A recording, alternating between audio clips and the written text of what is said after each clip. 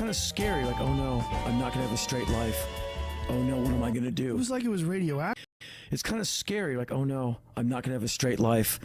Oh no, what am I gonna do? It was like it was radioactive. Like I would take construction jobs and it was like I was being poisoned. Yeah, you feel like you're dying. Yeah. You're young and you're awake and you're like, I'm dying. This is killing me. Shown courage and grinding it out Because for their family. It does take courage. Yeah. I just don't have it. I'm saying I consider them people who, in the real world, and in my life, I don't think I really live in the real world that much. I live in my self-invented Henry world. Right. And I saw this video with Lady Gaga. She goes like, reality. I hate reality. I was like, there you go. I do envy those who are able to put up with really terrible, thankless jobs and get by, because I don't think I can do it anymore. This despite having a current reliable day job that's probably the best thing I've had since working in college as an AV tech, where I just sat around all day for the most part fixing computers and TVs. Currently I'm in agriculture, contributing overall to our food that you eat. So it's fun to say that whenever someone brings up a negative of my bisexuality, among other things, I can say, well, I have a hand in everything you're eating. So whenever you're enjoying a meal, drinking a milkshake, know that I had my hand in that one way or another. But the thing is, I'm tired.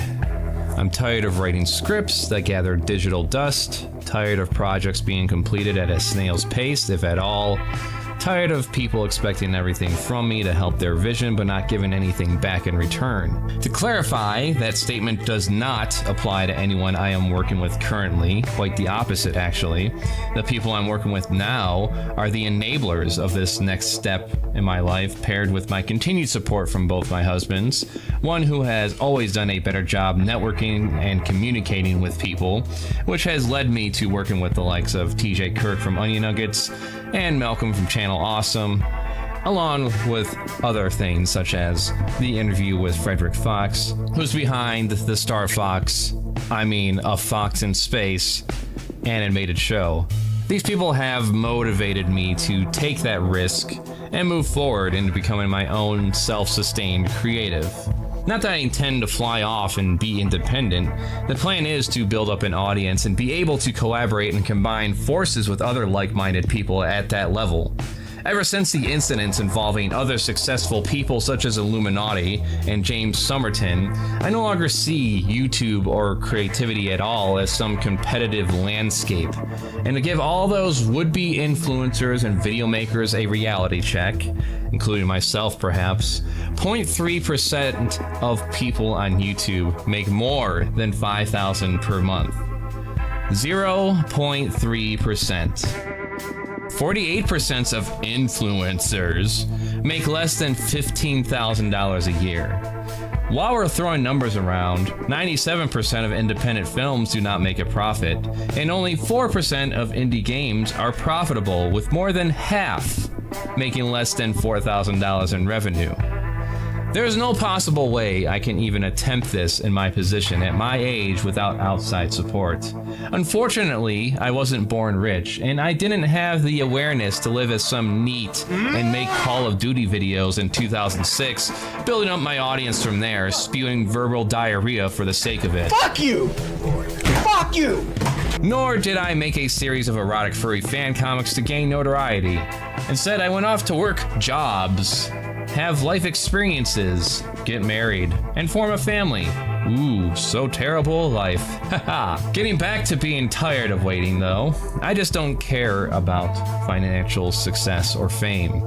I never did outside of simple mutual respect. Or at least, I don't keep that in mind as I work towards getting projects done and building myself up. I want to make my art, I want to share my stories, and every time I think of what's in my goddamn way, it all points back to the need to work a 8-hour a day, 40-hour a week job. In college, I despised the idea of working for some corporate office, designing logos and pamphlets. I get that's how a lot of artists start, but I also don't know how I was supposed to get in there. Turns out a lot of nepotism is involved, but whatever, I don't give a shit. animation and effects work. The more I learned about those environments and how consolidated companies have become and collectively shit on artists in that field makes me glad again I just stuck to myself and learned on my own, grinding the day-to-day and making time for my true passion as opposed to obtaining a $100,000 student loan bill with the potential of working on a major film project or show, only to be shit-canned regardless if said project is a success.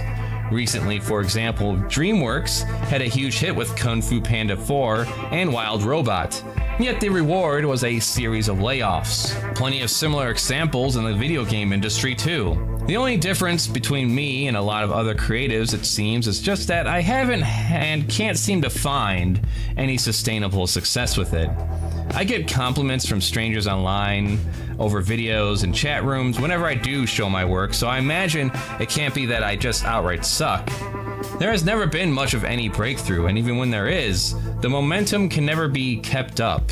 And it's hilarious to me considering the lack of success and watching people who are much more successful than me either quit entirely, disappear, burn out, or just get arrested. I made this video titled H-Bomber Guy's plagiarism video hit my brain like a brick.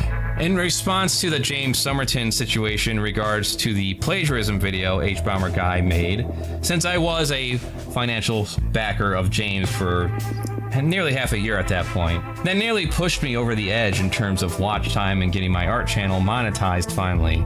That was nearly a year ago now. I still am at the 2,942 out of 4,000 watch hours needed. In less than a month, the watch time from that video that got me there will drop off and I'll be back to square one again. Not that it matters much, right? Remember, 0.3% make a decent living relying on this platform alone. I'm glad that I was finally willing a year ago now to set aside my stubbornness and seek to work with other people, knowing that paired with a night job, my own works will have to be placed secondary, or rather third place over work that is finally paying me. Starting 2025, roughly February, with a number of art pieces, prints, stickers, and editing gigs I have secured with Channel Awesome,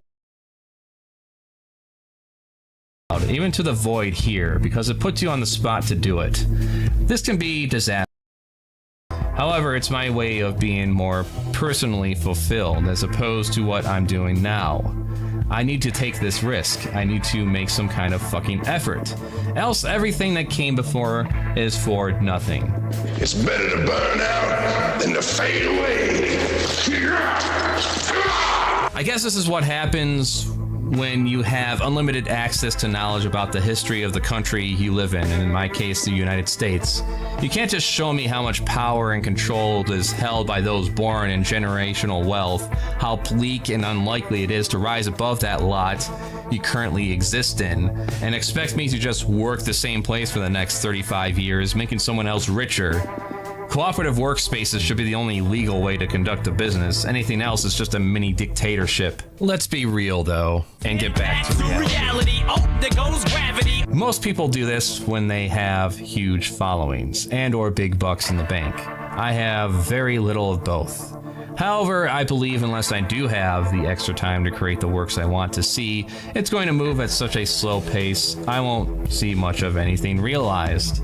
This is despite the current administration in office, despite the United States Supreme Court being set to review the Lawrence v. Texas case, which was what originally made sodomy laws unconstitutional, as well as reviewing Obergefell versus Hodges, which allowed me to at least legally marry one of my husbands. If those get overturned, then we lose our tax status, I will lose my health insurance, and our relationship's existence will be illegal in 12 states. Legally, I will be a single man who is self-employed and technically impoverished during a time of social programs being stripped further than they are now. I'm a smart person. This is also besides the fact that despite the reassurances I have from my husbands and friends that they support my pursuit in this, I still feel guilty and selfish relying on them for primary financial support. The start of this involves quite the pay cut. I'll do whatever it takes to rectify that. Sink or swim. Chuck her in the deep end. It's all a deep end. I'm not just going to make videos and art projects. I want to see. I will also be creating merchandise I intend to sell on my own store. As well as travel to various conventions to do artist alleys, commissions, and drawing up my own short stories and graphic novels. This overall is to be treated as a note, beginning this new, scary, unknown chapter in my life. However it turns out, I am forever grateful to the people who made it possible for me that I could even consider doing this on my own. My game plan is this: late January, February 2025, making the move to drop the steady, reliable job. The days will consist of Tuesdays and Thursdays of very long editing and art making sessions, which will be streamed as much as possible on the CraftyAndy Creates channel. Monday, Wednesday, and Friday will be 8 to 12 art streams, 1 to 2 gaming with Squigs on Pause Off Live, and 3 to 7 will be video editing. Saturdays will be free, and Sundays will be catching up for whatever I feel the need to work on. As far as the focus is concerned, Crafty Arts, I want to do commentary on weird movies, video games, sharing stories and experiences through art and writing. Weird Stores, put on display some strange forms of furry entertainment that fuck with norm sensibilities. Commentating on the human species and their antics through the perspectives of a talking ringtail lemur.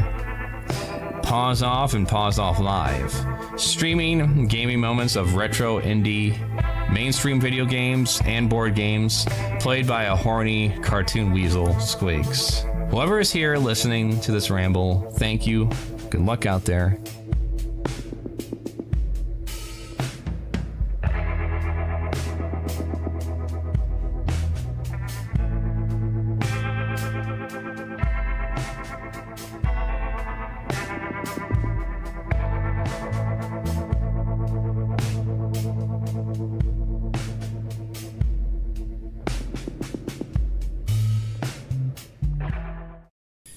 Hello, I'm CraftyAndy, and these are my thoughts.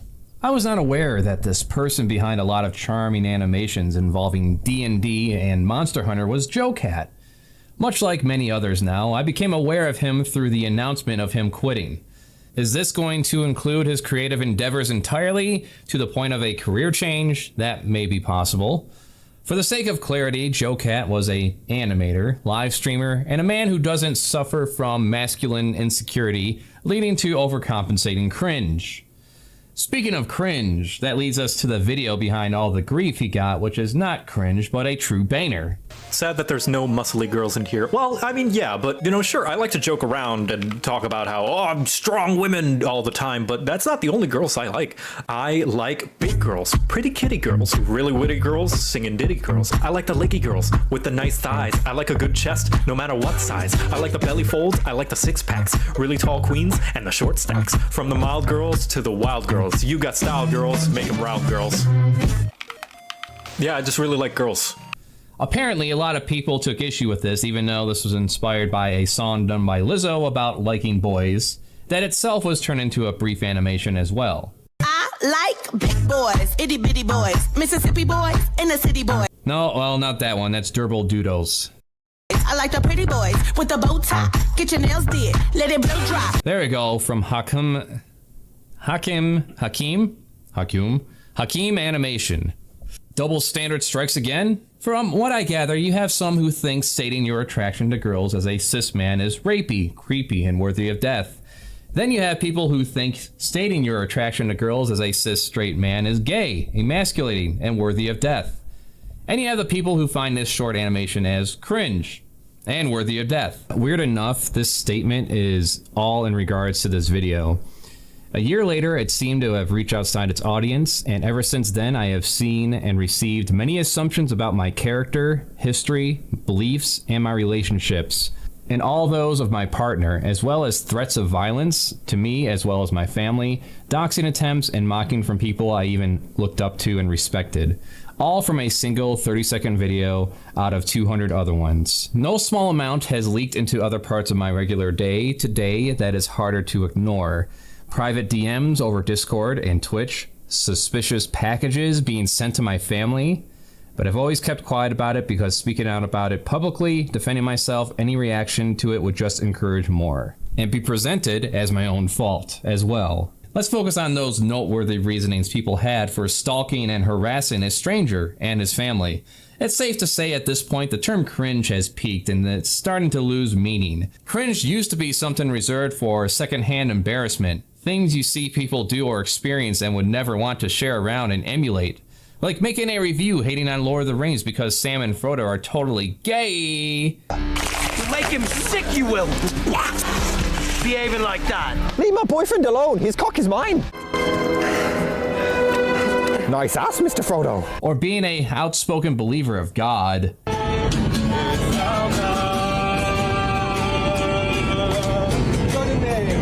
Someone needs to inform these people of Matthew 6, 5-8.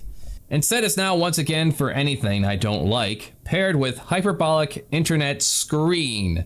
Everything is the worst thing ever, the ultimate cringe, and you have to point it out and treat it like a genocide. There was one comment explaining the backlash as it being in reaction to something that wouldn't be considered socially acceptable, which doesn't make any sense to me. Logic it out. Most people find things cringy when somebody is doing something that goes against the grain or like goes against a social norm. Yeah, that doesn't conform to like certain expectations people have about how you're supposed to act in society. I would say dressing up as a cowboy. Let's say this happened in real life. Let's say there was somebody who like put on cat ears and started rapping about, in a really cheesy way, about all the different types of girls he finds attractive. That's breaking a few social norms right there. This is a cartoon clip on the internet, not some people blocking traffic to do a public TikTok dance. They did not know who I was. Subscribe, like, comment me ideas and suggestions, Patreon for exclusive art and early videos, merchandise at the online store, check out the Weird Zors channel for weird furry shit,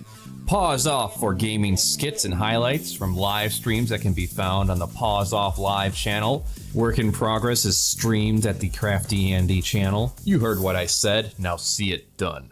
I understand a lot of hate was in the forms of DMs and any public post has been buried by waves and waves of support. In my epic in-depth searching of 30 minutes, which is like 8 internet hours, I found 2 posts. Honestly, I think Joe Cat deserves about 20 times the amount of hate he received for discrediting heterosexuality by making it look Reddit-core to normies. What in God's holy name are you blathering about? What the fuck are you talking about? What does making something Reddit-core even mean? Could it be that you need an actual constructive hobby like trains, books, riding a fucking bicycle? I'm sorry that I don't spend enough time on Reddit that I understand what makes a Reddit moment or something Reddit-core. Forgive me, internet. Then we have this gem in the form of a stereotypical anime avatar. I do not apologize for doxing Joe Cat because he deserved it for posting content so gay that it gave an entire school AIDS. Besides, why complain about the harassment when a bunch of innocent Jewish Ukrainian POCs are going through so much? Based on this logic, you could potentially do anything you want to this person, and if they complain, just remind them that there are people dying in Gaza right now. Brilliant! I wonder how that would play out if someone found out where this person lived and force-fed them a colostomy bag from the local nursing home. Would you complain? Why would you be complaining? Don't you know there are people dying in Gaza right now? Doxing is justified when it involves someone trying to inspire harm against other human beings, like a racist, a CEO of a corporation, a politician trying to hide their tax returns. Not so much when it comes to a 30-second animation or a virtual tank game. Yes, little side note, I was looking up people justifying doxing and harassment and came across this post where a developer and his family were getting harassed over bug reports involving some free-to-play tank game. It's just so petty and pathetic, it's hilarious. But why do this? Is that something you brag about to your friends and family? I get the explanation that it typically boosts one's own self-esteem and ego by shitting on another human being. But I would love to see the video that defends this. Not about Joe Cat, I mean in general. That's the video I want to see. The one that justifies targeting vulnerable people. I'm thirsty for it. I want to analyze it. I like to open up your skull and remove the brain out of side your head. That's it. I was thinking for science, but I think we could stop at step 1. Just remove your brain out of your skull. There has been some attempt to paint this as him getting harassment from both feminists and bigots, but let's be real here. The only ones that are going to negatively react to some of the content I have come across, from him wearing dresses to making homoerotic fan art to running a pro-trans charity drive, are worthless anime avatar bigots.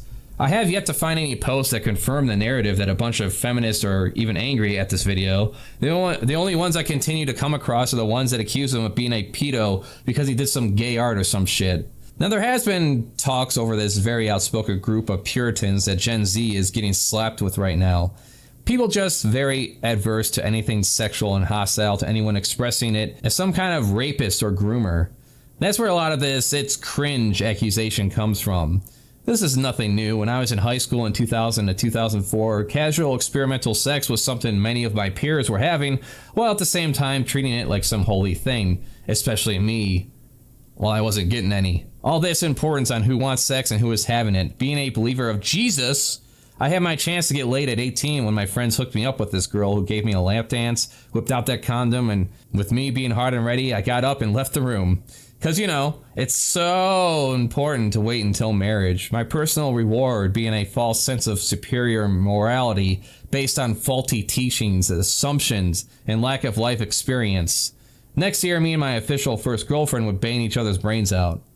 Point is, the difference between the bullshit wave of Puritans and Puritans we were back then versus now is that there is a social media where you can publicly post a bunch of shit you'd be embarrassed about the rest of your life rather than let it fade into obscurity like we did.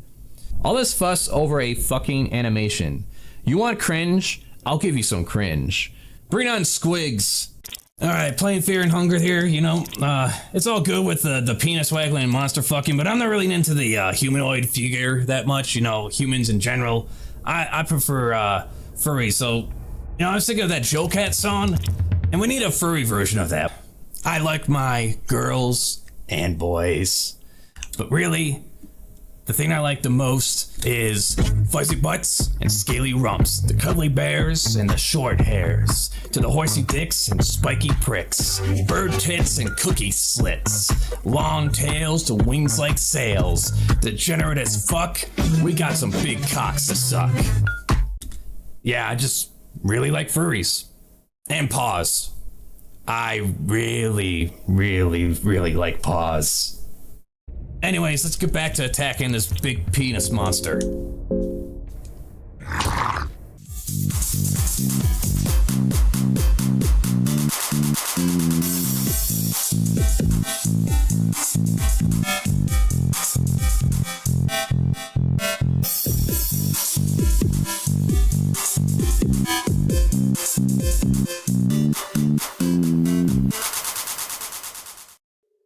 Hello, I'm CraftyAndy, and these are my thoughts. There was a time I worked as a senior-focused advisor in regards to insurances and investments in 2012.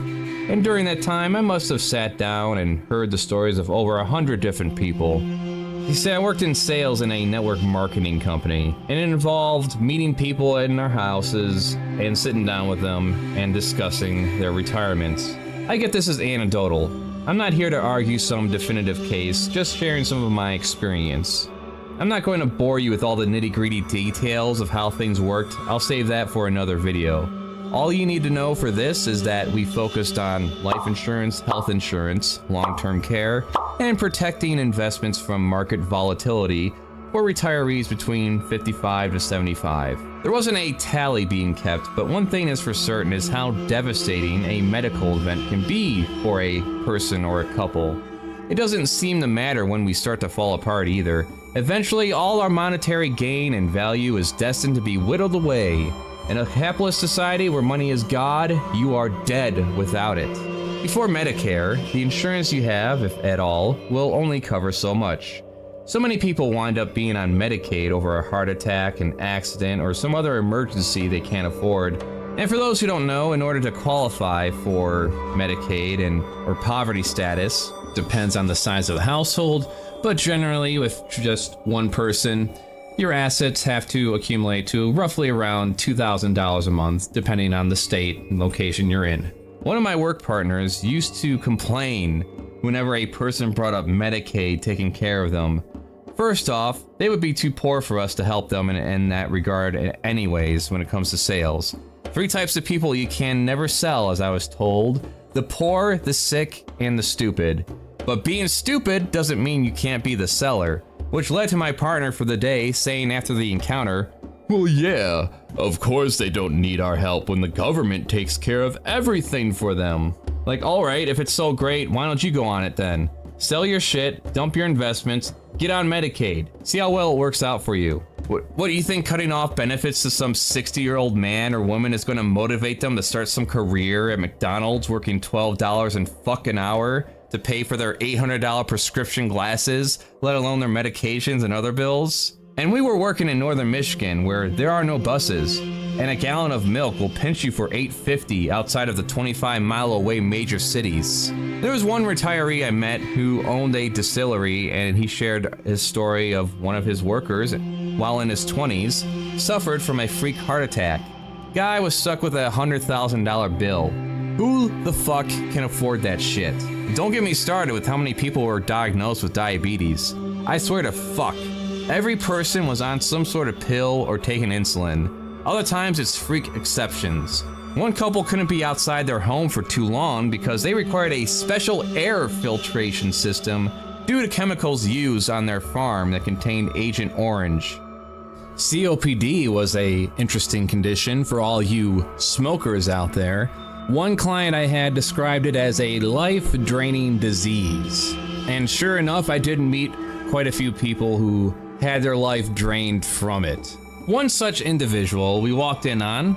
My manager turned to me immediately and said, "We're going to be out of here in like a few minutes if we can't figure out anything to help him with." Because the first thing that we were greeted with when we walked in this mobile home was a big pile of garbage in the middle of the kitchen, about as high as the sink would be. Smack dab right in the middle. We had to walk around it. And in the living room, where it's just entirely filled with oxygen tanks. Imagine a living room, how big your living room is, and it's all filled with oxygen tanks. And to top it all off, he had from floor to ceiling piles of logs and wood, a fireplace going, and him lighting a cigarette and saying, "I don't even care if I blow myself up right now."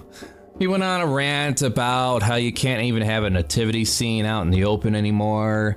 Essentially, Fox News and his television were the only windows to the greater outside world. Tell me, why does it sound so easy to breathe on TV? One can't help but think his view on the grand scheme of things is a little skewed. Nonetheless, you want to talk about a life-draining condition. He essentially was being denied coverage of his medical bill because he was submitted to the hospital due to alcohol poisoning. Which, considering you're living out in the middle of nowhere in a mobile home, not really much to do, not really having any money to do anything else other than sit around and smoke and drink, can't blame him. And I have no idea how long oxygen tanks last, but I do know roughly they cost about $50 to $100, sometimes $200 a tank, depending on what you need, I imagine. One woman I met was covered in what looked to be warts, like all over her body. I don't know what condition she had, but I was made aware that her treatments cost $15,000 a month. Another couple we met, the wife had to use the bathroom once every several minutes, constantly, just going in, relieving herself. Why? Well, there was a time she went to a chiropractor and he broke her spine. All of a sudden, all the paperwork he had on her too happened to just, I guess, spontaneously combust. No settlement, no lawyers, no suing, just a horrible incident, possibly negligence, but you can imagine the recovery costs aren't exactly capable of being paid out of pocket. There are others, but for those who don't have a lot of spare cash or high-paying work, it's basically a sentence to the poorhouse for any major medical expense. Those who did well, who were the ones we could do business with, they had more comprehensive coverage that mainly came in the form of government workers, teachers, military, or working for one of the big three auto companies back when they actually had more factory work. Now, I know a lot of people, when they picture older people in poverty, they might be in dilapidated shacks. Sometimes they were. Other times they did have their own homes that were owned and taken care of. It varies. Point is, you're not going to be able to do much of anything else. On top of being lucky enough to afford good coverage, another factor in helping in this regard would be having the foresight to invest their money in stocks, mutual funds, bonds over their working years and managing to wait it out to recover after the 2008 financial crash. The majority of people were just breaking even when I was doing this in 2012, by the way. And believe me, I've met more than one couple who lost almost all of their savings and investments due to a well-intentioned family member or just a shitty bit of advice from an advisor. It amazed me the general attitude when it came to finances and investments after I went through the classes and got my state certification. When it comes to losses in the market, they just look at their money going down and say, well, that's just loss on paper. That doesn't mean anything. It'll come back up. Yeah, it'll come back up, but when you hit your later years of 50, 60, 70, especially 80s, and you're still alive and you might need to tap that amount after line go down, you're getting fucked in 3 different ways at that point. It also was interesting to learn how a lot of financial advisors will just get a number of clients and just make their money through fees by moving money around on different accounts. Now, of course, their goal is to make you more money because they make money on top of that. But at the same time, they get a little cut of it every time they move their money around in your accounts. And that cut comes out of your finances. Oh, by the way, this isn't financial advice. Nothing I say is financial advice because, you know, gotta cover my ass. But just based on my own experience, it's best in those years to just cut out those people altogether. Look for something like an indexed annuity. Learn the difference between different annuities and learn that index just means that you get an average percentage every year. Depending on the company, it's usually a lot better than any savings account, money market, or CD currently is. Again, I don't know how much that has changed over the last 10 years. My guess is probably not that much. But hey, it's up to you to do your own damn research on that topic. Point is, it's just another realm where you can get fucked in and set yourself up for the poorhouse when it comes to your own well-being and long-term survival. VJ and his wife invested a total of $70,000 through 3 transactions. Central Bank of Ireland puts out a statement that basically says that JMS ICAV is actually like an unauthorized firm. They pretty much say, I'm sorry if say anyone actually puts money here, you have basically lost your money. When we found out, we were just numb. We've actually been scammed. Working with seniors on the negative side of things, it was like looking into the future of some people I grew up with. Fucking haunting.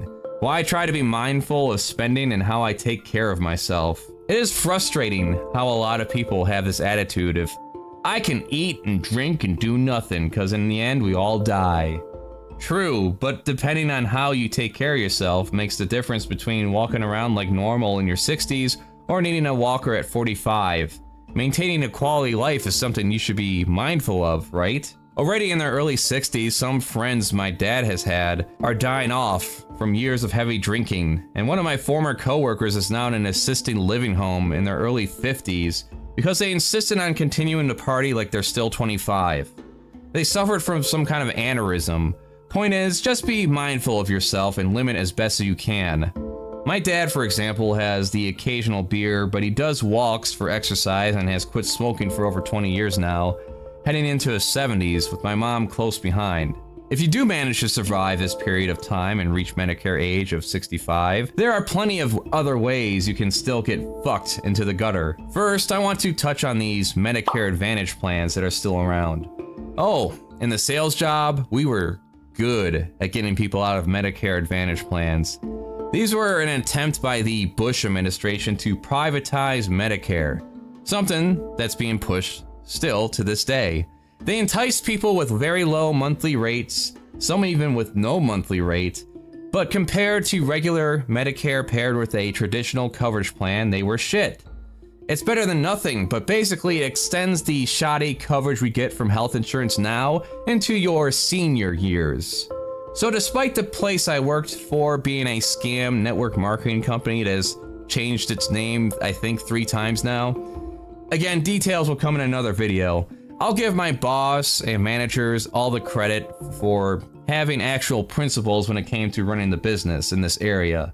And I'll add that it also was good at shielding our branch and weeding out undesirables who thought they could cut corners or scam through sales. But here's the thing about Medicare and why there is a business in it that shouldn't exist. Medicare will only cover 80% of medical costs. And in this country, America, you know damn well 20% is a hefty price still, especially when it comes to needing things like a joint replacement and other inevitable procedures the majority of us will go through. Medication, from what I've looked up, is still up to $2,000 a year, meaning everything is covered after you spend that amount. But that's besides the next point here. That is the 20% of missing coverage, which is where we would come in. To cover that gap, you have to have insurance plans that are all the same in terms of what they cover. To spare the boring details, the important thing is roughly the price can range from $40 a month to $200 a month. That fluctuate in terms of yearly price increases depending on the company you were with. Here's where it gets fuckety. All the types of coverage are the same across the board, no matter what company you're with. But there's a lot that can be determined when it comes to your pricing. Are you a smoker? Well, you bet your ass you'll be paying out the whole for the coverage. Depending on the company next year, your price might increase $10 a month or $50 a month. What if you're in a situation where you can't afford the monthly increase next year? Well, you might not qualify for another company's plan. If anything happened during this time, you might be stuck or just have to go without it and hope for the best. Say you need assisted living or constant medical care like dialysis. Well, Medicare and your insurance plan, if you have one, will only cover so much of that. Probably get some of those extra funds to a trusted relative or get to spending it on random shit. New furniture, new car, a Shadow the Hedgehog collector's item.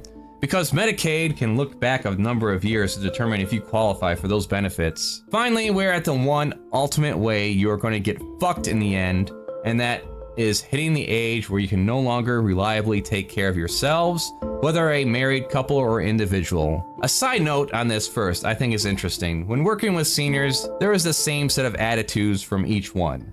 Some had the attitude of, well, I took care of my kids when they were babies so they can take care of me when I'm an old baby. Mama needs a mama's girl to take good care. Others would joke about suicide. Well, some would declare that they wouldn't dare burden their kids with such a thing. As far as inheritance goes, some wanted to have a legacy to pass on to their kids or other relatives, while others had the attitude of, well, I made mine, so it's up to them to make theirs. One well-invested and rich person said, if I have a penny to my name by the time I die, then I miscalculated. This is my money to have fun with, up until it's gone. Many people I met set themselves up pretty well, and I can imagine a lot of them will be able to take the long sleep, allowing more things to be possible for their kids and grandkids, or at least keep themselves comfortable up until that point.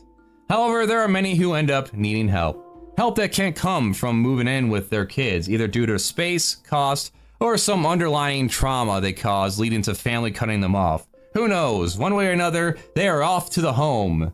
Nursing homes, on average, can cost $7,000 a month. One such place was in Traverse City, one of the areas we worked. $100,000 a year to live in, or more, depending on your accommodations you want. If you don't pass on those investments you made early, well, they will be sure glad to take it from you. They'll take it all from you. Some won't even take Medicaid, some won't even take Medicare. They might declare you too healthy to live there and kick you out to the street because they're not getting enough money out of you. And guess what? There's a separate insurance plan to cover this possibility as well. Isn't that nice? You could be paying $300 to $500 a month to cover health, life, and long-term care insurance.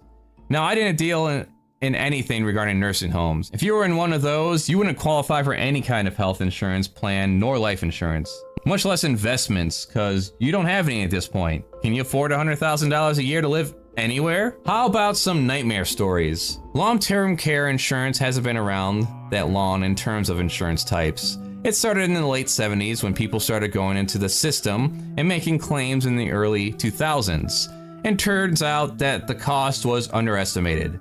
So naturally, rather than just paying out the benefits and becoming insolvent and bankrupt, they started denying coverage and decided taking on lawsuits and fines. They figured that was more cost effective.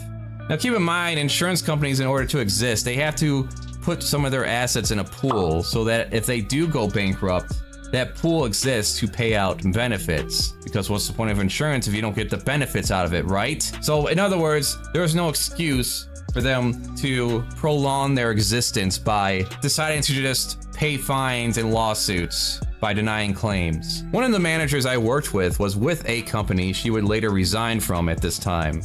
She was arguing with her own company on the phone over not covering one of her clients. The client was bedridden. She could not physically get up and move on her own, and the company claimed she was still too healthy to qualify for payments. That story is old enough to drink at this point, and though in that realm it's slightly better, I suppose, in terms of how they are covered, overall it's shit. It was shit back then, it's shit now, and the fact there is a fucking push from mainstream news media to try and gaslight us into thinking there isn't a pressure cooker worth of resentment ready to explode over the people making bank in this sector on top of all other sectors is fucking frustrating to the point it puts me in a tearful rage. The United Healthcare CEO, Brian Thompson, who's suddenly dead from spontaneous lead poisoning. Of course, on Wednesday, quote, "I'm an ER nurse, and the things I've seen dying patients get denied for by insurance, it makes me physically sick. I just can't feel sympathy for him because of all those patients and their families." Thompson was not a criminal.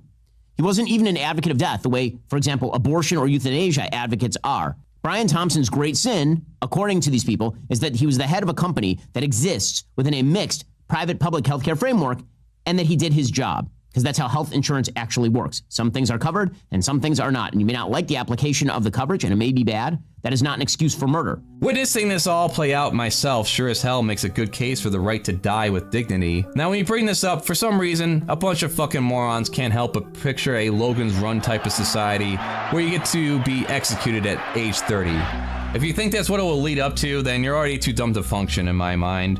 I wonder if you can even dress yourself still.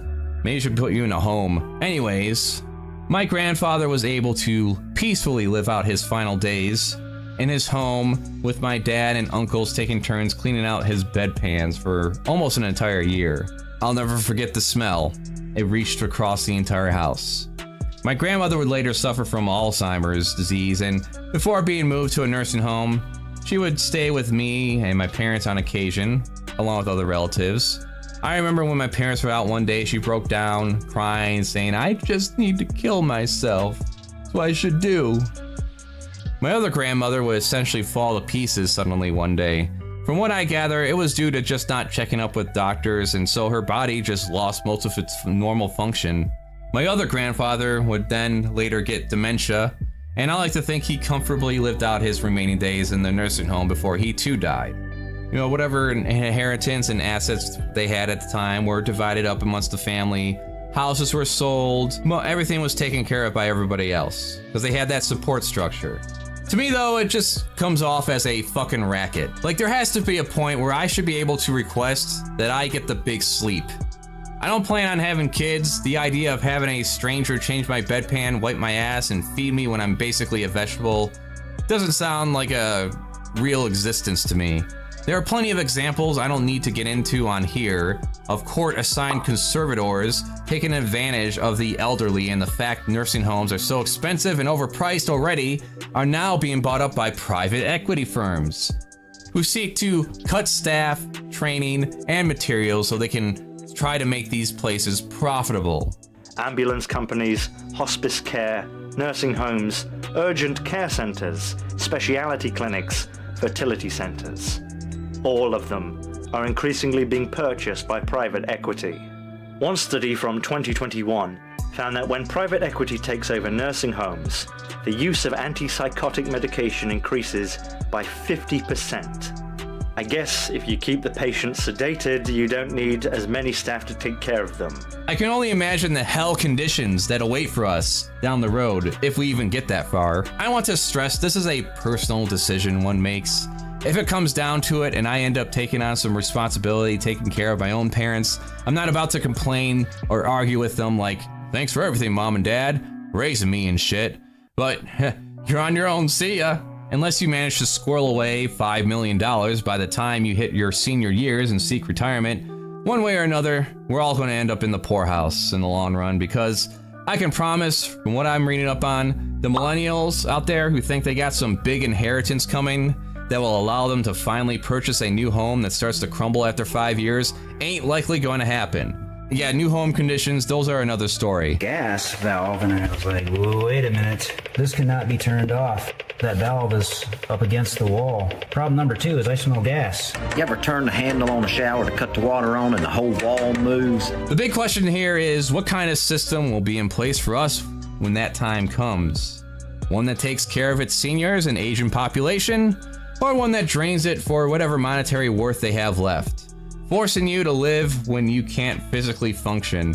Oh, I imagine they love that. Not the people that have to take care of you, just the higher ups. You know, don't even need to give you anything other than a colostomy bag and a feeding tube while you're wheeled from bed to TV and later back to the bed again. Actually, why even do that? Instead, just let us lay in bed while every so often the janitor comes by to spray a little Febreze on our dying bodies until we croak, collecting our Social Security and Medicare checks all the while. These are just my thoughts, though. Arise with nothing, leave with nothing. Good day, sir! Now, if you like that, I got a store being set up for art prints, among other things. I also got a Patreon, and you want to give me some tips. That being said, that's it. Share this around and subscribe and all that shit. Bye.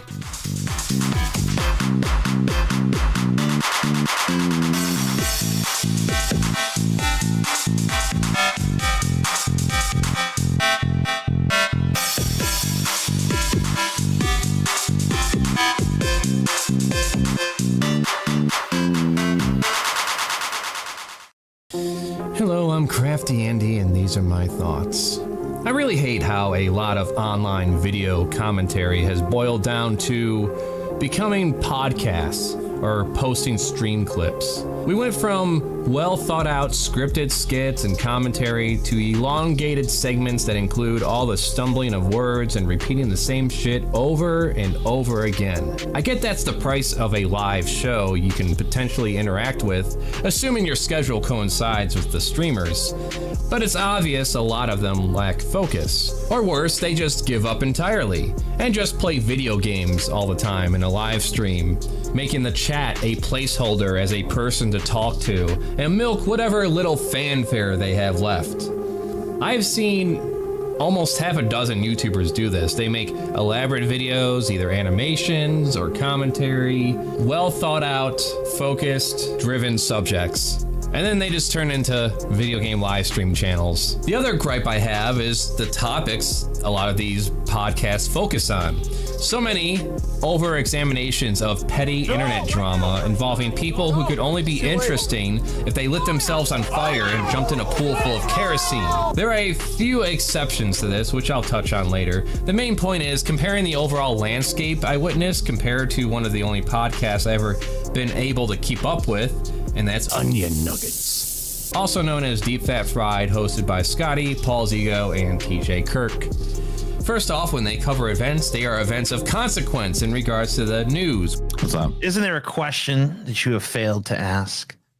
Okay, what is it?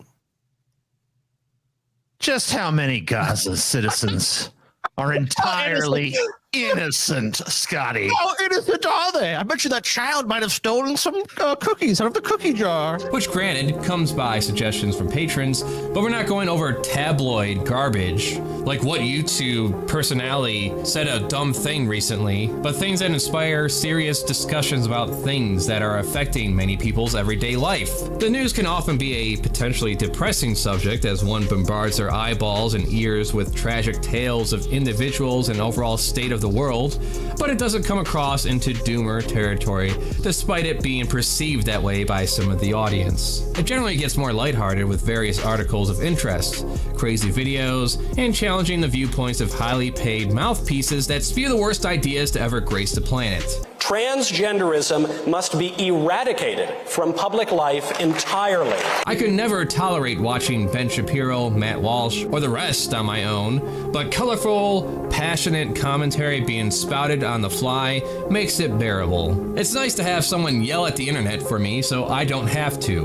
Which brings me to the other building trend I hate on this platform: corporate emulation.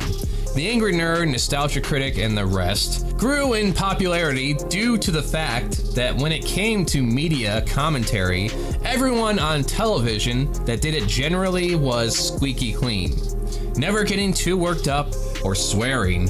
No one talking like how me and all my friends talked about movies and video games. Nostalgia Critic and Angry Nerd were complete opposites of that. They said whatever the fuck they wanted. They made all kinds of edgy jokes. It didn't matter. It's something you never seen anywhere else until the internet came along. Now I see a lot of channels with very dry and matter-of-fact critiques with just little easily digestible jokes here and there. The scene sucks now. Where's the balls? I should be hearing about how watching this shit movie was like having your Aunt Becky fuck you in the ass using your dad as a strap-on, or how you'd rather slap your dick on a hot iron skillet and stab it with pencils than play another second of this shitty video game.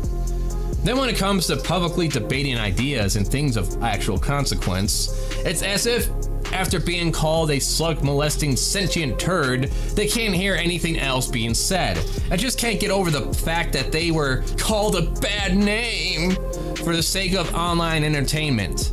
Now I can at least let creative name-calling and dismissive ad hominem attacks go if the debate can at least get hard-hitting. But how many of these large and growing podcasts or just individual streamers frustratingly treat all their guests with kid gloves for the sake of getting other prominent guests in the future? Onion Nuggets did a Andrew Tate gauntlet, and it was astounding how many podcast clips that went over where the hosts gave them, at best, the most tepid, limp dick counter talking points, if any at all, in response to the things that he was saying and accused of doing. I'm Andrew Tate. Anyone you love is in perfect health. You're a selfish idiot. Get out of my office. Get some balls. He'd still be alive today. The cure made it worse. Yeah, dude. Oh boy, here we go. Oh, yeah, so dude. not only are you a weak bitch if you're depressed, but you shouldn't go seek help. This guy's a real fucking winner. You ain't got to be no expert on mental illness to debunk 99% of what he's saying here. So fuck these, like that. These people are more destructive than him, in my opinion. These little facilitators. Oh, wow. Yeah. Yeah, these little bobbleheads that like use their platform to legitimize this shit and just sit there because they know they're going to rake in money because they got Andrew Tate on. So let's not, we don't want him to storm off or anything. There should be montages of Elon Musk and the like walking out of interviews because they would rather call him on his bullshit instead of sucking his limp billionaire cock that probably got paid to come on the show anyways. That generally is the only negative I have of the show, is not having it on as many guests. But I'd rather it be that and commentating at video clips that other people made than to have a dick-sucking contest whenever there is someone on. Ironically, the guests they've had on, such as Kyle Kalinske, Vosh, Demon Mama, Dylan Burns, come as actual discussions rather than debates, sharing and comparing ideas with similar desired outcomes in the end. It just comes to mind writing this up how amusing it would be to see Boogie298862 Fuck It come on there and be called out for his past antics and manipulation and grifting, but especially overpaid millionaire talking heads such as Ben Shapiro and Matt Walsh. I know this other person that I don't watch called Destiny did a debate with Ben Shapiro, but I can only imagine how much he had to water down his questions in order to have that happen. Now you might be thinking, because I actually edit the streams into postable clips, that I have a bias. Well, I do, but I also had this plan before I was ever taken on as one of the editors. Hence this art piece being related to one of their special episodes, Kevin Sorbo versus Kirk Cameron. Being raised to be a Christian for my first 22 years of life led me to have a hate boner for religion that just won't ever go down. So naturally, this and their look into the satanic panic are some of my more early favorite episodes. Notice I didn't name other podcasts. It's not that everyone else is shit, I just feel one is doing it better despite less resources and production scope some other shows have in comparison, because there is some variety beyond just the podcast itself. Now, when it comes to internet people drama, I generally couldn't give a shit less, with few exceptions, one being Brett Keane, which is why the next little art piece here is Brett Keane as a sunfish, in relation to one of the more recent segments I found to be one of the funniest of that year. This unfortunate creature.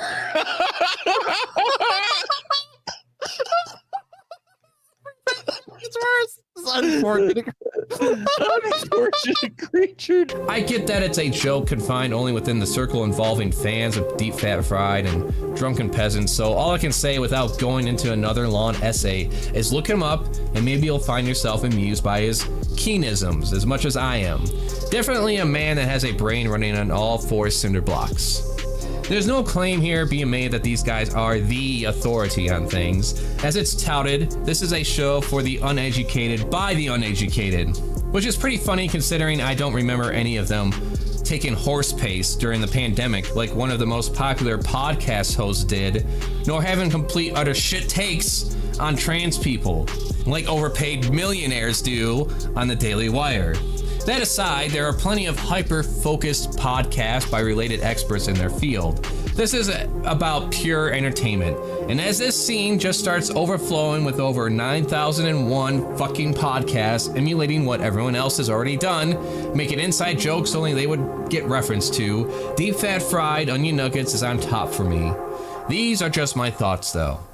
Subscribe, like, comment me ideas and suggestions, Patreon for exclusive art and early videos, merchandise at the online store, check out the Weirdsaurus channel for weird furry shit, Pause Off for gaming skits and highlights from live streams that can be found on the Pause Off live channel. Work in Progress is streamed at the CraftyAndy channel. You heard what I said, now see it done.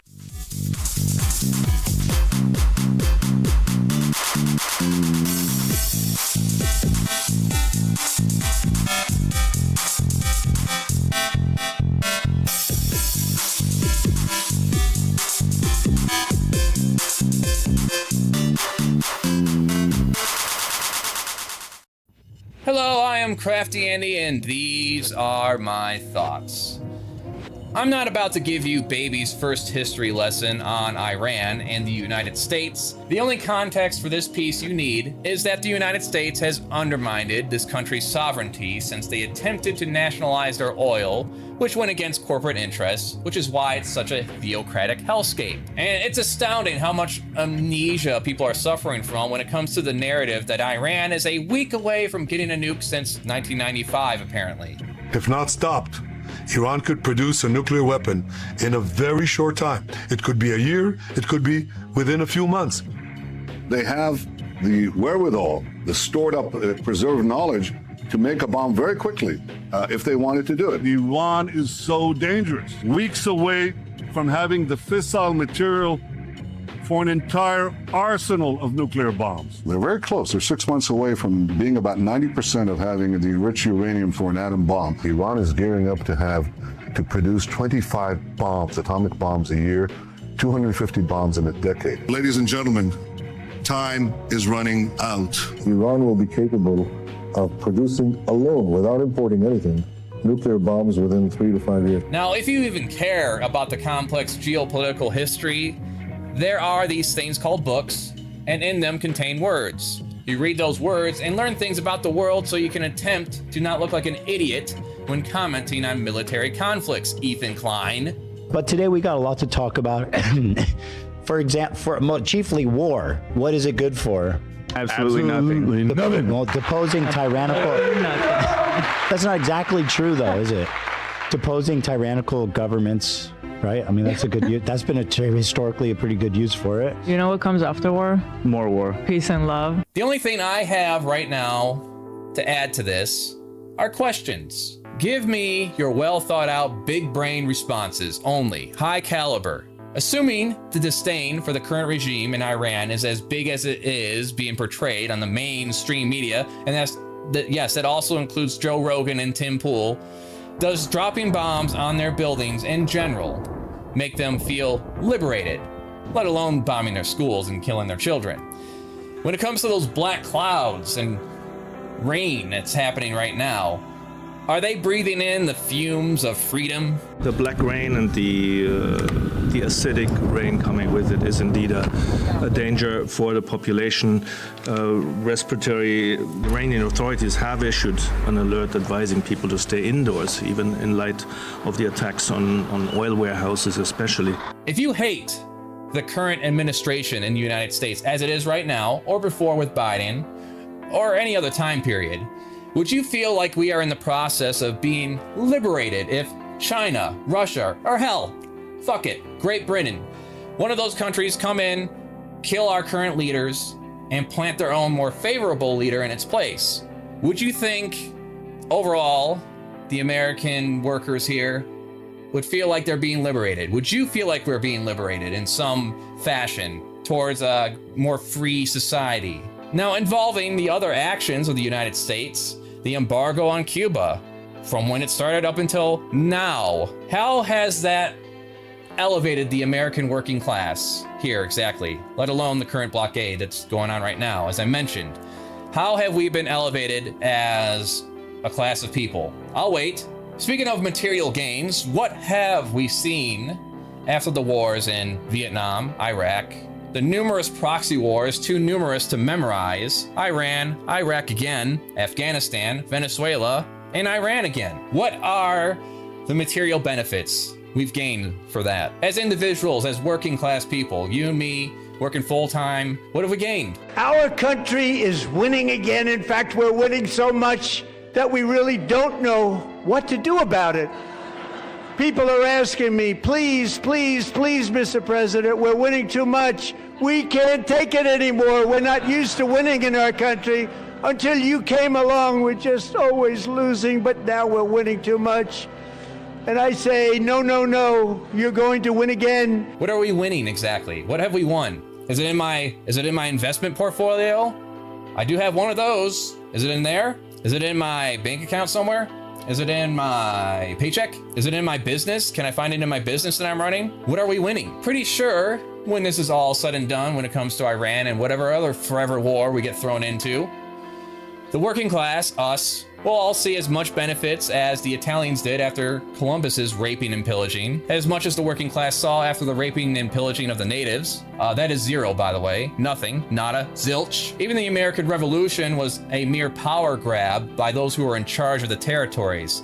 Sorry, after the American Revolution, all those benefits went to rich, land-owning honkies. It would take years of slave and indentured uprisings, a civil war, workers' strikes, all-out clashes with police, National Guard, and even armed conflicts against corporate-owned private military for us to get a piece of those benefits over the years. And yet, it took another string of riots and marches for black and queer people to get some of those rights too. Rights that have been clawed away from us steadily since the Nixon administration. It's funny too, once black people were included in those social programs that helped uplift our grandparents and parents, all of a sudden, those social programs are a problem. We have to get rid of those. You want universal health care? Fuck you, here's ICE. A standardized living wage? Fuck you, we're going to Venezuela. Free college? Like Israel gets? Fuck you, we're going to Iran. As far as the people who believe this conflict in Iran is ushering the Christian Revelation end times, Clash Report says, U.S. commanders across more than 30 military bases told troops the Iran war is part of God's plan and linked to Armageddon. A commander said Trump was, quote, anointed by Jesus to light the signal fire in Iran to cause Armageddon. The Military Religious Freedom Foundation, the MRFF, says it has received over 110 similar complaints, described the war as biblically sanctioned and a sign of the Christian end times. And this goes hand in hand with MAGA Mike Johnson, Moses Mike Johnson, right? He also thinks this is like God's plan unfolding right in front of us. Anyone who believes that in a position of power should have that power stripped away. Any military member or leader should be dishonorably discharged. Belief in the supernatural, especially the belief you are being guided by the supernatural and hear voices, means you are not mentally fit to make decisions of consequence for the rest of us.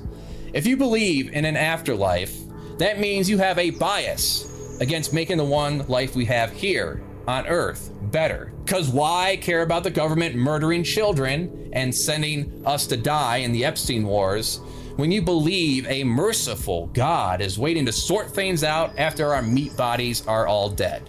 As we are already seeing hopeless, murderous dipshits react to the genocide Israel is doing, and what America continues to do, trying to police the world in the form of ineffectual mass shooting attempts, which is a little change of pace because overall we've been seeing nothing but right-wing Nazi mass shootings, like the Christchurch shooting and all the other Nazi shootings, including the ones in Minnesota where an anti-gay bigot assassinated 2 pro-choice Democrats. But instead of getting all hot and bothered and repeating myself and likely repeating a bunch of things that have already been said by much more experienced and educated, qualified people, I'm just going to read out the words from Robert Bowman. Robert Bowman flew 100 combat missions in Vietnam and later became a archbishop. If you are somehow still confused why 9/11 happened, despite having access to all the existing information on the World Wide Web, if you're still bewildered by why some would dare say the United States government was asking for it, this rings most true to me in a concise and understandable way. On August 7th, 1998, nearly simultaneous bombs blew up in front of the American embassies in Nairobi, Kenya, and Dar es Salaam, Tanzania, in Africa. 224 people died in the blasts, including 12 Americans, the most important kinds of dead people. One of them might have been gay though, or black, or even black and gay. Then not so much of a loss. And more than 4,500 people were wounded, also known as pussies not willing to die for America. Robert Bowman wrote this letter in response to the current president at the time. The Epstein class member, which included the likes of Donald Trump, the Pass the Crime bill ended cash welfare, and the Glass-Steagall Act, Bill Clinton. Truth is, we're terrorized because we're hated. Tell people the truth, Mr. President, about terrorism. If deceptions about terrorism go unchallenged, then the threat will continue until it destroys us. The truth is that none of our thousands of nuclear weapons can protect us from these threats. No Star Wars system, no matter how technically advanced, no matter how many trillions of dollars are poured into it, can protect us from a nuclear weapon delivered in a sailboat or a Cessna or a suitcase or a Ryder rental truck. Not one weapon in our vast arsenal, not a penny of the $270 billion a year we spend on so-called defense can defend against a terrorist bomb. That is a military fact. Another military fact is that $270 billion a year is almost, over $500 billion now? As a retired lieutenant colonel and a frequent lecturer on national security issues, I have often quoted Psalm 33, everyone's favorite theatrical prop, the Bible. A king is not saved by his mighty army. A warrior is not saved by his great strength. The obvious reaction is, then what can we do? Is there nothing we can do to provide security for our people? There is, but to understand it requires that we know the truth about the threat, Mr. President. You did not tell the American people the truth about why we are the targets of terrorism when you explained why we bombed Afghanistan and Sudan. You said that we are a target because we stand for democracy, freedom, and human rights in the world. Nonsense! We are the target of terrorists because in much of the world, our government stands for dictatorship, bondage, and human exploitation. We are the target of terrorists because we are hated. And we are hated because our government has done hateful things. In how many countries have agents of our government deposed popularly elected leaders and replaced them with puppet military dictators who are willing to sell out their own people to American multinational corporations? We did it in Iran when the US Marines and the CIA deposed Mossadegh because he wanted to nationalize the oil industry. We replaced him with the Shah, an armed, trained, and paid his hated Savak National Guard, which enslaved and brutalized the people of Iran. All to protect the financial interests of our oil companies. Is it any wonder that there are people in Iran who hate us? We did it in Chile. We did it in Vietnam. More recently, we tried to do it in Iraq. And of course, how many times have we done it in Nicaragua and all the other banana republics of Latin America? Time after time, we have ousted popular leaders who wanted the riches of the land to be shared by the people who worked it. We replaced them with murderous tyrants who would sell out their own people so the wealth of the land could be taken out by the likes of Domino Sugar, the United Fruit Company, Folgers, and Chiquita Banana. I don't care if I get Chiquita Banana wrong. They can go fuck themselves. In country after country, our government has thwarted democracy, stifled freedom, and trampled human rights. That's why it is hated around the world, and why we are the target of terrorists. People in Canada enjoy democracy, freedom, and human rights. So do the people of Norway and Sweden. Have you heard of Canadian embassies being bombed, or Norwegian, or Swedish? We are not hated because we practice democracy, freedom, and human rights. We are hated because our government denies these things to people in the third world countries whose resources are coveted by our multinational corporations. That hatred we have sown has come back to haunt us in the form of terrorism, and in the future, nuclear terrorism. Once the truth about why the threat exists is understood, the solution becomes obvious. We must change our ways. Getting rid of our nuclear weapons, unilaterally, if necessary, will enhance our security. Drastically altering our foreign policy will ensure it. Instead of sending our sons and daughters around the world to kill Arabs so we can have the oil under their sand, we should send them to rebuild their infrastructure, supply clean water, and feed starving children. Instead of continuing to kill thousands of Iraqi children every day with our sanctions, we should help Iraqis rebuild their electric power plants, their water treatment facilities, their hospitals, all the things we destroyed and prevented them from rebuilding with sanctions. Instead of training terrorists and death squads, we should close the School of the Americas.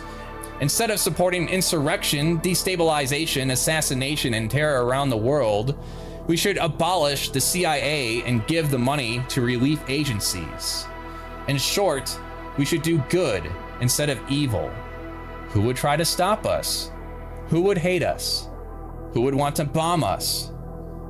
That is the truth, Mr. President. That's what the American people need to hear.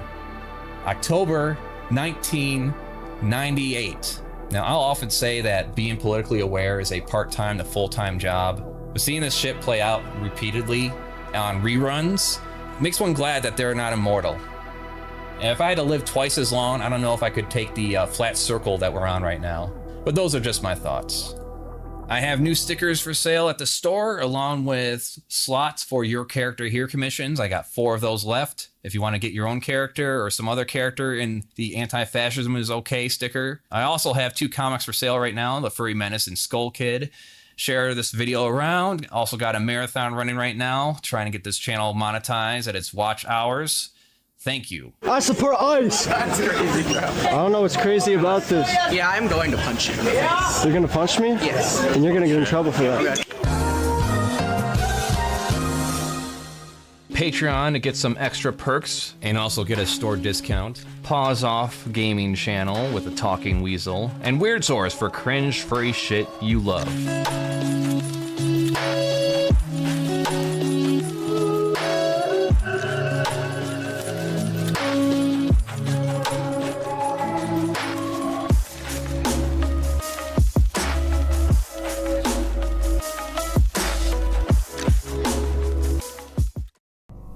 I, a preacher named Greg, am here to warn thee of the Furry Menace. Now on sale in digital and physical formats. Protect thyself from the furry invasion that is corrupting our youth, corrupting our country, corrupting our souls. Be prepared for the Furry Menace. On sale now, in the name of Jesus Christ of Nazareth.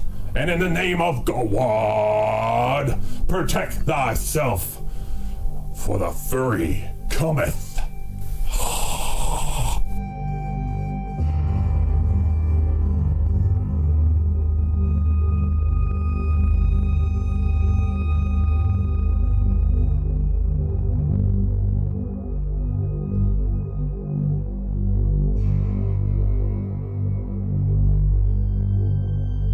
Hello, I'm CraftyAndy, and these are my thoughts.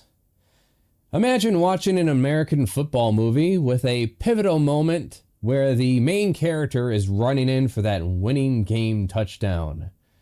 I'm sure there's some existing movie out there with a scene like this, but I don't give a shit to look it up, so here is a cutout of Ray Caruth.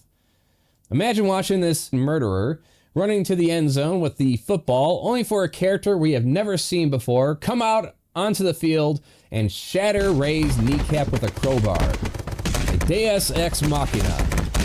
That's what it feels like after YouTube decided to delete the Onion Nuggets channel after one strike. First, there was a warning over the 24-hour Manatee Gauntlet they did on that channel. And then there was one strike over criticizing Joe Rogan's misinformation episode about cancer cures, and the entire channel is then gone a few days later. There's studies on that now where people have proven that they've drinking methylene blue and stuff. Yeah, methylene blue, which was a fabric dye. Yeah.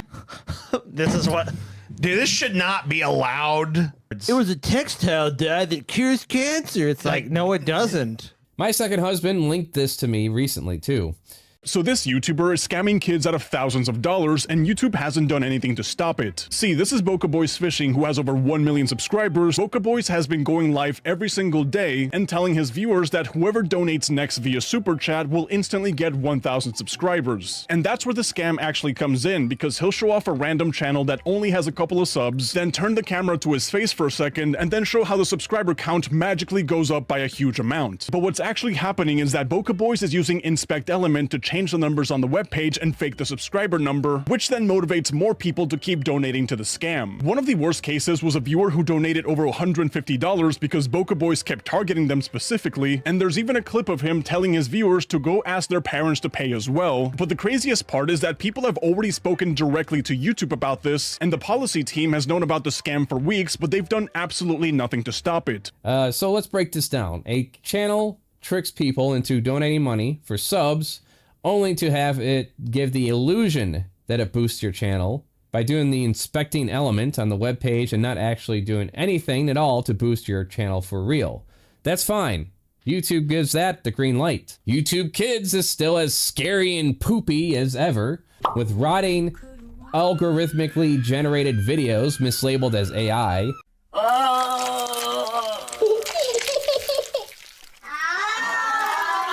In the documentary Bad Influence, found on Netflix, you also have parents allowing the purchasing of their daughters' used panties to grown-ass men. Corinne came home and asked me why old men like to smell underwear. And she had a bag and she pulled out what looked like Piper's underwear. And I asked her, like, why are you, like, shipping those out? And she told me that old men like to smell them. And I was confused. I was like, what is she talking about? Like, but I confronted Tiffany. She's like, oh, stop being so dramatic. They're able to run their stupid Instagram and YouTube show just fine. It's okay for multimillionaires funded by billionaires to promote the narrative that less than 1% of the population is destroying the planet because 10 of them might be playing in women's sports. Specifically women's sports. They don't want equality, they want advantages. And taking a piss in the public bathroom stall. Perfectly fine. Conspiracies, medical and financial misinformation, outright scams, grifting self-improvement courses, you name it, it's there. But three stoners ranting about politics is the problem. Hey TJ, my brother and best friend. Hi Scotty, I love you, brother. I love you too. Who's that? That be Joe Rogan. What'd he be saying? I have 3 friends. All 3 of them had stage 4 cancer. All 3 of them don't have cancer right now at all.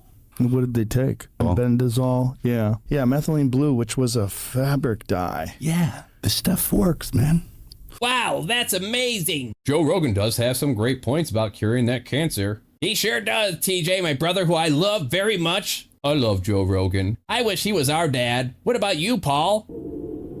Oh, Paul, you're such a kidder. Doesn't Joe Rogan's head look like a sexy penis? I want to slurp that penis head. Hey, if we drill a hole in it, we can fuck the penis head. Awesome, let's DP the penis head. What do you think, Paul? DP the penis head. Joe Rogan can be a useful idiot and let people shill their bullshit about ivermectin cancer cures, but a video where Preacher Greg is genociding the underworld of evil monsters in Undertale gets taken down for medical misinformation, making jokes about COVID and Columbine. You are my safe space. You are my God, and I trust you. God will save you from hidden traps and from deadly diseases such as COVID-19. Yes, it actually says that because I said it, and I will it, and that will be done. So medical misinformation is unironically shilled by a multimillionaire? Good. A satirical character talking about praying the COVID away? Bad. Up to this point, YouTube has remained completely silent on the whole ordeal. The only time you can ever get a channel back when this happens is if you make a big enough scree on Twitter, and so far, no response there other than a generic, can you follow us on our account here?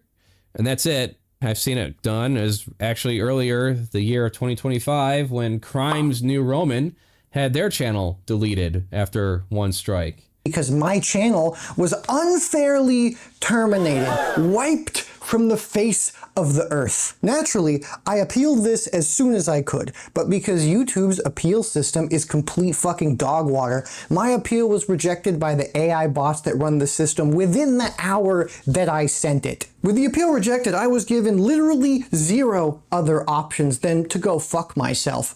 So the only thing I could really think of doing was to make a stink on social media about it and pray to every single god that I could think of. One particular individual who has respectfully requested to remain anonymous was actually able to get me in touch with a real live human person at YouTube. Yes, they do in fact exist. And get my case actually looked at. And when that happened, my channel was back up so fucking fast. If only we could be that lucky, huh? Now I get it. If I was providing a service that allows you and creators to make money in a world where money is God and is the determining factor of whether or not you get to live, would you want that service to be used by people who advocate for your subjugation, to be sanctioned by the state? No, I won't pay the neo-Nazi to make me a sandwich as much as my hypothetical Google check shouldn't be going to one either. A website as big and powerful as this one should have had the Daily Wire go bankrupt on some other web hosting service. Preferably one they had to make up their own because they weren't able to secure any legitimate means in the developed civilized world. Payment processing companies like Visa and MasterCard actively cut off sex workers and adult video game developers, but allows organizations like Turning Point USA to still maintain a bank account. No justice in this fucking world unless you're rich. Let's not forget, none of the rules apply if you're a corporate entity. I'm sure the 6 major media companies on this site have similar issues too, right? Has any of National Amusements, Time Warner, Netflix, Disney, Comcast, or Sony ever have any of their shit taken down? Or one of their channels deleted or demonetized over violence or saying certain words? Does that ever happen to them? What are the alternatives? Well, we have Odyssey, a site that can't handle high bitrate videos and a non-existent audience. It seems whenever people like me or anyone else posts on that site, it's just for the sake of existing in more than one place, which operates under cryptocurrency, so good luck getting paid with that one. Then we have BitChute, which seems more promising than Odyssey. Let's look at the trending page though. Well, trending translates to roughly about 7,000 views. Well, great. I guess the 9 cents I made on here is more than what YouTube has paid me. Oh wait, I have 1 member on my channel. Thanks, Desi Corvos from Real Convos. Thanks for having me on your show as well. The best podcast no one is watching, teaming up with the best art-driven commentary channel no one is watching or listening to either. How about Rumble? They're really pushing that gaming bullshit. Logged out and on the front page is nothing but that. But what's this? Your incentive to going ad-free on this site is to watch a group of multimillionaires, Steven Crowder, who doesn't know the difference between having a wife and having a mommy. I love you, but Steven, your abuse is sick. Your abuse Watch it. is sick. Watch it. Fucking watch it. An abuser who promotes unfounded conspiracies, who also found Jesus. Rape, sexual assault, emotional and physical abuse. In recent years, Brand has reinvented himself, moving into the worlds of wellness and online misinformation. A puppet wearing a beanie that says whatever you pay him to say. Ukraine is the enemy of this country. One of the greatest enemies of our nation right now is Ukraine. And who gives a fuck? This almost makes me want to actively post there out of spite, because the reality is, if I have my way, people like this still get to live. They just don't get a platform to promote their bullshit. People like this have their way. I'm driven to the streets, prison, or executed for simply being queer. The views are certainly here in this safe space hug box. If you cater to the kinds of things people write in their manifesto before murdering a bunch of brown and queer people, somehow demanding universal health care and a living wage is the same as some fuckwad taking a rifle to a supermarket to murder black people. Just a reminder, that's how the people who unironically watch people like this think. People believing and promoting that should not be taken seriously, and in a fair society, they would be sent to a re-education camp and have all their assets stripped of them. They are a danger to themselves and those around them. Who knows how long such people have before they fly off into a gun-toting rage themselves, or have someone do it for them. But no, instead, random immigrants and brown people are detained and put into death camps instead. There is no God and there is no karma.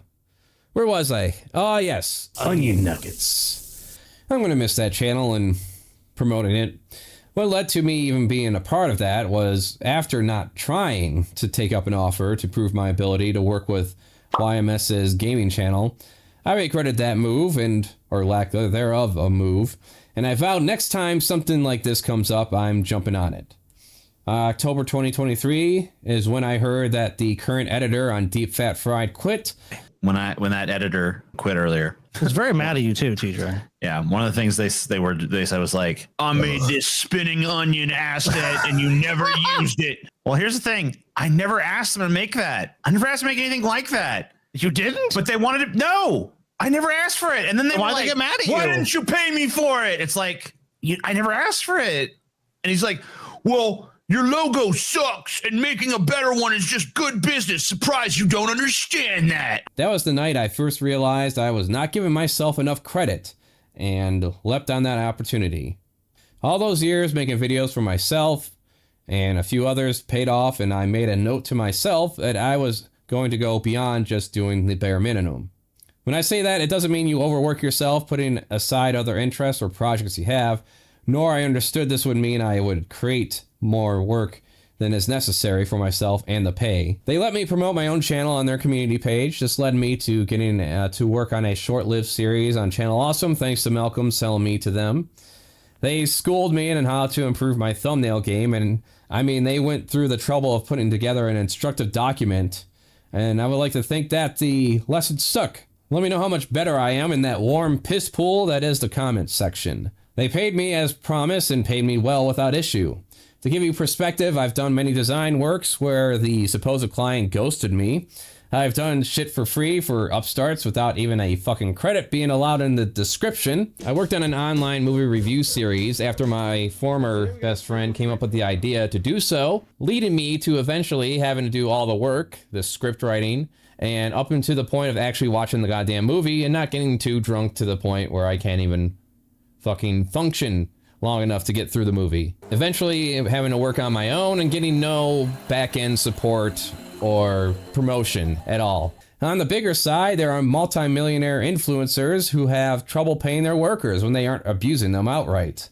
I need you to pay me to do this. I can't just, I can't even just do this for like a YouTube plug or a shout out or anything like that. Like, I actually need capital to keep this going. Hassle someone about $400 or $500 when they have millions of dollars is just only after I told him, like, seriously, like, bro, like, I don't know if I could pay my rent this month.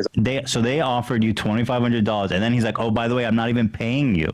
He makes a lot. That video had 10 million views. Right. Yeah, which I'm sure he made, and if he partnered with Jack Links, he probably made like 50 to 100 grand off of that. Absolutely flabbergasted.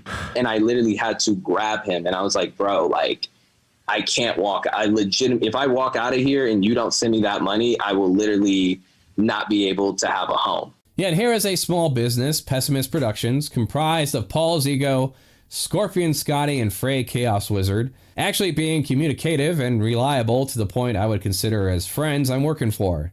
And that's how I treated it, because unlike working for a corporation, there was a clear vested interest in the show I was already watching doing good and growing.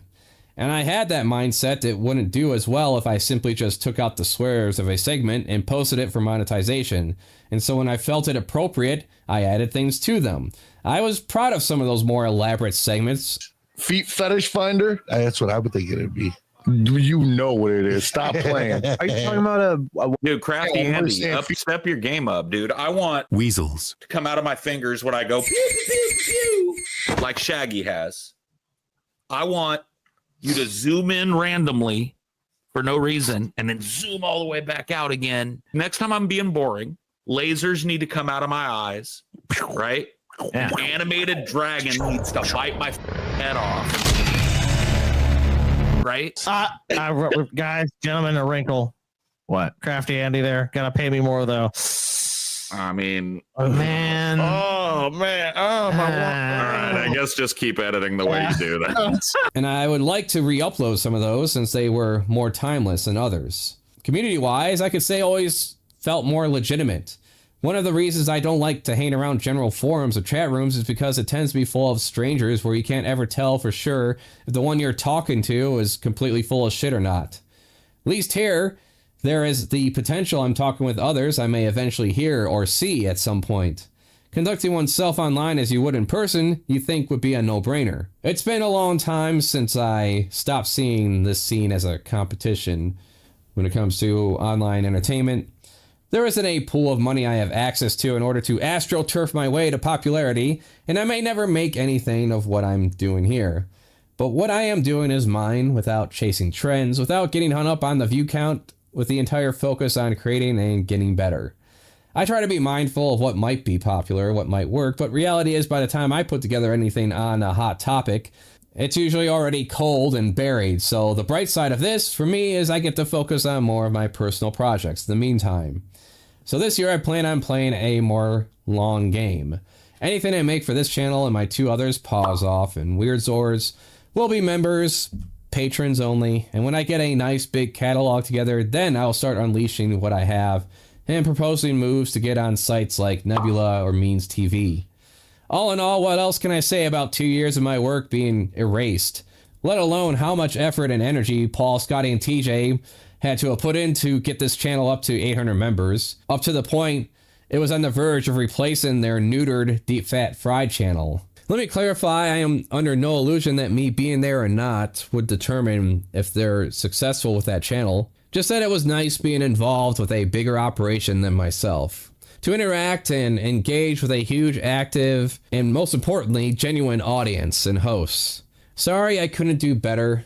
Sorry I couldn't be a big enough draw or force to help elevate us to a point we couldn't be knocked down from, like good old Joe Rogan. Long live Deep Fat Fried! This isn't the first time this happened. 8 years ago, my first furry channel, Furry Days, got nuked because a DMCA claim was filed against a video I posted that was already 6 years old when it was originally claimed. So I'm a little upset by this. 500 subs in less than a year, thousands of views, comments, and all of a sudden they're all erased. My response to the DMCA strike was to mention that this person is doing what was equivalent to perjury, especially since he was claiming to represent someone else entirely, and then YouTube deleted the channel for making a abusive legal request, whatever the fuck that means. Well, after that appeal was rejected, and a few days after seething in frustration, I just spent the entire weekend re-uploading all the videos I had, including the one that was claimed. Later, I got that channel monetized and surpassed it. Point is, I can't stop. I won't stop. Always, I feel like I'm just getting started. I'm writing up more comics, a graphic novel, an all-ages book. I'm looking to either get published or publish myself. In a world of AI slop, one man, CraftyAndy, seeks to spew his creative juices all over your faces from the heights of his little Etsy shop. Buy it all now. Chaos may reign in my scrambled mind, but with the help of my ADD medication and support of my husband's, I know I can keep going for as long as I can function. Really, these are just my thoughts. Subscribe to the damn channel and share it around.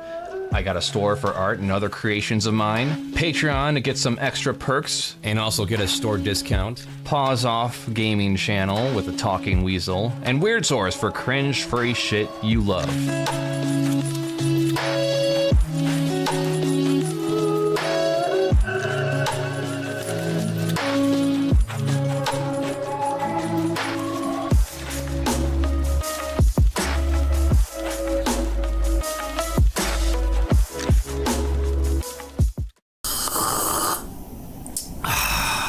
Hello, I'm CraftyAndy, and man, is it gonna suck hard when things like this are gonna cost $90 to $100. You don't even get the goddamn game in there. You just get a code to download the game to whatever stupid system you decided to buy. But we're not here to talk about that shit. Recently, Netflix released the Devil May Cry anime.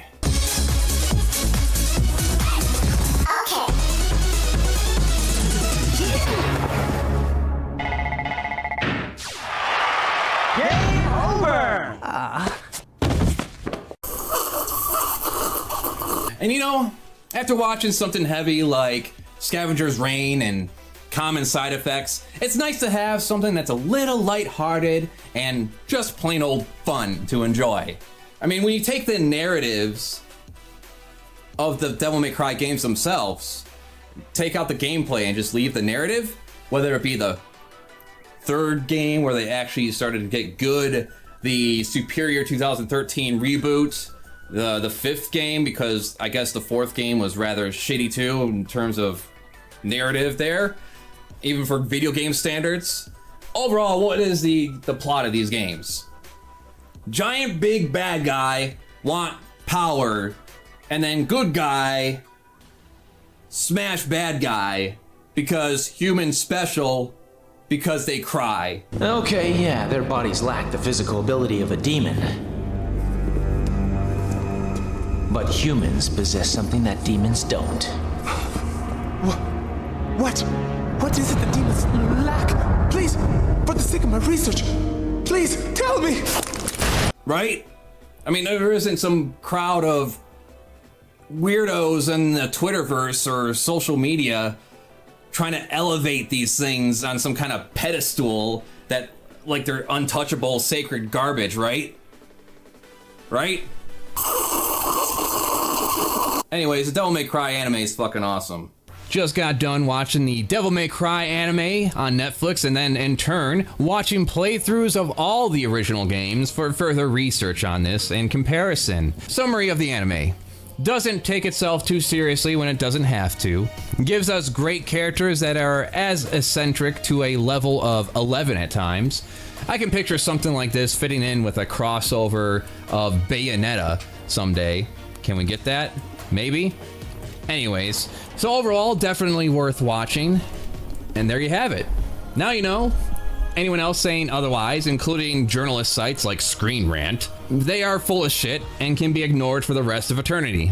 Some fans of the games are coping hard in the alternate reality game known as social media or Twitterverse, and I'm sure a bunch of YouTubers are going to try and pander to that crowd. Now, it'd be easy for me to say, not play the real games and just parrot the common sentiment about it not following the lore, doesn't respect real fans of the games, even though I know people who played them all and love this anime, but hey, I guess they're not true fans. The ones that love deadpan exposition dumps, treating the material as if it's like some sacred text from the goddamn shit and blood-stained Bible. Reminds me of when a lot of people lost their shit over the Tekken movie that focused on fighting rather than the stupid devil gene bullshit. But I wasn't the one to cover that. There's another person that covered that a long time ago, if you want to look into it. Like, take some clips here, for instance. Devil May Cry 4. I served the dream of a world you spoke of, the savior you preached of. But you used my sister, Kitty, who has nothing to do with this. And that is beyond forgiveness. Oh yeah, I'm fine with building a paradise world, summoning demons and sacrificing people to become quote-unquote angels, but not my sister. Oh, that's where I drew the line. You touch my sister now, all of a sudden it's personal and I can't handle it. Oh yeah, man, this is just right up there, right on par with Dune and Blade Runner and Kingdom of Heaven. Love for a sibling.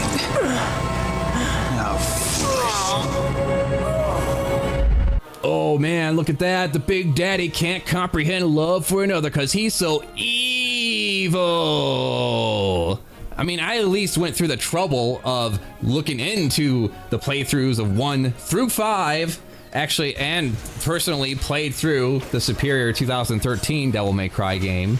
I can understand nostalgia. I enjoyed the Resident Evil games and the remakes too. In fact, I played through some of them recently. Take away the gameplay, the characters all have the personality about as complex as a sheet of paper with a shade of beige. Now I can see when it comes to Devil May Cry, Dante is one of the few people around those times that actually had a personality, which is how I imagine the games endured those first 2 shitty games, and then the sequels and prequels and reimaginings and everything else. Trish, devils never cry. These tears are a gift only humans have. Oh yeah, tears are a gift only humans have. Okay, do they also have the power of love and friendship on their side too? Just because you put fancy music behind it and make that a repeat through the series doesn't make it some kind of profound special statement, all right? Humans are not special, they're just another form of ape. And I think a lot of these people crying over Devil May Cry, of course, are a certain demographic that hang around Twitter, who would just have those nostalgia goggles on just a little too tight, to the point it's starting to cut off the circulation to their brain. I should have saved you. I should have been the one to fill your dark soul with light. I was surprised to even see a 3rd game come out at that time. It did, after reviews of the 2nd game kept me away from it entirely. It was funny seeing people bitch and moan over DMC 2013, which was the first game that I played. I guess you could say I was tainted, but really, he's not much different personality-wise from what I've seen in other games. Making clips with the bosses, over-the-top action, very simple story of ultimate evil being destroyed by the good guy. You can't kill me. I'm 1,200 years old. You don't look a day over 12,000. Fuck you. Fuck you. Fuck you. The opening of Devil May Cry 5 was just like the opening we got in DMC 1, as I like to call it. What was the character motivations? Ultimately, bad guy evil, take over world. Good guy, stop him. There's a reason when you just strip away the gameplay, what you get is a movie you can watch in the corner of your eye while you do some drawing, looking up at the action scenes. So thank you, Mr. Shankar, for making something worth putting down my drawing pad and actually watching.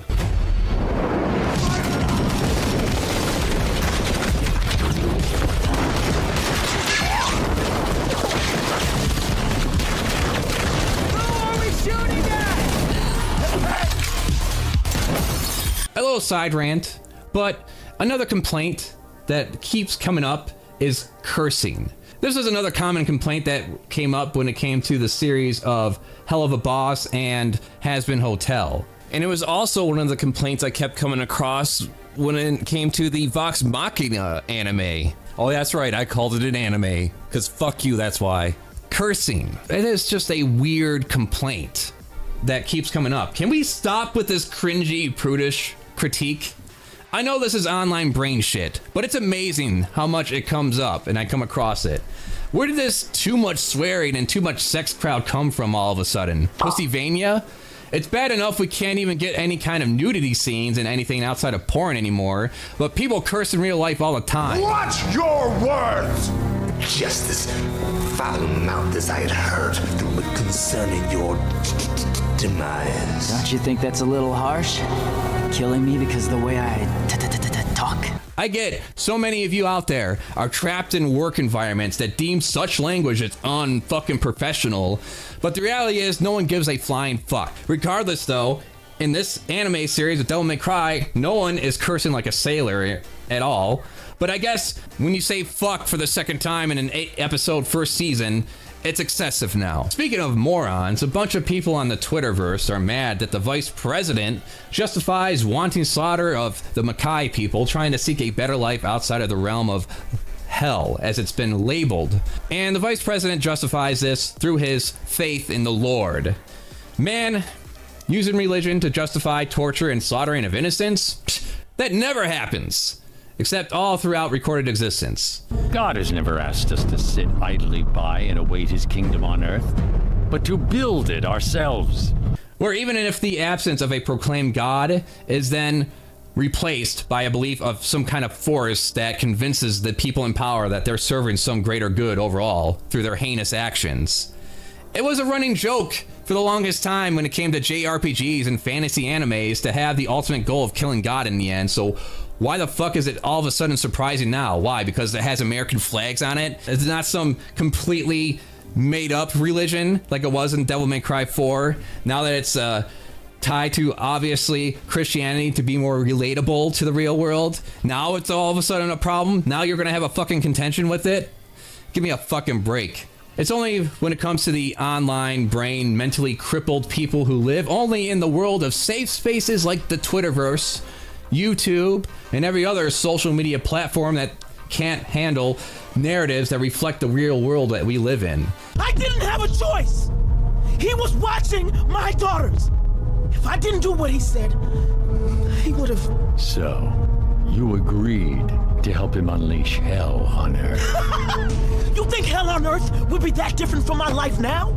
Plenty of examples throughout any fantasy setting, but when it's just straight up American flag, American jets nuking a populace, now all of a sudden it's political. Not political before. Nope, can't connect any politics to anything else fantasy related unless it specifically says America, right? Like for instance, George Lucas never compared his Star Wars story with the Empire being America and the rebels being like the Viet Cong. That never happened at all, right? You did something very interesting with Star Wars, if you think about it. The good guys are the rebels. They're using asymmetric warfare against a highly organized empire. I think we call those guys terrorists. When I did it, they were Viet Cong. Exactly. So were you thinking of that at the time? Yes. You know, we're fighting the largest empire in the world. Right. In both of those, the little guys won. Right. Empire. The English Empire. Right. The English Empire, the American Empire, lost. Yeah. That was the whole point. Why can't it just be about Dante making a one-liner and talking about how humans are special because they expel salt water from their eyes? No. Devils never cry. But... Let's leave it to fate. Oh yeah, that was a running theme up until the 5th one. And in fact, I don't think that was even in DMC 2013 either. Humans are special because they can cry, and devils can't cry. Oh yeah, that's so fucking profound. Except there's plenty of manipulative, deceptive humans out there that learn how to cry at will to get what they want. So what do you say about that, Dante? Just finishing the 5th game, I came across this comment that I think sums it up pretty well. This game is about Virgil killing himself, then Virgil hires Virgil's brother and Virgil's son to help Virgil kill Virgil to become Virgil, featuring Virgil, who has been evading taxes and child support for 20 years. Kind of reminds me of another villain from another long-running high fantasy series. Kingdom Hearts. Journey across the Disney universe to track down Kingdom Hearts and defeat the evil Ansem, who is not the real Ansem, but Xehanort's Heartless, who is also named Ansem. The real Ansem is named Diz, but his apprentice Xehanort stole his identity. You can adapt anything you want. A book, a video game, a comic. Sometimes, though, you have to rip out its guts. And in the case of the Devil May Cry anime, give it some. It is my duty not to conceal these hard truths, but to lay them before you so we may confront them together as a nation. Hell is real. Demons are real. And in the end, hate to break it to you, But there are no gods, there are no demons, there are no angels, and there's no Santa Claus either. So you can do whatever you want with it. But those are just my thoughts. I definitely wanted to keep some mention of this at the very end because most people are either going to respond to the title itself or skip around and just leave a comment just to express their feelings towards me. Ultimately, I don't give a shit whether people like it or hate it. It could be canceled tomorrow and I'd be like, well, that sucks. What else is out there? I'm fairly certain me or anyone else in our little discussions online, whatever, when it comes to an anime, are losing any sleep over this. It's pretty low fucking stakes in a world on fire. I just wanted to do something a little more fun and cathartic, which is make fun of a bunch of people who hate a show that I like. That's it. You know, there are people who exist that like that thing. We will not be silenced, you fucking son of a bitch! Subscribe to the damn channel and share it around. I got a store for art and other creations of mine. Patreon to get some extra perks and also get a store discount. Pause Off gaming channel with a talking weasel. And Weird Source for cringe furry shit you love.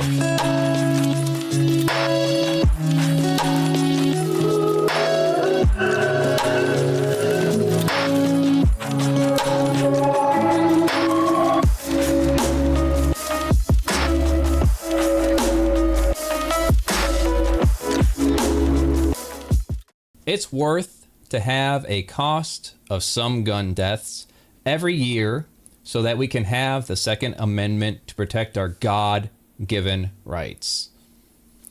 I think empathy is a new age term that does a lot of damage. Quotes from Charlie Kirk. Charlie Kirk, who was assassinated the other day, and it is the fault of the conservative right. First, he was allowed to start the organization Turning Point USA. This org was sponsored and funded to spread Nazi rhetoric based on superstition and feelings-based fears, to the point now they're advocating to roll back gay marriage. How is that going to help the economy? Does that help crops grow any better than they already are? Does that help restore the dwindling resources that we have on this planet? I don't know, but apparently they might think so. His wife is now a widow, and his kids have no father, and it is the fault of the conservative right. They allowed this man to prosper, making threats against the lives of queer and black people simply because he didn't use slurs to describe them. He got away with it by using bastardized phrases like DEI and woke. He could have been working a regular job, paying taxes like the rest of us working class Americans. Instead, he was given money and platforms to take advantage of people's ignorance so they don't turn to the billionaires funding him and understand their policies and lobbying are behind all the economic and social shortcomings in this country, and why the left doesn't have a political party. These people that he takes advantage of can't even tell the difference between a liberal and a leftist, let alone get beyond a 5th grade reading level. And Charlie Kirk is part of that disease infecting the mind of this country. Charlie Kirk is no more, and it is the fault of the conservative right that thinks a God protects them. The government failed to recognize his rhetoric as credible threats to the freedoms of his fellow human beings. He promoted anti-freedom, anti-science, anti-human beliefs. At the end of the day, if someone like me gets their way, people like him get to live, and we all get to live, on an equal playing field with a healthy social safety net to ensure that no one starves to death in this country when their billionaire owners and or health fail them. If Charlie Kirk got his way, queer and brown people are ultimately thrown into camps and ovens. Well, we're already at that camp part. Charlie Kirk breathes no more, and if you want someone to blame, it's you who gave him support in his efforts to threaten the lives of people who deserve the same human rights as anyone else.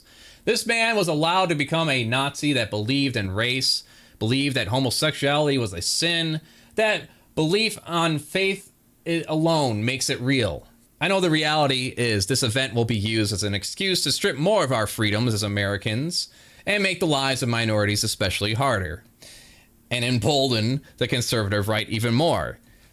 Life is full of ironies that way, kind of like Charlie Kirk's stance on Second Amendment rights and, well, you know, the sign proved me wrong sitting up there. And the crazies will seek retribution for a man who ultimately wouldn't piss on you if you were on fire. Unless, of course, you are a representative of the Israeli government, paying him millions to cover for a genocide. Whoever was responsible for the shooting doesn't matter as much as the legacy Charlie Kirk leaves behind. A legacy of hatred, division, lies, misery, and overall anti-human sentiment.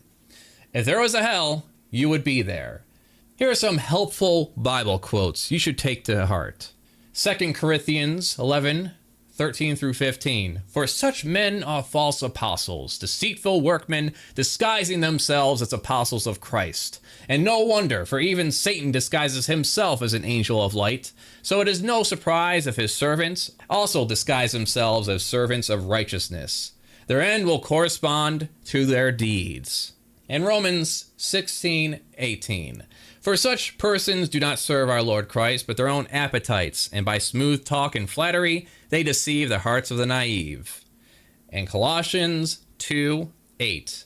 See to it that no one takes you captive by philosophy and empty deceit, according to human tradition, according to the elemental spirits of the world, and not according to Christ.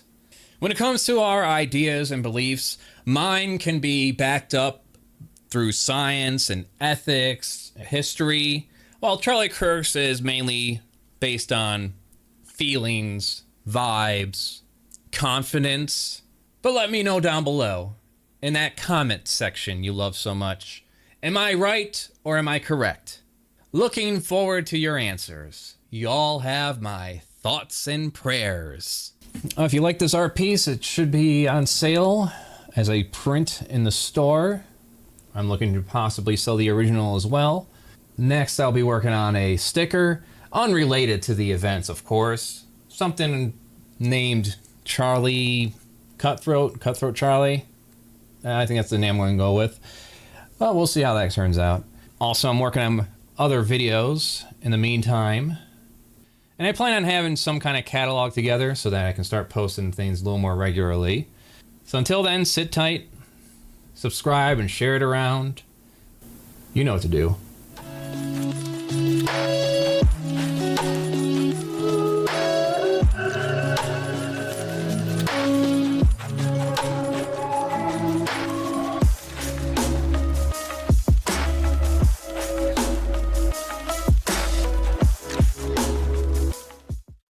In the fields, the horse worked the hardest, but in the end, he never became the farm owner. Hello, I'm CraftyAndy, and these are my thoughts. Not financial advice. This is not financial advice. Not financial advice. Now, let's talk about how to make money.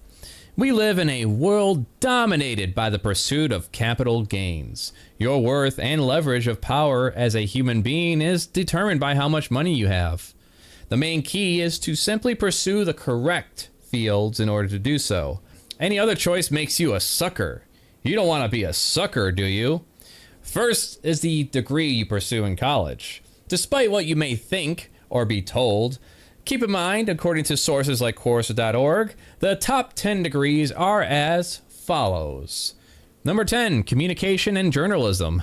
Education, visual and performing arts, computer and information sciences, engineering, psychology, biology and biomedical sciences, social sciences and history, health, and number 1, business.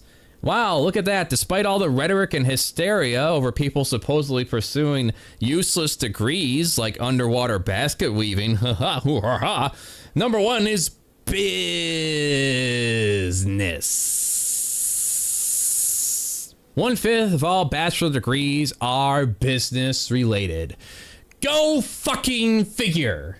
So with that business degree, do you start a business? No, you fucking idiot. You don't start a business. You inherit one from your dad or uncle. Who cares if you have any expertise in the related field? That's for all those lowly workers below you as dictator. Boss. Yeah, it's up to those people under you as boss to figure out. We were looking at this one particular project. It was basically a renovation of a whole building, like a very large apartment building, and like real estate manager, I guess. He's not an investor, but he manages real estate investments. He said people are suckers. And he was talking about it while talking about somebody doing something that was sucky. And what he was saying specifically was that there are a lot of losers in the modern job market, and just in life in general. There are losers, people that are taken advantage of. And this is somebody, I swear, the whole time he was with us, he did nothing but just talk. This guy is, I mean, he's loaded. You know, this is a white-collar man making in excess of 6 figures. Meanwhile, I'm underneath somebody's crawl space digging shit out of a pipe. And it really got me to thinking. I kind of feel like a sucker. Just to replace a fill valve on a toilet, which is a 10-minute job that anybody could do by themselves, we charge $300 or $400 between the service fee and the actual cost of the exchange. And this is a $15 part that you can get from Walmart. Incredibly easy work. We charge $300 to $400. I personally make $20 an hour, and my lead makes about $32 an hour. So what's a sixth of $52? A little bit under $10. We get paid $10. The company receives $400 in revenue. If you don't have any business to inherit, well, just become a landlord. Buy a bunch of property and charge out the ass to whoever rents it. You got 242 units, $32 million in real estate. Boom! Always promise to repair things, but don't actually do it. What are they going to do? Sue you? With what money? They just paid the deposit and 1 month's rent up front. They ain't getting shit, and the cops will be the ones that kick them out for you. So, no need for you to even get your hands dirty coming up into contact with the pores. If you are born rich or got into some tech fascist investment scheme early and have a bunch of money and credit on hand, just join or start a private equity firm and buy up actual businesses with loans and saddle them with the debt. Whether it's a toy store chain like Toys R Us, restaurants like Red Lobster, prisons, hospitals, nursing homes, pet insurance, veterinarians. Simply promise to improve productivity and profit to gain even more investment, and then cut everything from supplies, training, services, employees, and benefits. When the nursing home collapses due to lack of available help, well, you get to sell it off and run off with the gains. There are institutions operating in America today that are responsible for over 20,000 premature deaths, all in the name of profit. They make their money by housing vulnerable people and cutting costs wherever they can, often breaking the law in the process. These might sound like for-profit prisons, but I am actually talking about nursing homes. Although maybe that's no coincidence, because a lot of these places are owned and operated by the same people. Prisons?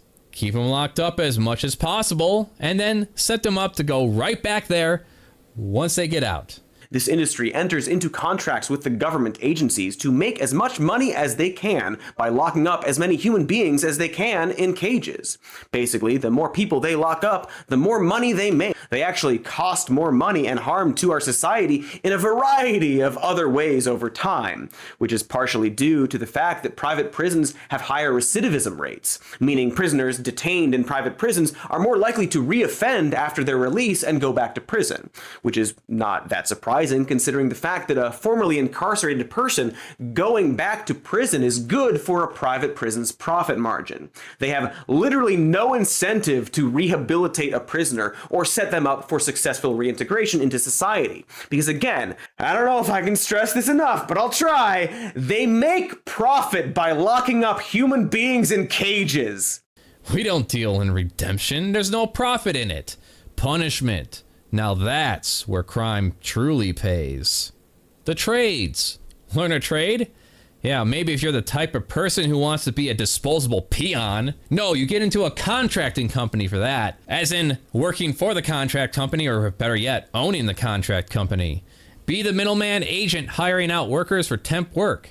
They may be getting $15 an hour doing menial labor, but the agency is making $30 an hour for every hour they work, saving the hiring company from having to give the employee inconvenient things like health insurance or a retirement fund. Do you work in an apprenticeship? No.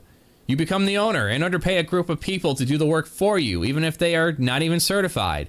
Be the top of the pyramid scheme. I mean network marketing company, multi-level marketing. You could perhaps be an inventor, or you could instead patent troll your way to victory. They were claiming a hyperlink inside the White Noise app that you would tap it and go to the internet. That was infringing on one or more of their patents. But doesn't almost every app have a hyperlink of some sort?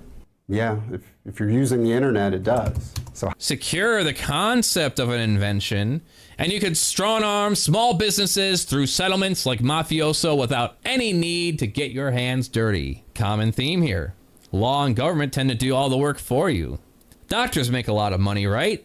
Sure do, after they pay off their student loan debt and fork up the cash for malpractice insurance. Why be a useless doctor anyways when you could be into finance and real estate?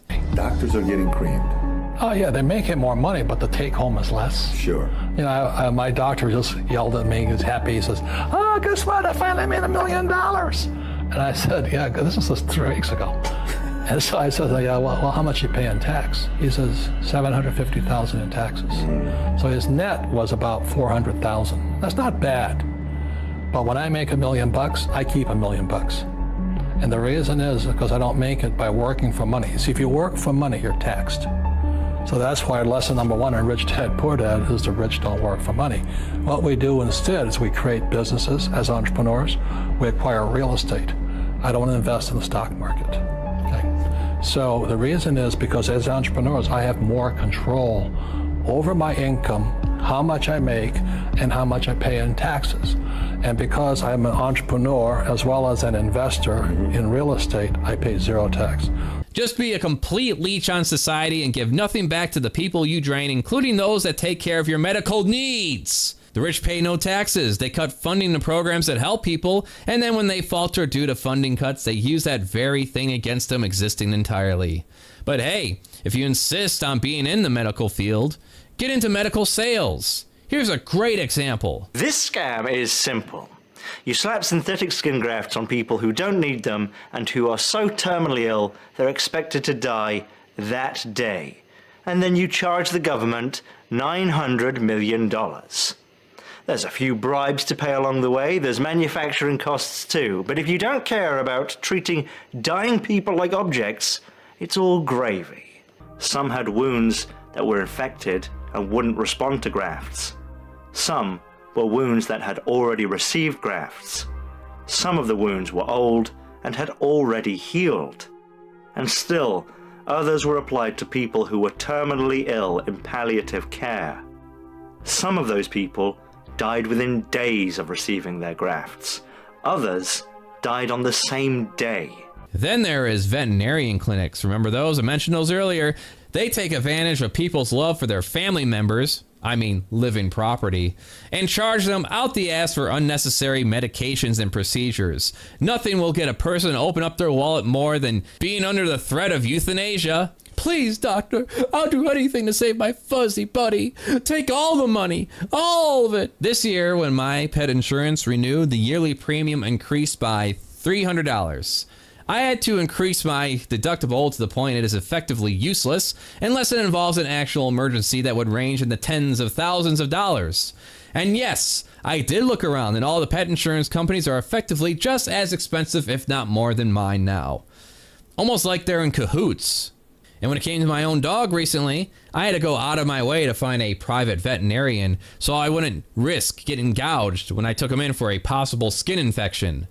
Of course, that's nothing compared to Scotty from the show I work for. Onion nuggets. Getting nearly $14,000 worth of fees and surgery costs to get his dog taken care of, going through multiple vets, crossing multiple states for a proper diagnosis and care not long after putting down one of their own cats. To make a cut in order to basically get through that thick wall that his gallbladder, that other cells had made. That was what they said was the most tedious part, was dissecting the gallbladder because of how thick it was. But like anywhere but a veterinary school or one of the best animal hospitals in the country, I don't think he would have made it through the surgery. Because me and Taylor had spent so much money, I had to ask my mom at that point to pay for a surgery, which, mind you, this is 3:30 in the morning. Like, it's between $4,000 and $10,000. I'm just like, just let me sign my life away. I'm like, because, at this point, I'm like, if there's a way to help you, Jiro, I just want to do it. It's just yet another racket. In my case, I don't think my family will ever be able to have a pet again after this one. And writing this down and saying it out loud makes me want to take out the CEOs of all these companies and insurance companies and host a barbecue for them and their entire families to enjoy. While looking for a vet, I also came across this post on Reddit. Private equity companies have found a new healthcare industry to ruin. The one for pets. Veterinarians who work under private equity companies have been pressured to sell owners on expensive treatments and raise profits. If you own a pet and the veterinarian suggests putting them down, don't trash them online for not giving all the treatment options. They might be looking out for you. That fucking killed me. So I'm sharing it with you so we can all die a little inside together. Then shortly after reading that, I heard the other host of Onion Nuggets, TJ, had to put down his cat as well. I know it's inevitable for myself, but it doesn't matter how many times I remind myself that. I'm still not fucking over it. I can't even get my thoughts straight on this, so I better drop it now and move on before I start breaking everything around me in frustrated rage. Here's some food. It totally does not have any medicine in it. Sit down. Speak. No. Speak. Speak. Speak. Speak. Speak. You gotta speak. Speak. There you go, good boy. Ah. Part 4, the creative arts. Ah, yes, my realm. First, you don't make money in the arts. Fuck the arts. Run a script and prompt in some algorithm generator and make money selling cheaply print-on-demand children and coloring books. If you colour in the glasses, we've got a nice purple here. You don't have to do all that much work to make it feel like it's a little more layered. Oh, look at that! It's almost like it's not a good quality colouring book. Because as soon as you actually colour it, oh, we've bled through so hard, we went through 2 pages. Buy a 3D printer, make a bunch of shit-off free templates released under the Creative Commons license, and flip some plastic dragons for $35 a pop. If you go to the Buy Nebraska website, most states have them. What is this? This is literally on a website that is like made for things made in Nebraska. I don't think 3D printed dragons are like unique to Nebraska. Why sell yourself instead of being the platform people sell on? Look at me. Do you know how much of a fucking idiot I am? Going freelance, making video, art, and design instead of procuring ownership of a platform everyone else has to pay to use, such as Shopify or Etsy. Or again, being part of a private equity firm that just buys up whatever is publicly traded in the space and then bully them into maximizing profits over customer and user experience. What about becoming an animator or artist for one of these big studios that do animation and movie effects? Sure, if you want to burn out in 20 years, hoping for the day your own project might get funded.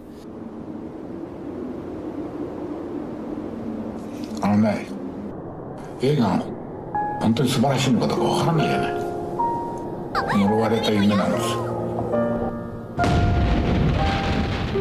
本当にきちんと考えたら映画が好きだってのはただのそういう趣味でしょうっていう。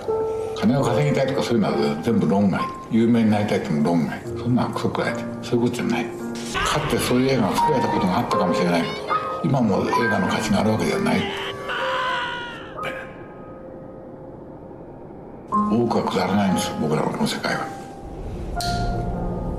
Better act quick, because most of these companies are consolidating more and more, eliminating more avenues, like the murder of Blue Sky, and layoffs such as DreamWorks. Oh, you want to make your own comic or write your own book? Do you have $100,000 to spare printing, advertising, and buying up your own books? You heard me.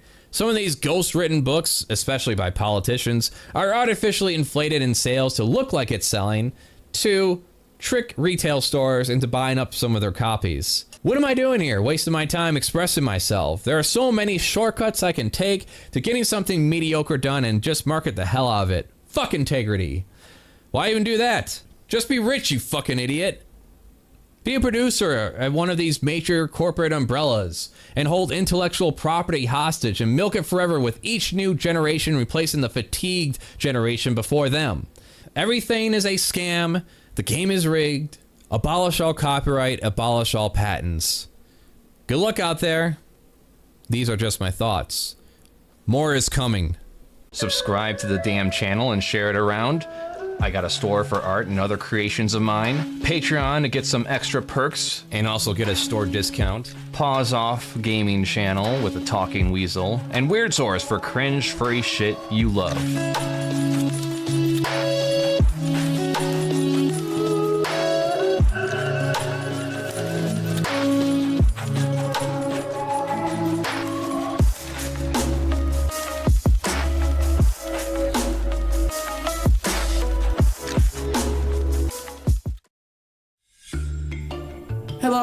CraftyAndy. And before I begin today's subject, which is about media critique involving video games, movies, and the like, as a boy growing up, I used to read a lot of gaming magazines.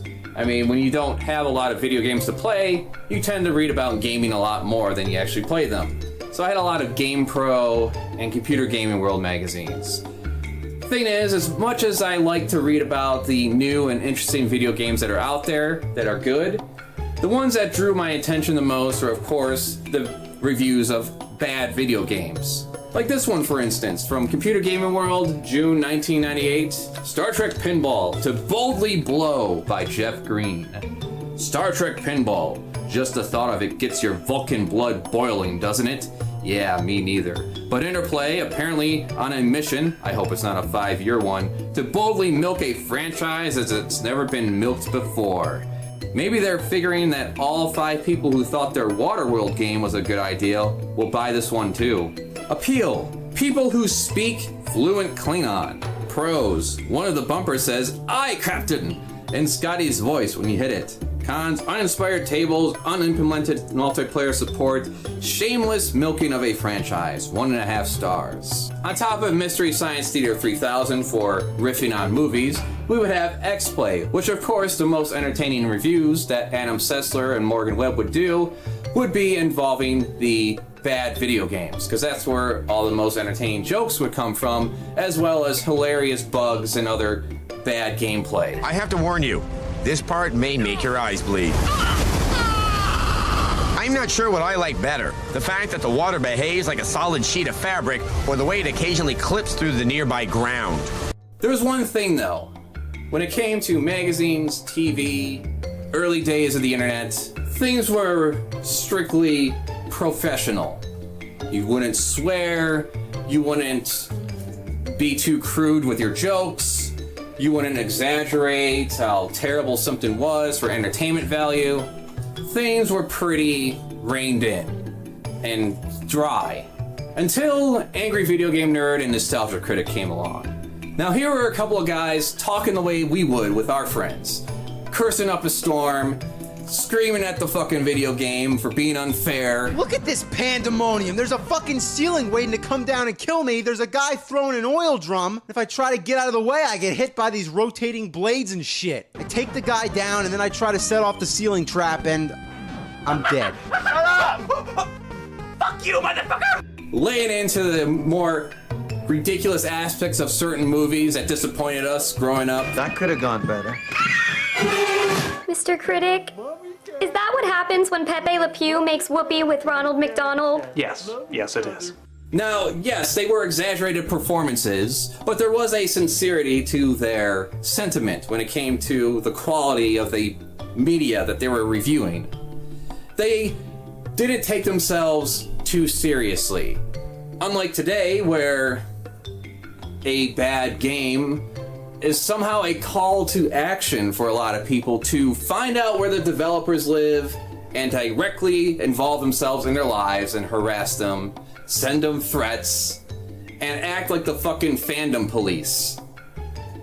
When did this shit get so fucking serious? The saying goes, take your business seriously and yourself less so. I am CraftyAndy and these are my thoughts. I've noticed, along with many other people, that media critique in terms of entertainment media, movies, video games, books, I imagine even board games at this point, it's all been taken way too seriously up until the point where it's just sucked all the joy and fun out of the scene entirely. This shit right here, Critical Drinkers The Boys Season 4 review, represents perfectly in quick fashion why I fucking hate discussions around these things so much now. Now, yes, it's a bit of an exaggeration, but I get fed this kind of bullshit all the time. And there are plenty of good commentators out there, like Your Movie Sucks, Angry Nerd, Nostalgia Critic, the rest. I particularly like this one I saw recently about my favorite anime of all time, Attack on Titan, called Who Was Right About Attack on Titan? By A Man of Many Cats. It's around the discourse of whether Attack on Titan is pro-fascist or not. It's not. Well, I guess it's up to the viewer to determine that, But my god, does a show need to stop and say explicitly what you should think of the main character and their actions in order for them to be bad or good? Really, the point I want to focus on here in regards to this video is that Katz makes it clear that if you enjoy the show, it doesn't make you a bad person, or you're pro-fascist, or that media you consume must be put through the purity filter as if you're some weak-minded individual that can be influenced in a bad way. In other words, neither he nor anyone I put on screen go out of their way to moralize whether he should enjoy or not enjoy a piece of media, unlike the many more numerous and in some cases more financially successful supposed critics out there.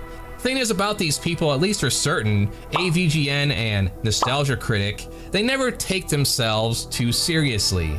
Even with the vulgarity of Paul's ego and TJ Kirk on Onion Nuggets, who get very passionate in regards to the things they love or hate in regards to entertainment, none of it's personal or put through the lens of being part of some bullshit made-up culture war. For the more in-depth analysis of something like you'd find from Pop Culture Detective, specifically a great piece on observing the normalization of sexual assault happening to men as something to be laughed at. Wait a minute. Was that a rape joke? I'm gonna slather you up in Gnavian jelly. Go to town. Yep, certainly was. This one here's our booty. Maybe it's just an anomaly. This doesn't end with us riding into the sunset. It ends with me dying of cancer and you winning the Icebox Award for softest mouth. Hold up. That's another rape joke. It's a phenomenon that is observed, questioned, and made for us to reflect on personally. It doesn't get spun down as some moral crisis that is degenerating our civilization to the point of collapse. Which leads me to what seems to be the most popular pseudo-intellectual media hounds out there. Geeks and gamers, look at this fucking normie freak with that plain hoodie and hat. Let's hear what you have to say about Last Jedi again. I love The Last Jedi, and I think it did a damn good job for being what it needed to be for Star Wars. Funny how that changes on a whim over the reaction of your audience. Are you just some NPC that reacts to dialogue inputs from internet strangers? When was the last Jedi video you made? Yesterday. Yeah. Yesterday, literally yesterday. Welcome to every video we make. We use one little thing and then we build the narrative out of it. Don't act like that's not what we do. I don't build a narrative. I give You're my an absolute opinion. fucking. You are hard. We do. Shit. You've made the same fucking video on the same topic at least 7 times a week, Ryan. And you're gonna act like we don't do that. I talk about I talk about says one fucking thing and we make a whole video out of it. That's what we do. Recently, this game came out that we pre-ordered, by the way, Black Myth Wukong. And apparently I need to turn in my leftist card back into George Soros because there is a call to boycott this game. Just more evidence Twitter is some alternate reality game. A bunch of chuds were stroking themselves over this gay, furry digital toy based on Chinese folklore, thinking this was some kind of own. What was the evidence when I asked for it? A 3 out of 5 star review that mentioned a con being lack of diversity and inclusion. Whatever the fuck that means in this context, considering it's a game full of anthro animals and demons. So out of curiosity, I'll actually read the fucking review. Here is the concerning excerpt. As far as chapters 1 and 2, while characters are clearly fictitious and fantastical creatures, there are no female or feminine NPCs, enemies, or bosses present. The only exception, if you can call it female, is a boss named Mother of Stones in chapter 2, which is nothing more than a still glowing rock with no abilities, being guarded by other enemies. Okay, is that true? Did she say anything wrong here? The lack of diversity and inclusivity resonates with the misogynistic comments reported to have been made by developers, which express disdain for women playing their games. Although Black Myth Wukong does have truly enjoyable moments, the underlying feeling that women weren't welcome in this world felt present throughout my gameplay experience. Is there anything I have to refute? I mean, this is their personal experience. I want someone to explain to me how this translates into a boycott of the game and that I shouldn't play it and that you're bad for playing it. How does this translate into that? It's worth noting the game is based on the novel Journey to the West, which does consist of a few important female characters. To not include any women or to only include a few in an adaptation meant for a modern audience is quite disconcerting. While this doesn't take away from the exhilarating and fun of boss fights themselves, women fans of Souls-like games may have a different perspective. Wow, it's almost like being a woman and living in the planet Earth gives you a different perspective on life, and you might have a different experience to life as opposed to being born with a penis and identifying as male. Wow, fascinating. Especially given that, according to reports, the developer also suggested that women aren't capable of enjoying or being skilled at these types of games. That's a real call for a boycott if I ever heard one. This in turn led me to dive deeper to the linked IGN article regarding some of the environments female staff had to deal with. I don't give a shit about crude comments like this one here. The snake spirit is different from what I imagined, but if I cover the bottom half with my hand, it's still possible to jerk off. Because I say crude shit all the time. Probably within this commentary too. That aside, when it comes to the working and growing up experience, I wasn't born with a vagina and assigned female at birth, so I don't know what it's like. Though there is this thing I have called empathy, and there are some pretty fucked up stories when it comes to working in these companies as a woman and being a female gamer in general. And what I found particularly curious was, even though the entrance, the hallway to get past her, to get to our department was in this direction, and her boss's office was here, it was kind of like the end, it was like the dead end, was the big head of the studio's office. Her desk was oriented towards his office, which is kind of bizarre because the door was behind her. So anybody walking in to meet the boss would be greeted by the secretary's back, which is, she's usually there to greet people when they walk in and set appointments and stuff like that. So why the hell was she faced back? I always found it a little bit curious.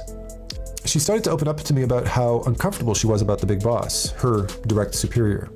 Because one of the things was, number one, the reason he oriented her desk towards him is because he had a glass wall. I couldn't see it from my vantage point. I could see it once I entered the office, once I went around and checked it out. But he oriented her desk towards her, and there was no back to the desk, so he could see straight under her desk. And she said every single time I tried to cross my legs, because your legs go numb if you keep them crossed in a particular position, especially when you're doing it for 8 hours a day, his eyes would immediately glance over. He was waiting for an opportunity to be able to check it out. Not only that, he also dictated what she wore. He said, it's a gaming studio, we want to look a little bit more young and hip and stuff like that, so you don't want to go with the long skirts and slacks. Some nice skirt would be really nice, and dress flatteringly, basically. I don't know how we worded it. I barely ever spoke to the guy, but what gives somebody a right to dictate a person's attire? Furthermore, very obviously dictating a more revealing, more upskirt type of attire, right? And that's exactly what he was doing. Not only that, but she was also oriented, so anybody who worked in a management position, all the art directors had offices around that same place and could also get a nice view underneath her desk as well. It used to make her feel terribly uncomfortable. And I said, well, have you ever spoken to him about it? Do you ever bring it up? She goes, yeah, dozens of times. I said, what does he have to say? He goes, no, it's better that way. She said, well, I don't feel comfortable with people looking underneath my desk and staring at my skirt. And he go, yeah, no, but we prefer to have it in this direction. Even though it was completely nonsensical to have it in that position in the first place. Overall, there's no attempt to moralize whether or not you are somehow a bad person for engaging in this pastime regarding this specific digital toy, but you're not allowed to share your thoughts and experiences related to your personhood if it's female or queer related. So all this person did really was just screenshot the final analysis and act like a victim on Twitter instead, and then say, look at how these leftists attacked me by pointing out inconsistencies and contradictions to my narrative I want to spin. No one is stopping you from playing with your little digital toy about gay furries smacking each other around with their rods. Leftist concerns, at least when it comes to me, tend to be related to quality of life involving things like healthcare, fair wages, equal opportunities to economically elevate oneself in society. Not so much what video games you're slapping your furry and denial dick to, dipshit, or the Axeman using the word retard to describe retarded individuals like Andy Pants Gaming. Are you retarded, Andy? You're not retarded. There's no way you can make this possible connection through any logical means and actually believe it. Dude, your friends that go to the Pride Parade are gonna hate that you said retard right now. They're gonna hate. I don't give a shit. Ah, yes. I am on a quest to dismantle the capitalist system that rules us all. But first, we got to kill the Act Man because he said the word retard. I got Bammy and Whammy, and we're gonna get spammy on that Act Man asshole. Are you ready, kids? Let's go! Another hysterical point is the number of people celebrating this game, because when it came to allowing streamers to play it, some of the stipulations included not mentioning feminism, which says a lot about the director of this game, about a furry monkey beating other furry creatures with his rod. Why would feminism being mentioned be a concern of his, considering nothing is promoting anyone to comment on feminism in the game itself? Almost like there is a exclusive way women developers, artists, and actors might be treated in their studio than the men are generally in their society. When you preemptively put in a stipulation against a subject matter that is generally unrelated to your product, it just creates curiosity, as in, what are you afraid of? Are you trying to tell us something about yourself that someone might find unsavory? Makes you think. Back to what really got me on putting this together though. The Critical Drinker's non-review of The Boys Season 4. When it comes to this review, he doesn't even watch it to judge for himself. He just scans some of the chud flakes triggered in the Rotten Tomatoes review section, and then panders to their sentiment. The show seems to have sacrificed writing quality and smart characterization in favor of simplistic shock value and cheap political point scoring. Apparently, it took 4 seasons and a spin-off to realize it's making fun of people like them. The ones who think life is like a choose-your-own-adventure book, where the world starts and ends from their bed to the entrance of their apartment. Who don't think for themselves, so they seek out an opinion from online talking heads, because reading books or listening to audio versions of books about history and other life experiences is just too hard, compared to pressing a button that makes the gun go pew-pew. No longer are we talking about the artistry about movies and shows, reflecting on the acting, effects, or feelings while watching the story unfold. No, instead, everything has to be reduced down to how woke things are. We gotta talk about gay people or some other useless shit existing in stories as if they don't exist in real life. And these people almost never recommend any alternatives. I guess in their feeble minds, the alternatives aren't the slew of independent films that struggle to find funding. It's shit like Lady Ballers, right? Which is so bad these people can't even fucking pretend to like it. 504 movies in Canada and the United States came out in 2023. Going by the 80% of everything is crap rule, that would leave you with around 100 movies to choose from.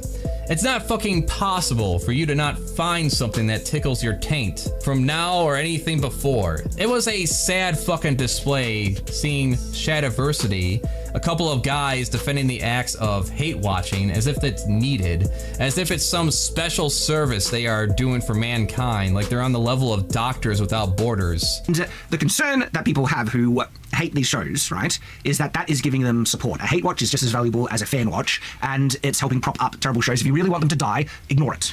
And look, I do think that's true. That's what has spelled the true death of this subversive, woke co-opting of the stories we love, apathy. Apathy has spelled the death for... Who the fuck cares? Who the fuck cares? Them no like. It's fun to watch a shit tier movie, or better yet, a high budgeted disaster like Borderlands, for example, and go over the weird decisions behind making it, from the casting, writing, and effects. What sucks all the fun out of that is a crowd of people who take it way too seriously, like the movie just fucked their ass with a cactus, and insist on spinning it in relation to diversity, equity, and inclusion efforts. As if the inclusion of different types of people affect the movie quality. By that logic, Blade Runner 2049 and the 2020's Dune are the worst movies ever fucking made. No matter how hard you try, morons, this shit isn't that important. And the desired outcomes, whatever messaging is there, will not lead to the end of civilization, or revolution for that matter. You want to talk about undesirables invading spaces? Well, we actually have people infiltrating government. You know, the people that decide laws and policies, everyday people that have to abide by through things like the Heritage Foundation, the family, and the Institute in Basic Life Principles, which all have their own little documentaries at this point, like Shiny Happy People, revealing an active motive of these cults to have as many kids as possible, brainwash them with superstitious nonsense like Gawwood, and then encourage active political focused ambitions to enact policies like a federal ban on abortion, trans healthcare, and reversing equal marriage rights altogether. These are also the same people that don't like excessive sex or violence in their media either, let alone black people that don't talk like Uncle Ruckus or Aunt Jemima, or gays that don't spew rainbows and shit dildos. As far as agendas go, it's for corpo to make money. That's it. Can tokenism be used as a selling point? Yeah, like the live-action Little Mermaid. Let's put less effort into making something and then push the inclusion of a black actor as a goddamn gimmick. The agenda of writer, director, actor is to make entertainment they want to see, and is also sellable to audiences. That's it. Sometimes studios interferes with artistic vision, which almost always involves budget concerns and focus groups on how the story plays out, and when they can undermine a minority existing in a franchise, they'll do it. Remember the incredible shrinking Finn on the Star Wars posters? Or how Nimona nearly didn't get released after Disney bought Fox and shut down Blue Sky Studios?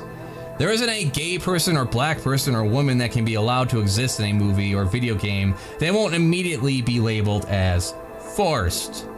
Hell, even flags get these chud flakes in a tism.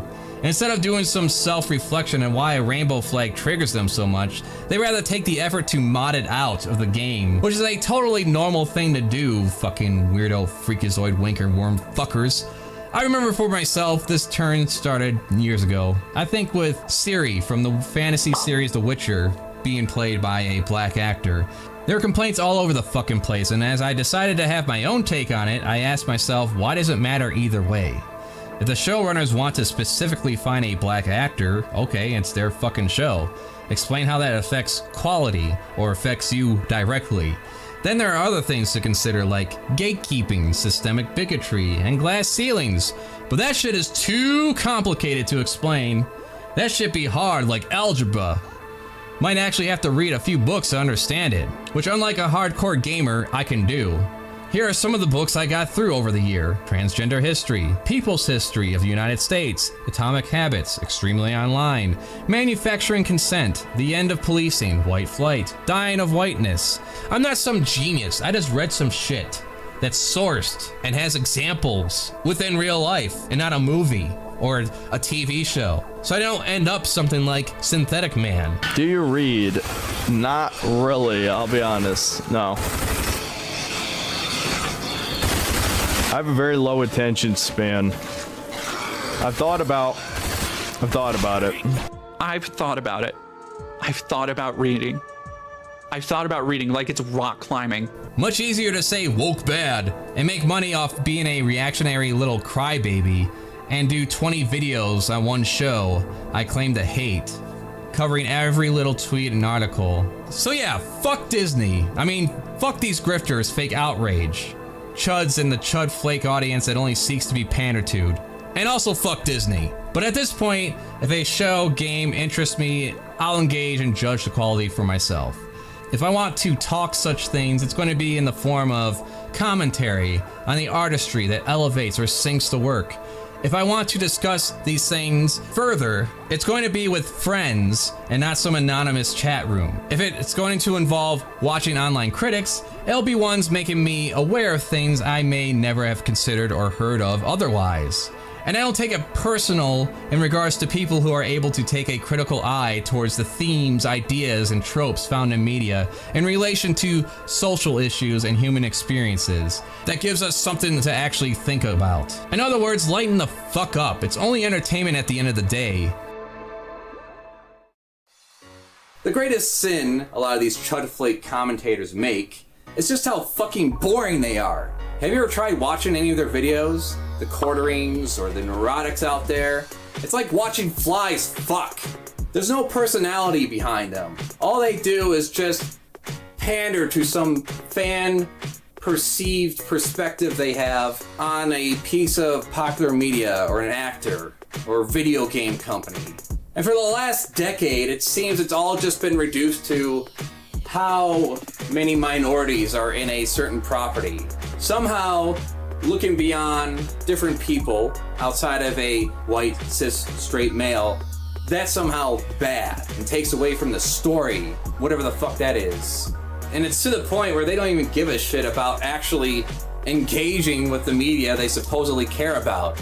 Remember how everyone was supposedly angry at the new Silent Hill 2 remake because the rape victim wasn't sexy enough for them. And I always love this perceived idea of beauty, which beauty standards do change over time. Look beyond, I don't know, 100 years or so, and people were in powdered wigs and wearing high heels as a man. Plump women were considered sexy. So when it comes to standards and appearance, a guy can look like he just crawled out of a fucking sewer and took a shit bath. That's fine. But a woman looking anything other than a inhuman supermodel is somehow an agenda. It's somehow degenerating our society, depending on who you talk to. And this is something we're supposed to give a shit about, that we're supposed to care about. When, if you go outside your little online bubbles, your Twitters, YouTubes, whatever, most people don't really give a shit. You talk to anyone else outside of the fucking internet, most people aren't even aware this sort of discourse is even fucking going on. I got some extra time, maybe I'll do some videos diving into some movies and video games of the past and applying their stupid logic to it, turning it on its head, because overall it's just fucking pathetic. And I love to mock the shit out of it. But those are just my thoughts. Got any of your own? Subscribe to the damn channel and share it around. I got a store for art and other creations of mine. Patreon to get some extra perks while helping me feed myself. Paws Off gaming channel with a talking weasel. And Weird Source for cringe-free shit you love.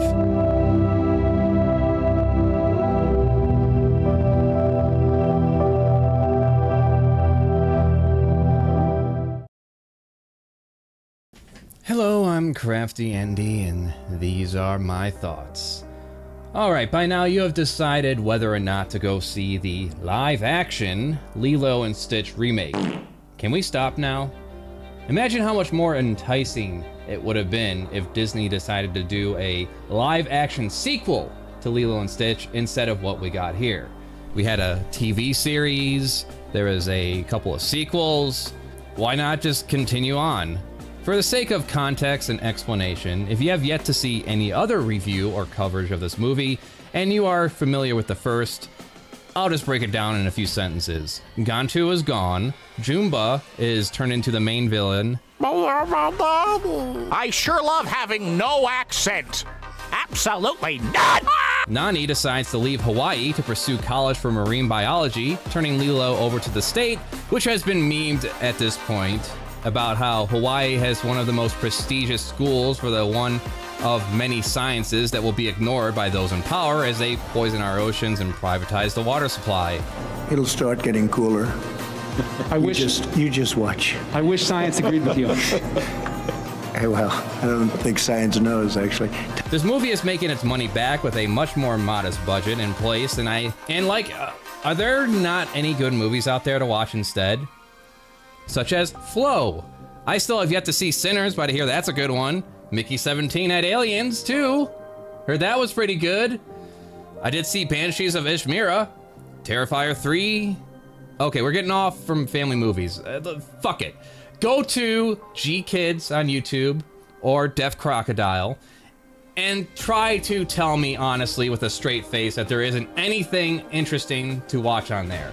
Bird Boy, Mars Express, the entire catalog of Studio Ghibli. There's nothing that kills my interest more than blending the same story we got before with just live action.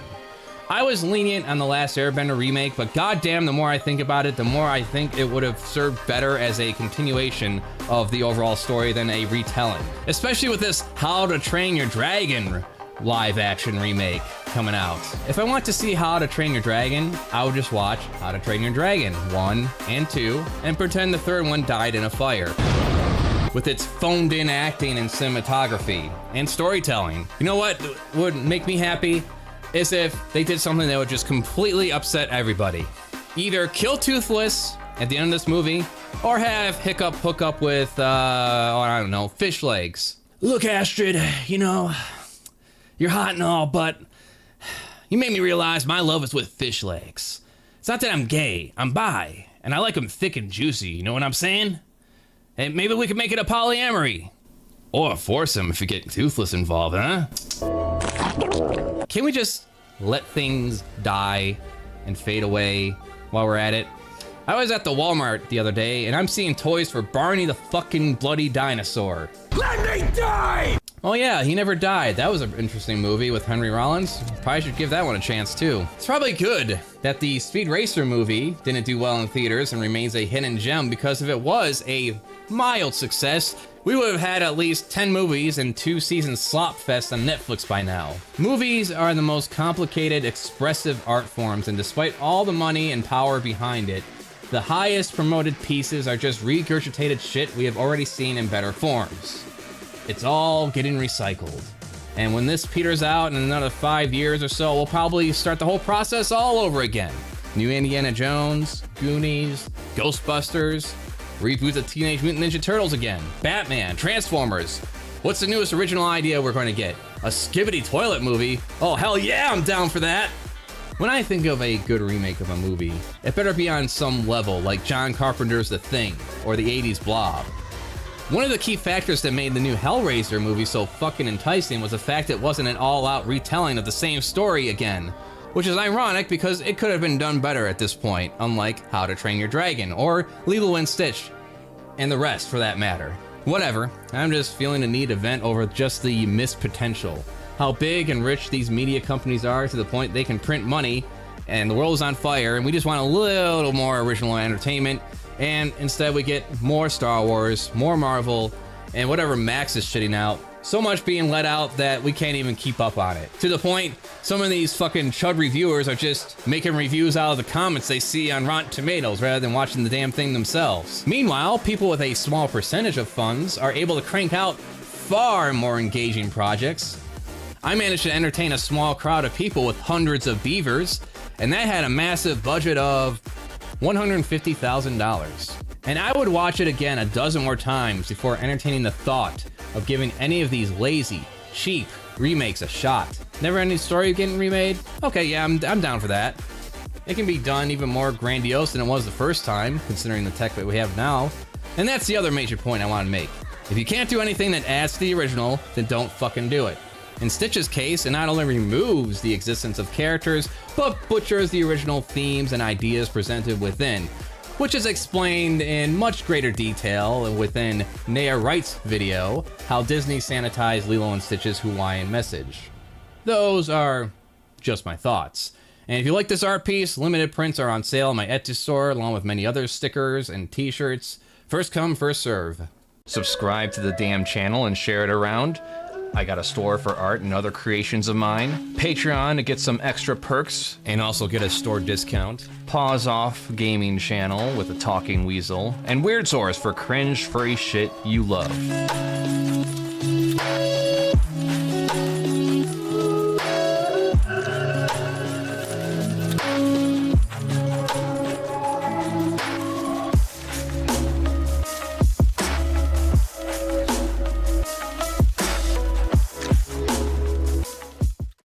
Hello, I'm CraftyAndy, and these are my thoughts. As the slow, boring, real-world apocalypse unfolds before our very eyes over the course of the next 100 years or so, in our more immediate lives, we have the subpocalypse to experience. Every goddamn thing is a subscription service. I've done my damnedest to not have any subscriptions tied to my account at this point. It is unavoidable, however. We got a protection plan for some of our electronics, Patreon, internet, Amazon Prime, and car.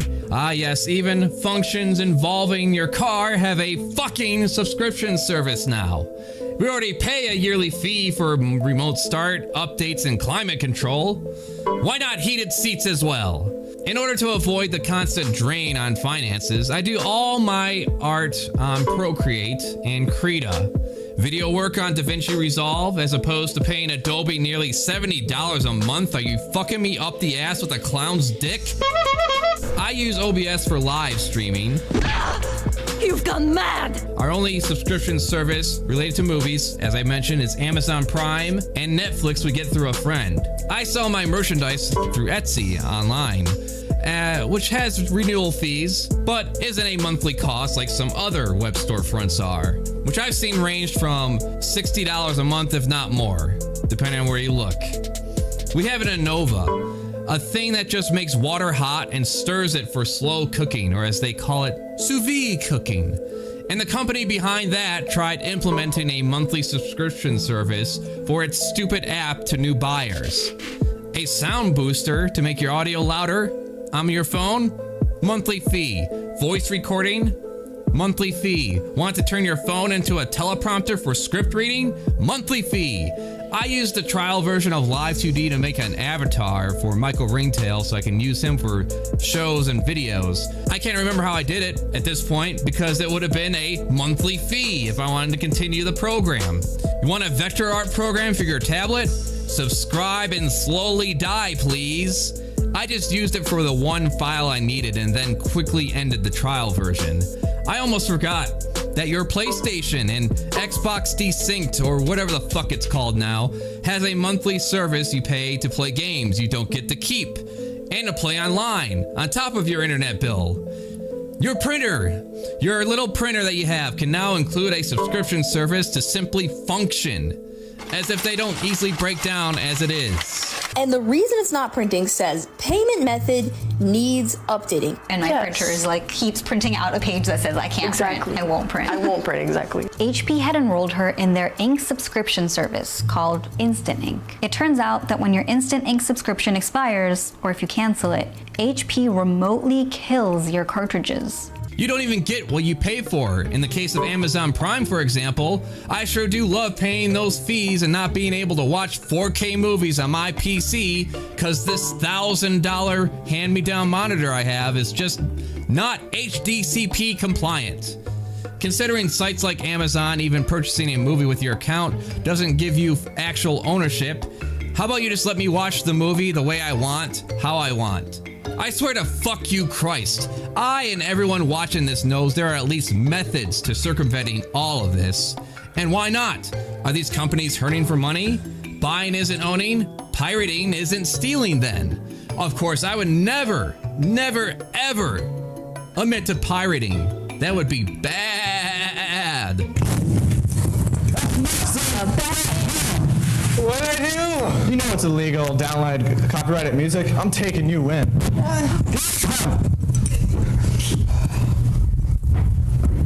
Pay for music, never legally download. What I think is the best thing to do at this point is get all you can. Figure out how to keep your stuff in some physical form, even if it's on a physical hard drive. Right now, there are more books, movies, TV shows, and video games than you could ever indulge in a lifetime. What's it going to be like when we are all near broke in this country and can maybe afford a few months of a streaming service, and it still doesn't have the goddamn movie I want to watch right now, which is Serial Mom? So I guess I'll rent it. Oops, can't watch HD on YouTube because it has to be some controlled device. Wouldn't want me to record it off a less regulated browser and some screen recording software, and then enhance the resolution with AI so I can get the full experience whenever I want. Wouldn't want the billion-dollar industry to suffer the loss of me not paying for a 30-year-old movie directed by John Pencil Stash Waters. Come on, lick mommy's feet. Get them all wet. And the sorrow. How long before everything gets locked down into contracts like it was with cable TV packages, where if you terminate early, you get charged an exorbitant amount? How a lot of people would get trapped in these contracts was the first 6 months to a year was a good deal. And by the time you might not even notice the price hike, but if you do and want to end things early, well, get ready to pay for it. All it takes is one company to pull the trigger on this, to test the waters, and then soon the rest will follow. Likely after the 6 major media companies turn into 3, I imagine. Of course, the other related issue is having tech that lasts, or isn't forced to break by some required update. Remember when Apple had to settle a case over doing just that with over $113 million? $113 million. That was in 2020. Their market cap right now is $3.67 trillion. Just going by $1 trillion, 113 million is 0.0001 11%. Oh yeah, I'm sure they felt that one. When in reality, such anti-consumer practices should involve immediate seizure by the government, distribution of assets to every customer, social programs, force the operating system to be open source, and imprison the CEOs.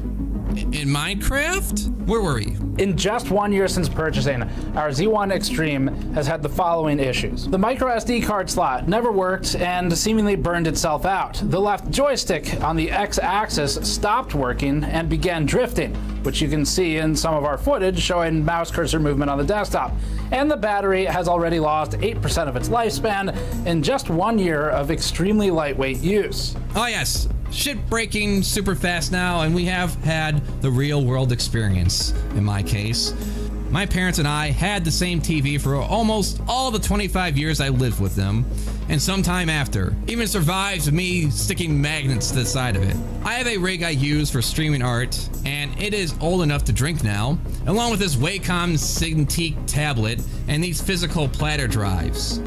But my high-end PC rig I use for gaming and video rendering within 1.5 years has gone through a new motherboard, a processor, 2 sticks of RAM, 2 solid-state hard drives, 2 NVMe solid-state hard drives, and one of the newer external hard drives started doing the click of death, while these pterodactyl fucking drives that are over 20 years old and graduating high school are just doing fine. I'm quite confident anyone coming across this knows why shit isn't built to last anymore.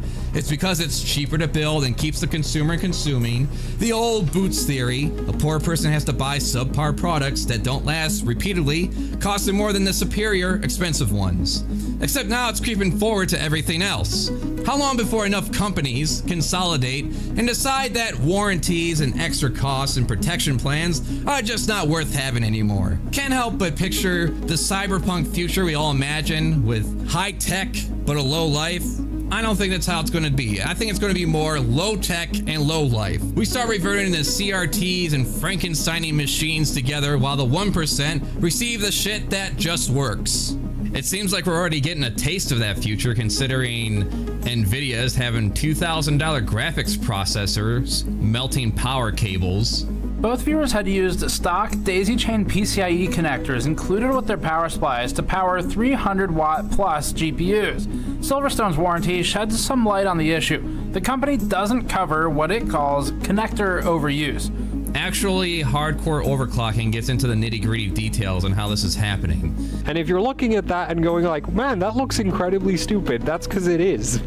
Allegedly, Nvidia would rather focus more on AI processing farms instead of gaming performance to create further droughts and power problems, leading to the hinted at water wars. You know, I'm in a lot of meetings on foreign policy. You know, for years and generations, wars have been fought over oil. In a short matter of time, they will be fought over water. We have a dark future ahead, don't we? Those are just my thoughts. Subscribe to the damn channel and share it around. I got a store for art and other creations of mine. Patreon to get some extra perks while helping me feed myself. Paws Off gaming channel with a talking weasel. And Weird Source for cringe-free shit you love.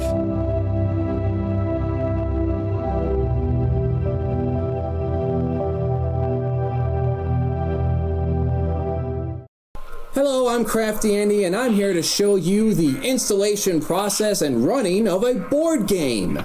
First, you open up the physical box of the game, and then you go over the rules and how to play, because unlike a hardcore gamer, you can read. Then, you take all the pieces out and set it up, laying it all out, the cards, the figures, whatever else it comes with. And then you invite these people over called friends to come play with you.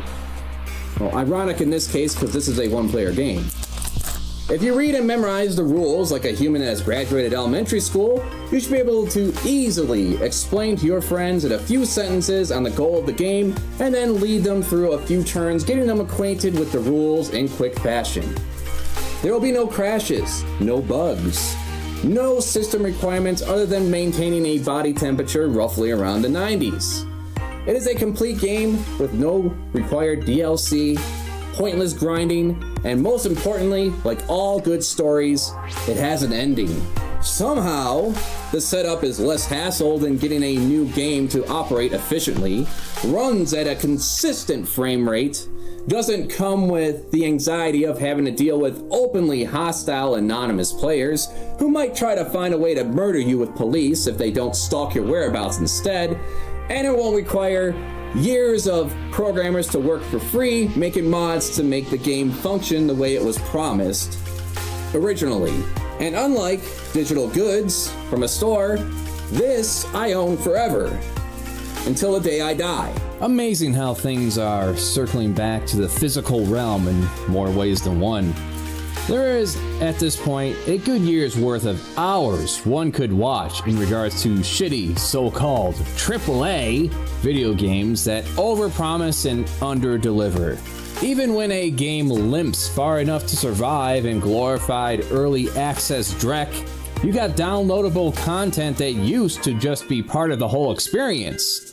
Instead, it's dribbled out little by little, and quite frankly, I'm confused why these companies have still been able to grow and merge into an abominable monopolized behemoth instead of crashing and burning. Before I get into the direct comparisons into board games, what the fuck is keeping this gravy train rolling exactly? I have an internet connection, so first, like anyone else, we have access to the backlog of video games from PS4 all the way to the Odyssey in terms of competent emulation. I then have more games in Epic, GOG, Steam that I may ever play, and very few of them have ever been bought at full price. I sometimes wonder, outside of reviewers or competitors, why would you buy anything at full price? I think the only game I got new this year to play with friends was Monster Hunter Wilds, and that's it. As much as I like the idea of playing Doom the Dark Ages when it drops, rumor is right now it won't even work properly with AMD graphics drivers, so it'll be some time before I even get to smell the fucking thing, let alone touch it. Point is, I'm not buying that much, and I sure as hell don't have the time for all this shit either. Even if I wasn't making videos for 3 YouTube channels, The Onion Nuggets Show, Top Dogs Production Podcast, a porn star, and creating artwork for my own business, and instead went back to working a full-time job again, making someone else richer, then there still wouldn't be much time to games, so I imagine it's just the fact that almost everyone is a gamer to some degree as much as almost everyone is a show and movie watcher to some degree. Aren't you sick of it though? The false starts, the nightmare tales of abusive work environments, and the amount of sentient sludge that makes gaming their personality to the point they have a fucking seizure when you suggest, for example, something like Elden Ring having an easy mode would be fine. DMC 2013 was superior to the previous entries. I don't care if you play Castlevania on an emulator versus the original hardware. Buggy, incomplete messes, shitty communities, addictive by design gameplay to keep you spending and grinding to the point the sunken cost fallacy causes you to convince yourself that this is fun. You're having a good time. This is great. All that is avoided with board gaming. Once you look outside of the narrow road of monopoly and risk, you have a whole variety of engaging experiences that involves direct interactions with other human beings. Oh my god! You know, maybe the video game industry needs a huge crash, and people just be forced to go outside and actually interact with others. Might help in gaining a little empathy for those who are not exactly like they are. Can some video game streamer who's low-key spewing semi-anti-Semitic racist rhetoric survive in a public board gaming scene? Whether that be in Dungeons and Dragons or playing some Dark Tower. Let's say hypothetically you were trying to create a race of mongrel slave people with double-digit IQs. Show as many interracial couples as possible in media. If we simply stop giving them jobs, they can't feed themselves. They're poor. Women, unless they're extremely high above average in terms of looks, women are not going to date the poor white guy over the diversity hire dude who's making more money. What the fuck is this? I highly doubt it. If anything, it might lead them to actually have some introspection and become better people. We will return after these messages. Subscribe to the damn channel and share it around. I got a store for art and other creations of mine. Patreon to get some extra perks and also get a store discount. Pause Off gaming channel with a talking weasel. And Weird Source for cringe-free shit you love.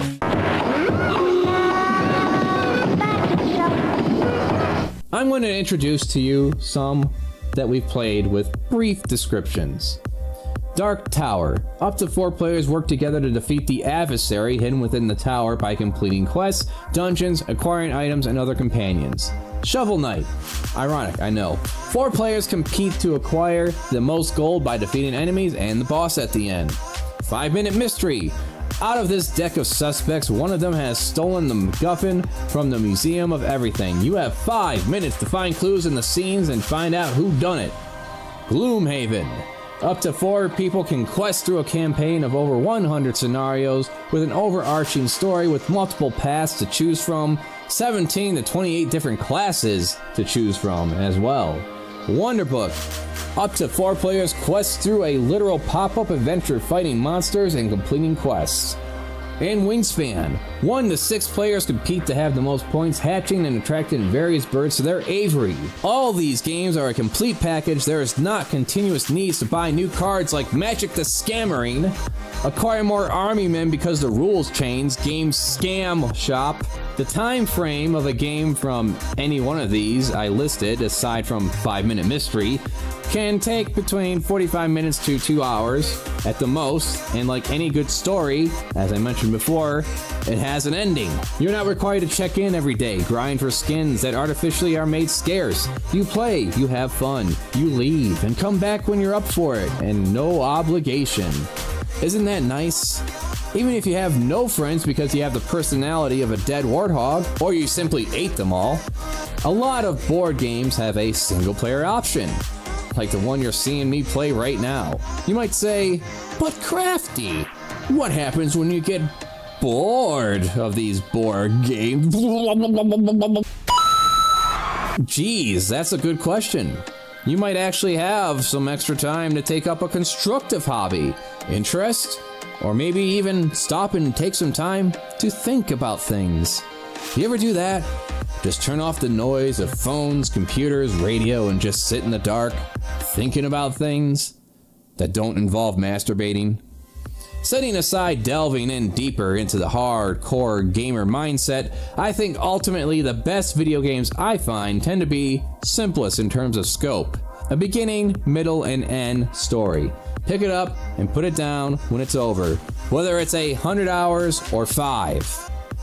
When I see 5 different currencies and 100 different characters and skins that can only be unlocked through chance, grind, or money, or it's just a rinse and repeat survival game, roguelike cycle, extraction shooter crap where the gameplay is solid, but ultimately it just loops with no definitive end. Just again and again and again run through the gauntlet. The ones I played a lot of: Dead Cells, Slay the Spire, and Enter the Gungeon. Great games. If you find them great as well, I'm not here to take that away from you. I can't say I've had bad experiences with them, but I don't look back on them with much fondness. You just sort of stop playing them. Slay the Spire does have a very satisfying game loop trying to win each character, beating the final boss, which I did. With Enter the Gungeon, after getting through the various bosses and playing enough repeated rounds to construct the time bullet, I just thought afterwards, what's the point in continuing? Gungeon has the endings for each character, but with it just going through the same bosses again, now made easier through deflated difficulty by repeated playthroughs and obtaining other items. Dead Cells, I could say, has more of a draw with the difficulty actually ramping up as you unlock and achieve more goals with different areas. And yes, I have beaten the final boss with Dead Cells and unlocked some of the other areas such as Castlevania and beaten Dracula.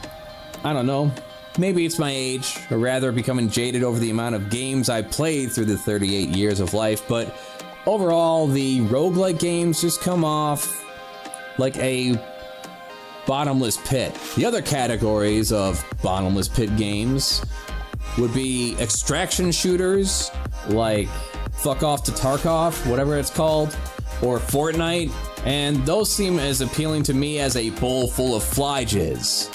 Usually after playing a round or two of the same game, that's enough for me, and unless you want to win or get good, you are required to dedicate an ass amount of time to them, because there ain't no winning the first 20 hours of playing. No thanks, I got books to read, movies to watch, comics to draw, videos to make, and then with the extra time I have, I think I'd rather drink some booze with friends and roll a cup of zombie dice.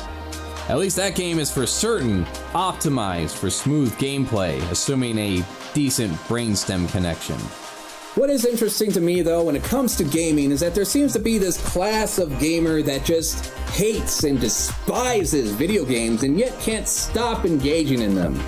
Remember all the calls to boycott Call of Duty, or recently the Nintendo Switch 2, only to find out that these same people are buying the damn thing anyways? How fast do those pre-orders go, by the way? There used to be a common saying among furries: no one hates furries more than other furries. And then it was, no one hates Star Wars more than Star Wars fans. And now it's, no one hates video games more than gamers. If someone asks you, are you a hardcore gamer? The response is, no, I actually like video games. But it seems to me that there's a lot of people coping over the fact they spent and dedicated their lives over their non-accomplishments and loyalty to a corporation for some reason, and then express their rage over anyone daring to take any kind of critical lens and put it towards their precious, sacred video game aesthetics, minorities being represented in any meaningful way, the method of playing the damn things, to online conversational decorum. I'm sorry you feel so sad and mad over getting kicked out of the lobby, but nigga is not a recognized term of endearment. These are just my thoughts.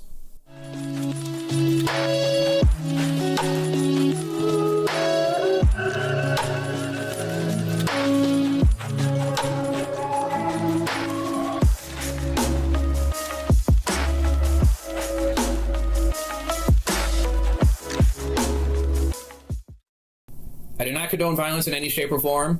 I do not take any calls of action. These statements are all opinion and alleged. I do not establish any of these things as fact. Covering all my legal assets. Please don't kill me. United Healthcare or Blue Cross or any other health organizations out there. Okay, all right. Am I covered? All right, covered. Yeah. Probably not anymore. Hello, I am CraftyAndy. And I figure today, before I get into the topic at hand, I establish some commonality between me and the potential viewers out there. So here are a list of concerns that I have when it comes to living out my daily life as a bisexual male in a gay poly relationship / marriage. All right. Number 1. Being able to do as I please without bringing any harm to anyone else around me. Number 2, to, within reason, work a job or provide a service and take care of myself and my family. Oh, well, that's it. I'm confident in thinking that you probably relate to that more so than any kind of billionaire concern who's just mainly focused on making as much money as possible, consequences be damned.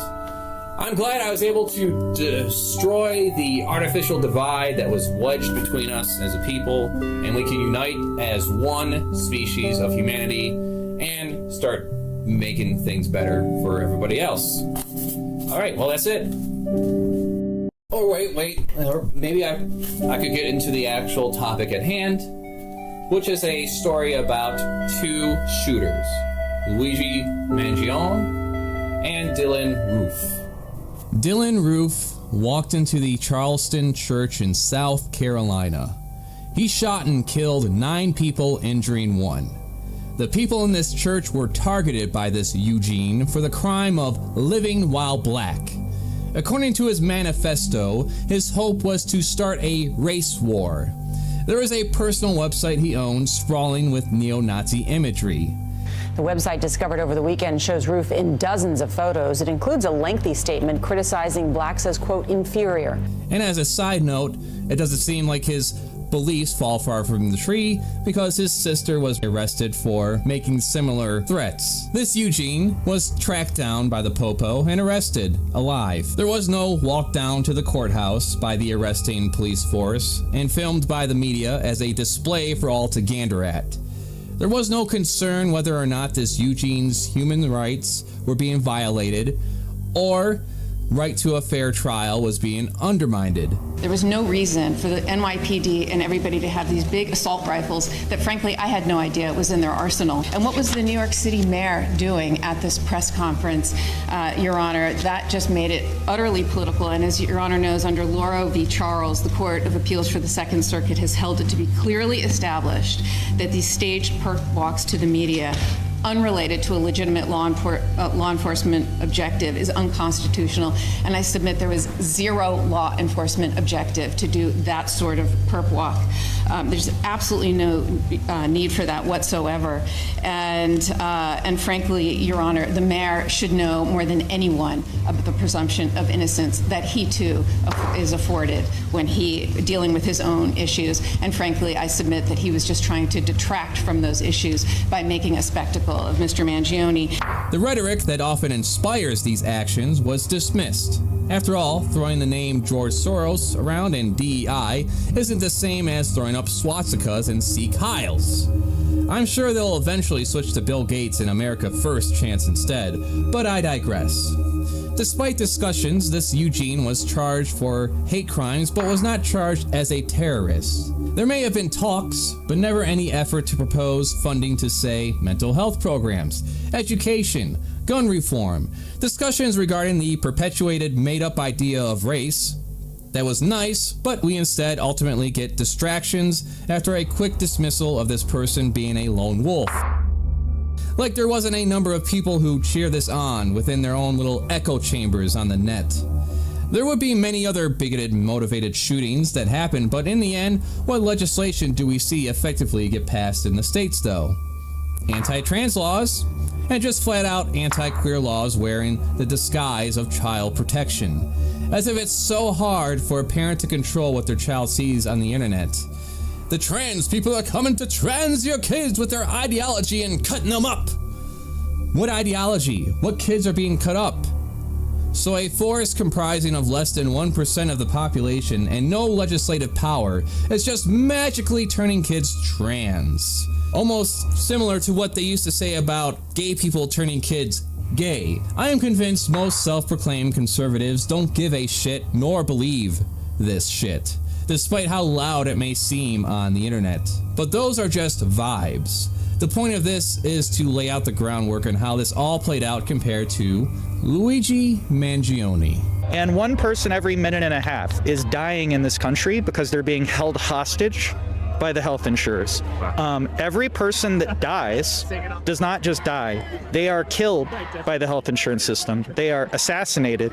They are executed by the capitalist system for profit. Wow. When the state failed to arrest and prosecute the alleged, in my opinion, mass murderers who run the billion-dollar healthcare industry that primarily makes its money by denying life-saving procedures or leaves their clients with a massive bill, sentencing them to a slow death of poverty. Myself, I'm about to be homeless. Like, I lost everything. I was making about $114K a year, and now I'm down to nothing. When I went to the disability office and everything, I did that over a year and a half ago, and I'm still pending in the courts. I haven't had a first court date. Luigi Mangione committed an act of self-defense, in my opinion, on behalf of the victims of people like Brian Thompson, David Cordani, Gail Bordeaux, Karen S. Lynch, Andrew Whitty, Bruce Browsard, Joseph M. Zubretsky, Sarah M. London, John Kao, They all took charge of an operation that over the course of decades murdered hundreds of thousands of people.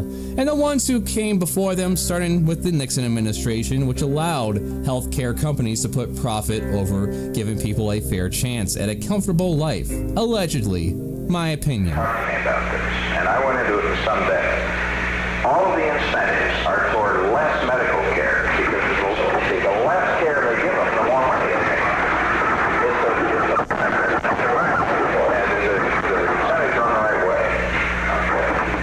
I am proposing today a new national health strategy. I want America to have the finest health care in the world.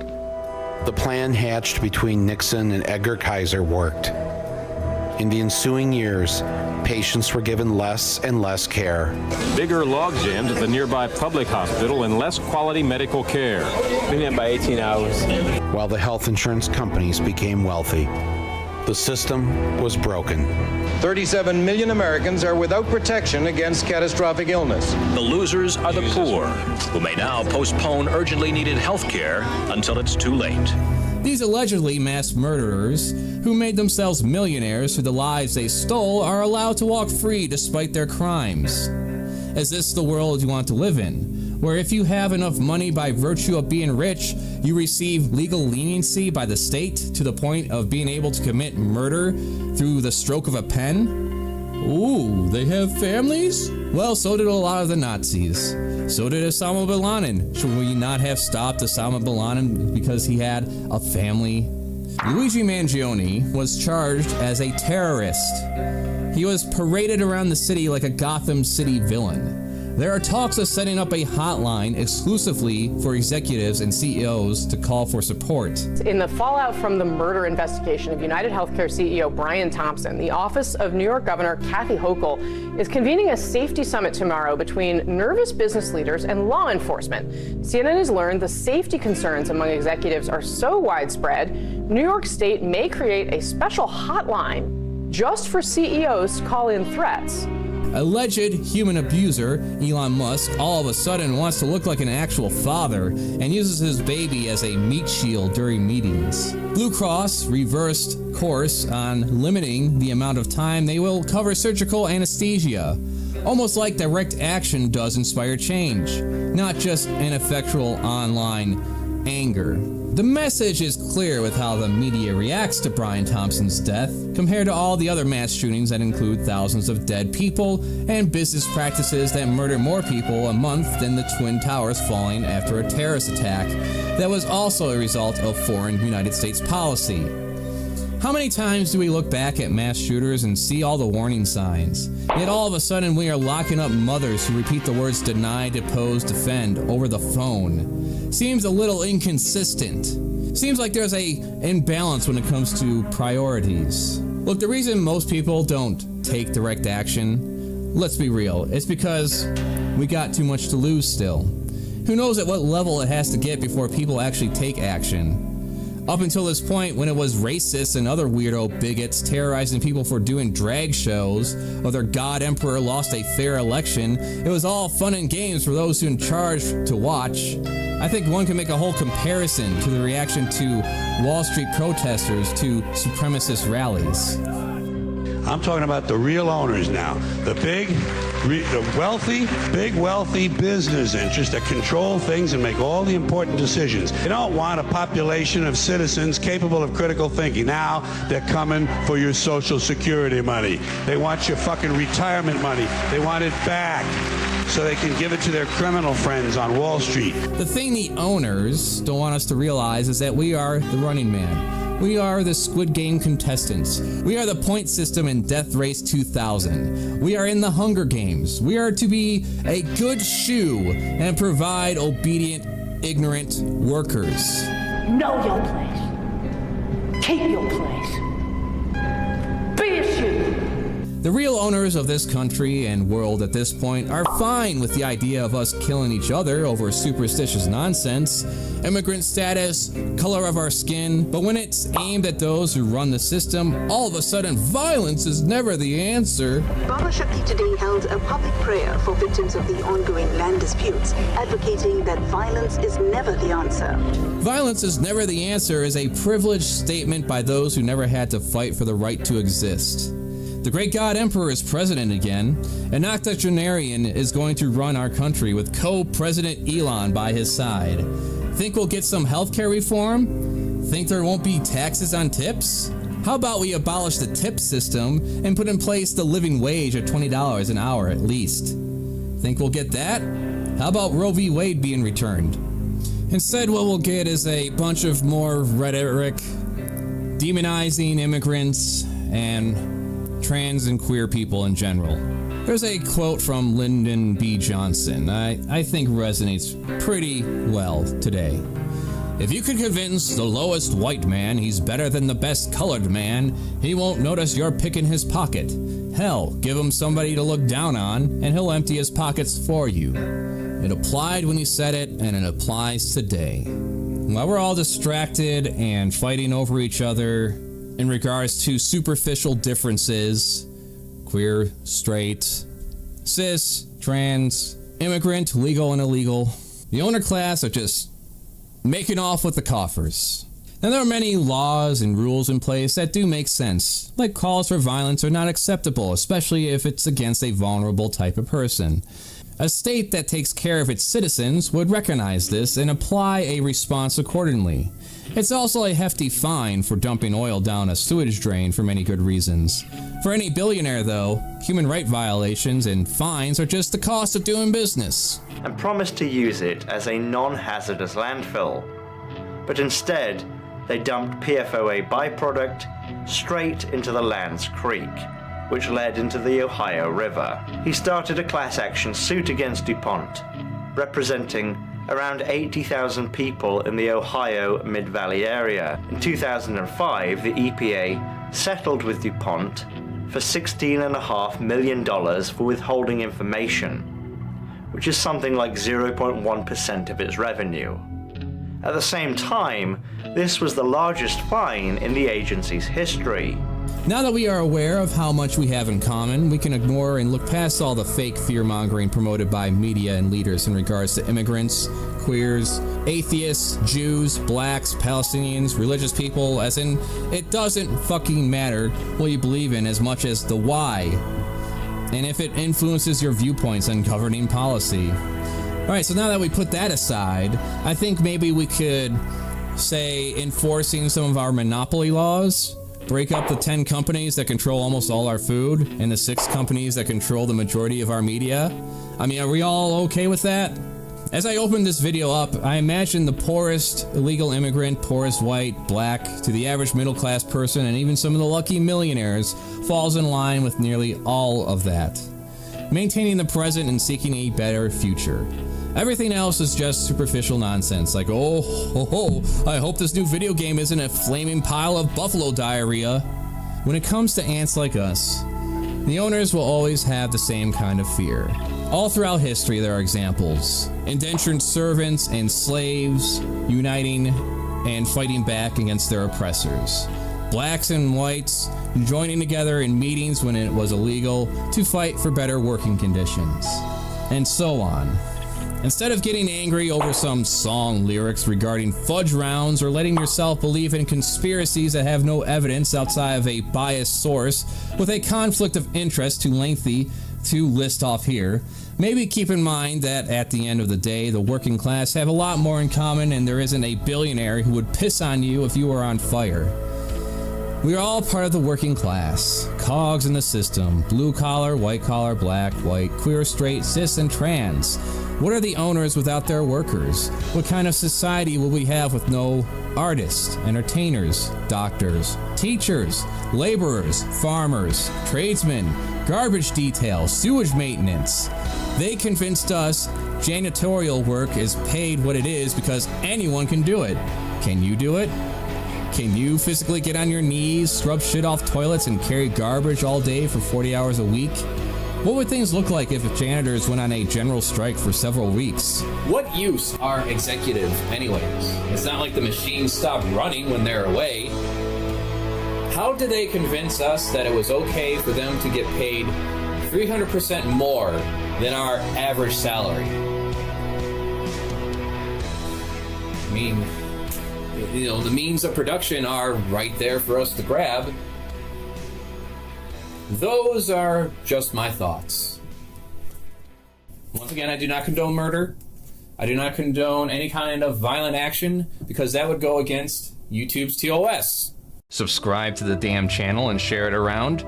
I got a store for art and other creations of mine. Patreon to get some extra perks while helping me feed myself. Paws Off gaming channel with a talking weasel. And Weird Source for cringe furry shit you love.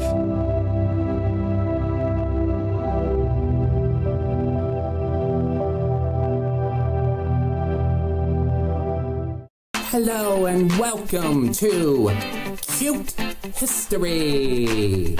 I'm your host, Donkey Lips, and today's tale is about Chief Hatui. Chief Hatui was a leader of an indigenous tribe in the Caribbean. They were free to eat, sleep, and mate as they saw fit. Life was simple, though not perfect. Conflict still arose, but the ultimate conflict was coming to them in the form of Spaniards. Dun beyond. At first, the various tribes were open and welcoming. However, this was taken advantage of by the great explorers such as Christopher Columbus, who said in one of his writings, "They are destitute of arms which are entirely unknown to them, and for which they are not adapted, not on account of any bodily deformity, for they are well made," writing that the natives are fearful and timid, guileless and honest. Columbus declares that the land could easily be conquered by Spain, and the natives might become Christians, and inclined to love our king and queen and princes and all the people of Spain. The method of doing this, of course, was to take hundreds of people against their will as slaves. Many were packed into ships and would die along the way, for they were treated the same as you would treat a sack of potatoes. Others were forced to find gold that was promised by Columbus to the ruling kingdoms. Many had their hands chopped off when they failed in this task. Both hands! All their life juice would flow out of them, and they would sleep and never wake up again.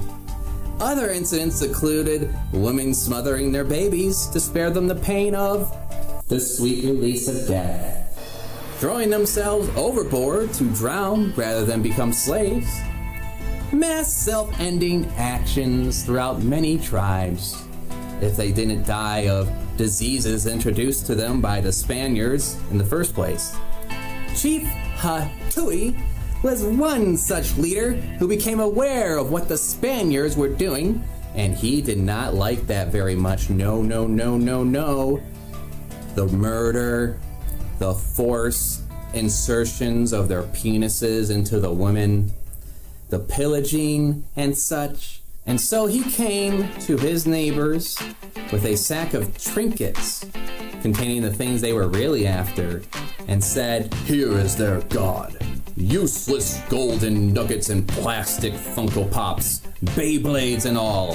For these they fight and kill. For these they persecute us. That is why we have to throw them into the sea. They tell us, these tyrants, that they adore God of peace and equality, and yet they usurp our land and make us their slaves. They speak to us of an immortal soul, of their eternal rewards and punishments, and yet they rob our belongings, seduce our women, violate our daughters. Incapable of matching us in valor, these cowards cover themselves with iron that our weapons cannot break." Unfortunately, almost no one joined him. It was probably that bit about them wearing armor their weapons couldn't break. Doesn't really sell them on the chances of success, does it, kiddies? However, they still fought as best they could using guerrilla tactics. But it didn't matter how many guerrillas they threw at them. Ultimately, they were defeated and Chief Hatui was captured. Oh no! What will they do to him now? We'll return after these messages. Subscribe to the damn channel and share it around. I got a store for art and other creations of mine. Patreon to get some extra perks and also get a store discount. Paws Off gaming channel with a talking weasel. And Weird Source for cringe furry shit you love. Back to the show. To make an example out of him, they tied him to a stake surrounded by dry wood. A humble priest came to him and asked if he would accept the peace-loving, turn the other cheek, endlessly empathetic Jesus Christ, who once said to give the poor all your riches and feed the hungry. Example, Matthew 25:31-40, emphasizes the importance of providing for the needs of those who are hungry, thirsty, and in need of shelter, clothing, or assistance. This was to save Hatui's soul so that he may go into heaven after the Christian Spaniards burned him to non-life. Chief Hatui asked the priest if the Spaniards went to heaven. The priest said, "Well, of course, all who accept Jesus Christ get to go up in heaven and live forever together in one big gay celebration of God." Hatui responded, "Then I'd rather go to hell, as I would not want to be in a place where I would see such cruel people. This is the name and honor that God and faith have earned." They then burned the ever-living snot out of Chief Hatui in the name of the merciful Jesus Christ and the Spaniard conquest to spread modern civilization throughout the world. He has since been recognized and celebrated as Cuba's first national hero. They made a statue in his honor that reads, "To the memory of Chief Hatui, unforgettable native precursor of the Cuban liberty, who offered his life and glorified his rebellion in the martyrdom of the flames on 2/2/1512. Monuments Delegation of Yara, 1999. And there is a beer named after him now. So the lesson here is, if a superior force comes to turn your life upside down and into a living hell, fight like hell in return, and you might get a statue and beer named after you hundreds of years later. Wasn't that fun? Share this story with your friends and family if you liked it, or even if you didn't like it. Until next time, I'm Donkey Lips. Yeah, you later.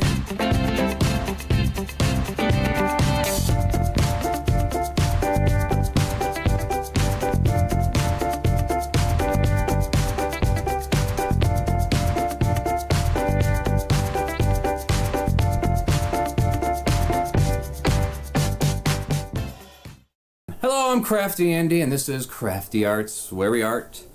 The piece that you are going to witness today comes with a story of personal struggles that me and my first husband went through before coming across our second. As I share the experience with you, it should be pretty obvious the moments where a lot of luck was involved and on our side. This is not a "I can do it and so can you" kind of story. This is not a call for sympathy or a competition of scars. This is just me sharing some experience. A time of struggle, in fact, in many ways, still a struggle. However, this period of our lives was particularly impactful.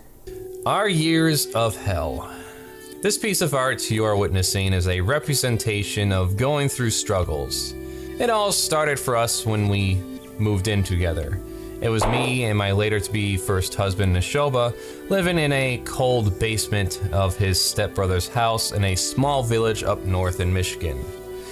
Leroy, Michigan. Just me and Neshoba freezing our asses off during the day and night, in summer and winter. He was attending college and working there while I was working midnights at Walmart, picking up a second job whenever I could. With both of our incomes and our average pay of minimum wage at the time, which was about $7, I figured we only had about $200 a month after trying to budget for things like gas and food. So you can figure that if anything happened, a car breaking down, a medical event, we certainly didn't have the cash for it, and we didn't have the credit for it either. My first crash out would come one day when I was doing a double shift. See, at one point I was working a sawmill in the morning at 8 a.m. to 2, and then I would get about 4 to 5 hours and then have to go into Walmart and work until morning there from 10 p.m. to 6. So the majority of days during the week were just eaten up by me sleeping for some hours and then working, and that was it. Already, I was feeling sucked dry from the grind, not being able to have any time to draw or make videos or have just leisure time.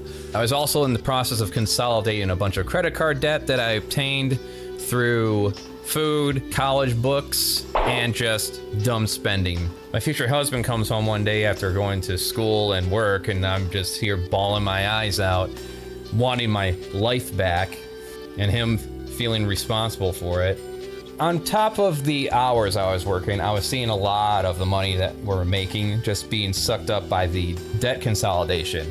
We were paying about $300 a month for that, and so I decided this isn't worth it, and I'm going to cancel it and just ignore the credit cards. And so I did. Thankfully, though, the amount was small enough, I believe it was just under $10,000, that they didn't bother with courts or gouging wages. They just sent it through collections. I got hounded with things in the mail for about 8 years or so, and then they just went away. And the same companies later would just offer me credit cards again. I don't know if it would work that way today. Probably not advisable, depending on how old you are. But being in your mid-20s and just starting life, apparently with just a small amount, despite the damage it does to your credit, eventually it just went away in my case. All in all, it was just a opportunity of just growing up, you know, being on my own, going off into the deep end. Could have used a little more help, could have used a little more advice perhaps, maybe secure a better job, who knows. Hindsight is 2020. So I was a prime target when it came to pursuing any opportunity to get out of that hole we were in. So when I soon got a call to do an interview for a sales job, I took it. Despite how much I despised sales, despite how much I hated the concept of sales and having to talk to strangers and sell product, I took it. I'll get into the details of the sales job at another time. So to make it short, I took some classes in insurance sales and regulations, took the state exam, and after 2 attempts, I passed and became a certified state insurance agent. The job required us to work 2 days out of the week, making phone calls to set up appointments with potential clients. 3 days of driving to those appointments and seeing if we can close a sale. This was a 100% commission base. That means if you don't sell, you don't eat. At the start, we would be partnered up with our hiring manager, which is good because at that time I was driving this Tempo, and yes, that is a troll face painted on the hood. It doesn't take much brain power to figure out in a professional suit-wearing sales business that would not fly, especially since the work focused on seniors of 55 to 75 years of age. Are you fucking kidding? I can only imagine what the looks would have been.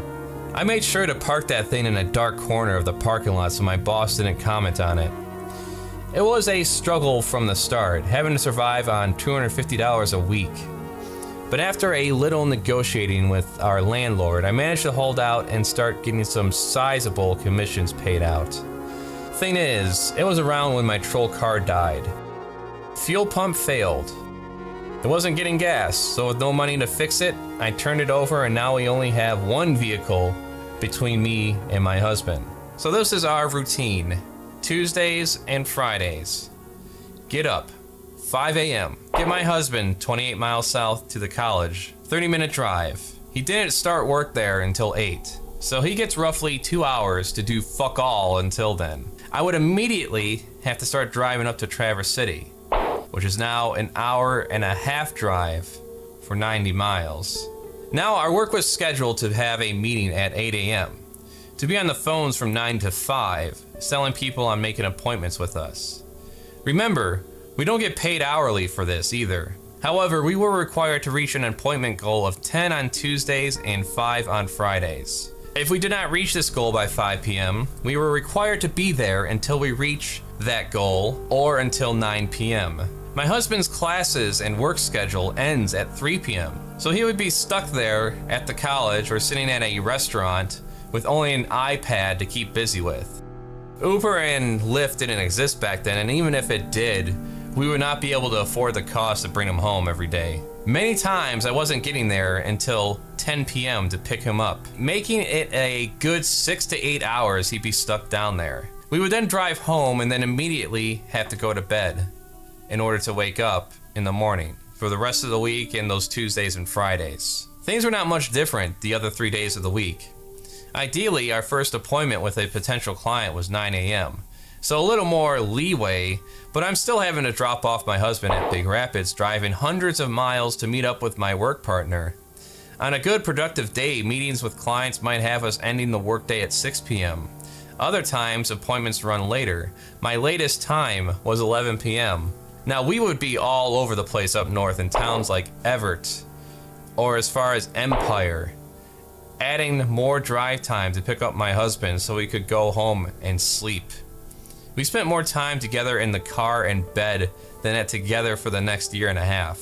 We managed to scrounge up funds and move out of the house into our own place in Cadillac, Michigan, with the help of my husband's dad. I got a new setup and got a wonderful new house.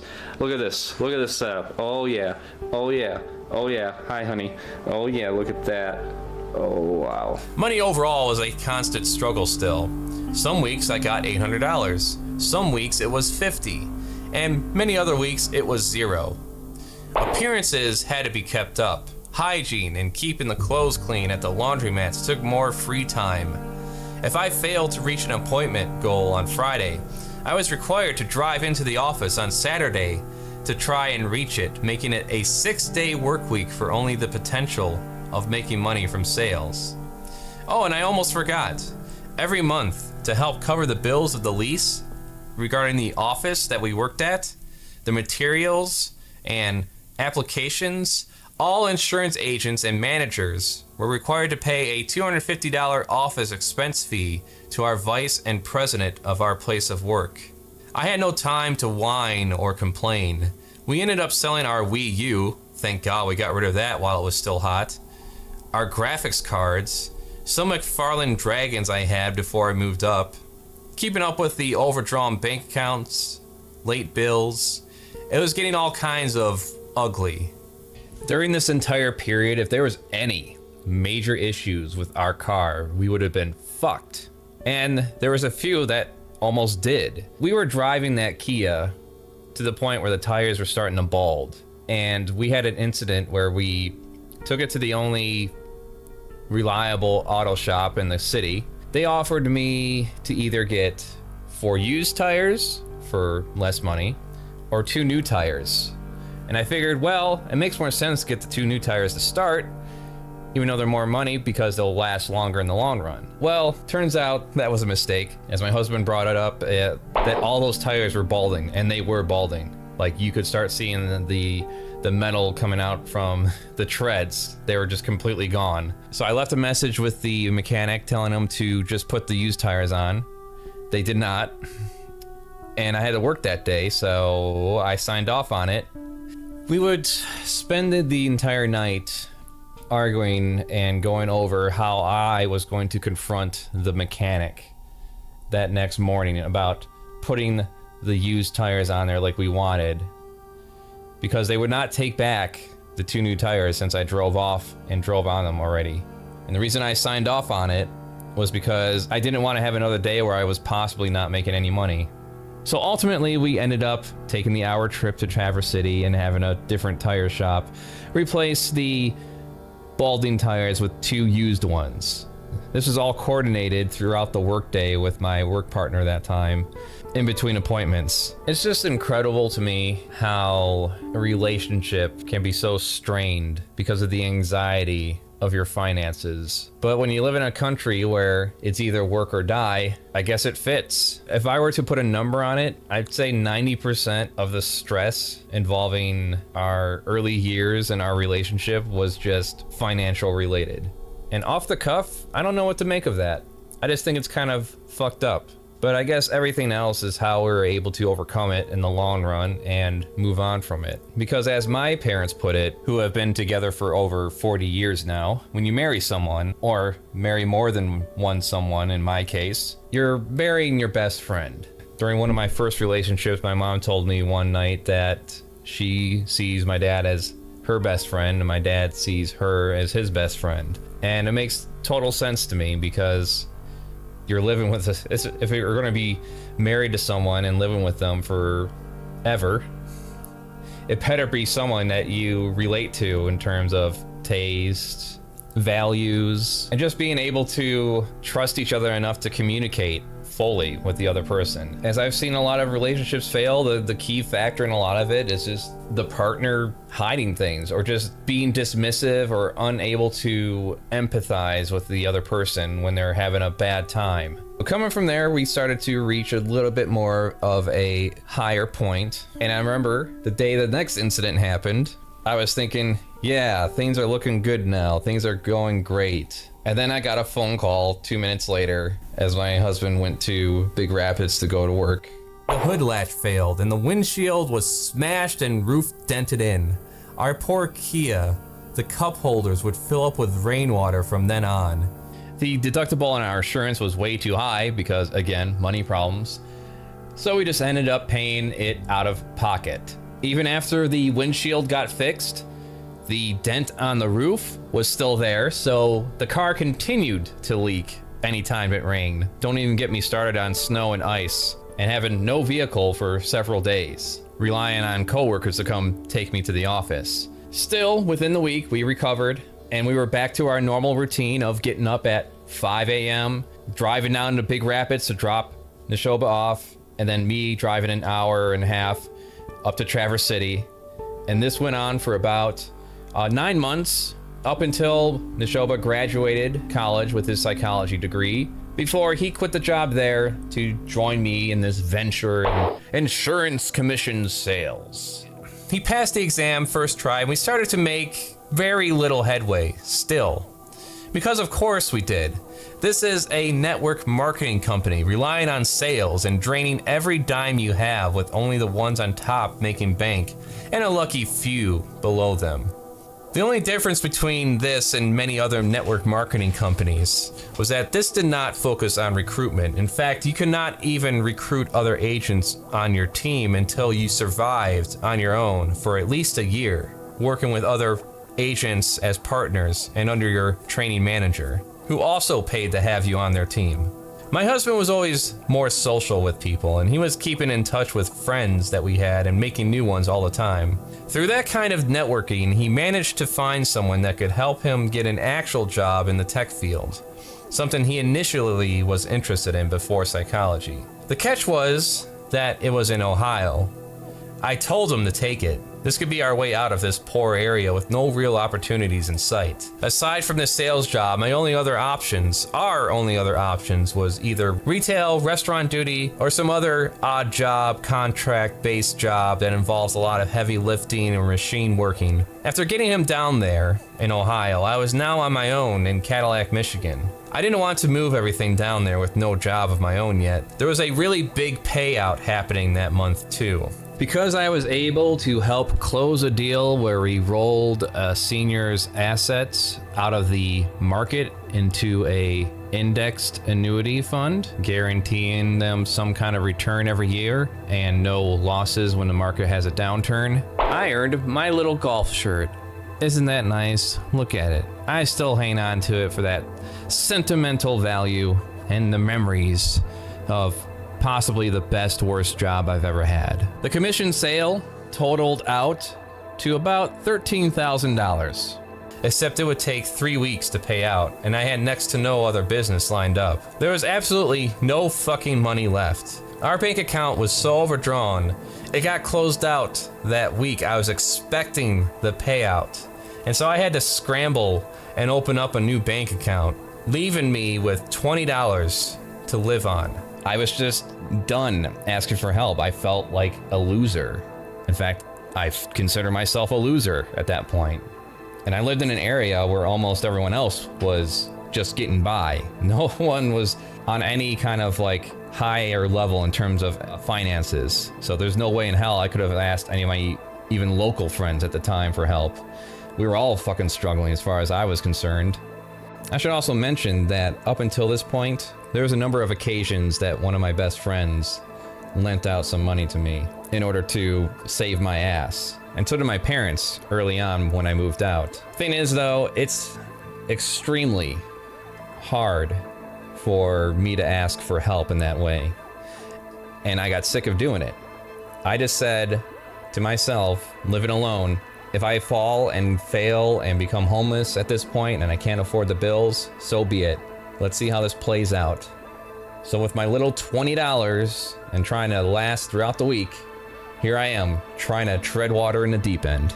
I'm well aware too that another point of privilege to mention is that I have parents that would have gladly taken me back in if it got to that point, but I also felt at the same time that I wasn't going to ask for any of their help anymore. So if I ended up on the street, then so be it. I certainly wasn't going to swindle or scam or cheat being in my sales position either. I told my manager one day when she was sharing stories with me about agents who try to cut corners or lie, and I just said, why not just quit then? If you're gonna, I'd rather just quit than to start going down that path. So I mentioned again, sink or swim. This was it.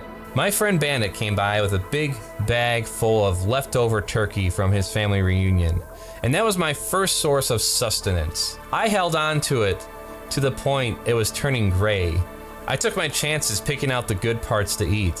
When I no longer felt I could take the risk, I had to ration out progressive soups as my meals and a gallon of milk. It was a particularly dark period for us both.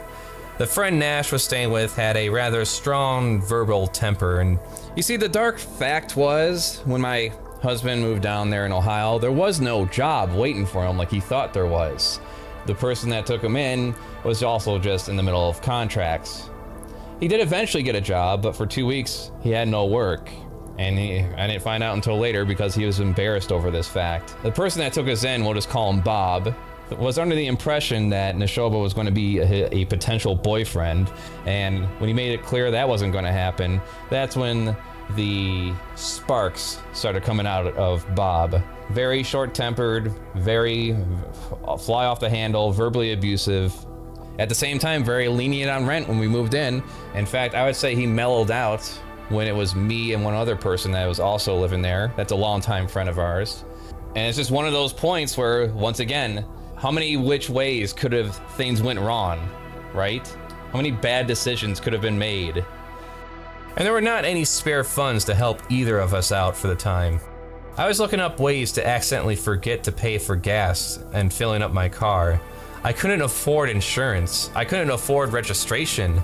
It's so fucking ridiculous. It's winter, and I'm working a job that has me driving hundreds of miles a day with no insurance and an expired registration on my vehicle. And I have a fucking swelling cyst on the roof of my mouth, causing me to be unable to eat big bites of food. I could barely open my mouth for Cheerios. Any further and it would just start causing serious pain. Working a job that required me to talk to clients on top of that.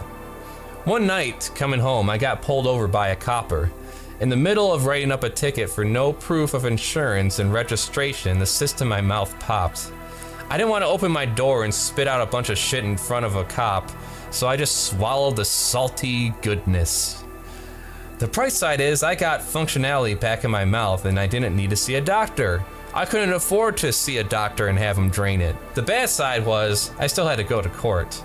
A day I was required to meet up with a work partner 40 miles in another town was the day I learned how much you can stretch a gas tank with a manual transmission. I left many hours earlier than necessary so that I could go the minimum speed limit on the highway, going into neutral in order to coast on those downhill portions.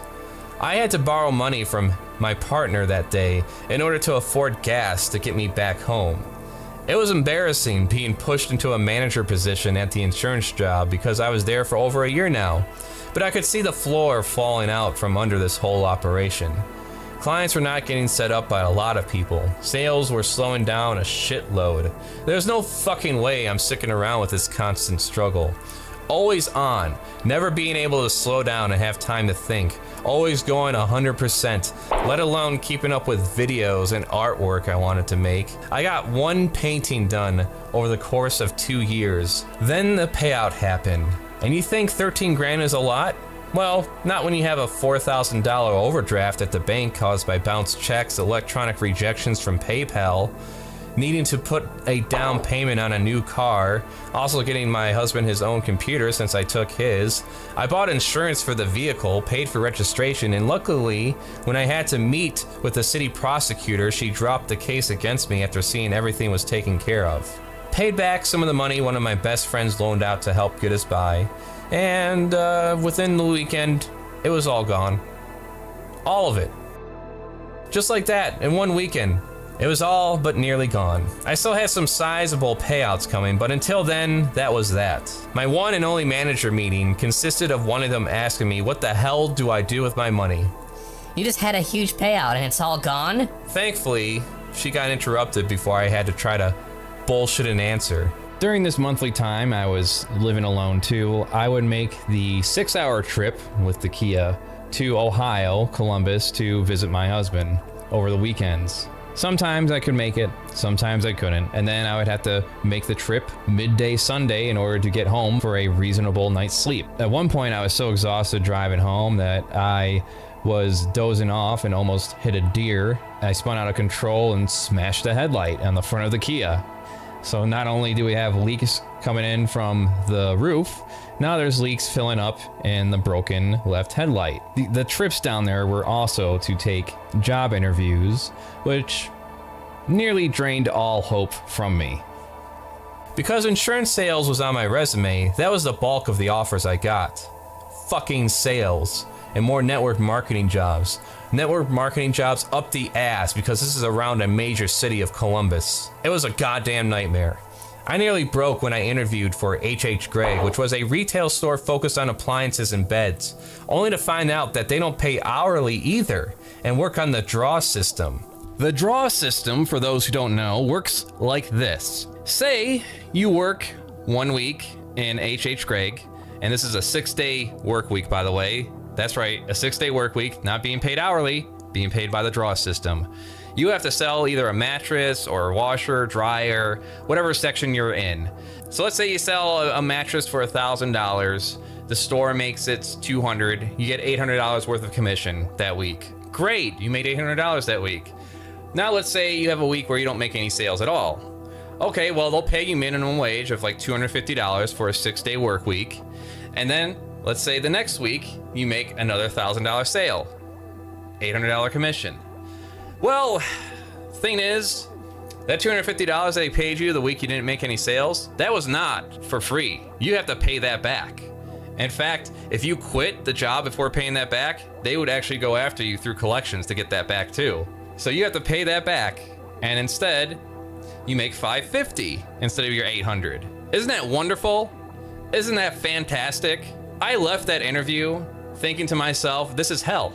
This is fucking hell. I'm never going to escape this fucking weird commission sales bullshit that just does nothing but drain all your energy and ultimately just makes you constantly either on the verge of famine or feast. Needless to say, after I made the 6-hour trip home that day, I was kind of miserable. With few exceptions, every job interview I did involved either door-to-door sales, selling businesses private electricity, however the fuck that would work, air conditionings, or filters, or sales packages, you name it. There were nights I was looking up ways to fucking kill myself. I wasn't talking to anyone about our current struggles either. Me and my husband, Neshoba, were both stressed out to the point we couldn't share our grievances with each other. The relationship was going to be strained for a while during this transition period. We got lucky once again though. A call center was looking for workers and I got the position there, working at the same call center bank that closed my account for overdraft. The next day I walked into the insurance office the last time and told them straight to my manager and the branch president and his vice that I'm leaving. It is ironic that just a month prior I said this is what I want to do. I meant it then, but seeing a way out, being asked, can I picture myself doing this insurance sales job for another 5 to 10 years? And the answer was no. It was the only time I broke down after leaving a job. It was like getting out of an intense, abusive relationship. All the stress that comes with not knowing if you are going to make money that week, if your car is going to hold out, if your health is going to stay together. All those times I had to keep face and pretend everything was fine when I talked to my coworkers and clients, and that we were all doing fine. All that veneer that I had to put over myself was gone. I could finally get back to an hourly paid work schedule that was above minimum wage. There was finally time to think again. I used to joke that a nuke could go off in Detroit and I likely wouldn't know about it. I do follow some of the former co-workers I had there, including the vice president. And since I left over 10 years ago now, they've changed the company name at least 2 times that I'm aware of. So who knows how much they've had to pivot and change the business focus in order to just keep that hustle going. I know a lot of the business that we are dealing in had residuals, but ultimately, unless you are on the tippy top of that type of business, they even told us 9 out of 10 people will fail. And so of course that just motivates people to throw everything they have at it to try to be that 1 out of 10 person, despite those odds. But enough about that. I'll save all the major details for future stories. With the remaining funds, I used that to pay for a moving van and storage. So the entrance to this storage unit was on a steep incline, and I had to take this Kia and pull a trailer up there full of shit, spinning my wheels the whole time in 3rd gear, fully tense, knowing that I would be jacking this thing if I slid backwards, but we did it. And we went off to Ohio, where it seemed things would be getting better. Seemed. Really, this was all just a brief moment of respite, if you can call it that. We had a small room within a friend's house who was very lenient on rent, so we could try to make some financial straights. I had 3 months before my call center job began, so I settled for a network marketing scheme to fill a gap. That involved door-to-door sales for AT&T Uverse. Looping around neighborhoods all day, knocking on doors until you are either cleared the neighborhood or worked for 8 hours, for no hourly pay, of course. It was either that or nothing, so fuck it, I did it. And I kinda wish I hadn't, but at the same time, it was the only way I got a little extra cash for us. But in retrospect, I wish I didn't. I should have just concentrated on making videos. I would have probably came out just as much richer. Thing is, we were in recovery mode, and I went full on into making videos and art again, on top of working a full-time job with it. The problem ended up being that I was trying to do everything. I was trying to do weekly videos for multiple ideas and not getting any viewership. I was all rose-tinted glasses regarding the experience I had with the insurance job. There was the work ethic, but not the focus behind it. It's almost like a fever dream at this point. A lot of ramen, peanut butter and tuna sandwiches, not at the same time. All of it just comes back to getting a handle on money. Catching up with credit card payments, rent, gas, insurance, car payment. It's incredibly embarrassing to hand off a rent check and then realize the next day you have no funds to cover it, and then you have to stop it. Truth was, one income was not enough to survive on. Even though we had 2 jobs, I was only pulling a few hundred a week. My husband was making a lot better money, but only barely at a livable wage of $20 an hour. I would have been better off getting a part-time job for 3 months instead. There's a lot to skip over. Petty disputes over money we lent to supposed friends, not being able to travel anywhere, making the shittiest videos I have ever made, spreading across 5 different YouTube channels. The next problem was one of our cars died, again.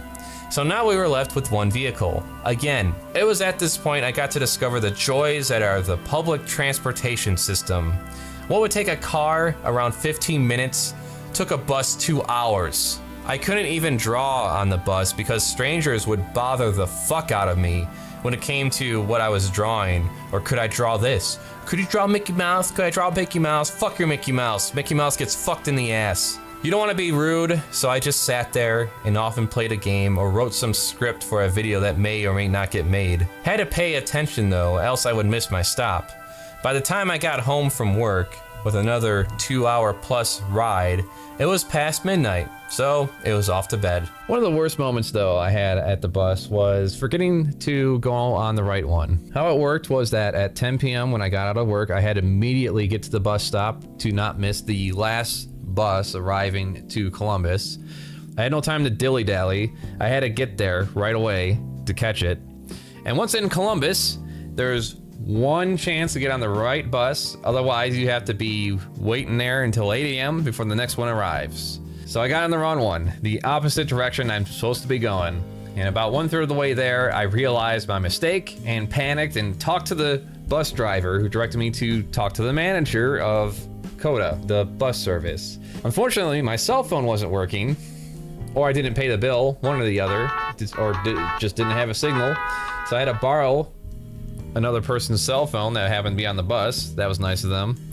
What wasn't nice though is I had people yelling at me how it was not their problem that I got on the wrong one, that they had work in the morning too, and it's not their fault that I got on the wrong bus, and I'm holding up everyone else. So yeah, thanks for the motivation, assholes.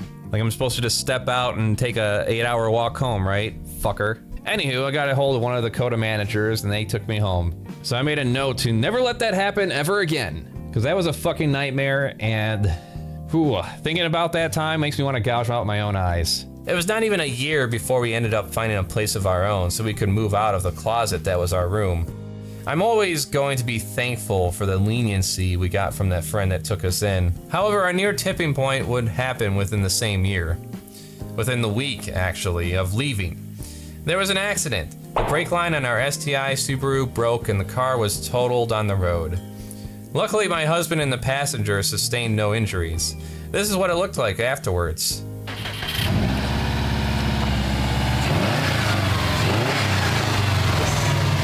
Nonetheless, we already paid for the apartment lease and took what little stuff we brought down to the new home where the buses don't run. It was also the same week we were going to Anthrocon, and people were relying on us to pay for a room share. So the hotel share was already paid for. It's not like we can cancel it and screw over our friends at the same time. We figured that afterwards we could recover, get a new car loan in my name, and start building up from there. Husband even had a new contract. Our new place was a 1-bedroom apartment. All of our furniture was in storage, so the only thing we had was an air mattress, some silverware, and our computer sitting on top of boxes. This would be life for the next year and a half. I had these since 1997. 17 years old now, and they still fucking work. Neshoba was on contract jobs during one week when he clocked out to catch the bus home. They told him that he was doing good, and that there may be a permanent position opened up for him. Funny thing is, they all say that. That same week, his contract was ended early, abruptly. They said it wasn't working out. He wasn't a good fit after he left. After a day before, they said he was doing fine. They cut him loose. I get what I'm about to say is just a feeling, but I'm pretty sure it's because he was taking the bus home and we didn't have a permanent vehicle yet. They knew he was taking the bus. And the reasoning comes from the fact that when I worked at Blockbuster, if there was a potential employee who took the bus to work, no hire, straight in the trash for that application. This is one of those things where the employer would definitely not say it out loud because that would make him liable. But being that his hours had to be negotiated and tied around the bus route because there was only one time the bus would come by to take him home, I just get the strange feeling that they cut him loose so early, mainly because of that factor. But That's just a feeling. So now, the same week we move in, we have no car, the buses don't run in that area, and my husband's contract was ended. So now we only have my income from the call center, $12 an hour. My husband took every opportunity we had with the rental car to go to interviews for places that would misrepresent themselves often. You would go into an interview thinking that this is going to be a regular job, only to find out it's yet another network marketing company. Seriously, I don't know if it's just because of the Columbus area, but those places seemed like a plague, trying to capture in as many people with their tentacles as possible. It was about a month before another contract was landed. We were at this point having no vehicle. We had to get up at 6 a.m. to get ready and walk the 20 minutes to catch the one and only bus that would come by to take my husband to work. The bus stop was actually scheduled to be removed from that route system several months later, so the clock was ticking on that. I would have to take the 2-hour walk from home to the call center, work until 10 p.m., and then take the 2-hour walk back home. Again, we were stuck in this cycle of barely seeing each other outside of the weekends. So whether it was rain or shine, if I wanted to get anywhere, I had to walk to it. So I ended up getting wet a few times, coming to work soaked, coming to the grocery store to get groceries, and then walking home. Halfway there, the rain starts, and here I am standing underneath an awning waiting for the rain to end, and then getting frustrated after about an hour and walking home with 2 bagfuls of groceries and completely soaked clothing. One night, the air mattress broke and I had to walk an hour and a half to Meijer and carry 1 pack at 3 a.m. Not much sleep that night.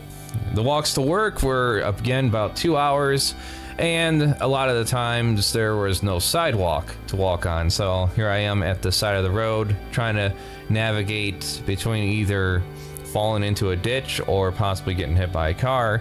Occasionally I did get rides there, which was helpful. Some random stranger would pick me up. I remember one gentleman was in a Ford F-150 pickup, letting me know, Yeah, I see you walking there. I know you're probably a liberal, but I know you ain't anti-human. I know none of us are really anti-human despite our differences. But yeah, it's a good thing you're going to work and making your way forward. I don't know what gave me away. Is it my hair? Is it my hair? Is it the fact that I weigh 150 pounds? But hey, I ain't anywhere near a liberal, but hey, that's getting off track. I did one time encounter a ferret. That's not something you see every day. I just saw that thing rolling around the grass. I walked up to it and did nothing but want to climb up on top of me. I was right in front of a nature park, so I just had to hand it off to the manager there, or one of the managers there. Wish I could have afforded to take him home and take care of him, but that's just how it goes. I also did get a free winter coat. I was at a intersection and this lady rolls down her window. Hey, sweetie, I see you walking every day here. Can I bless you with this coat? That's kind of how she sounded, yeah. And I'm like, yeah! And I took the coat and I got a free winter coat. It was a little big, but it's warm, so I don't care. There were so many times that I came in late to work before and during this because the bus would either break down, or I slept in too late, or I had to take time off in order to cash in my check and prevent overdraft fees, that I could have gotten fired. I was late so many times that they had the option to fire me. I knew that my face must have turned white as a ghost when my current manager threw down my attendance record with the phrase termination on top of the paper. The only thing I could do was promise that it would stop and that would make up for this. Luckily, I didn't have to travel far anymore to cash in my paychecks, and the time we got up gave me plenty of time to ensure I was no longer late. So many things in place to keep you down when you are poor. The call center cafeteria was extremely overpriced. Snacks were a luxury. We had 2 incomes again, but our hole was still pretty deep to climb out of. There was a cycle of payday loans. Take out $500 for 2 weeks, come back, pay $530 back to take out another $500 loan. One night our meal was bread and some tomato paste we happened to have hung on for a while. The contract my husband was working had management that would find joy reminding him and other contractors how easily they could be cut off if they were late or call in sick. You had no options for days off. You had to practically beg for that. The one time I interacted directly with one of my husband's managers was when he was early in the contracting phase and participating in the team building bullshit that they encourage you to participate in order to worm your way into a permanent position. Going to little work meetings and work events after the work hour, like the bar. So he went to the bar, and my husband's manager sees me. I introduce myself, and then he turns to my husband and says, "Wow, I thought you were being gay just for attention." That statement just boggles me. You're just pretending to be gay for attention? When does that happen? How does that happen? Who's ever done that? Was it him? Was this projection? Is he just bisexual in denial and decided he was just going to pretend to be gay one day, according to him, in his own view? I don't know. It just seems like a weird fucking thing to say to someone, right? It's a weird fucking thing to think. But you know, if me and my husband reacted poorly around that time he said that, that would just prime him to cancel the contract outright. You can do that. And then, word would get back to the contracting company, and it would just be that much harder to find any kind of work. We were also paying a friend to take my husband home from the job, $30 a week, because walking was out of the question, making it over 4 hours. There was very little time to do anything we wanted. Walking was the only way to get anywhere. Ubering or lifting our way there and back would have just added up too much. We managed to scrounge up enough funds for a Honda Accord at $1,200. I still don't manage how we did it. We were completely broke right afterwards. That car is a story in itself, but to cover it quickly, the transmission failed within the first week. We paid the seller to get a new one for $200, but that one got stolen. I seriously doubt it, but in my position, can't really call him out as a liar. Paid for another one and got the car operating right before the heavy winter storms hit. The walking would happen off and on. There were many times my husband would get overtime, but then came the time to finally get our stuff. Our final major trial. Again, I have to mention that we were living on one air mattress and using boxes to hold up our computers, and that's it. That's all we really had. The major reason to get all our stuff out of storage was that we were paying $130 a month to keep it there. And there were occasions where I had to cancel a check and let them know that I did. And they did indeed threaten to kick us out over that. Which, of course, all I could say is, I understand, you're running a business, but I do get it. I'm not gonna undermine the fact that having some customer call in and say to cancel a check they just mailed you and have you keep up with that shouldn't be your problem, right? But that was $130 that we could definitely use in our situation. My work pay was complicated. You see, the call center I worked at was for a bank. The same bank that had my account forcibly closed due to sizable overdrafts.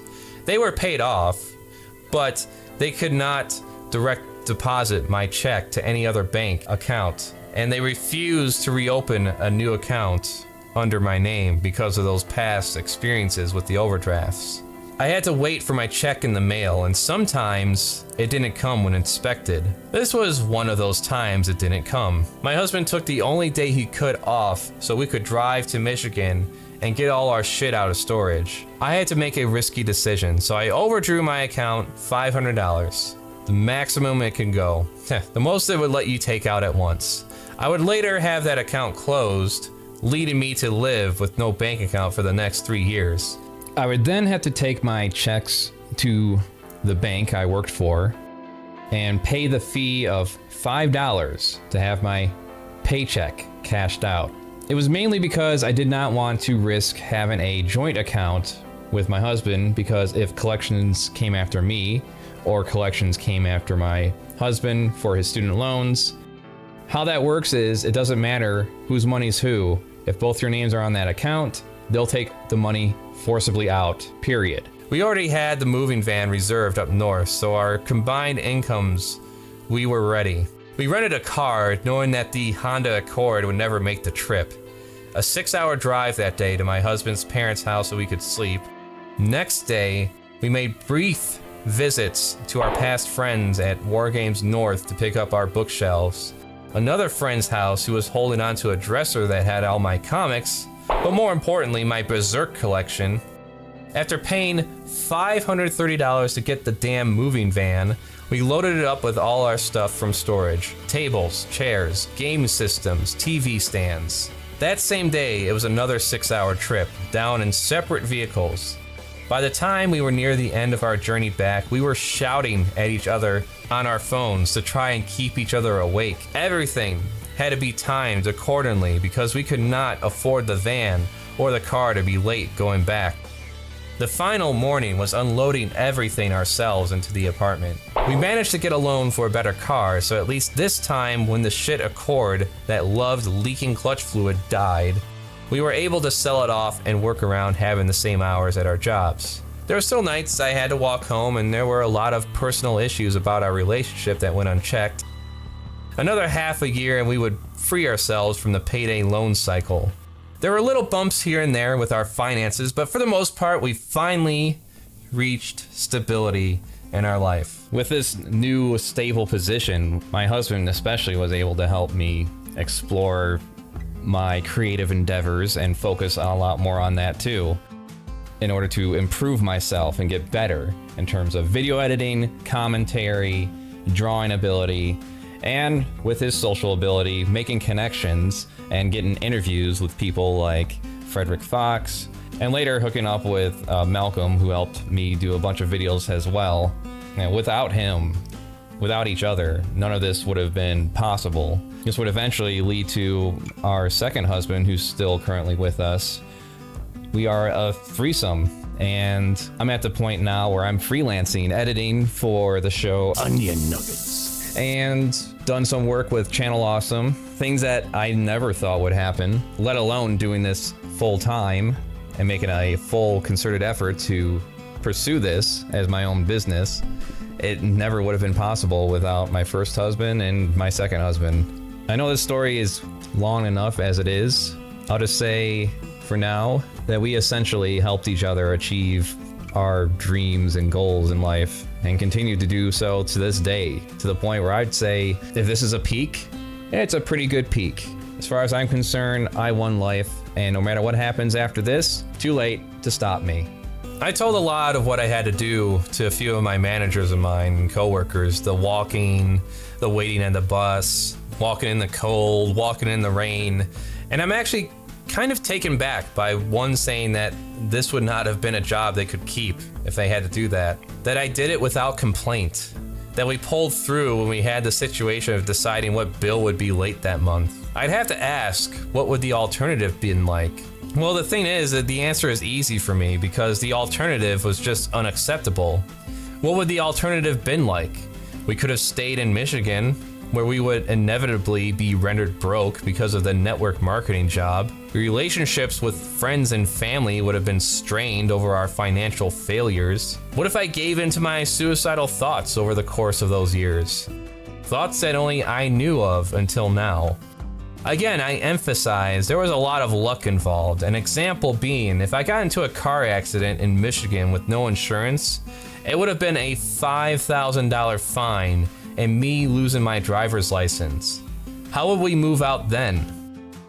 There were a lot of hard-learned lessons in those early years of being out on our own. Lessons that could have just as easily taken a turn beyond the point of recovery. And I wonder, with no self-delusion, how many find themselves in similar situations and how many others go beyond a state of recovery. And even then, how many of those situations involve circumstances beyond one's control. Just don't ever stop. Keep moving forward.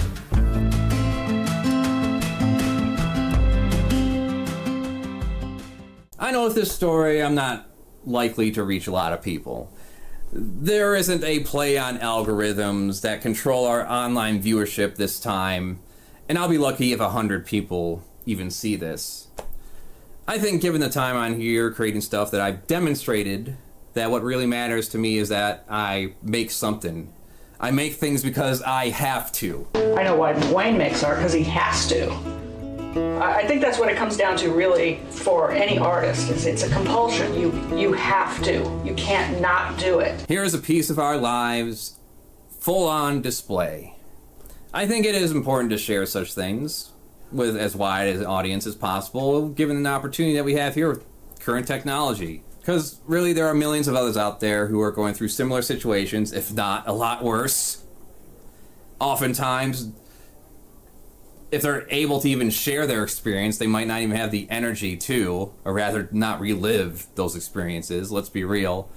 As I said, I'm not here competing with my scars. This is just me sharing something that may be relatable to some people out there.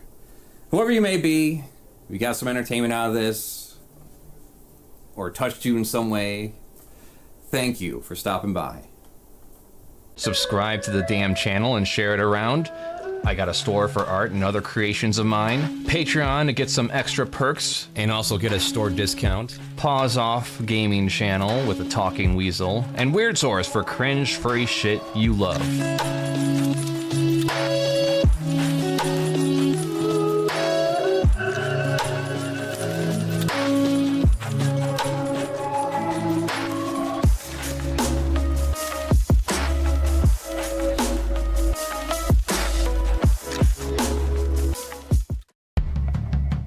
Hello, I'm CraftyAndy, and this is Crafty Arts, where we art! I figured with these 2 furry themed commissions I got, now would be a good time to share with you the impact of being a furry dad on me. This is not a video about furries as much as it is about not being a complete pansy when it comes to, at the very least, being accepting of your weird, out-of-place self, and at best, being unapologetically, expressively loud about your weird self. We're always told growing up, be yourself. You should be yourself. Just be yourself. When in reality, there is a lot of pressure to be an ideal self. You try and go outside the box of creativity, for example, and next thing you know, you got an army of people coming at you calling you degenerate. And another side of people coming at you calling you problematic. Be yourself, as in just be like everybody else. In case you have some misguided impressions, as far as definitions go, furry is someone who is a fan of non-human animal aesthetics, in whatever form that comes. How mundane, extreme, or erotic it gets from there is up to the individual. That's it. Before I publicly got involved with furries, I was making artwork and making internet videos. At 20 years old, living with my parents, and almost all of my high school friends have disbanded and moved on with their lives. The one I still had, I'll call Frank, was a severe alcoholic. We were trying to do a YouTube show called Straight to DVD, and he would get so blackout drunk that we couldn't even finish the damn movie, let alone talk about it. And then he would sink into some depression and talk about how we will never be as big as some of the other people around that time, like the Spoony one or whatever. I don't want to put all the onus on him. Though I wasn't paying for his booze, I was allowing him to obtain it, and I wasn't slapping the drink out of his hand. Though I never dealt with an alcoholic my entire life until that point, so, hindsight is 20/20. As far as me, there wasn't much going on. I was comfortable but withdrawn. Outside of that, though, away from prying eyes, I was making artwork of the naughty variety. Of the furry naughty variety. I know this is a sore spot for a lot of furries and why they like to keep things hidden, because it's very awkward and cringy to try to explain that to people, mainly because of that tinge of shame they have for it, I imagine, that's instilled into them. Or maybe it's just a matter of learning to not give a shit, unless you're trying to show off your collection of drawings involving dog animal people fucking ostriches. No one's going to give a shit about what you do in your spare time. It's easy to make fun of, but that's just something you're going to have to learn to live with, because anyone can be made fun of about anything. If you dig into anyone's closet, you'll find that we're all fucked up in our own way. It's so ridiculous thinking back on this now, like, why was it such a big deal to me? Why did I concern myself with validation from my immediate family and strangers? Perhaps it was the leftovers from grade school. The experience made me an expert on being silent and parroting popular opinions on things. There were large house parties I would get invited to with my dwindling number of friends and just wander aimlessly, not talking to anyone. What I would consider my dead years was between 18 to 21 years of age. My friends would drag me over to Windsor, Canada, because the drinking age there was 19, and you didn't need a passport to cross the border from Detroit to Windsor, Canada back then. The nights would consist most of the time of my couple of friends that would come with me getting drunk to the point of blacking out. Hence why I wouldn't drink, because that's the only thing I would ever witness from my friends, was getting so drunk they would get kicked out of bars, puking, not making any sense, not remembering half the night the day after. And so when you have friends behaving that way and essentially getting lost in a fucking city in a foreign country, you feel guilty at the idea of possibly losing them or something happening to them, so I stayed sober as much as I could. A lot of times, though, I would just sit in the fucking car and sketch away in my book while they went off to drink and then come back later. Sure, I had okay moments together, singing at karaoke, at times even staying at a hotel and drinking overnight. We even had a vacation in Canada for about 3 days. Way in the future was so bright, the old neighborhood was so alive, and every kid on the whole damn street was gonna make a big in every beat. Now the neighborhood's cracked and torn, the kids are grown up but their lives are worn. How can one little street swallow so many lives? I kind of already made the conclusion in my mind that there was no bright future for me, and I just thought I was just some kind of like damaged goods freak that had nothing to look forward to. And when we went out to those bars and places in Canada and house parties, I didn't think I would ever find anyone I could even relate to. I didn't want to try, because I was always so hung up on the idea of being judged, or rather not ever running into anyone that could understand me in any way or accept me and my weirdness. I had one girlfriend at 18, a part-time job, sometimes 2 at a time, attending college, full of insecurities, self-loathing, and not knowing overall what the hell to do with myself. I was letting my high school friends influence my decisions way too much when it came to managing my relationship and my career path. Within the first year of being with my girlfriend, we would break it off. I was too flaky with my emotions, going back and forth of guilt of having sex before marriage. Premarital sex is a sin. Have fun running in hell, Beth. And then the furry eroticism still. Because this kind of gets to the heart of something that you've brought up a number of times, that these furries are all in denial about the sexual side. Isn't there a sexual side to all this? I'll tell you exactly what that, then yes, there is. I'll tell you exactly what's happening. He's going to say, oh, there are certain people that are into that, but most of us aren't, and we know how to be family friendly and stuff, and it is not, you don't have to worry about that. Basically, he's gonna gloss over the obvious sexual undertones and overtones of the furry fandom. And I don't care. I'm not here to kink shame, but I think you need to call a kink a kink. That's all there is to it. A lot of shit that people have the opportunity to get over in high school, I was learning late in my early adult years, being that I never had much social life within high school settings. My career paths went from animator, designer, cop, to commercial artist. I should have given myself some time out of high school to figure out what the fuck I really wanted to do, instead of jumping right into college right after. Yeah, I learned a lot of shit I otherwise wouldn't at the time, but a lot of wasted time in classes that had absolutely no impact on me. Surprisingly, the intro police courses were not one of them, with all the stories and scenarios we would go over about police fucking up or getting fucked up. I was still a believer in God, and I would have these back and forths all the time over doing what I'm supposed to do. Getting a wife, having kids, working a job that makes enough money to pay for those things, and I didn't fit that. There was a day I spent hours looking up porn. After realizing just how much time I was wasting versus drawing and writing, I had a breaking moment. I was just sick and tired of hating myself, my bi tendencies, my erotic fantasies, religious guilt. Though I would continue to be in denial of my own queerness, the other aspects I reconciled over with myself and said, God will have to understand this about me. He's God after all. God will understand, my lord. And if he doesn't, then he is not God. And we need not worry. Life is full of ironies, and when you learn to accept yourself, you in turn no longer find a drive and need to indulge in such things to an unhealthy degree like I was. How many homophobes are outed as not only homosexual themselves, but apathetic and abusive ones at that, because they never got over that self-denial all the way up to marrying the opposite sex and faking their way to having a family. A year later, I'd find myself no longer convinced there was any God out there. That was the start of my inhibitions being whittled away. Another thing most people get to grow out of in high school, I had to achieve during my college years by myself.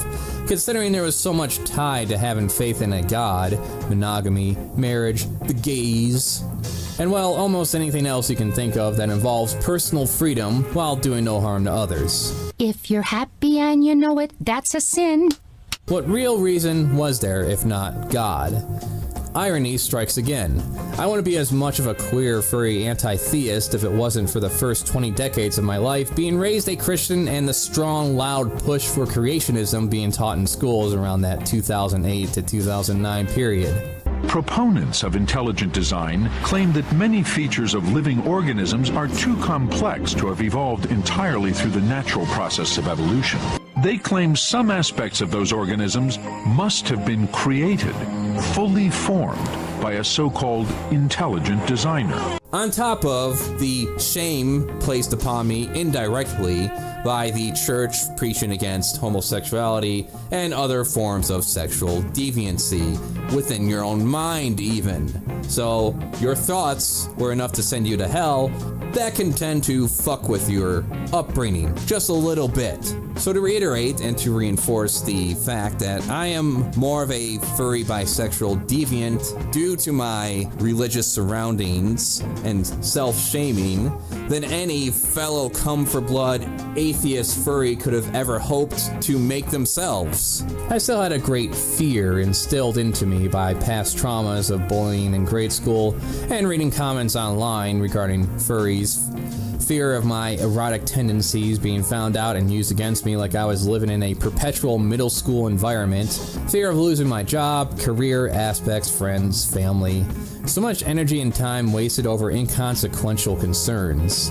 I allowed myself to be more curious of the public scene, keeping it on the down low as I still lived by immediate family members and couldn't self-sustain economically.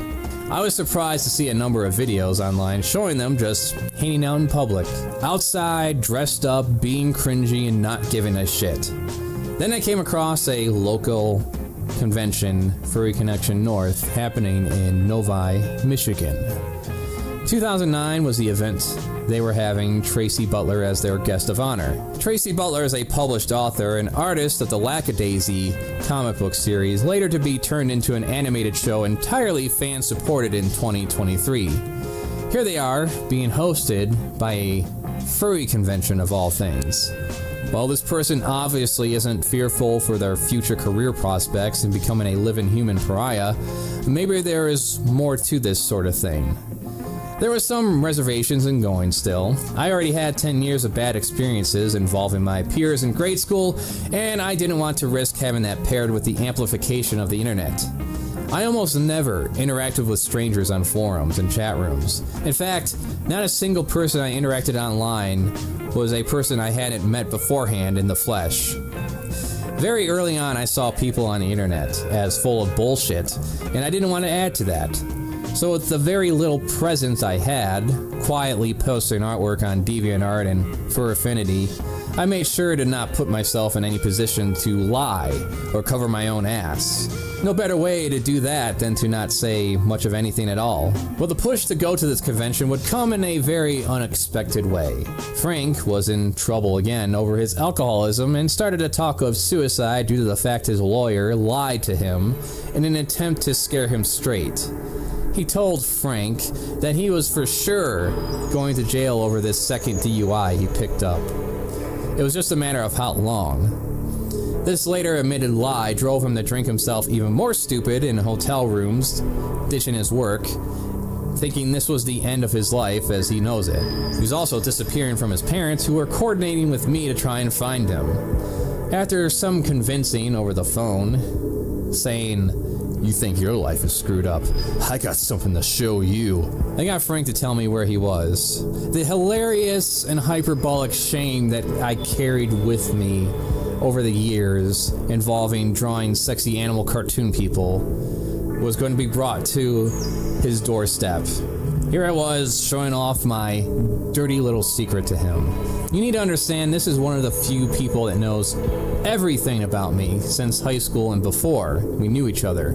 We've been friends for almost 10 years at this point, and all our little details from childhood up into current day are all laid out to bear to each other over the course of this time. I'll accept this one thing I was in denial about in elementary school before I had internet access, and sometime after I was in my college years. Well, after that reveal, I spent the night sleeping on the floor of this roach-infested motel. Next day, the lawyer revealed to Frank that the truth was that he would likely just get another probation period, and in fact things worked out pretty well because the lawyer would often go to barbecues with the judge he was facing that week. I had yet another emotional moment to face coming home. A text message was somehow sent to my mom, giving her the impression that I might be going out to commit suicide myself. I can only paraphrase that I said something along the lines of, "I'm sick of this, it's over, I'm done, I've had enough." My dad had to calm my mom the entire night, assuring her that I was a lot smarter than that. After coming home to distraught parents, knowing how my moods were at the time, I probably sat in the dark basement listening to 9 Inch Nails for an hour or so. His behavior was affecting me, affecting my ability to work. I would have to clock in at the AV Tech job with only 3 hours of sleep that day. Later, this normie friend of mine would insist that we go to this convention. I told one of my coworkers a few weeks later that I was going to this, and this is how the conversation played out. "Aren't those people that dress up in animal costumes and dry hump each other?" Feels kind of amazing. Yep. "Aw, hell no, Andy. Aw, hell no. Andy, no." No!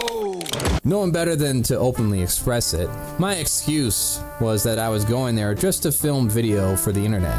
This was true. I had no angle, though. I just wanted to capture some moments and talk to people while wearing the veneer of an undercover independent journalist for those looking from the outside. Mainly because I was still worried about the stigmatization from strangers. What if I run into someone that knows me? Or someone sees me and outs me to my family?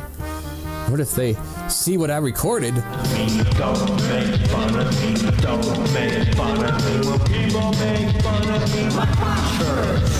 Frank went on medication to keep himself sober for the next 6 months, cleaned up a bunch, and then the convention came. After registering for a day pass, we later got an entire weekend pass, sold on the convention offer of free beer. We were at first mistaken as radio DJs undercover, which was very amusing.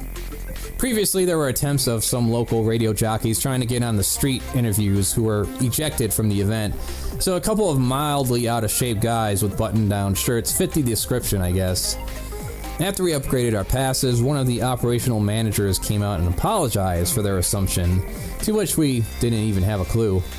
Frank decided this would be a great time to break his sobriety and took advantage of the local bar and free beer. My experience handling a camera for projects I did in high school and college, as well as filming events for my dad's band, Animals of the Night, allowed me to have confidence filming events and interviewing artists. Even got to interview one of the prominent figures at the time we heard of the day before, to the Ranting Griffin, who was a stage comedian. Frank had fun. A little too much fun. He got so wasted he was kicked out the first night and had his badge revoked. Yo, here you go. Go fuck yourself. I'm king of ants. I'm king of bitches. Okay? That's my title. Here you go. The ruse of just making a video pretending this wasn't my scene was dropped roughly within that first day, too. First revelation was just how tame things were compared to what I expected. I was thinking there would be more kinky shit running around. Instead, it's somehow less extreme than most gaming and anime conventions you can go to. This is another thing I look back on in retrospect. This is a standard at conventions, having a strict conduct when it comes to revealing attire, or attire that may provoke more sexualization in the mind. There really shouldn't be this much restriction on people, actually. My resistance of going was not because of kinky sexually flaunting individuals. It was the stigma that is placed upon kinky sexually flaunting individuals. A trait that clearly included me. A stigma that shouldn't fucking exist. Which having complete apathy towards strangers' critiques of you is a good step forward. And this is one of those things where a lot of furries will try to virtue signal about, comparing themselves to others in order to find appeasement to those who would likely never accept them on a general level. A majority of furries are not interested in the sexual side. There are the few that are. However, there's nothing wrong with that. See, that's just lying. Why do you see? This is my problem that I have with. Why are you lying to people about what their kids are getting into? See, that's what bothers me. It's like, not look, dude. At this point, you're past like whether or not you believe that most people are into the kink or whatever.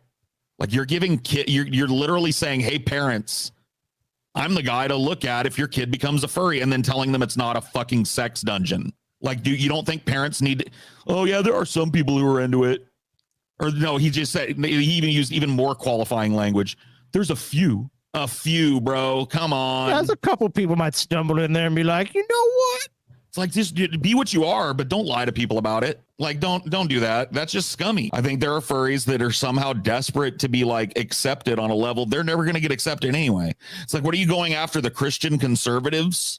They're never going to be on your side anyway, dude. And you've already got the rest of us. Like, I'll make fun of you to my heart's content, but I ain't going to stand out and protest against you. Yeah, getting we're not all for showing up Fest. Yeah, that's way too much work. In fact, we're not sending the goons to Anthrocon to fucking bust kneecaps. If anything, we're starting to think like, man, can we like make some money off these people? You want a safe space where you don't have to worry about seeing a guy wearing a leather pup hood and a disgusting looking but clean diaper.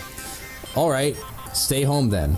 Find a babysitter for your kids too. Let adults be adults, even if that involves dressing up as Renamon and fucking your dad in the ass after the fursuit parade. Thank you. Second revelation was there was a lot of gay people here. Up until this point, the only gay people I saw were very flamboyant, and the others I saw were on TV. Tell me about it, you feisty little shih tzu.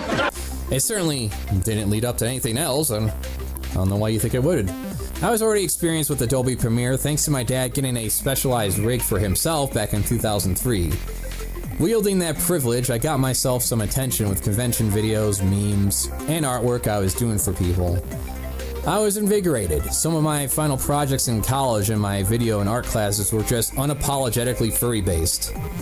Some searching on the internet helped me come across a forum for local Michigan furs, which led to me attending some fur meets. Before I knew it, I had an actual circle of friends, general respect, and the ability to make up for all those years of growth you normally would get in grade school.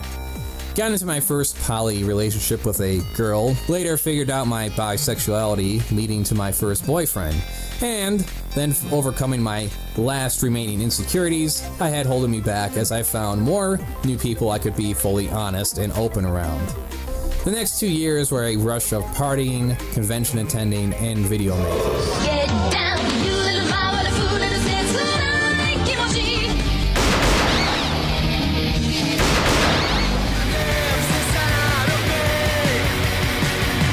There was some heartbreak, some cringy moments, some regrettable moments too, but altogether the past 15 years have been pretty good. Many things would come together that otherwise would have never happened. My confidence was boosted to the point I was fursuiting at public events with only 1 or 2 people with me. I had no qualms about explaining this shit to my other best friend when he got out of the army and took him to a few meetups. I won an editing contest for Anthrocon in 2009. My parents were actually proud showing it off to people with no explanation given to them to what any of this shit was. Nowadays, I almost think you would have to explain it to them.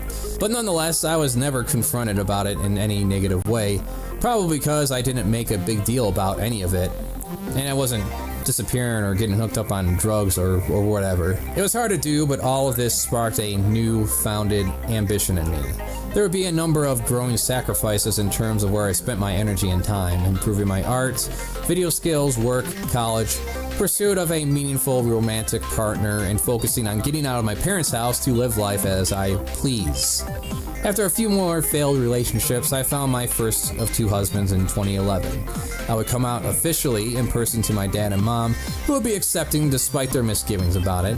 I'll save those details for another time, but let's just say I treated my first gay relationship as nonchalantly as everything else, thinking it was no big deal. Not so much when it comes to the gay shit, still at that time. With my second relationship, I was preemptively prepared for the worst just in case, so the day I came out was also the same day I was moving out of my parents' house, despite not being in a sound financial situation to do so at the tender age of 25. I would later drop contact with a former abusive alcoholic friend. Believe me, it actually did him more good than it would, enabling him further. It's not just the depressive episodes, but a number of assaults he didn't even remember. And one thing he said to me will always stick in my brain. Look, I don't give you shit about all that weird gay furry stuff you do, alright? So don't give me any shit about my drinking. I further gained more people skills working a insane commission sales job for a network marketing company, another word for scam, and then I worked for a call center. And after that, I landed a position as a machine tech in agriculture with the help of a couple of other furry friends that I made through our second husband. And throughout this time, I got to meet a lot of interesting people because of my first husband, people I never would have interacted with otherwise. All of this effort and heartache and pain, including hooking up with other individuals that led to better career opportunities for himself and then later myself, put us into a better place that ultimately allowed us to help elevate other friends as well. Whether they had to leave their home in short notice because the owner sold the property from under them, being outright homeless, or they were just sick of living in Florida. We even ended up adopting a pet from a friend whose landlord wouldn't allow pets. Our good boy has been with us for about 2 years now. You ready for a walk? Wanna go for a walk?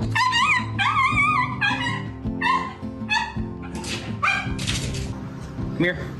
Car ride. Yeah. It's time to go for a ride. We're gonna go hike. Yeah. The only thing that's missing now is a few well-made fursuits for myself.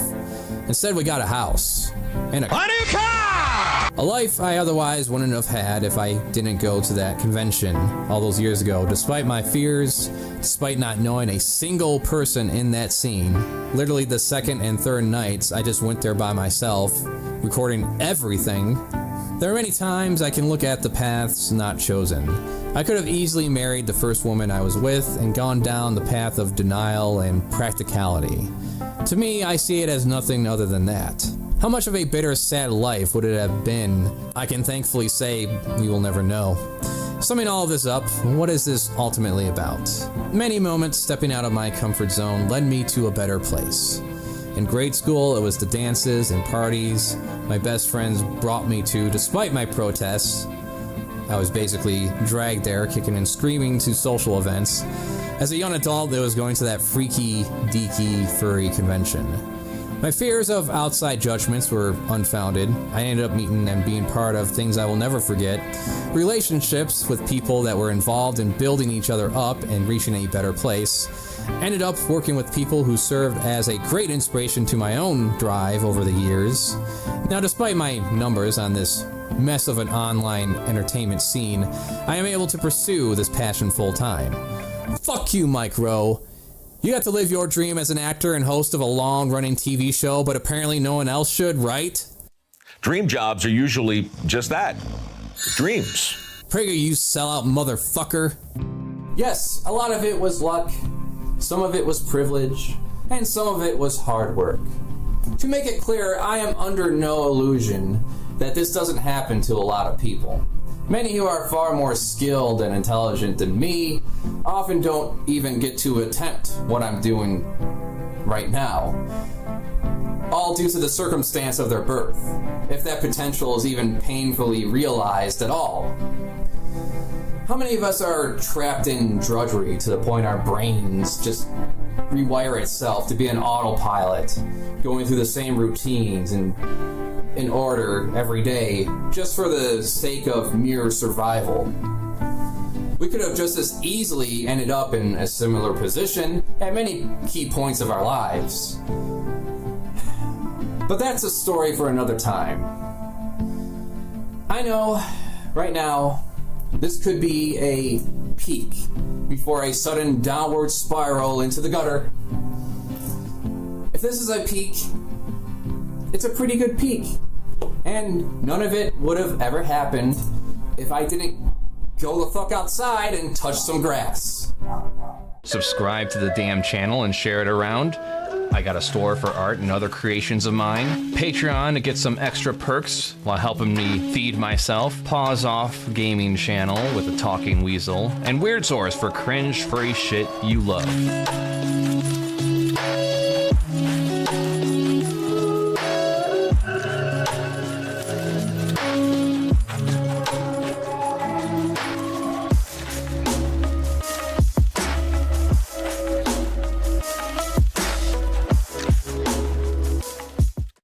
Hello, it's your boy, Mr. Anti-Woke, here to save you and your children from the woke vaccine George Soros mind virus.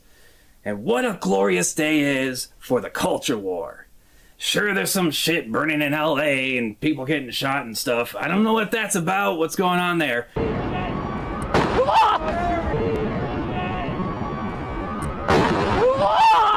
Tasted a little tear gas. Tasted like fascism. The important thing is that Disney released a family picture that unwokeified the universe just a little bit. The live-action Lilo and Stitch is here. Come to save the day. Down from there!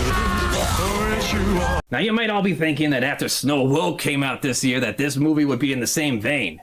No, not at all. Let us not forget that the original Lilo and Stitch was super woke. Woker than most. First of all, you have this entire DEI star cast being the actors. You got this clearly super masculine alien dressing up as a woman, you know, clothing that is meant for a biological woman with breasts and a uterus. Just think about all those kids that grew up watching this alien that clearly has one or more penises dressing up in the improper clothing for his masculine energy that he's pouring out of his, you know, demeanor and everything. What are you doing? Nothing. Say, I want to try it on. No! And that's how you get these adults running around thinking that they can just have the freedom to put on whatever clothing they want to. You also have this anti-capitalist message hidden within the story itself, depicting tourists as a force of invasion when they come there to the state to spend their money and support their economy. Kid, where's the beach? My halo! So many wokies out there make it sound so bad when people codify their history into wearable fashion and entertaining aesthetics. Boo-hoo! They just corrupted our culture. If you hate it so much, why did you become the 50th state? You could have been like Puerto Rico. They're not a state. They're just a territory. They don't even get aid whenever a disaster strikes. They don't get to vote, but they get to send their poor residents out to the military to try to escape poverty, so that's good for them. You could have been like them, ungrateful bastards. And there's this emphasis on having the older sister Nani with her soy boy boyfriend, who I could clearly kick the ass of in a fair fight. Well, it's not really a fair fight if I go up against him, because I am the alpha. But anyways, there's a focus on having these two raise a child that would clearly do better with a proper, straight mother and father, sending that woke leftist message that you don't need a parent of the opposite sex married to each other in order to turn out normal like me. And then there's undermining authority, something these woke Democrats in office love doing all the time. You hear it all the time. They say defund the police all the time. We should all agree the answer is not to defund the police, it's to fund the police. That's what they do every day. They defund the police, they defund these organizations until there's nothing left but chaos. Watch, if they shoot her. Which is why Gantu is the main villain. He's just an officer hired to do his job, protecting others by capturing or destroying an obviously hostile alien. And then to top it off at the end, rather than go through the proper channels, Jumba, Stitch, and the trans plinky alien with at least 2 dicks take up residence as illegal immigrants. What kind of message is that? That you can just come into a country and declare yourself as part of that country just because you live there? That's crazy. That's nonsense. But, however, I'm glad to say that the new movie fixes all of that. First of all, they correctly made Jumba the main villain, which, as him being a scientist, most scientists are evil. That's Mom and Papa's room. Oh, that makes a lot more sense. I mean, not all scientists are evil, just a lot of them, because, let's face it, none of us have forgotten that vaccine epidemic, have we? These are kids who will never pay taxes. Many of them will never use a toilet unassisted. They also made him look real hideous and unattractive. The original design was way too cute and clean, created some confusion in me. I mean, that's what I would be saying if I was infected by the woke like other people are. Plinkley only dresses in man clothing. With an alien like that that radiates masculine energy, that's the only attire that he should be putting himself in. Discretion is my middle name. Gantu is gone completely, which allows Bubbles, the social worker, to be a proper agent and looking out for the best interests of Lilo, which is to place her into a Christian foster care system that will eventually unite her with a proper, straight father and mother, male and female married together as one. That's how it works. That's science right there. I think you should join the Marines. And then ideally, they'll teach her to be a proper woman and know her place. Gone is that anti-capitalist message that we talked about earlier, demonizing white people who simply want to come over to Hawaii and tour their culture that leftists want to gatekeep for some reason. It's a standard paint-by-numbers family picture with a clear message to do the right thing and further your own pursuits of attaining capital for thyself. I mean, it's not perfect. Nani, the female, going to learn marine biology is pretty woke. I mean, she shouldn't be going to college at all. She should be going to, like, I don't know, housekeeping classes and learn how to be a proper wife that provides service to her husband whenever he demands it. The lack of white skin actors is also kind of concerning. I mean, where is all the white diversity at? Just a clear problem that I'm pretty sure we could solve by bombarding Disney with a few more dozen or so hundred emails, and eventually I'm pretty sure and confident that they will correct themselves with the next picture. Just glad we got ourselves a proper traditional family movie. The country and our culture as a whole is starting to heal and come back to its proper form that it was before. The traditional form, the ideal form, the Anglo-Saxon, the Christian, national form that's originally there before that made it so great. Coming back to that. Now, hopefully, if you're out there, especially in places like LA, I know it might be hard with all that fire and gunshots and whatever else is going on there.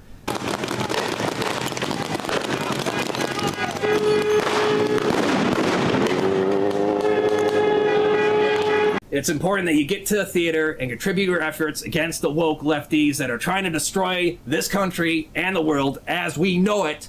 And so it's important that we support this movie and this effort so we can keep turning our culture into that correct direction through consuming the right products that cater to our interests. That's it. That's the key.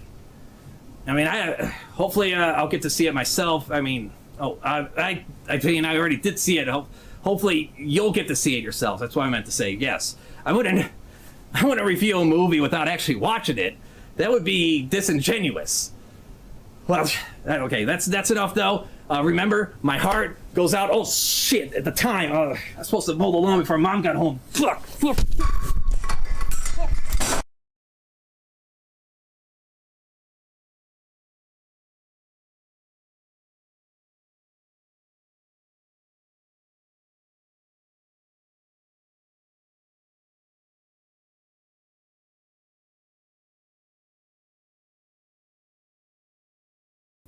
Hello, I'm CraftyAndy, and these are my thoughts.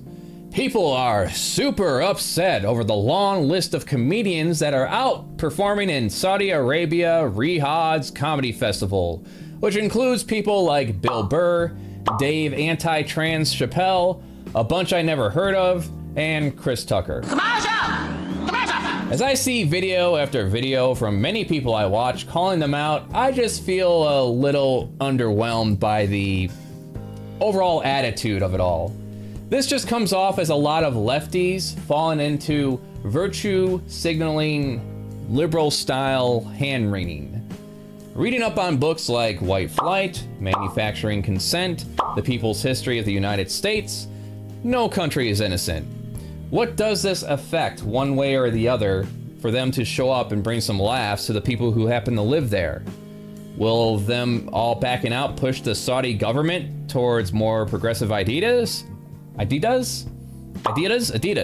There's nothing worse than when a dumb person reads, because now they think they're smart. Will them all backing out push the Saudi government towards more progressive ideas? As far as I'm concerned, if you are a comedian offered some money to do a performance, an actor, artist, fucking do it.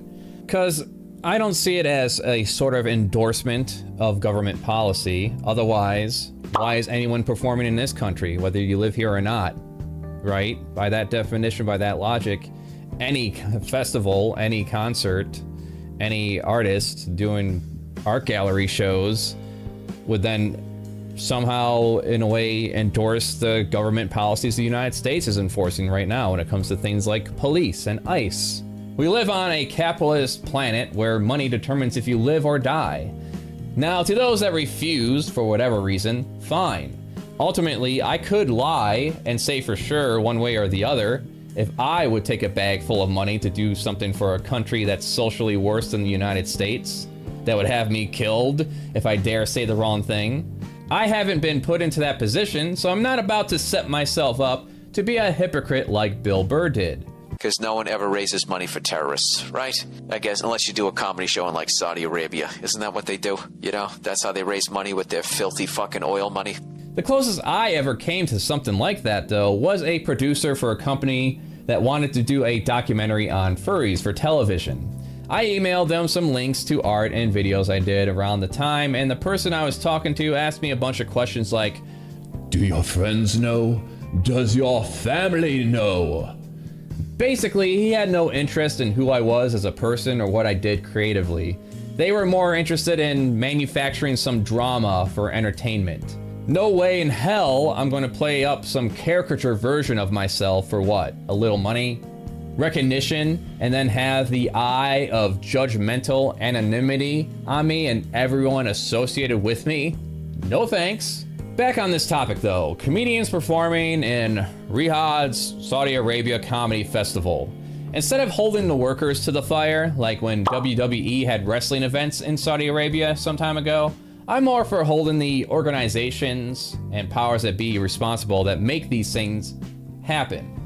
Why is this the thing that gets a bunch of lefties to come out and wag their fingers like a bunch of limp dick prick liberals, as opposed to the fact that the USA is an active ally to the government, providing them with weapons, making them a huge money fill, and allowing the current theocratic nightmare rulers to still be in place?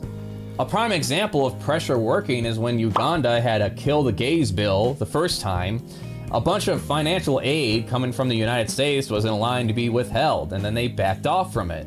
They came back later with some exceptions to the death penalty, and it got passed anyways, but that's besides the point. We should have seen the big banks block all transactions coming out of this country, sanctions from our government, have no dealings with the current rulers of Saudi Arabia until their human rights at least get up to speed. At least up to 1995 when it comes to women, black, and queer folk, alright?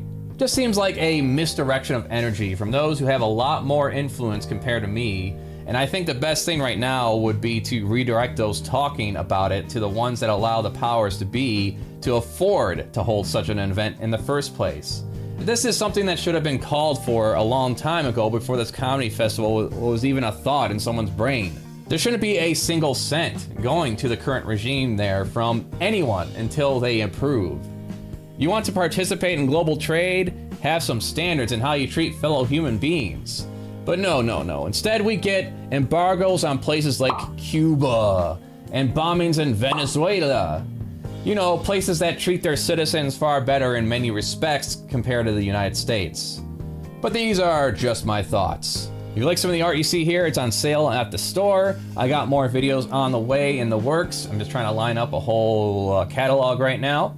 So stay tuned for that. Thank you for sticking around.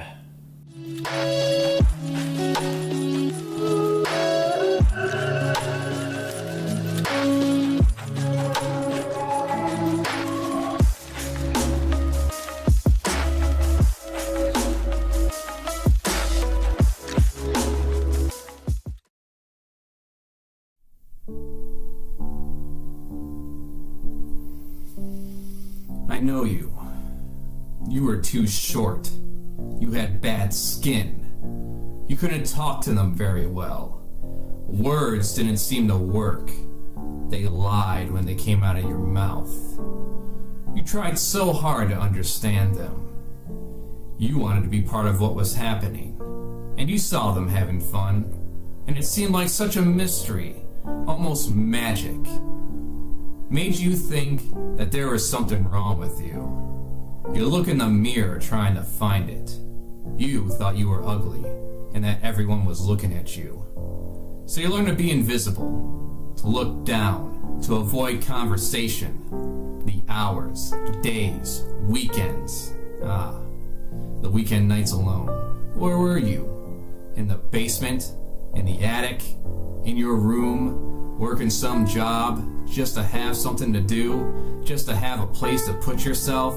Just to have a way to get away from them? Away from the ones that made you feel so strange and ill at ease inside yourself? Did you ever get invited to one of their parties? You sat and wondered if you'd go or not. For hours, you imagined the scenarios that may transpire. If they laugh at you, if you know what to do, if you have the right things on, if they notice that you came from a different planet. Did you get all brave in your thoughts? Like you were going to be able to go in there and deal with it and have a great time? Did you think that you might be the life of the party and that all these people are going to talk to you and you realized that you were wrong, that you had a lot of friends and you weren't so strange after all? Did you end up going? Did they mess with you? Did they single you out? Did you find out that you were invited because they thought you were so weird? Yeah, I think I know you. You spent a lot of time full of hate. A hate as pure as sunshine. A hate that saw for miles. A hate that kept you up at night. A hate that filled your every waking moment. A hate that carried you for a long time. Yes, I think I know you. You couldn't figure out what they saw in the way they lived. Home was not home. Your room was home. A corner was home. The place they weren't, that was home. I know you. You're sensitive, and you hide it because you fear getting stepped on one more time. It seems that when you show a part of yourself that is the least bit vulnerable, someone takes advantage of you. One of them steps on you. They mistake kindness for weakness, but you know the difference. You've been the brunt of their weakness for years, and strength is something you know a bit about because you had to be strong to keep yourself alive. You know yourself very well now, and you don't trust people. You know them too well. You try to find that special person, someone you can be with, someone you can touch, someone you can talk to, someone you won't feel so strange around. And you found that they don't really exist. You feel closer to people on movie screens. Yeah, I think I know you. You spend a lot of time daydreaming, and people have made comment to that effect, telling you that you're self-involved and self-centered. But they don't know, do they? About the long night shifts alone, about the years of keeping yourself company. All those nights you wrapped your arms around yourself so you can imagine someone holding you. The hours of indecision, self-doubt, the intense depression, the blinding hate, the rage that made you stagger, the devastation of rejection. Well, maybe they do know. But if they do, they sure do a good job of hiding it. It astounds you how they can be so smooth. How they seem to pass through life as if life itself was some divine gift. And it infuriates you to watch yourself with your apparent skill in finding every way possible to fuck it up. For you, life is a long trip, terrifying and wonderful. Birds sing to you at night. The rain and the sun, the changing seasons, are true friends. Solitude is a hard-won ally, faithful and patient. Yeah, I think I know you.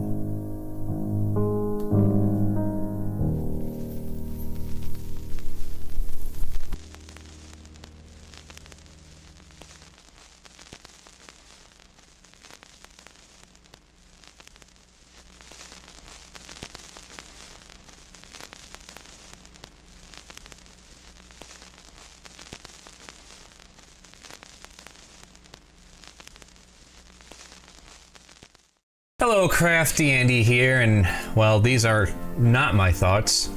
I came across this NMC magazine, volume 30. It's a series of postcards. Some of it's like abstract art, design, poems. Now, NMC, they're still around. They have an active Facebook group.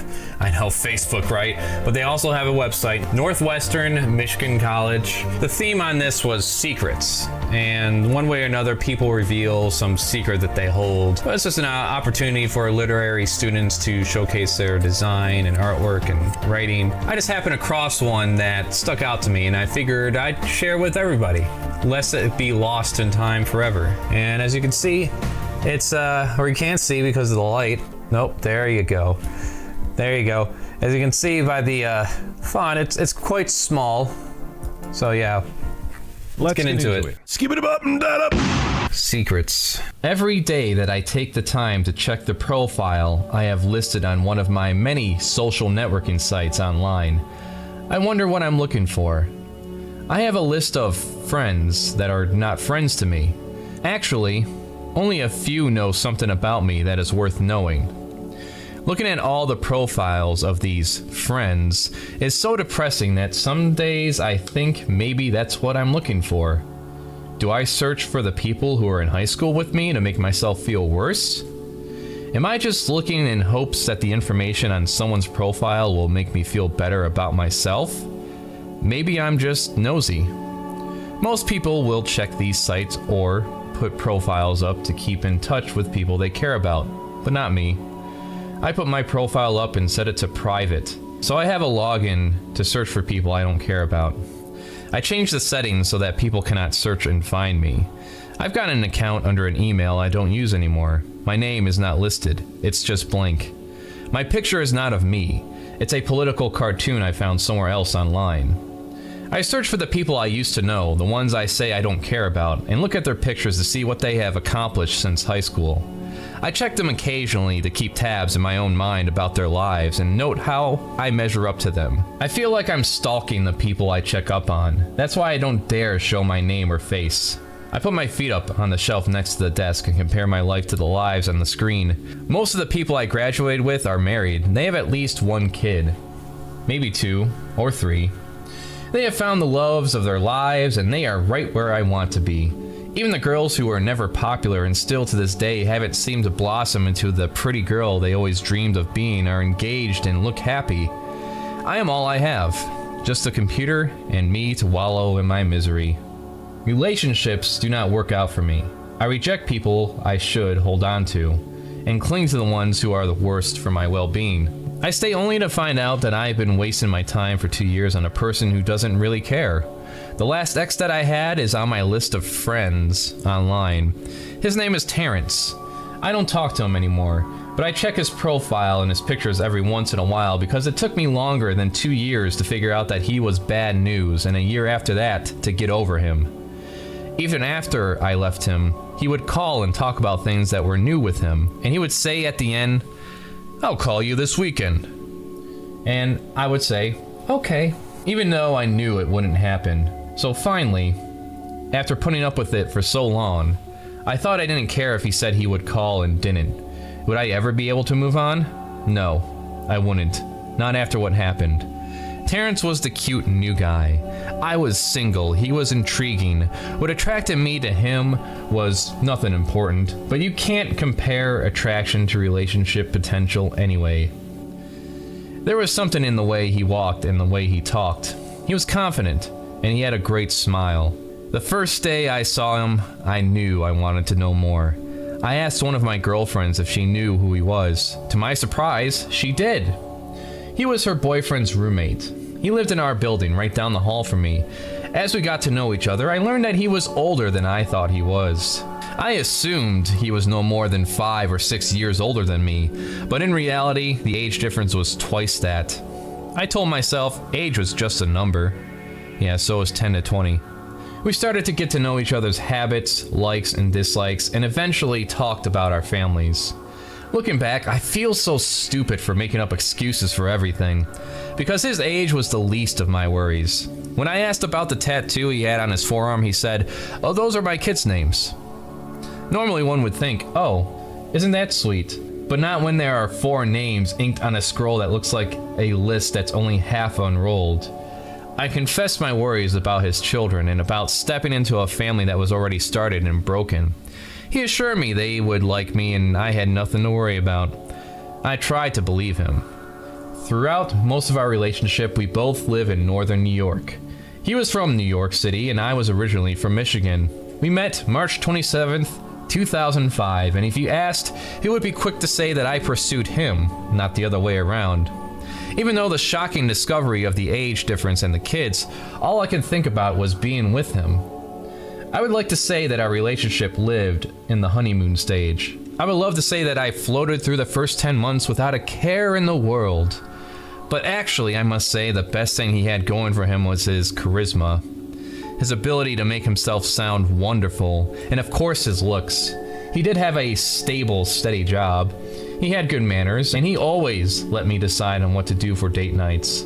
He was so romantic that he never bought gifts for occasions, never opened doors or pulled out chairs.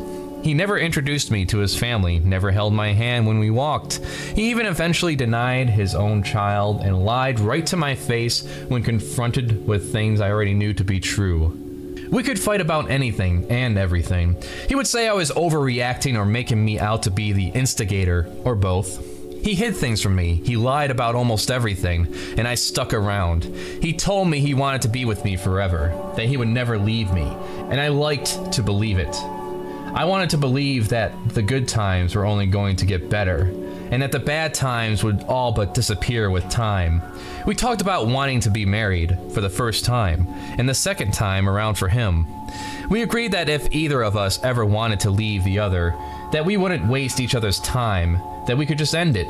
We talked about previous relationships and how time was wasted. We didn't want to do that to each other. We talked about wanting a child or two, but only after we got married.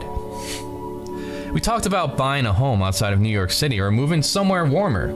We talked about taking care of each other, about our parents and families, about everything. The only thing I was worried about was the kids he already had, and how they would feel about me when I finally got to meet them.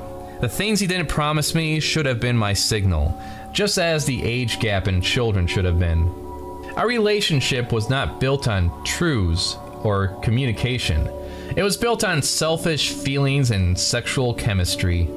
I, of course, did not see the red flag until it was way too late.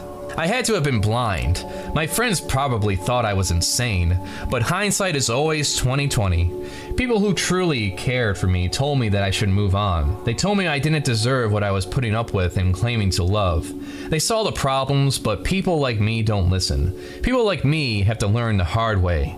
Terrence and I hadn't even been together a year. It was Friday, February 18th, 2006, when he called me at work.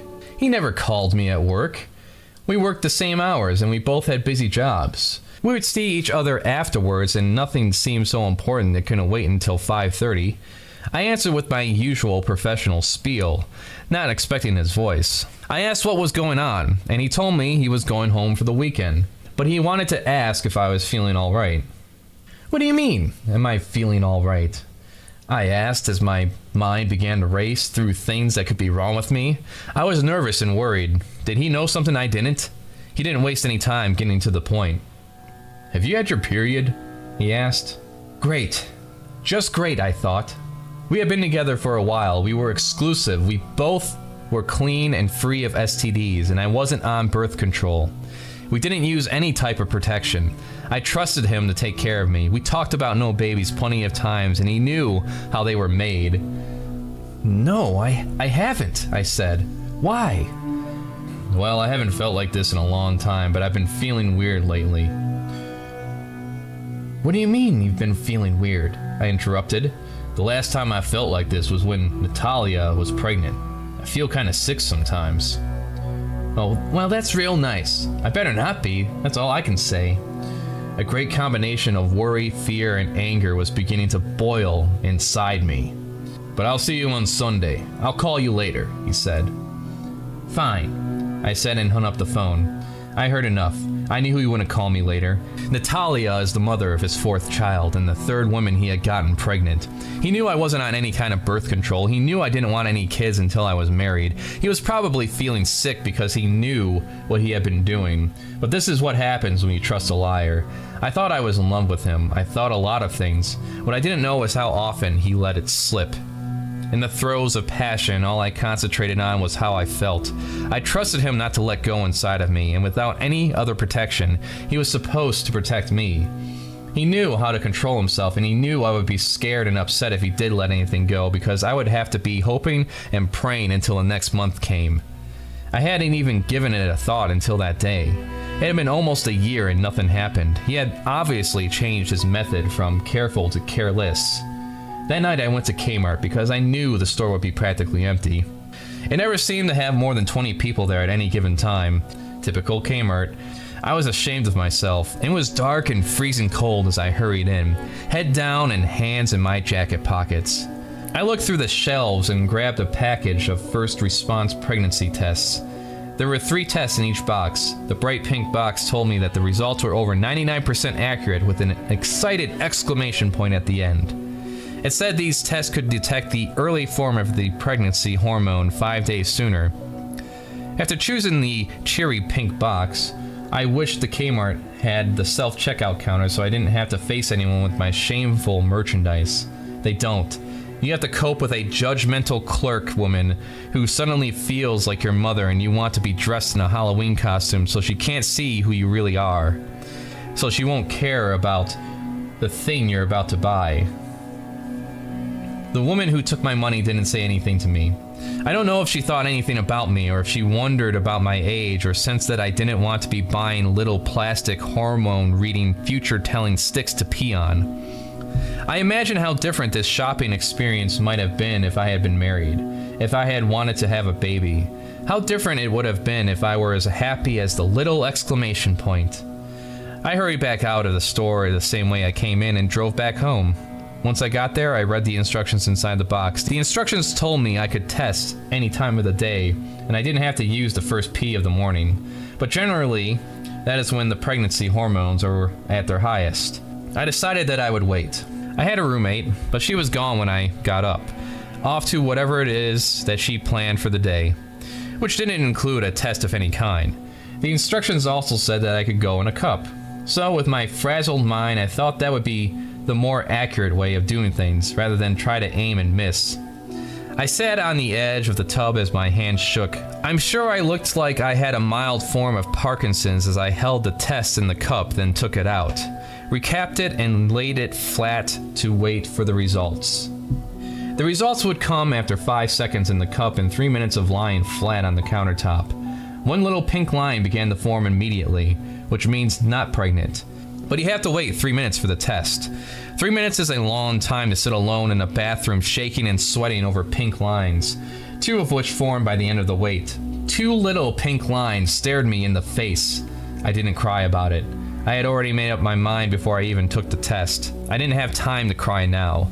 I had to solve my problem. Terrence was not around. He was at home in the city. Hopefully he was still feeling sick to his stomach because I sure was. I didn't see him before he left Friday. He was literally on his way out of town when he called me at work. And I was right. He didn't call me later like he said he would. I had gone to Kmart alone, I worried alone, and I took the test and waited all alone. He didn't call me Sunday either. And he came back late that night. I could hear when he got home. He had bags to carry and the halls were quiet. I could hear his door open and close and waited a while. There was no phone call. I didn't hear him come back out. He wasn't going to come get me, so I went and knocked on his door. He answered and stood there like he wasn't going to let me in. I stood staring, wondering why not. "Why didn't you call me like you said you were going to?" I asked, still standing outside the door. He let out an "I can't believe this" sigh, and let his head fall back in annoyance. "How could you just leave me here like this and not even call me? You can't even do what you say you're going to do. You let me wait by the phone like I have nothing better to do." "Come in here," he said. "You're just going off like that in the hall? Why didn't I call you? How could I? Jeez, it's not that serious." "Oh, not that serious, huh? How would you know how serious things are? You tell me about going out of town seconds before you leave, then lie about calling me. Now you're going to make me out to be the one who's out of control?" He let out another sigh as if to say, "Are you done complaining? I'm tired of hearing it." "Well, I sure hope you had a good time. What took you so long to get back anyways?" I said. "Calm down. I rode back with a buddy of mine and he didn't want to leave. He had things to do," he said, lying through his teeth. I knew that he had left with another guy who lived in our building. The same people were in the car on the way back as when they left town, and Terrence was the reason they left late to come back. There were no valid reasons. There were no apologies for making me wait for a call that would never come. I went and sat down and said, "Well, I took the test." "Yeah?" he asked as he got something to eat and came back to sit next to me. "It was positive." No response. "I told you before I didn't want any kids until I was married. We talked about this before. You knew I wasn't on anything." "I know," he said. "Whatever you want to do is your choice." I didn't say anything. I was glad for his support, if that's what it actually was. That's what I took it as. But now I feel as if he was glad I didn't want kids, and he just didn't want to be the one to tell me what to do with my body. He didn't seem to be bothered by it at all. He was the type of person who avoided conflicts at any cost. And now I think he just didn't want me to blow up in his face if he had said he didn't want it. That wouldn't have been a problem though, because on Monday I started calling around in search for my solution. I found a hospital. It was 3 hours away, and they would give me the pills that would solve my problem if I was less than 8 weeks pregnant by the time I got an appointment and got over there. I read about the procedures online and called to get an appointment as soon as possible. There's no way that I would have been able to give a baby the life it deserved, especially with a reckless boyfriend who didn't even seem to care one way or the other. I took my money and myself to the hospital on March 2nd, parked in the garage, and walked inside. The hospital looked nice. It seemed very professional, and I walked up to the desk to check in. Once at the desk, I had to stand and wait for the receptionist to call back to the office where my appointment was. I couldn't help but feel like the part of the hospital where I was headed was the only one that needed this special pre-check-in process. She hung up and took a map out of the desk drawer. She explained how to get to where I was going. She highlighted the hallways and circled the elevator banks. The little office ended up being so far away from the front of the hospital that it felt like a walk of shame. I felt worse than I had when I had to go to the checkout at Kmart just 13 days before. It felt like everyone was staring at me, as if everyone knew exactly where I was headed and what I was going to do. I tried to block the thoughts, but they got worse, and the hallways seemed to get smaller and longer. I passed elevators, nurses, patients, closed doors, open doors, and kept going down the winding halls until I finally reached my destination. Maybe all of this walking was so people like me could think about what we were doing and change our minds by the time we got to the office. And this office door was not nearly as fun as going to the dentist. You are not going to see a sign with a smiling tooth holding a toothbrush, and you aren't going to see pictures of happy children and dinosaurs that tell you to floss your chompers. The door was heavy, and you had to push a buzzer and wait until they unlocked it and let you in. I went in and checked in for my appointment. I looked around at the other women and wondered if they were all there for the same thing, knowing they all took the long walk from the front I had just endured.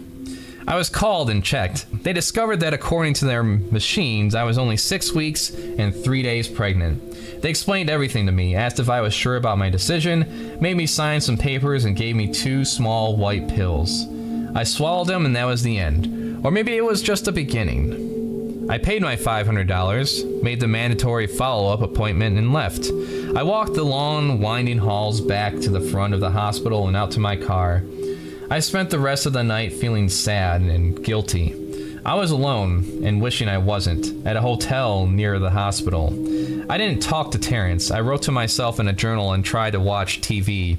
I flipped through the channels, finding nothing interesting, and finally gave up after catching a glimpse of a baby story on TLC. I turned off the TV and just wanted to sleep. Through my grief in finding a hospital to take care of my problem, I didn't realize that the pills were going to take 24 hours to start working, and cursed myself for spending the money on a hotel room when I could have just went right back home. The follow-up appointment came 11 days later and I returned to the hospital. Only this time there was a man outside picketing with a sign that said, "They kill babies at this hospital," and I had to hold myself together. If this had been my first appointment, I might have skipped the long halls. I might have canceled my appointment, at least for the day. I believe things happen for a reason though, and I saved my tears for later. I made the long walk to the office again after waiting for the receptionist to call and get the okay.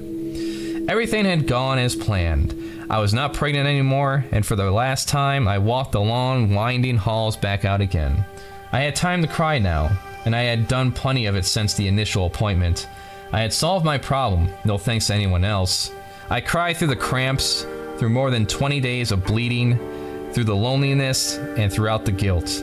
When I go to the doctor, I can no longer write a 0 in the space where it says number of pregnancies. I will never have my first child. Only one other person knows my truth, and he cannot know my pain. He can't know because he has children. He has another newborn to yet another woman. The new woman took my number on his list. She is where my baby and I would have been. I know because I've seen the pictures and read the profiles. She's having his 6th child. She probably thinks they will get married and live happily ever after, just as I did. I'm sure her pregnancy wasn't planned because she is younger than I am. She's even younger than I was back then. But he has no plans to marry her. He said so himself on his profile. Secrets, huh? Here's the secret of my life. Is it real?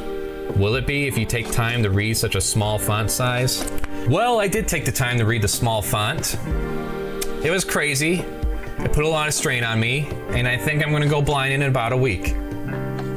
Thanks. Like, subscribe, share, give me ideas for topics and or art in the comments, or email me. CraftyAndy Patreon for high-res art, files, and sketchbook, and early episodes. Also CraftyAndy under the Art Pal store for prints and art gallery. Streams on twitch.tv/CraftyAndy live. Check for scheduling, gaming, art making, and live commentary. This channel is mainly focused on entertainment and art, but if you want some real weirdness, go to the Weird Zors channel. Check that out. Like, subscribe, share. As I said, good day.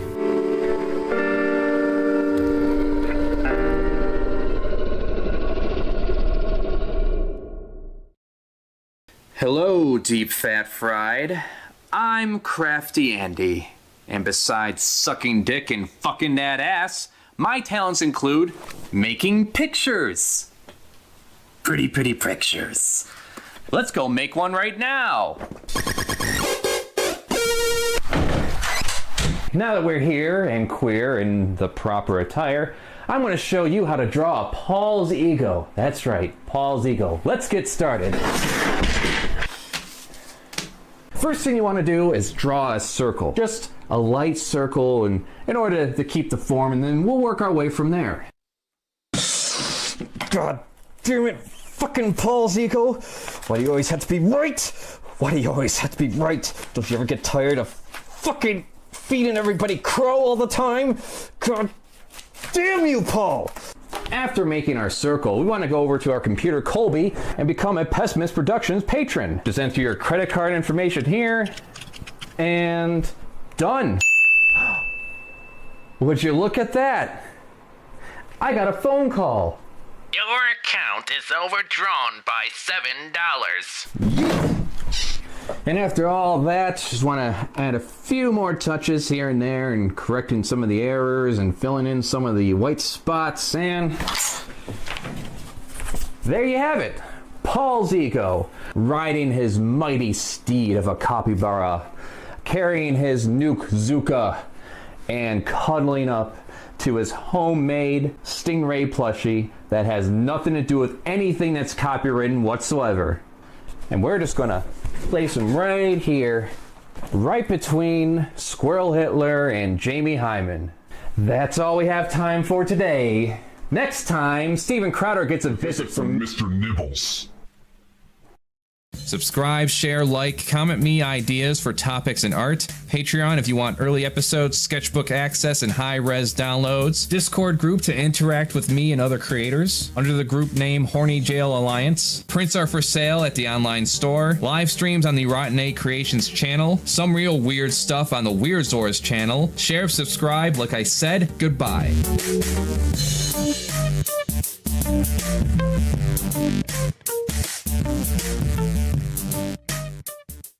Hello, CraftyAndy here, and these are my thoughts. So in 2009, I was going to community college for advertising, art, and design. I was also working 2 part-time jobs, one at midnight stocking shelves at a grocery store, and the other during the day as an AV tech for the same college. It just recently dawned on me that while I was doing all this bullshit, I could have been participating in the gang stalking campaign for Christian Western Chandler, a mentally disabled adult. Tell me why I'm stuck as a virgin with rage. Tell me why I still need a cute girl my age. I could have been part of the discourse surrounding Liquid Chris, a man who pretended to claim that he was Chris Chan and that the real Chris Chan was a faker. How else will I get fan arts if I was not the original creator of Sonic Show? The trolling community began referring to him as Liquid Chris, and to Christian Weston Chandler as Solid Chris, inspired by the characters Liquid Snake and Solid Snake from the Metal Gear Solid video game franchise. A campaign that went on for years, the sole purpose being to instigate reactions from a mentally disabled autistic person. Liquid Chris is now a medical doctor, while I'm whatever the hell this is. So I guess the joke's on me. Hello everyone, it's me. Cringe. There are all these party calls made to Chris through his phone and Skype, enticing him to give out personal details of himself and share private videos. And I was laughing like the rest of you all when the Amigo video compilations came out. Tickle your pussy. Oh, and here's a fun part. But now I realize that I missed an opportunity to actively extract personal details from a gullible, mentally disabled autistic person. A mentally disabled person who was convinced to change their name by a puppet as a child, and I wouldn't be surprised to find out that the same types of people on the internet convinced them to be trans too. I know normally that's not possible. In science, Chris Chan would be an anomaly, considering he is a autistic, mentally disabled person. Oh, how glorious would it be to watch the event play out where a 13-year-old weaponizes their age as blackmail against a mentally disabled adult. Blue Spike was his name, and he would have phone sex with Chris Chan pretending to be his adult girlfriend. When Blue Spike surprised Chris with the truth, he had Chris right where he wanted him. Having sex for a 13-year-old boy, you sick fuck! What? Yeah, I'm a 13-year-old boy, Chris, and you've been having sex with me this entire time. I'm gonna give all your fucking data to Chris Hansen, you fucking pedal fork, so you better get the fuck out now. He could have easily called the police and got him arrested. Luckily for Chris, Blue Spike only manipulated them to stick in a magic Crayola medallion up their ass. Good. Come on, more, as far as you possibly can. More. And the only reason his buddies were begging Blue Spike to stop it was not because of some kind of sense of empathy, but because they were pussies and couldn't stand the sight of Chris's naked ass. If only I was able to hook up with the Idea Guys. The Idea Guys were a group of trolls who exploited Chris by pretending to be his imaginary friends. They used that influence to brainwash him, and allegedly they managed to extort around $6,000 out of him by threatening to destroy his imaginary city that he made in his comics. I mean, hey, if they don't fight back and are easily manipulated or mentally disabled, then they deserve everything that happens to them, right? It's your fault for being bullied. Someone calls you names, you just punch them in the face, preferably with a weapon, and I'm sure the law would look at your situation with the utmost sympathy. This isn't to shame anyone. Like I said, I was laughing at all the stupid antics up to him pepper spraying a GameSpot employee who was just trying to shoo him out of the store after vandalizing store displays of blue-armed Sonic. I don't know what she got so mad about. Sonic's arms have always been blue. What's this idea of his arms being tan? Makes no sense. Anyways, what we're getting at here is that strangers on the internet were the only meaningful interactions Chris Chan had, giving her a lot of stress as well as delusions of grandeur regarding their artwork. After enduring the 50-plus part documentary series, it gives me the impression that Chan's parents were completely on autopilot when it came to his parenting. I mean, my parents left us to our own devices, but they would at least fucking have conversations with me. I also made a few of the right kind of friends who didn't keep me around out of pity or amusement, or who are actually there and not on the internet. I don't think I have the educational level to isolate what are inherent character flaws or just influences from internet strangers.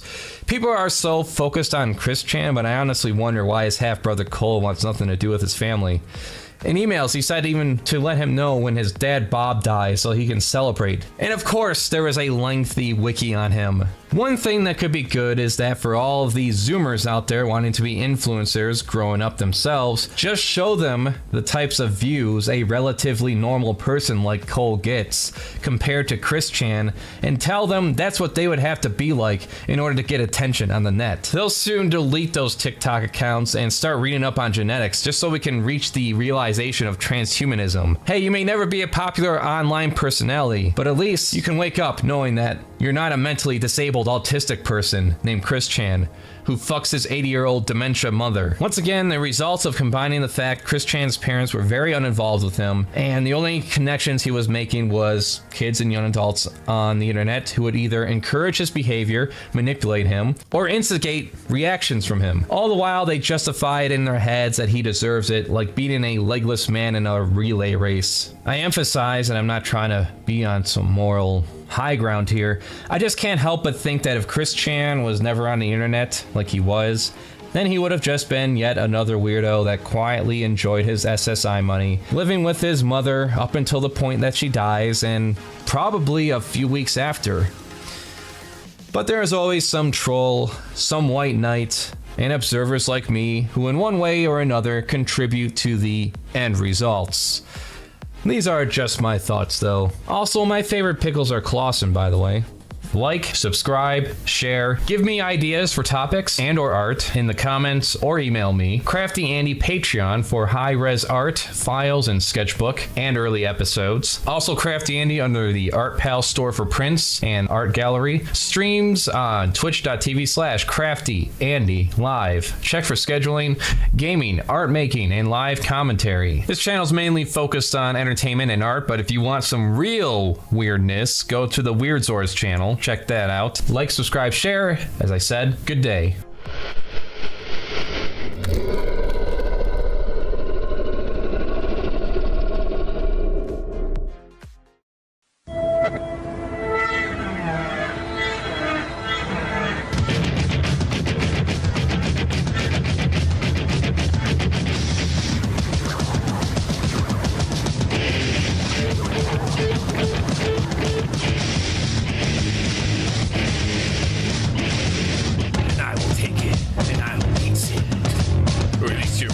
Snack or I'll beat ya. It's not my fault that my hunger's strong. Follow that shit until it's gone. The beautiful pizza, it's all relative to the sacrifice us. You pour the toppings on the trees and gorge until you're on your knees.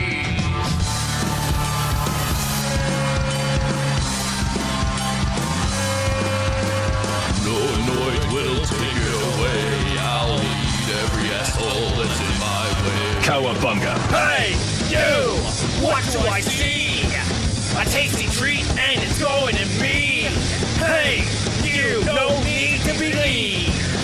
I'm fat and greasy and I ruptured my spleen. for the beautiful pizza. The beautiful pizza.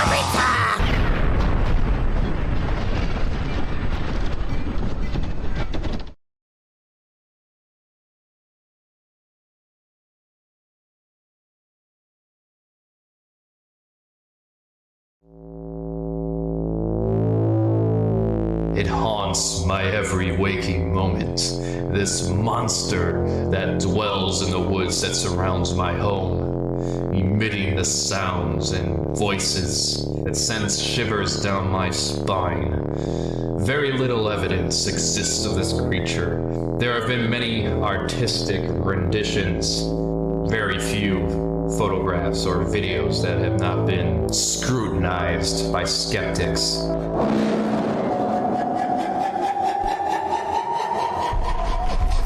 And I can't help but be overwhelmed by its influence. It wants its existence known through whispers and shadows.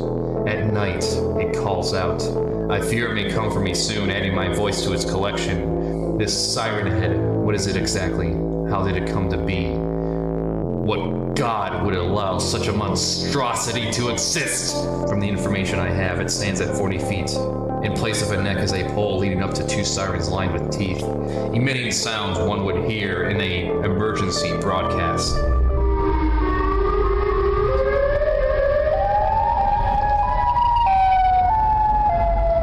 It is able to hide in almost plain sight amongst the trees due to its gangly features.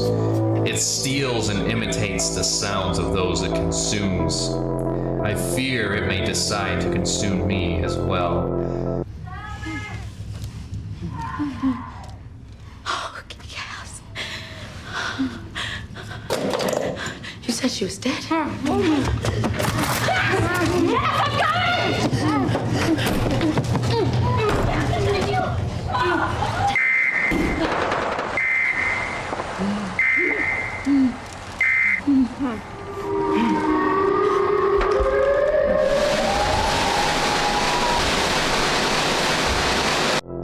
Maybe this is my attempt to comfort myself, to give some sense to this creature's existence that defies reality as we know it. Or perhaps I am being used in spreading its awareness, making those curious without driving them away. As I gaze upon my depictions, there is one crystal clear realization. I can't fap off to this. Now there's the ticket to Pleasure Town.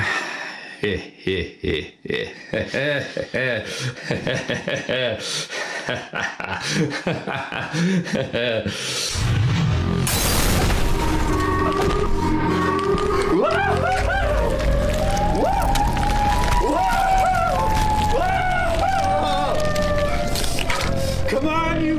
Come on! Bring it up!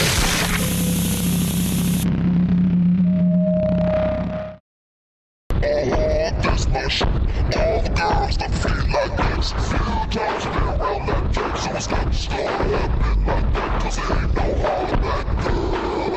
Ain't no holler back, girl. Few times been around that dick, so it's not started happening like that. Cause it ain't no holler back. Subscribe, like, share, naturally. If you have any suggestions or topics you want to see covered or artwork to be made, comment down below or commission me through email. CraftyAndy at Patreon if you want to support the show that way for digital art prints, as well as early episodes of the Crafty Art Show when those are finished. Twitch.tv/CraftyAndy IGMTM for art streams Monday through Thursday, 5 p.m., Friday, 5 p.m. for gaming, and 8 p.m. Sunday for gaming. There's an Art Pal store where the prints are for sale if you want to support the show that way. If not, there's always just subscribing, liking, and sharing. Until next week, stay creative.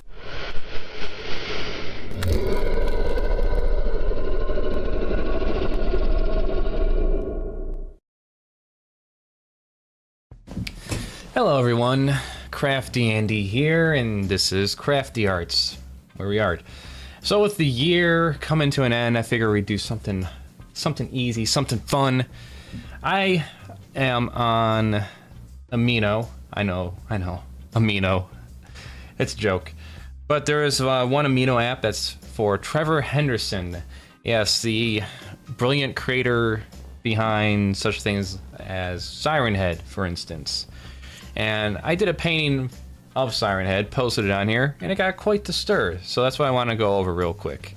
This is amazing. You are so talented. Did you give him a penis? Or more like a P pound. I was thinking the same thing. Also, while trying something out from a YouTube video on Rule 34 website, this image is on there. There's 33 images of Siren Head, and I may need to remove my eyes. Yeah, so apparently he does find the added anatomy to this creature so attractive. He wants it to be the very last dick. Why does he have a dick? Ew, delete that. Why does his dick? And Cartoon Cat replies, grammar 100. That's also incorrect. Grammar 101. I just noticed his eggplant. Is that what it's called? Sexy alternative for me is what we call the eggplant. I'd rather see a bulge from the erection through some sweats or tight pants. Oh, so yeah, that is completely incorrect. He's not wearing pants.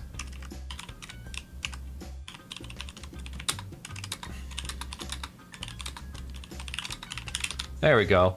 I'm glad I'm able to help these people out here. Siren Head has a dawn now. How else would he plant his seed? I mean, really, he's a male. It's really good, but why it have a pee-pee? Where's that pee-pee? We're talking about pee-pee here! And pee-pee. Lol. Looks great, though. Why is this in there? Oh, a wiener. That's nice.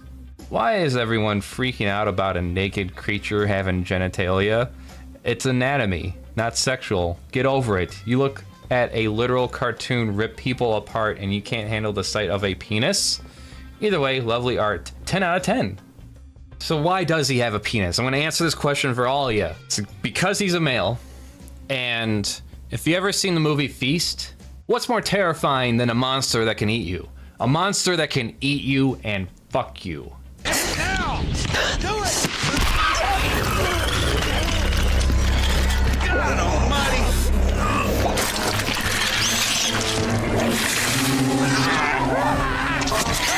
Especially a monster that can fuck you and eat you at the same time.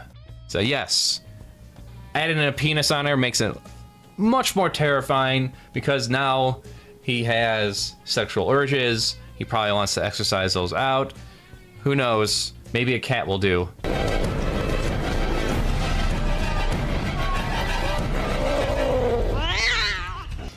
But that's all I had to say about this. That's just something fun to go over real quick before the year ends. Hopefully 2021 will be a little bit better. It's not. It probably isn't. But hey, if you keep your expectations low enough, then it's almost a guarantee it won't be as bad as last year. Gotta put a positive spin on it. Until next time. Subscribe, hit the bell to be notified. Comments, suggestions for topics and artwork are always welcomed. Commissions are currently open through my email in the description below. CraftyAndy at Patreon to support the show and get access to exclusive sketchbooks, digital downloads, early episodes. Currently, I'm holding that at $2 a month. Prints are on sale at the Art Pal store under the name CraftyAndy. I stream making videos and art Monday through Thursday, 5 p.m. at twitch.tv/CraftyAndy, iGymTM, as well as Fridays, 5 p.m. and Sundays, 8 p.m. for gaming. That is all. Be and stay creative.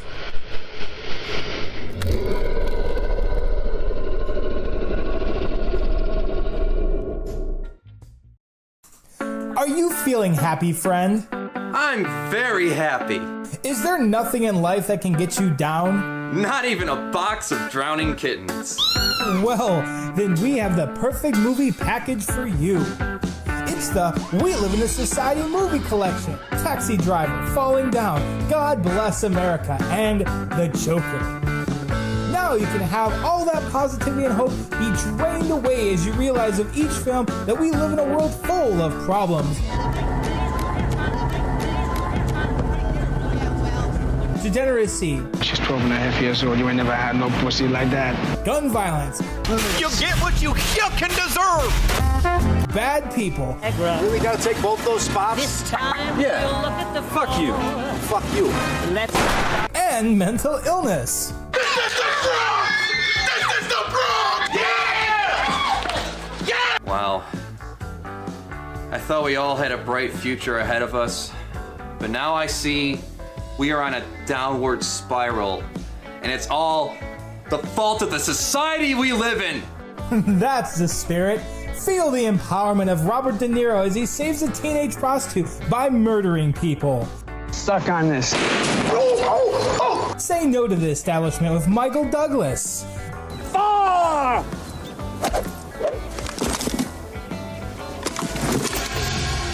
Fine! What the hell are you trying to do? Kill me with a golf ball?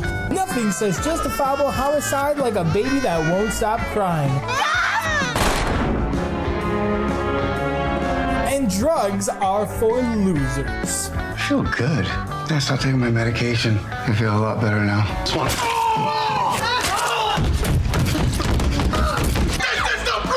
Go to those internets at www.whatyoudeserve.com and place your order today and get an additional We Live in a Society film, Mad City, back when John Travolta had a career. People don't listen to guys like me. Released in 1997, learn that the media twists facts and spins the truth, just like now. With a reporter's ambition, the story grew. Mobilize every camera and audio crew you can get.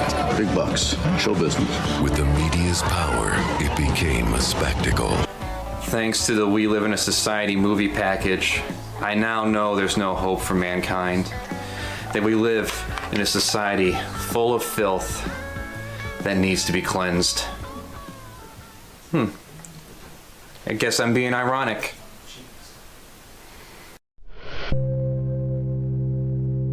Hello everyone, CraftyAndy here, and this is Crafty Arts, where we art. Now today, we are summoning a fox demon. Why are we doing that? Well, there are just some tasks that cannot be completed by a mortal human being. So we turn to the dark arts, as any reasonable person would. That's what we're going to do today. There are some requirements that we have to meet first. We have to get some materials and some other things made, and that's why we're here today. Going down the list of supplies in order to summon our lovely fox demon, Dream Vision Creations. The snarly canine resin, head, eyes, and teeth, $280. A transparency to print up the eyes, $4, FedEx. Harpy and Hag, duck cloth, costume, $200. Armor from Red Falcon, $100. Dasu Dragon, quiver and arm guard, $300. A fox skull from Etsy. It's a sea of random items. It's Etsy, $47. A flame sword for $103 from Forged Foam. The transparencies were just glued onto the back of the eyes and inserted into the resin mask, which was also primed in black paint. The markings were done as well in acrylic paint. It tends to dry hard, is waterproof, doesn't react to the sun as much. About 666 layers of that. I used epoxy sculpt to fill in the gaps between the eyes and the mask itself. Sprinkle a little blood from a virgin kitten or two, and you're all set to go. And with the armor we've obtained from Dasu Dragon, which is on sale right now if you like to obtain your own, and soaking it in the blood of 100 virgin kittens, we are now ready to summon our fox demon. By the powers of darkness, by the demons of Salzar, through the fires of hell I invoke thee. Come forth and do thy bidding.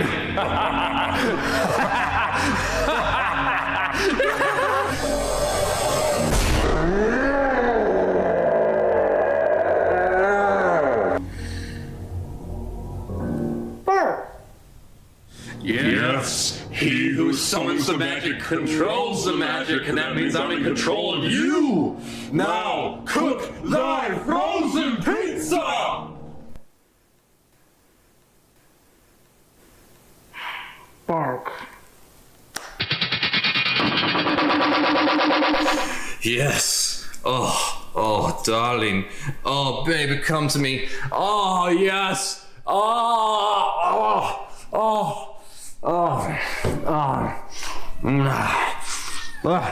What are you still doing here? Get out of here. I'm done with thee. Be gone. Be gone.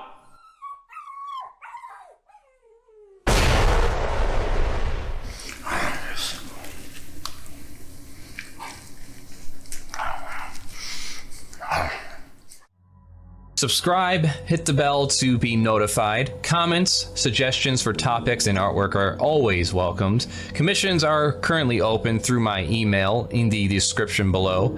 CraftyAndy at Patreon to support the show and get access to exclusive sketchbooks, digital downloads, early episodes. Currently, I'm holding that at $2 a month. Prints are on sale at the Art Pal store under the name CraftyAndy. I stream making videos and art Monday through Thursday, 5 p.m. at twitch.tv/CraftyAndy IGMTM, as well as Fridays 5 p.m. and Sundays 8 p.m. for gaming. That is all. Be and stay creative.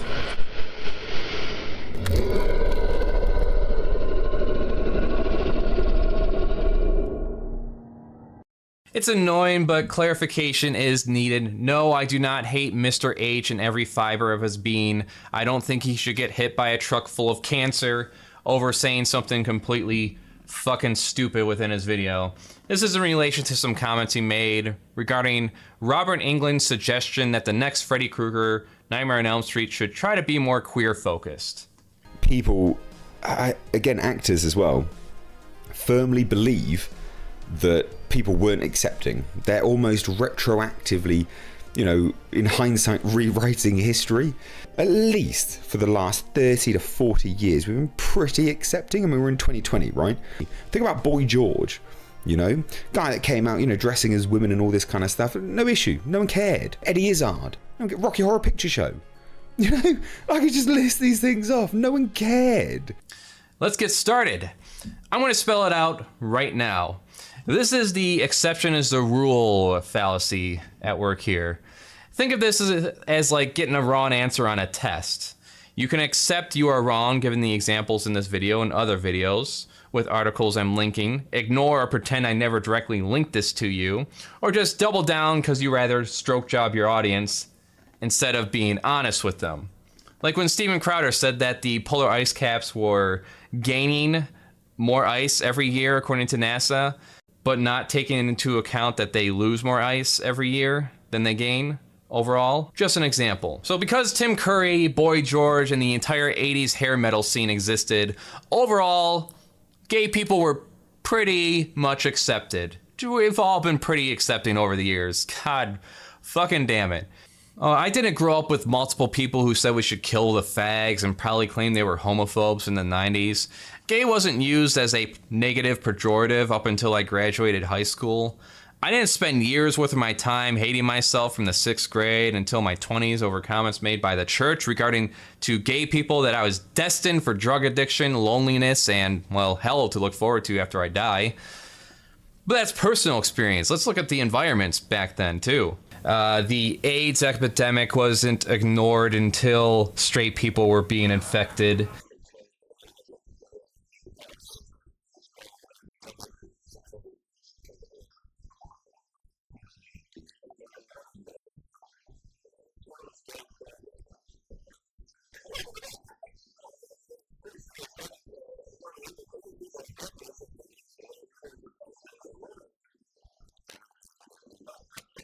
They didn't have to march onto Washington and get completely ignored by the media in order to attempt some recognition for their rights and protections. There wasn't a real case of people getting fired for having AIDS that inspired the Tom Hanks movie. Let me put it this way, Andy. Your place in the future of this firm is no longer secure. We feel it isn't fair to keep you here when your prospects are limited. How many people, gay or infected, got fired from their jobs that went unreported, let alone getting their own fucking movie?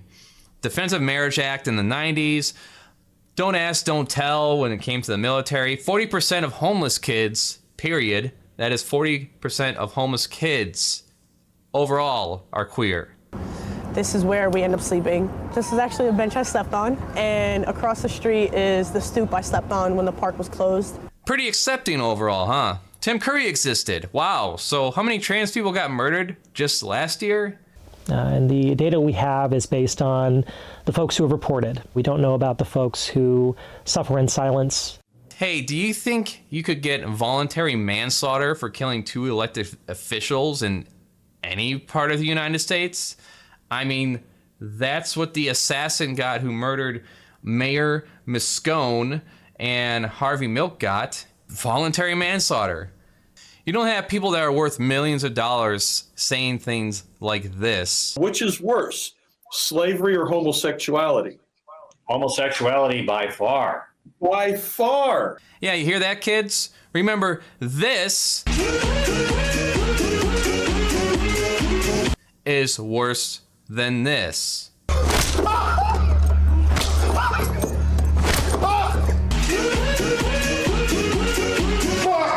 Trans people didn't lose any protections this year when it came to medical. Sure, trans people are not political targets right now. Whatever, they're a minority. It's nice that most people just want to grill, but unfortunately, we have a lot of people who like to invent problems to solve. Trans people using the shitter wasn't a problem until some conservatards couldn't win anymore when it came to gay bashing. So I get that the majority of people don't give a shit beyond things that don't directly affect them, that a lot of trans and other queers don't want to be activists until they want something that's denied to them. Can I get pie like everyone else? You get nothing! You lose! Good day, sir! Or they become a target.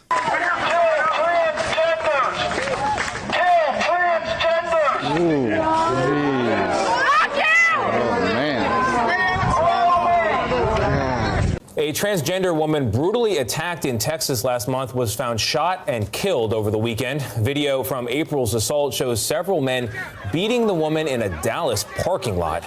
And then they realize the hard way the importance of being treated as equals within society's rules and laws. And this video was really the straw that broke my back in regarding to these reactionary channels. Just to use Mr. H as an example, I got drawn to him due to his lore videos involving Hellraiser, among other horror icons, and then every fucking video is about some kind of bullshit article on the net. Woke politics, everything's woke. You're just being used as a commodity? This is not the... Is this the level of representation you want? I look at that and I go, that's baffling. So when is it not commodifying queer people? Robert Englund sees a gap of gay representation in horror and says, hey, maybe we can show off an experience queer people will relate to and maybe challenge the sensibilities of straight people that others may not never have thought of. And how much would Freddy fuck with a kid who doesn't have fully accepting parents? They don't even have to be blatant straw man homophobes. They literally just could make a comment about him finding a girl or something, and that can add to his inner turmoil a lot of queer kids feel as they realize they are different. You really think that isn't something Freddy would or could fuck with? What's with kids today, huh? No respect. These fucking people just want anything gay in a movie or a TV show or video game especially to be secondary to the point where it can be nearly invisible, like the second Freddy film.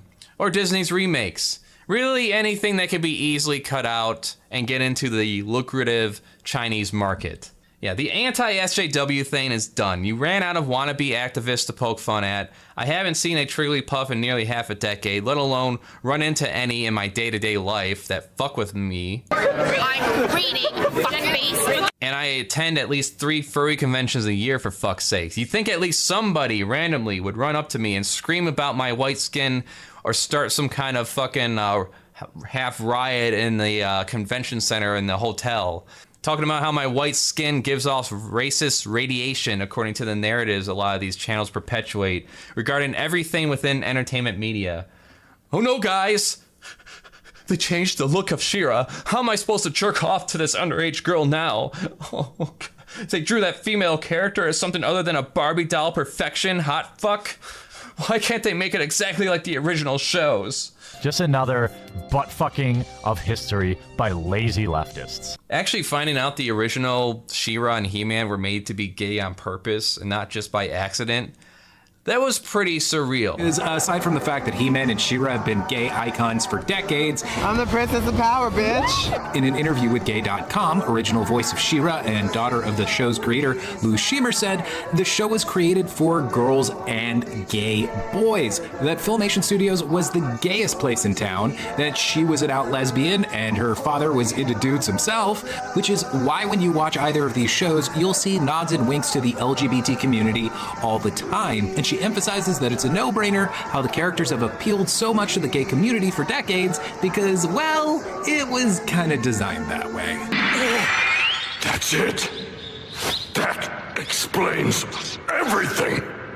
This is fucking annoying and I'm tired of it. People have died trying to be themselves openly and freely, and then when we start to finally get some recognition to the point that artists and writers are seeking out and understanding perspectives of different people and defying established social norms, as they often did before and during and after the civil rights movement with movies, comics, and books. In the final panel, the astronaut takes off his helmet and you can see that he's black. The story was met with much criticism and backlash, particularly the Comics Code Authority, which demanded the astronaut be white. We've always been pretty accepting. Now it's all spun as they're just doing it to virtue signal. It's them forcing politics down our throats. Oh, that bullshit, get your politics out of it. Fuck you. Everything is politics, shitbag. Politics happens 24/7, not just once every 4 years. If you've got the privilege to do it, it is easier to just not pick a side, to not watch the news, to not have an opinion, to just have another drink and let the world sort itself out for a while. Take control of your life today. Set yourself free and experience relief from belief. Ask your doctor if ataraxia is right for you. Ataraxia. Worry less, live more. So we've been generally accepting overall, right? That's why everyone throws a fit if they have a blink and you'll miss it trans character in a game like Baldur's Gate Siege or Dragonspear. Or people refusing to buy Battletech because it has a gender slider. Or just recently, someone LARPing as Guts from Berserk was complaining about gay Vikings. Yeah, God forbid we portray a homosexual relationship that would exist back then before Christendom came along and said that that was bad. And what's very funny to me, considering this, is that Ubisoft is in a bit of a crisis right now because a number of their employees have multiple accusations of sexual harassment, and they moved them around the company like the Catholic Church. So this individual here has no problem with Ubisoft being the rape company, but he has a problem with two fictional men kissing each other. You know, if Casca had her mind back, I don't think she would appreciate where your priorities are, Guts. Don't look at me. And what are these fuckers gonna do when humans can gene splice themselves into other animals or some other interesting shit? Yeah, pretty accepting overall. That's like pretending racism wasn't really a thing because Stevie Wonder and Louis Charles was able to succeed. It's just, I'm just so fucking done with these types of channels. I've been cleaning house lately on my subscription feed because there's so many good commentators on movies, video games, that just went down the road of this anti-SJW shit to the point where they just can't seem to stop. Like, the idea of criticizing people being reactionary became something that was reactionary. Oh my god, there's a trans person in a video game. Fucking shoot me in the head. The idea that history is somehow being rewritten? No, you fucking idiot. It's simply being acknowledged at this point. So I had to interject another part here because when I was making this video, I came across another Mr. H video where he was complimenting Arch Warhammer in regards to this letter writing campaign to Games Workshop. Games Workshop recently came out with a statement saying that their hobby of Warhammer is for everybody. And someone took issue with that, in this case Arch Warhammer, and he started an email campaign. I'll let these clips explain to you who Arch Warhammer is. No point previously in their history, no point whatsoever, has Games Workshop even suggested that they don't want a particular group to play their games, regardless of their sexuality, their skin color, their religion, their political preference. No stops. Everyone. Until today. Basically disgruntled Warhammer fans and also fans of Arch Warhammer. Very, very big YouTuber. Very good YouTuber. Very good YouTuber. Who is Arch Warhammer? I hear you asking. Wait, the black people can't even find black history? Then why do we use a moth for it? Dang it, no cotton emote. Real fascism leads to a utopian state where every member is both spiritually and physically fulfilled, whilst leaving in as much luxury as the state can possibly afford. I just found it funny that a person's reaction to Games Workshop saying an empty statement like our hobby is for everybody, his reaction is, well, you're excluding people. Huh? Blows my fucking mind. Wrong. For the first time, Warhammer was not for everyone. For the first time, even Warhammer chose to close its doors for some. For the first time ever, fans of Warhammer were attacked for their opinions. And that is true. So wait. Games Workshop has always said, our products are for everyone. And then they say, if you don't believe in including everyone, you should leave and you will not be missed. It's just the tolerance paradox again. It's the same hurdle they keep tripping over and over again. You claim to be tolerant, but in your latest press statement, you said you don't tolerate intolerance. Curious. But those are just my thoughts. Have a nice day. Good luck out there. Don't get lynched.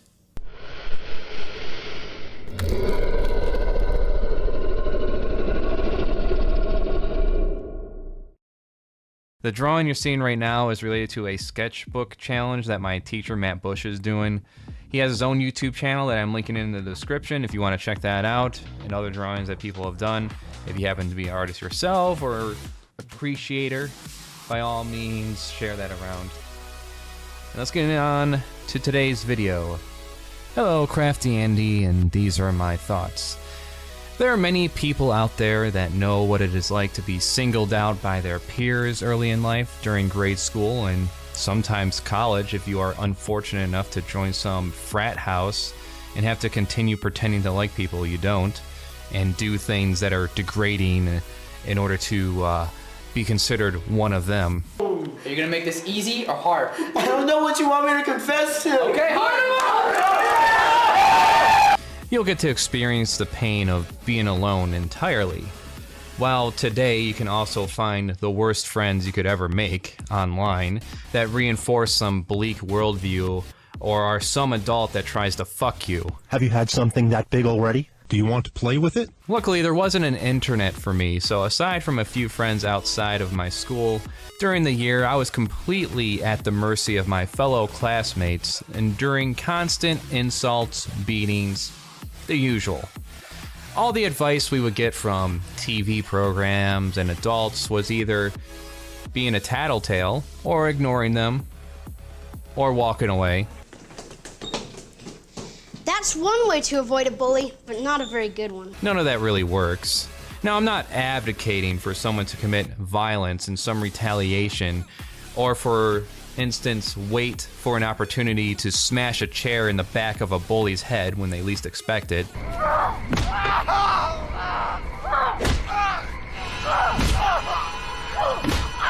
Because that would violate YouTube's TOS. We want you to each make a fist, but we don't want to teach you how to punch. I'm just saying the typical methods don't work. If you focus too much on the negative aspects of your past or present, it can lead to some severe depression. So here's the positive spin I can put on my grade school days of being singled out and treated like shit by my peers, to the point I wanted nothing to do with anyone in my community college days, so there were no connections or friends made during that time in relation to a possible career in my interest. I guess overall it did work out. But I'll go over those negative aspects and mental hurdles to overcome. First, here are the advantages of being an outcast in your early years of life. 1. You can spend time in your own little world and exercise your imagination. You can read, observe, learn how the world really works. While everyone is playing the game of how much dick and pussy they can get before 18, you can develop some skill relating to your interest or become knowledgeable of a trade and set yourself up for a higher position in life. There won't be any worry regarding what's cool or not, defending meaningless opinions on video games, movies, or sports. Nothing you do will ever be good enough. You won't figure out the code to be seen as one of them. So just dress however you want, enjoy whatever you want. Now, the mental trappings to avoid would be elitist thinking. That somehow liking obscure or widely disliked things makes you smarter. Or hating things because they are considered cool. I had friends that fell into this trap themselves. They would look at a popular TV program or a video game, for instance, Halo, when that first came out, and just automatically blast it because everyone's just playing it because they're conformist. I don't fucking know. I can't even fucking explain it. They just thought they were above everyone. Now, I can tell you also, the other trap is escapism. Video games, as I mentioned, were the bane of my existence at one point. Today, I maybe get 4 to 6 hours per week gaming on twitch.tv/CraftyAndy IGMTM. But during those times of being alienated, it was a unhealthy addiction. It's so easy to just focus on getting through the shitty day and then shutting off your brain and blocking out terrible memories while playing endless hours of video games or watching movies and TV shows and just losing yourself in your own imagination.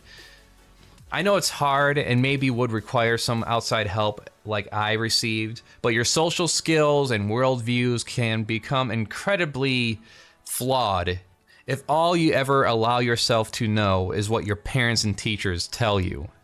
You can lose a sense of purpose and drive in life, becoming a human being that's just going through the required motions in order to meet the bare minimum to achieve relative comfort. Not really stepping out of that comfort zone in order to pursue some viable career or a relationship. You can definitely become some adult weirdo that people often joke about being a serial killer in the background. The other benefit, though, is becoming more self-aware and forward-thinking. You will find it easier to remove a stake in the human species. You can think for yourself and develop your own personality and not feel pressure to do things in order to maintain a good standing among the collective majority. There can be an overcoming of insecurity and acceptance of oneself instead of acting out because of your insecurities. Like how the homophobe is often a gay person who hates themselves and feels the need to overcompensate for it by being extra macho in order to hide it. You like calling people queer and fairy and such words. Look in my eyes, Harry Doolin. Tell me if you see someone all dressed up in your mother's clothes when he thinks no one is looking. You will quickly realize how pointless and petty a lot of people are with their pursuits and complaints. Who gives a shit about the class presidency? I didn't give a shit, my best friend didn't give a shit, and he put his name on the ballot for the junior year of high school, and he won without any effort, class president, and made me vice. Did it mean anything? No.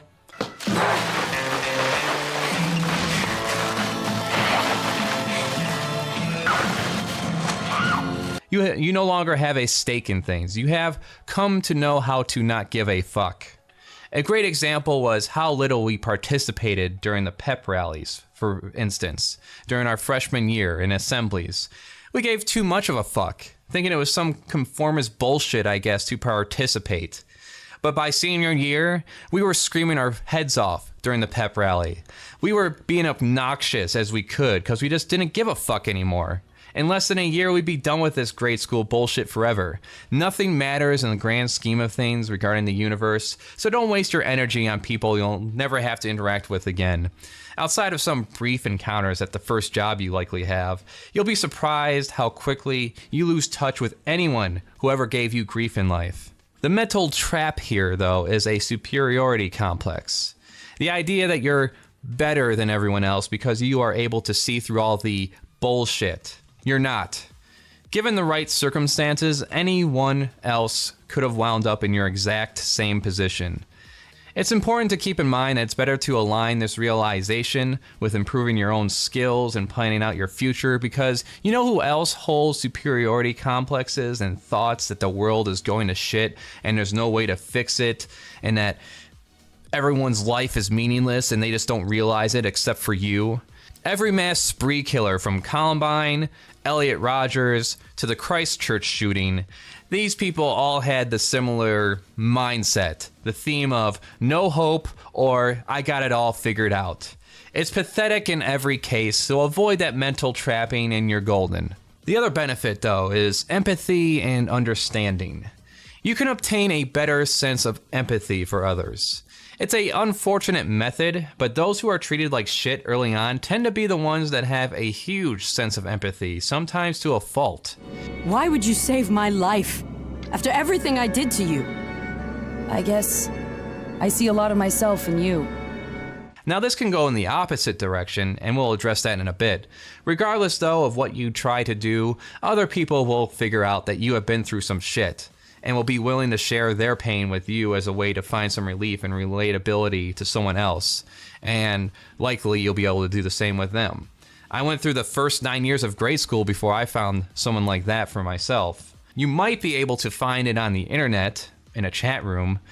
Just be wary of anyone who has a hard time seeing good in anything, and don't let them reinforce some negative viewpoint on the world. It's easy to say that for me because I've lived longer, but just be on the lookout for that. I also seriously doubt I would have the awareness of social issues I have now if it wasn't for my isolation and finding another group that was similarly unattached to superficial objectivity and appearances. I wouldn't have looked at superstitious beliefs and the society we live in as critically if my sexuality was in line with straightness, because when you are in a fortunate, privileged position, you don't have to think about such things. Why would you? Whenever mechanisms are in place worked out for you, and you wound up well-liked and respected overall, we're able to just kind of coast on through, get to that nice middle-class position, establish yourself, and now you just gotta hang on to it. It's unfortunate, but people seem to have trouble empathizing with one's negative experiences unless they witness it firsthand or experience it directly themselves. This can, however, lead to the next mental trapping, apathy. Showing that you have feelings, that you are genuinely hurt or otherwise negatively impacted by something someone did or said to you, or letting out any kind of emotion whatsoever, is almost immediately shamed. And I'm sure all of you have heard it said to you, seen it being said to someone else, or have said it to somebody yourself. Grow up. Stop being a pussy. Quit being a bitch. Grow a pair. It seems like a 50-50 shot, that the torment you experience can make you completely apathetic and cynical regarding anyone else's suffering or hard time. There should not be a competition of scars when someone shares a story about a mild tragedy like my dad ran out on me. It shouldn't be followed up by, well, my dad ran out on me and my mom raped me, so get over it, bitch, like I did. Ugh. You also have the phenomenon of bullies that think they can't be bullies because they were bullied themselves. Think an abusive father raising a son who in turn becomes abusive.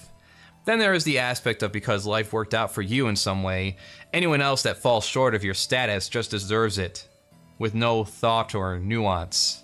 Now, if someone is complaining about how their daddy didn't give them a fucking video game or didn't buy the car that they were looking for, then by all means, throw out the card of what some shit you've been through, and maybe they'll shut the fuck up, or maybe gain a new perspective on life. Or they'll just cut you off and not want to deal with you because you're such a downer. And good riddance if that's the case. Now, to sum it all up, if you can avoid the trappings of a superiority complex, indulging in a overabundance of escapism, giving in to despair and self-destruction, you'll grow to be more understanding of what you are, who you are, accepting of others who are different, be more in line to learn about things most people don't bother to think about. You'll be more like a pack of wolves when it comes to your friends and loved ones than a herd of sheep that follow trends and traditions. Don't know what else I can say? These are just my thoughts. Subscribe, like, share, naturally.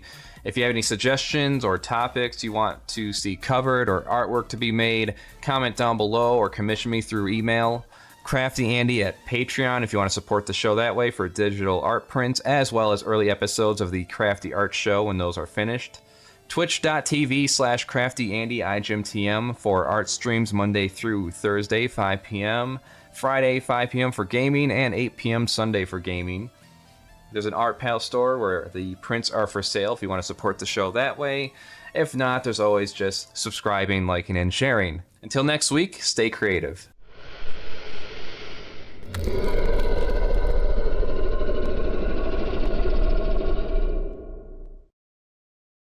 When it comes to this drawing, what I'm doing right now is related to a sketchbook challenge initiated by Matt Bush. He's been one of my teachers, so I'm joining in on that right now. Trying to catch up with it, actually. Sketchbook challenge, but twice a week I am going to give you a new challenge that helps you fill up your sketchbook. Hello, CraftyAndy here, and these are my thoughts. Now I can sit here and cry over the lack of success on my YouTube channel over the past 10 years or so. The fact that I needed to make that money right now, 60-hour work weeks, stress over this or that, but really there has been a lot of advantages from not being a massive success overnight. I was able to avoid a lot of mistakes that I've seen plenty of other creators make. Maybe I would have made them myself, maybe not, who knows. But I have to look at it as at a positive aspect, otherwise, what good is it? Not being receptive to trolls like, say, Wings of Redemption. Shit, son. Yeah, right now it's fun to play with the occasional death threat or just completely degrading insults. But as I get bigger, that shit's gonna stop real fast. I don't mean blocking people, it's just I'm gonna prioritize people who are complimentary or have genuine questions as opposed to someone who just wants to give me shit. You can't stop people from trying, but you can't give in to them and treat them with any legitimacy, else that will be the only audience that comes to your channel. I think the best thing to always do is remind yourself that this is a stranger on the internet, and you'll likely never see them again. This is not a school playground or a prison yard. Understanding power structures in terms of fame. People will go out of their way for your attention and maybe even do things they regret later. I had someone that probably meant well as far as I know. They claimed they were of age and without any prompting sent me pictures of themselves. I guess in any other context it'd be fine, but because I'm a public figure now, I can't even encourage such things or play into it for the possibility of it being some kind of trap. Because I have no way of knowing exactly who this person is.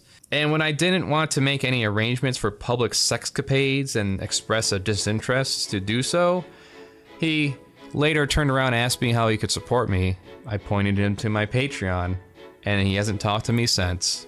Controversies and how to handle them. There is no way to avoid controversy as long as you are a public figure, unless you are a bland piece of paper that has no opinions on anything meaningful outside of a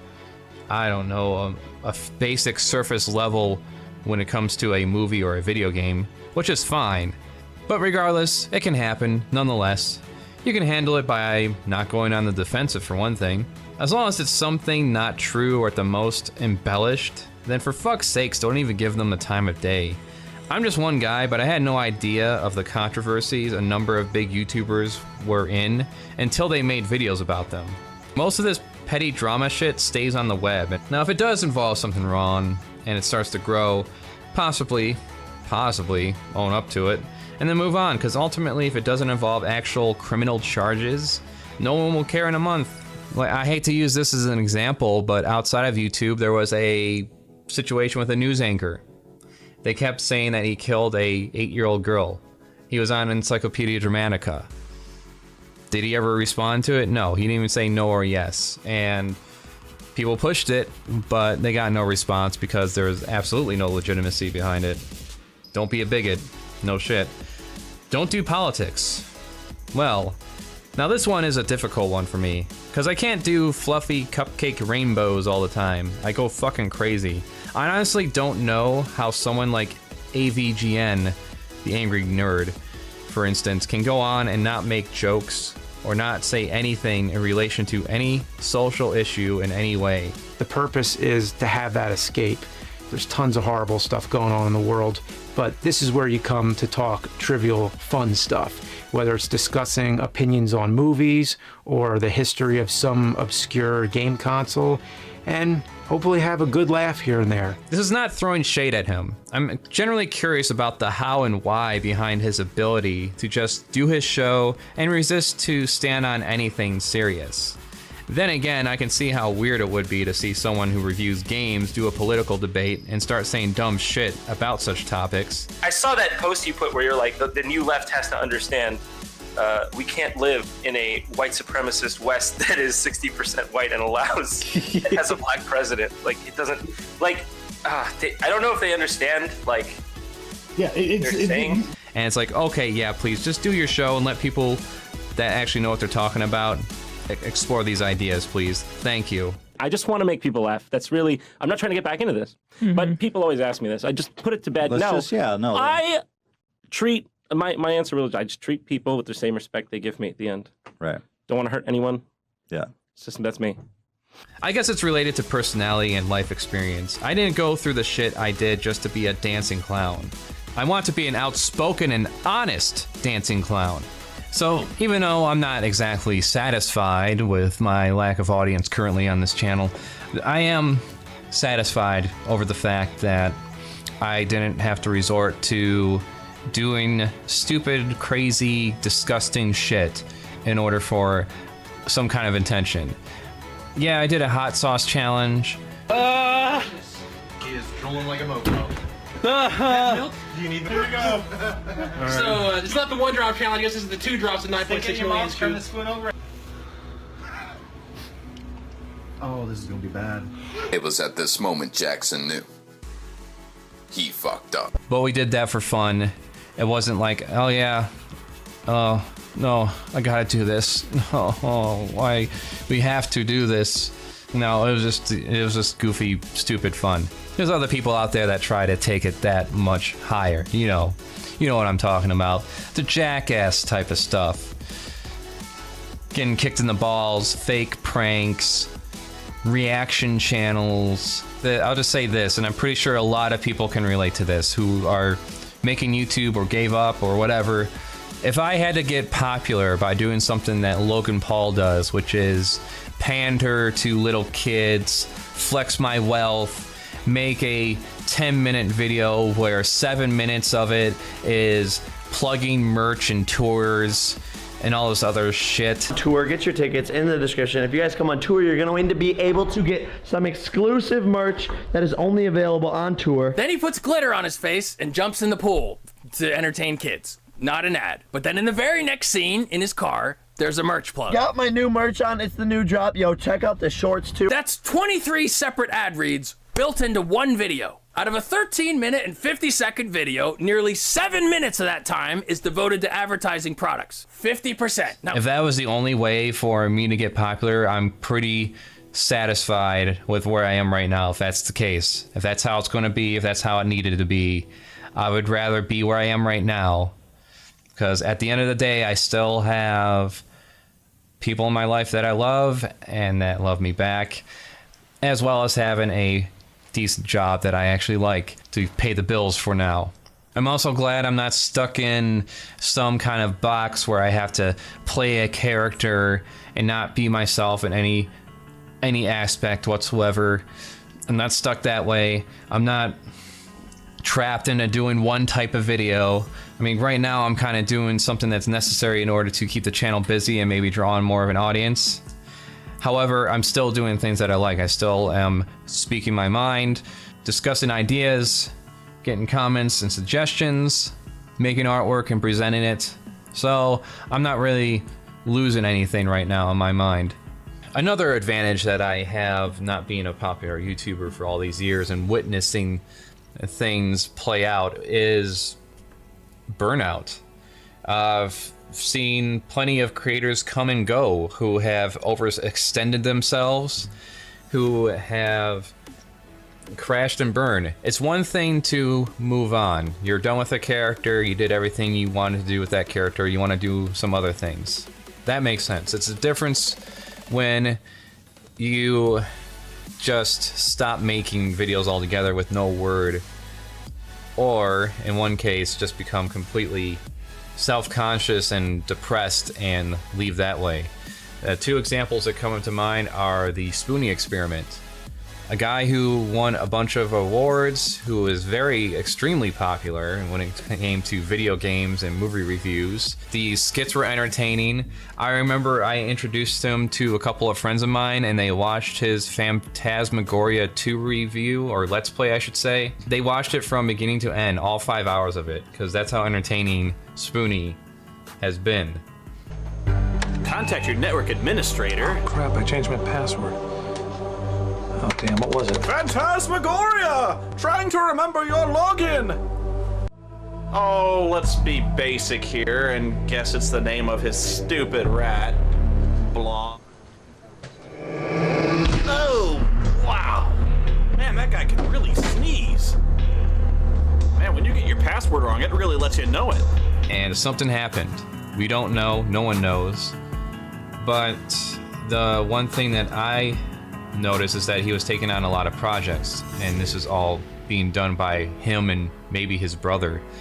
He was doing video game reviews, board game reviews, movie reviews. What follows is the manliest thing ever recorded on film. Your balls may drop off in shame at the mere knowledge that you will never in your entire life do something half this manly.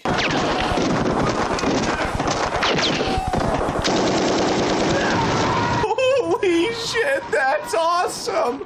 I want this scene painted on the side of my fucking van. Commentary on Dungeons and Dragons, wrestling. He's doing all these things. And I think of Wayne White, one of my favorite artists, who was working on Pee-wee's Playhouse and a number of music videos. He had this point in the documentary, Beauty is Embarrassing, where he just crashed and burned. I would work myself into exhaustion. I got a job in Beekman's World that same year. I was like this one-man animation department for the show. That doesn't work. You can't be a one-man animation department. It'll kill you. He really was like a slave in that place. Overworked and overworked and overworked. By the time I finished that Offspring video, I was out of my mind. I had driven myself nutty, crazy. You need to know when to say, I need help. And Wayne liked to do it all himself. I got very depressed and incapacitated. That's when I started on the happy pills, the antidepressants. Eventually,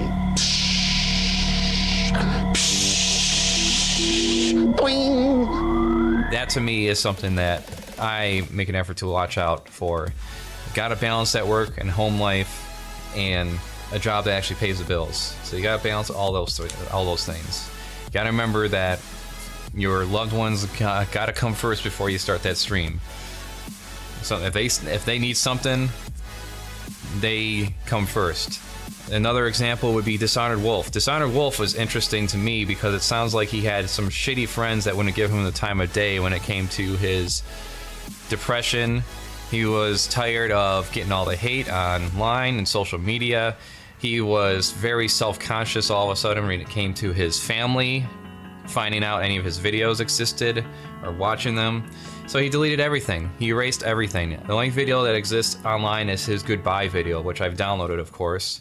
I know I can't really convince anyone of my sincerity, and nobody will ever really know if I was honest about it because I'll be forgotten before anyone even remembers to check and see if I came back or not. Talking to friends has a history of not working. I've never had many friends in the first place, and the few I thought I could trust enough to be open and honest with them about how I felt eventually didn't want to deal with me anymore and stopped being my friends.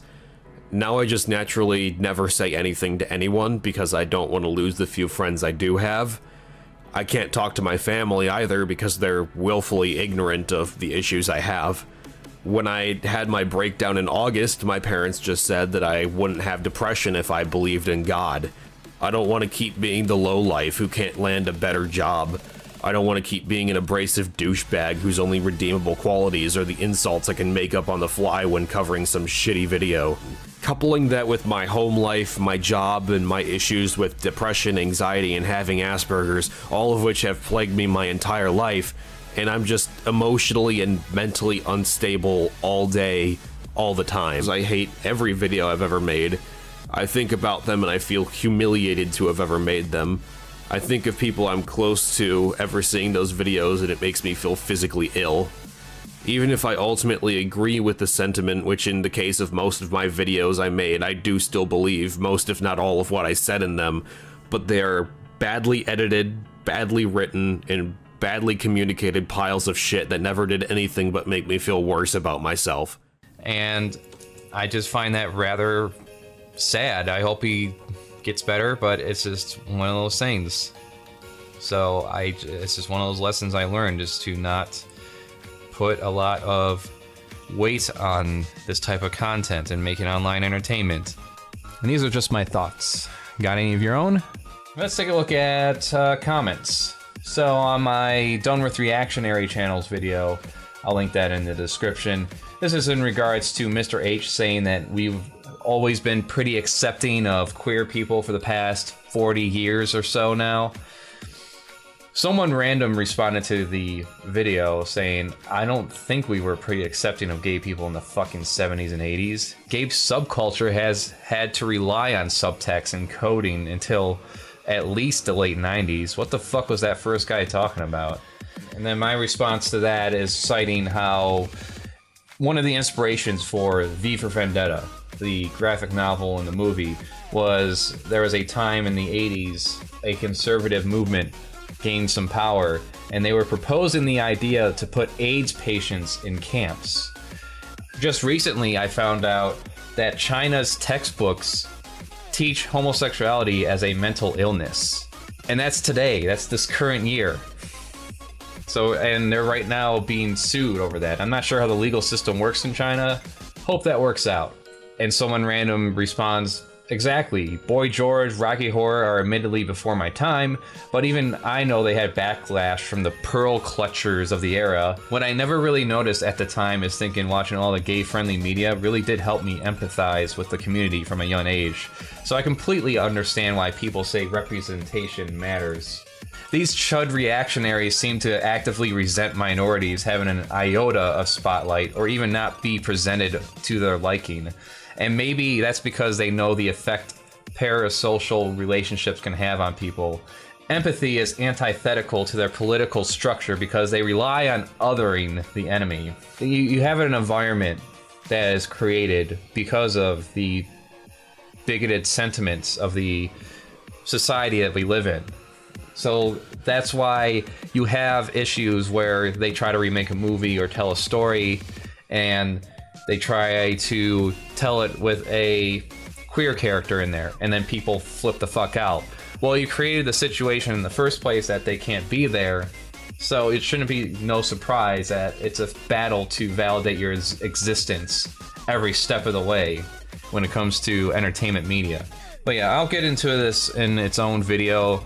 Representation matters because, say for instance, using trans people as an example, if all you had in entertainment media was reports on people who are predators, or movies where it's like a serial killer that's dressing up as a woman, they don't say that he's trans, but he's appropriating all the different traits of a trans person, that's all you get. That's the only type of person you can get to see on the telly or in the movie theater that expresses those traits is some kind of psychopath. Then yeah, you're going to get an impression that any man who dresses up as a woman or any woman who dresses up as a man has some kind of condition or has some underlying sinister motive and just completely breaks your worldview. That's as far as I want to get into it right now. But if you have any comments of your own or any suggestions, be sure to let me know. Twitch art streams are Monday through Thursday, 5 p.m. Friday is gaming at 5 p.m. Sunday, 8 p.m. CraftyAndy iGymTM on Twitch. Next major episode I'm working on right now is Siren Head. Expect more of these every week. Also check out the Undertale series. I also have my art prints on sale at the Art Pal store. Patreon if you want to see episodes early and get digital downloads of the finished artwork and pieces and sketchbook. And with that, toodles.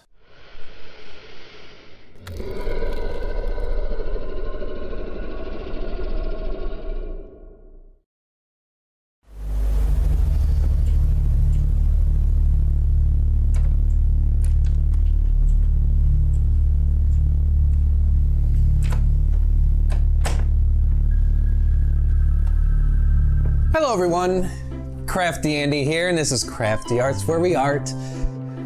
Now, today what we're doing is we're taking this evil looking sketchbook I got, we're filling it up with a bunch of horror elements. And, well, say hi to the camera, Steve.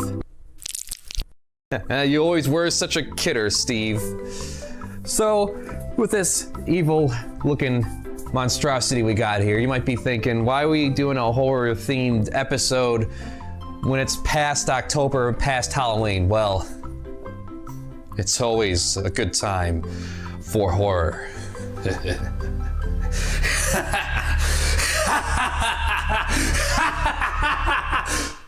Sorry. Even before I knew the concept, I was always a fan of cosmic and psychological themed horror. Stories like The Thing, Annihilation, Silent Hill, Eternal Darkness, they have a lot more going for it than a scary monster or ghoul. Initially, I was thinking of making this in relation to the Lovecraftian Cthulhu mythos or demonology like in Doom, but why recreate something mainstream and popular when I can make up my own stuff that's completely unknown? Seems logical.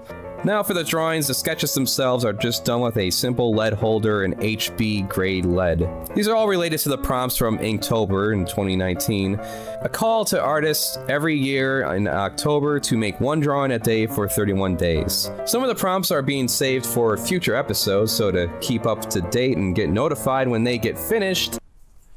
Come on, you don't know what to do on YouTube when it comes to staying notified and up to date? Well, I do have a Patreon. The goal was to take every prompt that I could and fit it within the themes of Steve the Cosmic Horror book here, which I got from Abbott's Hollow Studios. First, I soaked all the pages in dark roasted coffee. Now, you can't soak them all at once because they'll stick together when they dry, so they have to be done individually. So, to recreate the experience of painting this, here's one page of the book being done right now. Now, take this part of the video, rewind it, and play it back 200 times, and you'll have a feeling of what it was like. Now, a book of cosmic horror like this needs a proper introduction. I wrote this in an ancient and forgotten way of writing known as script or cursive. Let this book be a guide to the other reality that is parallel to our own Earth. Creatures, sites, and monuments that defy all that we know as logic. The Chaos Weaver's influence leaks into the world, continuing the twisting of reality. Brought about by the ancients. What they gain from such actions, I do not know. Humans here are drawn to them en masse, entering their tower only to never return. This book itself compels me to fill its pages, living as a single eye with no ears or mouth. The visions I have witnessed, sanity leaking from my mind. Take heed to this knowledge if you find yourself drawn into this world, as I have been. I went with a limited alphabet for this in order to make figuring out what the passages say a little more of a challenge. Some of it is deliberately written in English when translated one for one, just to add a little extra effort in order to read it properly. The inking itself is done with a combination of acrylic ink on pen nibs, acrylic paint, and Faber-Castell markers. A lot of cross-hatching was used in a way to give the various pieces contrast and value, following the basic comic book rules regarding line width. The closer something is, the thicker the outlines, while inside the figures and background items have thinner lines as to keep everything from blending in together. So let's set the atmosphere, and nothing sets the atmosphere better than a pattern of greasy flesh, ever moving like the flesh that binds the pages with pulsating green sacs. Tasty. Now the legend behind this world, the deity, I wanted to keep the true form ambiguous. A Terran reality represented in the center of the page, obscuring its face, for even in book form, to see its true form would end one's existence. And following the prompt of Dizzy, describes this being as follows: Chaos Weaver, World Twister, Reality Distorter, embrace and be changed. The spiral related to a sense of ever-changing form, held together in some semblance of shape by a weave of fragile tendons. Sometimes the price one must pay for power doesn't dissuade the pursuit of it. A ring that demonstrates that price in design, as it reads, "Place with spikes pointed away." Once placed on one's hand, it cannot be removed without causing a loss of blood, to say the least. As it reads on the band itself, "Flesh for power." Now, the kinds of creatures I imagine in this world would primarily exist to enact sinister, unforgiving nature. In this case, the mindless will latch on, drain your brain, and make you a carrier to spread its influence. Like a black widow, sometimes the smallest things can be the deadliest, especially when it comes to things you cannot see. In our Earth, we have viruses, bacteria that are often treatable in most cases, while in this realm we have things such as a mimic parasite, which has infested this husky. It mimics the likeness of lesser creatures, hiding the true form of the morphology, often bringing it close to others of its kind, which they will then be absorbed. The cold latcher, something that appears to be the size of a cat, that latches on a target and nearly instantly freezes their head. Preferably incapacitating prey usually much larger than itself, as we can see demonstrated on this poor fellow right here. More formidable would be these creatures of snow. Beings that are tormented by the cold, and let's try to keep things wholesome here, we'll say that they want to feel the warmth. Think of them as poor, furless animals that are just looking to get a warm coat off of someone. Yeah, we'll go with that. Even the plants can be something to fear.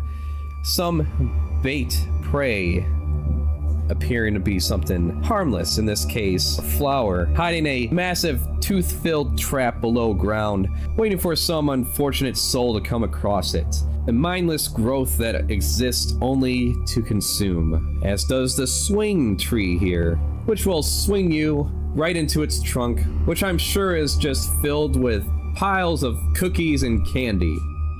Yeah, I know, I was stretching it when it came to this prompt. Give me a break, alright? They will twist frail minds. To gaze upon them is to turn feral. A native of this world, very intelligent to the point it will only speak to others of its kind through telepathy, and for the rest, they will lose their minds gazing into their eyes. Why their face is left completely blank in this depiction.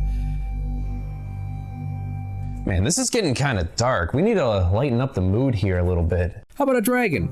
Dragons can be cute. Look at this guy with those giant horns and empty eyes.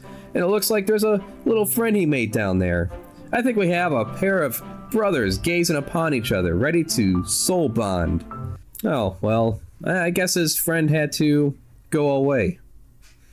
How about some friendly ghosts? Yeah, I was trying to really think out of the box when it came to this one. I wanted to stay far away from any cliched, transparent apparition or anything typical when it came to this prompt.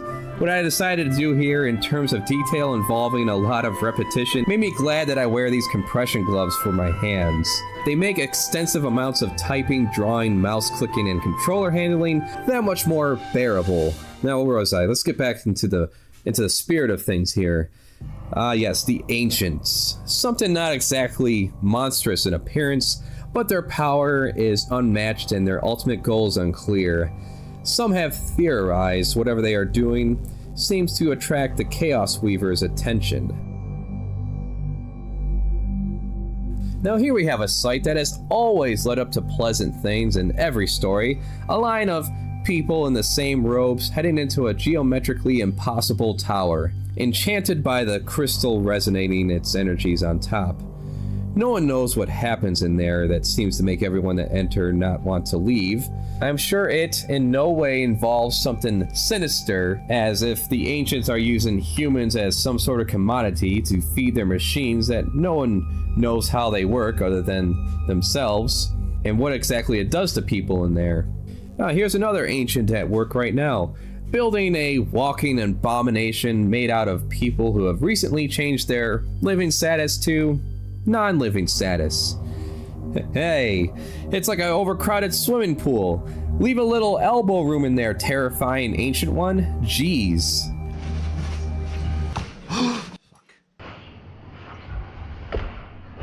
Uh-oh, SpaghettiOs. It looks like we had one of those happy accidents.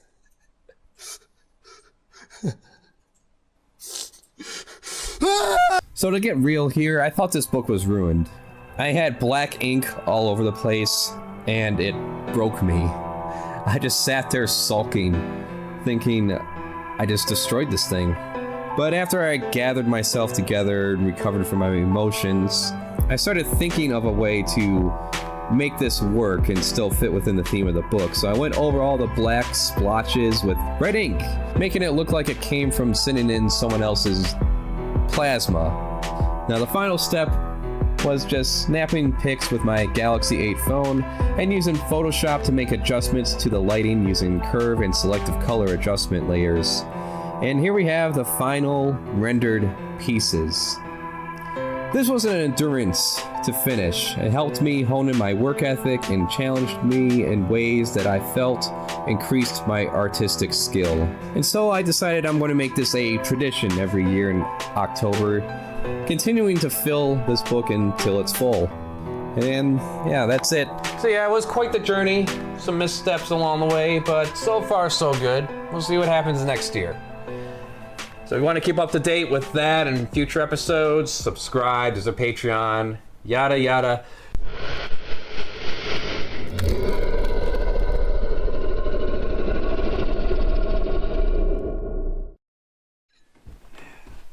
Human child depraved and vile, in your smile a terror.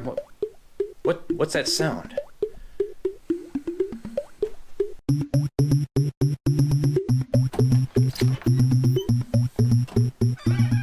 Oh. Hey, Sans. What brings you to this realm? Ah! Get to work on the fucking Undertale tribute, you lazy shitbag! Look, I am a serious artist, and I deserve some respect. Oh, damn it! All right. I'll get to the damn Undertale tribute, all right? I've been a busy boy. A lot of things have been happening. Just give me a break. No!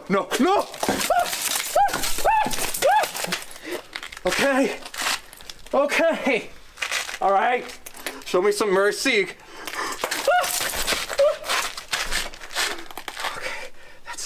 That's it. Okay, I'll do it. I swear to God, though, after I'm done... You'll do what, bitch?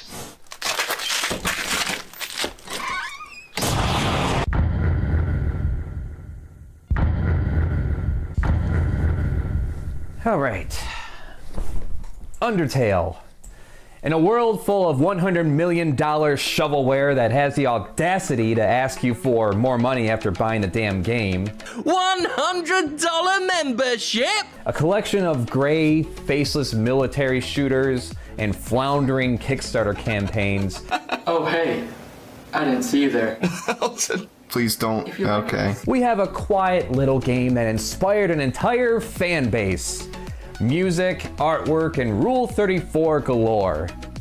It even had a freaking reference in AEW wrestling. Kenny Omega, as he calls on the power of Sans. AEW does make me want to watch wrestling again. Look out, boom, man.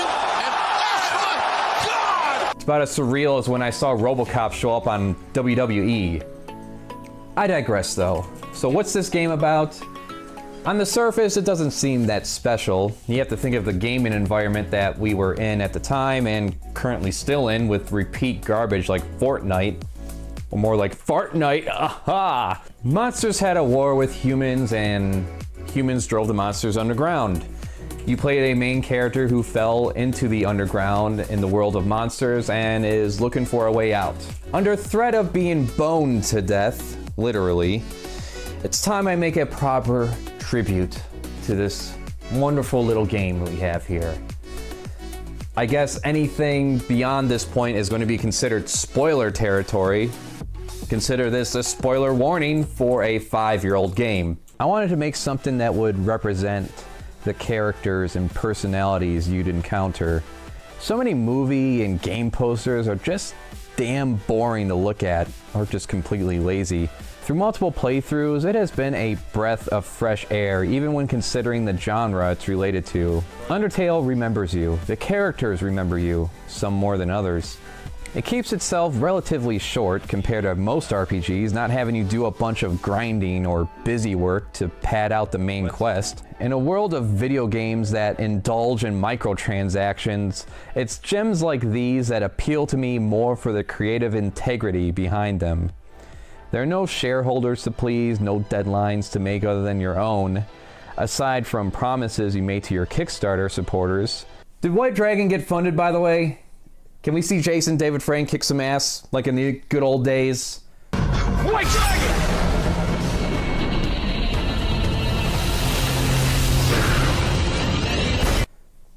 Oh, any fucking ways. Without overhyping it myself, you have to play the game with as little knowledge as you can. I don't even call things like this a video game. A game is something like Monopoly. This is a interactive story that plays out differently based on your actions. What are some of the takeaways we can get from this interactive story? That nearly every conflict could potentially be resolved without violence. The harder choices can have the most beneficial outcomes in the long run. To not judge by appearances. Not everyone is responsible for the cards they are dealt in life, but are responsible for what they choose to do with those cards. Aggression can be overcome by kindness, and murder is bad. The fighting mechanic is done through dodging enemy attacks, attacks which are unique for every single monster you encounter in the game. It's a small detail I think goes underappreciated outside of the bosses, but it's what keeps things engaging. Each enemy is a challenge gauntlet when fighting them. It would have been easy and completely take away from the entire game if this mechanic wasn't as thought out as it was and turned into a simple turn-based fighting style like in Earthbound, for example. It's quite the funny game too. What games did we get last year that were full of attempts at humor? Wolfenstein Youngblood?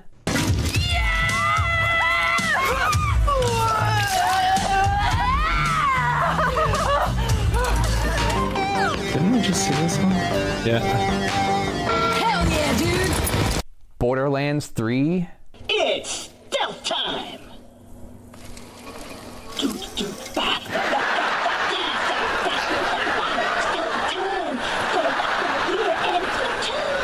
up, my Bandit Orphans? God Queen Tyrene coming at you live from the HBC. We're streaming, you're screaming, and we're all preparing to get into the Great Vault. Shut up. The humor comes from oddball characters, situations, and unorthodox boss battles. Have you seen how long this dog neck stretches? And it's not dated by pop culture references or memes. In fact, it set the memes. We'll be right back after this short message. Timmy Place! An original breakfast. Timmy Place! It's so good you can't taste it. Timmy Place! Don't forget to digest it. Timmy Flakes in your mouth. Timmy Flakes! Part of a complete breakfast. All the main characters are unique in their own right. 2 minutes in and we are hitting LSD Talkin' Flowers territory with Flowey. Flowey the Flower. Flowey the Flower, that's not redundant. I'm Sheriff Kenny Boone. Please, please talk to your kids about drugs. Talk to your kids about drugs. Oh, what can one say about Flowey that hasn't already been said at this point? I don't care, he's a little shit. Get plucked, you little weedy compost humper. Not all of the monsters are hostile, as you encounter a number of friendly critters in towns like Snowden. Talking bears, fire elemental bartenders, armless monster kids celebrating Christmas. Early in the game, just as you are about to get seated, in a bad way, we are introduced to Toriel, everyone's favorite goat mother. She wields some impressive fire magic and yet still uses an oven to bake pies. You'd think she used some of that power to incinerate the mountain of erotic fan art. Well, that one looks nice. And she has a massive engorged sin sword. I'll try it anyways. A sense of loneliness and fear drive her to try and keep you safe from the dangerous outside world. A goat who lives alone, longing to have someone to care for again. Going so far as to fight you when you try to leave a place you don't belong. I know it wouldn't make for a story, but why is it when a main character is placed in a fantastical, magical world better than the real world, they always want to leave? There's no place like home. You've got an extraordinary destiny. Something greater than you could have imagined. Sorry, but it's time the four of us were getting home. I don't want to go back to the world of taxes and drudgery. You can go back. I'll stay in Narnia, thank you. Leave we do, however, into the world of monsters who are out to claim your soul in order to use its power to open the gateway and allow themselves to be free once again. One of the more dedicated beasties, Undyne, the tough as nails fishy warrior who will stab you in the dick with her spear. She's willing to do whatever it takes to capture a human and bring them to Asgore. Did I mention all the monsters are after your soul so they can power a gate to escape their underground world? Anyways, she's a hard-ass spaz hiding a soft interior. Kill 'em with kindness, as they say. I get it. You think that I'm going to be friends with you, huh? Right? Never. Really? How delightful. I accept. Alphys, a nerdy, shy, weeaboo scientist with a case of fishy love.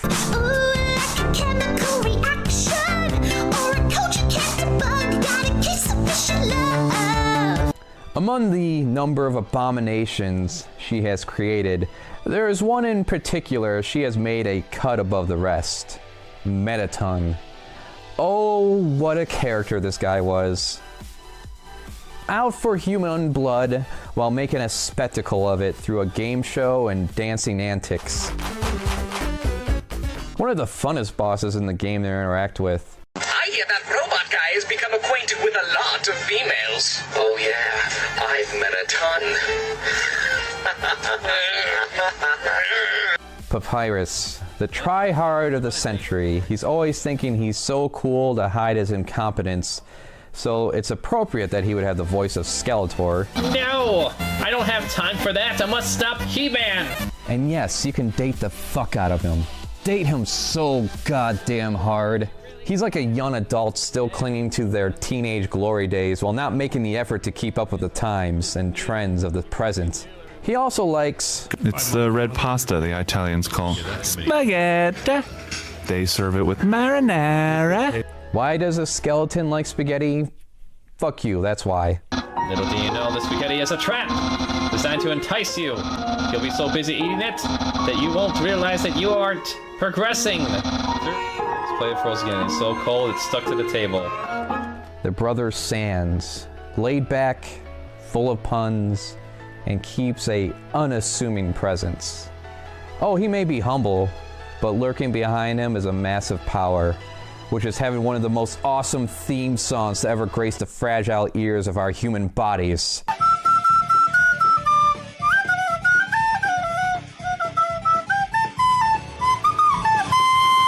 And then there is Asgore, the king of monsters, the main goat who's after your soul.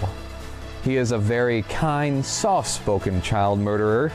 Seriously, he has a basement with child-sized coffins in there. Engraved on it. Crafty. What? It's empty.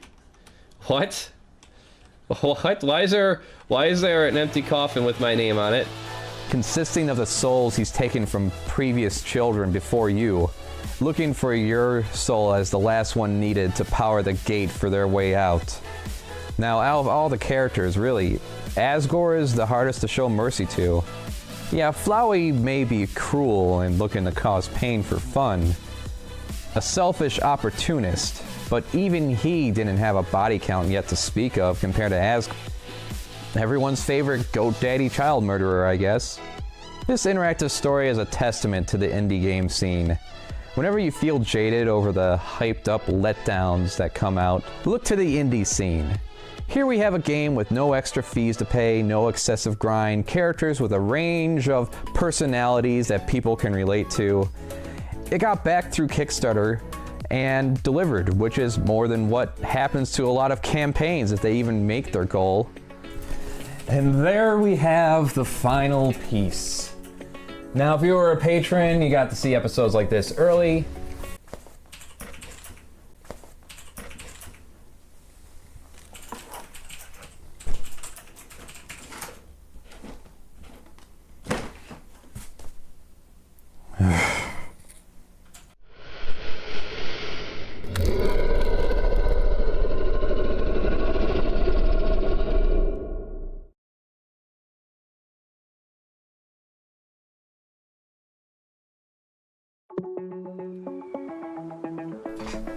Hello, CraftyAndy here, and this is Crafty Arts, where we art.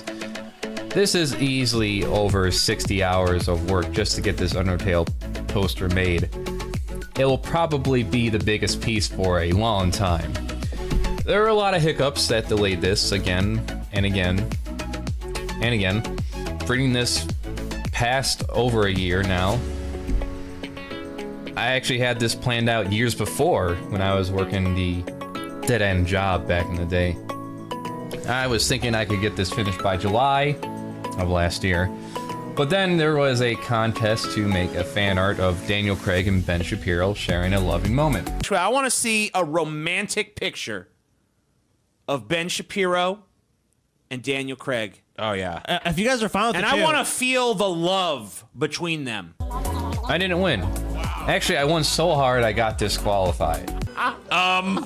Disqualified. I can't do it, sorry. Disqualified, but wow, that might have won. Then, before I knew it, October was approaching. I didn't want to yet again skip another Inktober event, which calls for artists to make a drawing every day throughout the month. So it was time to set this aside again while I got that done. October ended and I was getting back into the Undertale piece when Draw with Jazza held a contest to be hosted on his channel. Specifically, I've decided to run a competition where early in the new year, 7 lucky winners will have their channel and a video featured on this channel. Knowing I wasn't going to possibly get this done by the deadline, I set off to finish the remaining Inktober drawings I did for Steve the Cosmic Horror Book. I didn't win the contest, by the way. Right as I got that done, yet another art contest was being held by Oddworld inhabitants in relation to Stranger's Wrath being released on the Switch. To design your own living weapon. My entry didn't win. Deservingly for sure, congrats to this guy, or gal. There were also trips, holiday family get-togethers that continue to put the delay on this thing, let alone getting footage filmed for the skits of the Crafty Arts episode. And then we had to move this year to a new place. We're wondering why there's all these plywoods over here underneath the sink, and so I unscrewed them. And yeah, the entire cabinet just disintegrated at one point. And like, this is their fix. Just build right on top of it. Go into a new house, you discover your sink has sunk. You know what time it is? It's hammer time.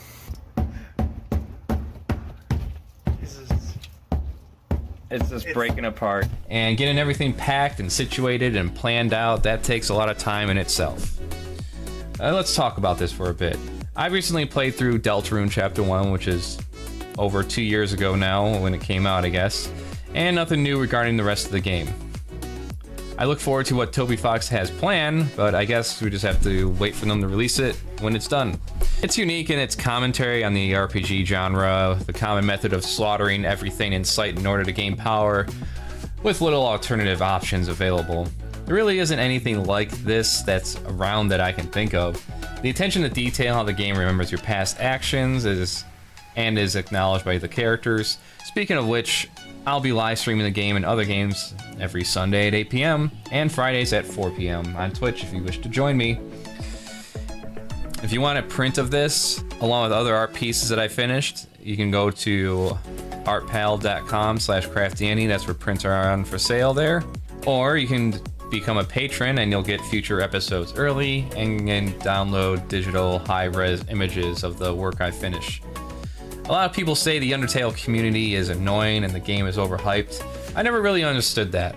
I never really encountered many memes or fan art of the game unless I looked for it. I can kind of get the overhypedness if you have a person or a friend that constantly talks about it and doesn't shut the hell up. Luckily for me though, that never really happened, and I didn't even get to play the damn game until a year after it came out. Spoiler free for the most part. As stated before, it's a testament how much more creative and original the indie scene can be at times. Can you imagine this being pitched to someone like Ubisoft or Bethesda at this point? All I can think of is what they would do to ruin it. It's clear while working on this that I need to focus more on fan pieces as opposed to doing more original works. I don't have millions of dollars to advertise something that no one knows about. I got more followers on my Twitch streams making this poster than I ever got of any of the games I played. I mean, come on, no one's interested in watching me play Realms of the Haunting, released in 1997? Well, looking for this? Come on! I'm sure right now the coronavirus and the protests happening around the world are more popular than the next series of videos I post, but unlike Hollywood, I'm not going to delay any further. The show must go on, and plus if you're watching this, then you're in your home, on your computer, away from people. Yay, I did a good thing, right? Anyways, check out the episode we did that involved a number of our friends. A preacher named Greg will be doing a playthrough of the game in the name of thy Lord and Savior, Sundays at 8 p.m., as well as a video going into the more dark side of fan works. Patrons get this all early. In fact, they probably already have it right now, along with high-res prints and the finished pieces available on the ArtPal store to order if you wish. I've been doing a lot of internal debating and getting advice where I can get it, and I've come to the conclusion that in order to keep this channel busy and growing while doing what I enjoy the most and not stretching myself thin right off the bat, I'm going to strive to consistently upload at least once a week, every Monday at 10 a.m. So while I get bigger projects done, expect discussions on various topics, and if you're watching and have your own ideas of what we can talk about, let me know. A lot of things are happening between cops murdering people and other people getting sick from viruses. My world's on fire, how about yours? So maybe we can just start by addressing that, or just talk about movies, comics, video games, and life. Anyways, other episodes on the way. We got Siren Head, a piece about bullying, piece about all the struggles we went through in life recently, and the next big project will be Sonic the motherfucking Hedgehog. So yes, tell your family, tell your friends, tell everybody. I'll be here streaming every Monday through Thursday, 4 p.m. for artwork and videos, and then Friday, 4 p.m. will be gaming, along with Sunday at 8 p.m. So there's everything laid out for you. No excuse. Subscribe, like, and share. Bye. Bye. We have a quiet little game that inspired an entire fan base. Music, artwork, and Rule 34 galore.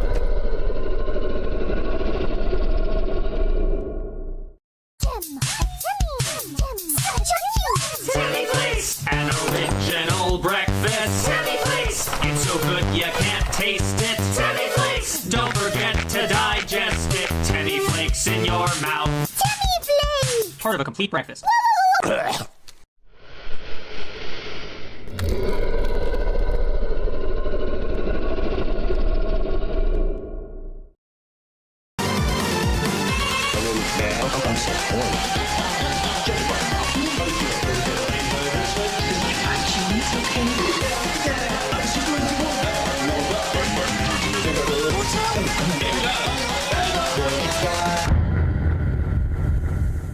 Hello everyone, CraftyAndy here. Now, if you want a video more about the game itself and its characters and how this piece got made, then by all means check out this video over here.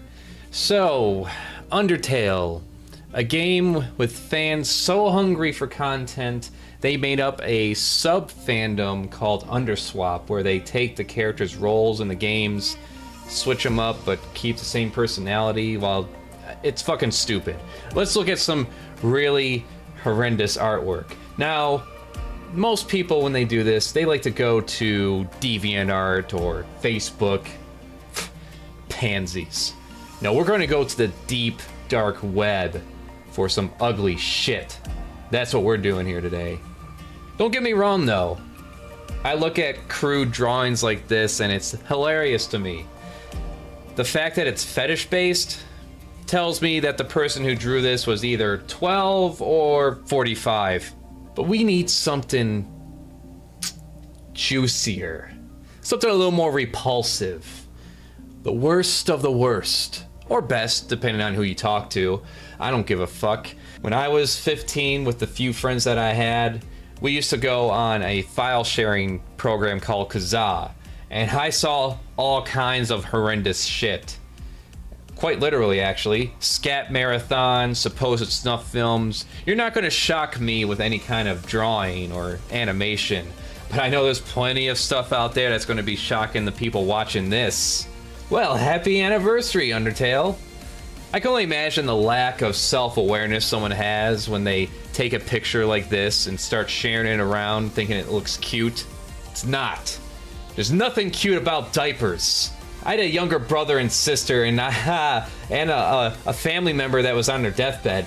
So the smells, the memory of those smells, they make me want to vomit forever. Moving on, we have Papyrus. And he is begging for a bone, huh? You know what I mean? You know what I mean? How about a Sans body pillow? Nothing skinnier than a skeleton. And speaking of fucking skeletons, how does that work exactly? Is it like a ghost stick? Does it feel like an icicle being shoved into your bologna sandwich? And yes, it is blue, by the way, in case you were wondering. This is still soft stuff, though. We need to go in deeper, because one can always go in deeper.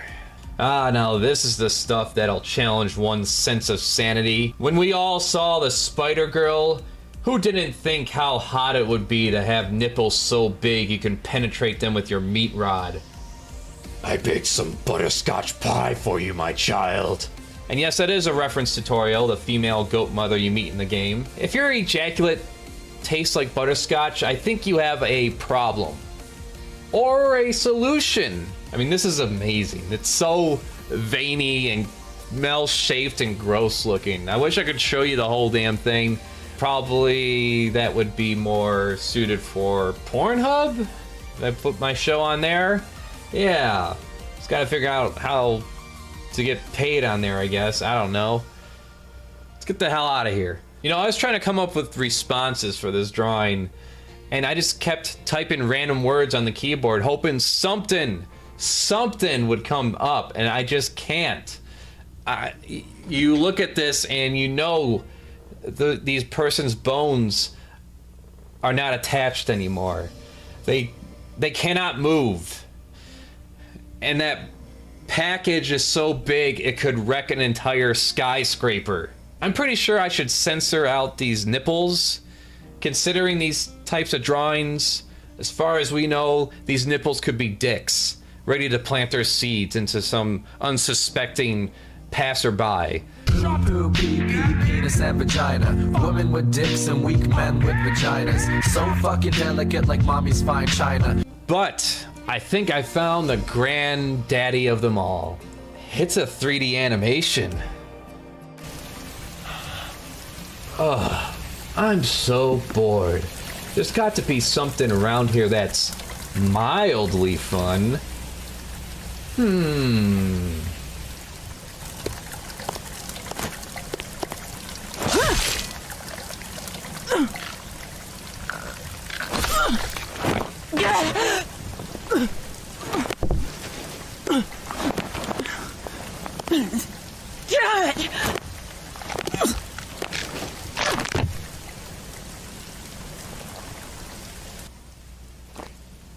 I can't show you what's happening right now. Have you ever seen the movie Full Metal Jacket? And the drill instructor says that line, I will gouge out your eyeballs and skull fuck you! That's what's going on right now. Considering how well this is animated, it's a high probability that he gets contracted out to do more wholesome animations. Just think, he's got things like this as a side project. All the meanwhile, he's working on the latest Pixar film that you and your family and kids are enjoying. Just a little comforting thought, don't you think? And then you gotta burn down the house because, you know, evidence. I guess he's off to break the news to Alfie's. Get it? Break the news? Haha, yeah. Alright, let's lighten up the mood with some cosplay, okay? We'll get out of the deep dark regions. Let's find some horrible looking cosplay. What the fuck is that? Get that the fuck out of here. That doesn't belong here. Ah, now there we go. Yeah, just cover yourself in blue paint and you're undying. Simple as that. Either that or you're one of the blue people from Avatar. The Na'vi? Yeah, remember when that was a thing? The Na'vi? When is Avatar 22 coming out? I don't know. And that's okay. You know, it's okay not to know. Alright, so here we have a self-proclaimed bad cosplay of Sans. Worst Sans costume ever. Listen, my child. You are selling yourself way too high. You gotta put those sights far, far lower. Ah, there we go. Yes. Oh, yes. That's more like it. Hey, baby. You want to have a bad time with me? Yeah, I'm Sans the Skeleton. Want to get a taste of my blue ghost dick? I can send out some of those ghost babies into you. Oh, god damn it. What's with these good cosplays? Get them the fuck out of here. Oh, honey. You're so lucky you're still a child. Unless your parents made this for you, in which case, holy shit, what the fuck is that? That's just foam vomit. But we're not going to dwell on this too long. Let's move on. You know, it was really hard to find a decent, terrible Mettaton costume when I was looking it up for about, I don't know, 10 minutes or so. So let's end on what Alfie's would look like if she was hit with a sledgehammer. If you just saw this, not knowing anything about Undertale, would you even be able to conceive what this could possibly be other than a creature that is begging for the sweet release of death? But that's all we have time for today.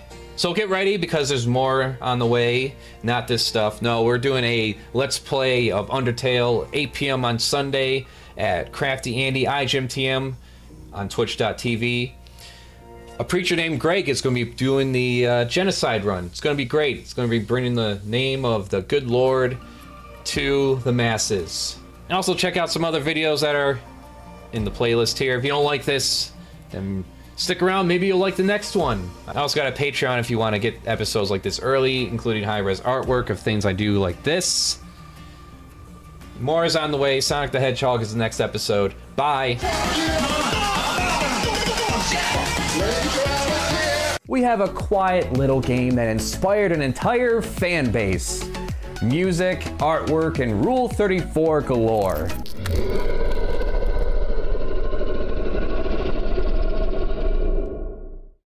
I am a preacher named Greg. You may have heard of my father, Pastor Greg. Well, I am his son, a preacher named Greg.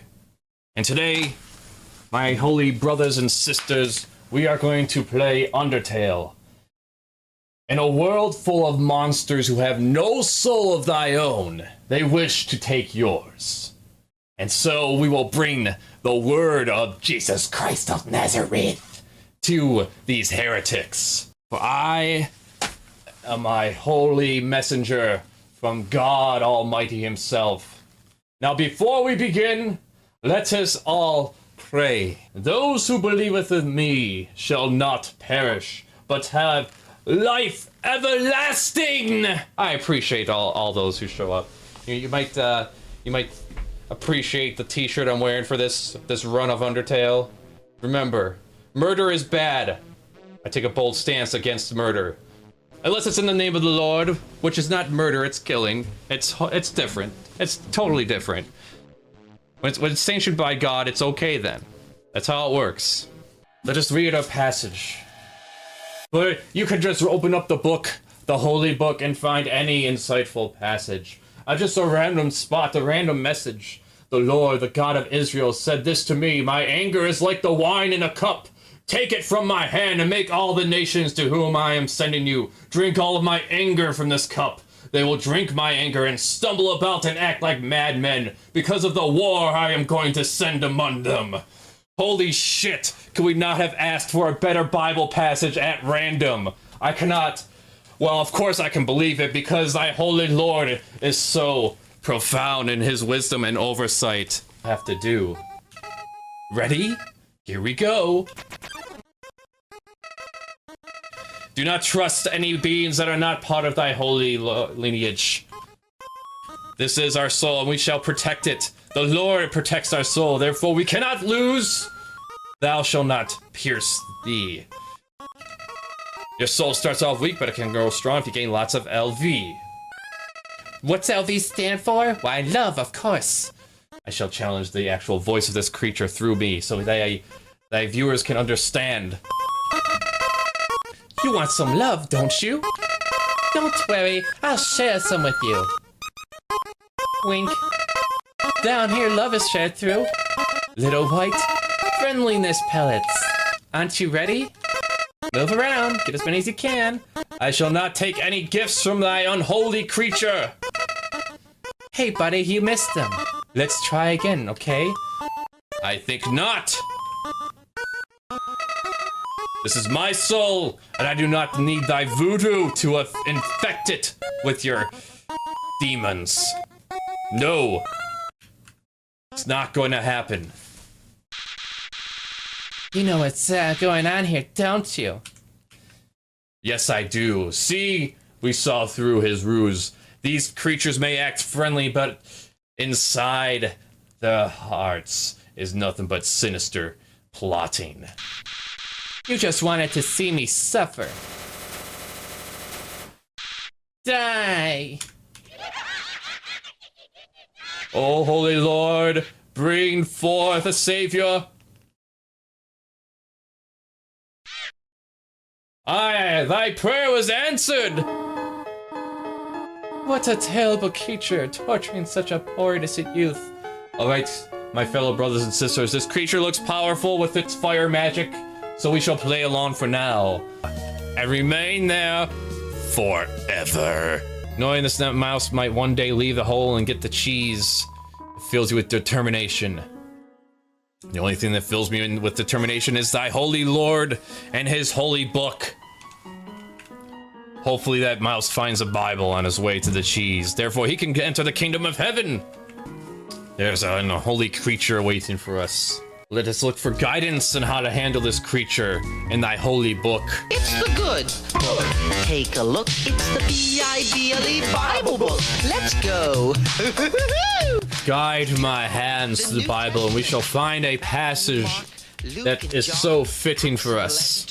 Lord, rescue me from evil people. Protect me from cruel people who make evil plans, who always start fights. They make their tongues sharp as snakes. Their words are like snake poison. Lord, guard me from the power of wicked people. Protect me from cruel people who plan to trip me up. The proud hid a trap for me. They spread out a net beside the road. They set traps for me. I said to the Lord, you are my God. Lord, listen to my prayer for help. Lord God, my mighty Savior. You protect me in battle. You, Lord, do not give the wicked what they want. Don't let their plans succeed or they will become proud. Again, the Lord comes through with a guided passage that I did not even plan, and I cannot believe that this actually happened twice. Isn't that incredible, my brothers and sisters? We shall surprise it. Are they gone yet? This ghost keeps saying Z, the loud. out loud repeatedly, pretending to sleep. Move it with holy force. Here comes Napstable. Dalen, you rather die and move on to another soul? But the only path there is the path to holy righteousness in the Lord, in the presence of thy Lord. Oh, to be in his bosom right now. Oh, it would be so grand. Immortality, my brothers and sisters, it all awaits us. He says he's fine. He is lying.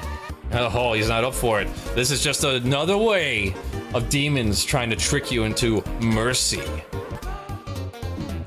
Oh, see, it tries to be innocent, but it really hurts us. That is okay. Nabelzwuka's gone. You do know you can't kill ghosts, right? We're sorta incorporeal and all. I was just lowering my HP because I didn't want to be rude. The light, the holy light is upon us. Oh, it's too powerful. Hold on, I must put up thy holy shield. Hold on. I was just lowering my HP because I didn't want to be rude. Sorry, I just made this more awkward. There is no awkwardness when you believe in thy Lord. Pretend you beat me. Ooh. We lost one experience point. Ooh. That is not good. Survive. Wait. Why are you looking at me like that? Like you have seen a ghost. Do you know something I do not? Oh, Toriel. You cannot know unless you decide to believe in Jesus, which it seems like you are not. And therefore you must be cleansed. No, that's impossible. Oh, but it is possible. The Lord knows all, allows all. Oh, look at that critical damage. You really hate me that much. Now, I see who I was protecting by keeping you here. Not you. But them.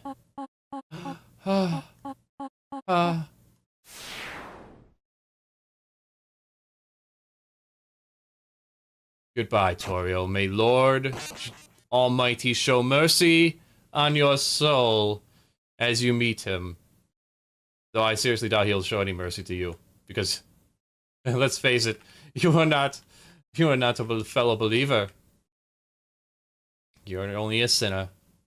As we are all sinners, but I am superior because I have found the word, I read the Bible, and I believed it without question. The Bible that came into being 3,000 years ago. Hey, Flowey, there you are. Ha ha ha ha. You're not really human, are you? No, you're empty inside, just like me. In fact, oh, foolish Flowey. Oh, what you see as empty is really fulfilling. I am fulfilled with the Spirit of the Lord. You just cannot see it because you cannot believe it. You just don't, you refuse. Therefore, you think I'm empty, but it's really just your eyes deceiving you. Because reality is nothing but deception. You're Greg, right? We're still inseparable after all these years. Listen, I have a plan to become all-powerful. Even more powerful than you and your stolen soul. Let's destroy everything in this wretched world. Everyone, everything in these worthless memories. Let's turn them all to dust. That's a wonderful idea.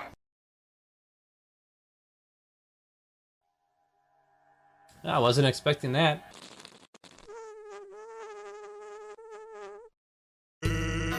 It's always funny. That's, your cue to laugh. Or, to emote at all. Gee, lady, you really know how to pick 'em, huh? Okay, that's fine. Everyone's got their own sense of humor. I'm Sans the Skeleton. I'm actually supposed to be on watch for humans right now, but, you know, I don't really care about capturing anybody. Now my brother, Papyrus, he's a human hunting fanatic. Actually, thing. Yeah. We're gonna hide behind the lamp. Quick. What, we're not? Okay. I guess you don't have to. Sans, have you found a human yet? Yeah. Really? Wowee! Guess that's settled. That worked out, huh? Are you just gonna stare at me, or...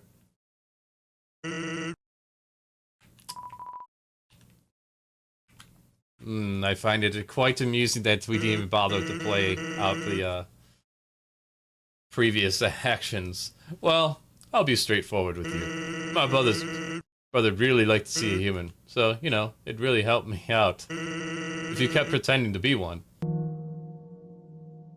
Hello, I'm a snowman. You got the snowman piece. Traveler, if you could. Oh, me, what are you doing? Soon there won't be any of me left. You got the snowman piece. Oh, keep doing it. Stop. Please, stop. You got the snowman piece. Useless piles. Ooh, let's steal. You took 750 AG from behind the counter. Awesome. What do we got here? There's a note here. Please don't hurt my family. Oh. Oh, they are trying to win us over with earthly human emotions. We all know better than that. That is just their methods of deceit. Ha ha ha. Hey, quit moving while I'm talking to you. I, the Great Papyrus, have some things to say. First, you're a freaking weirdo. Not only do you not like puzzles, but the way you shamble about from place to place, the way your hands are always covered in dusty powder, it feels like your life is going down a dangerous path. It is not. It is only a dangerous path to those who are attached to this earthly realm. You see, the real true world is after you die and you will be reunited with God Almighty in his great kingdom of heaven, where immortality awaits us all. However, I, Papyrus, see great potential in you. Everyone can be a great person if they try. And me, oh, I am trying to be a great person. I am a great person, Papyrus. You just don't realize it. And me, I hardly have to try at all. Hi. Hey, quit moving. This is exactly what I'm talking about. Human, I think you're in need of guidance. Someone needs to keep you on the straight and narrow. Well, that, my friend Papyrus, is Jesus Christ Almighty. Shall I read to you his word and weaken your power?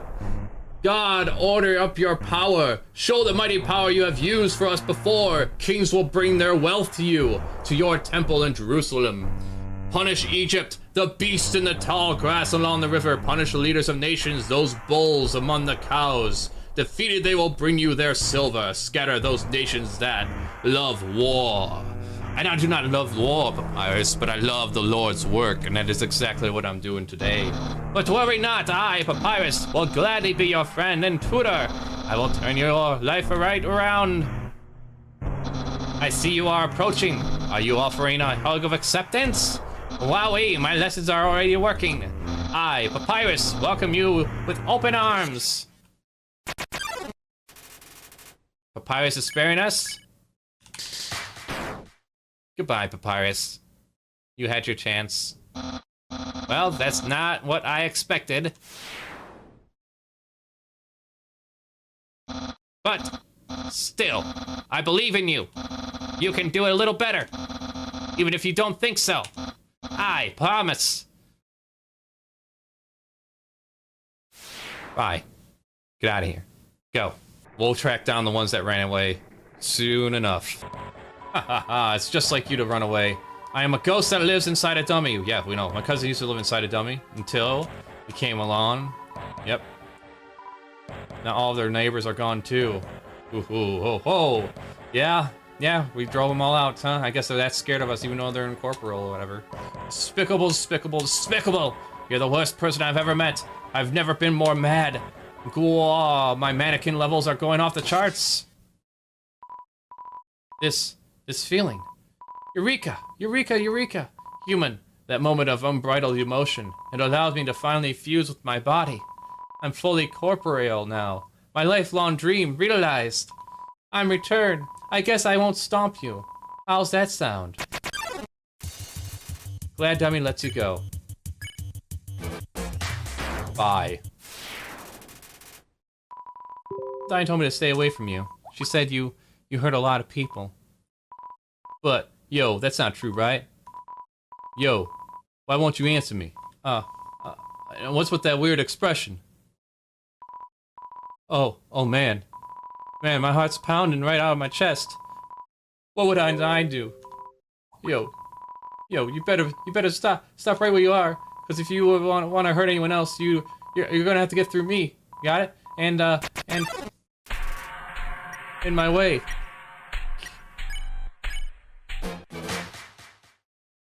Kicked right in the face. Oh, Undyne. Undyne, you're hurt. You're hurt. Hurt. This is nothing. Next time, listen when I tell you to leave, okay? Undyne, I'll take care of this. Get out of here. Monster Kid, you will meet your fate soon enough. You must convert or die. Heh, it's nothing. No, somehow with just one hit, I'm already. Damn it! Pyrus, Alphys, Asgore. Just like that, I've failed you. That's all it took? No, my body, it feels like it's splitting apart. Like any instant, I'll scatter into a million pieces. But, deep in my soul, there's a burning feeling I can't describe. A burning feeling that won't let me die. This isn't just about monsters anymore, is it? If you get past me, you'll destroy them all, won't you? Monsters, humans, everyone's hopes, everyone's dreams vanquished in an instant. But I won't let you do that. Right now, everyone in the world, I can feel their hearts beating as one. And we all have one goal, to defeat you. You cannot win against the power of the Lord. The Lord flows within me, and with his protection, you cannot truly defeat me. For in the end, we will conquer all. Human, no, whatever you are, for the sake of the whole world, I, Undyne, will strike you down.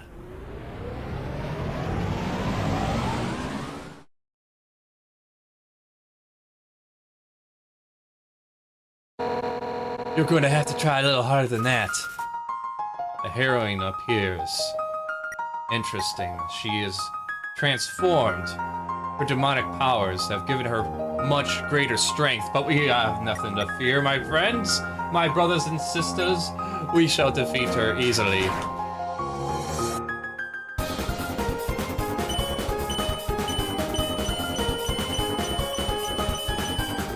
There we are. The wind is howling.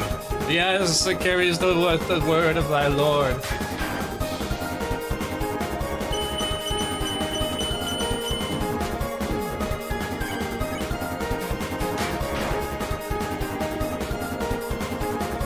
Come on, where are you? Bring it.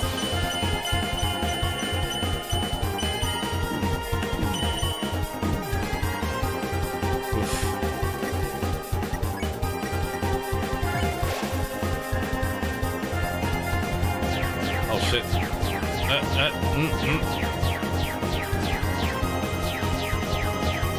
She's more powerful than she was before.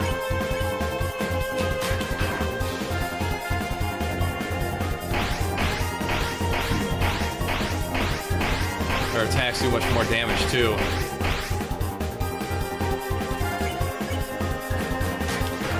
We must defeat her quickly, my brothers and sisters.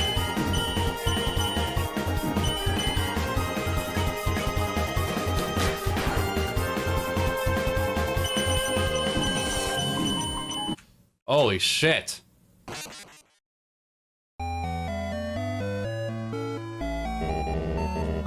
Cannot give up just yet. Greg, stay determined. It must be the Lord calling us forth, calling us back. Got her.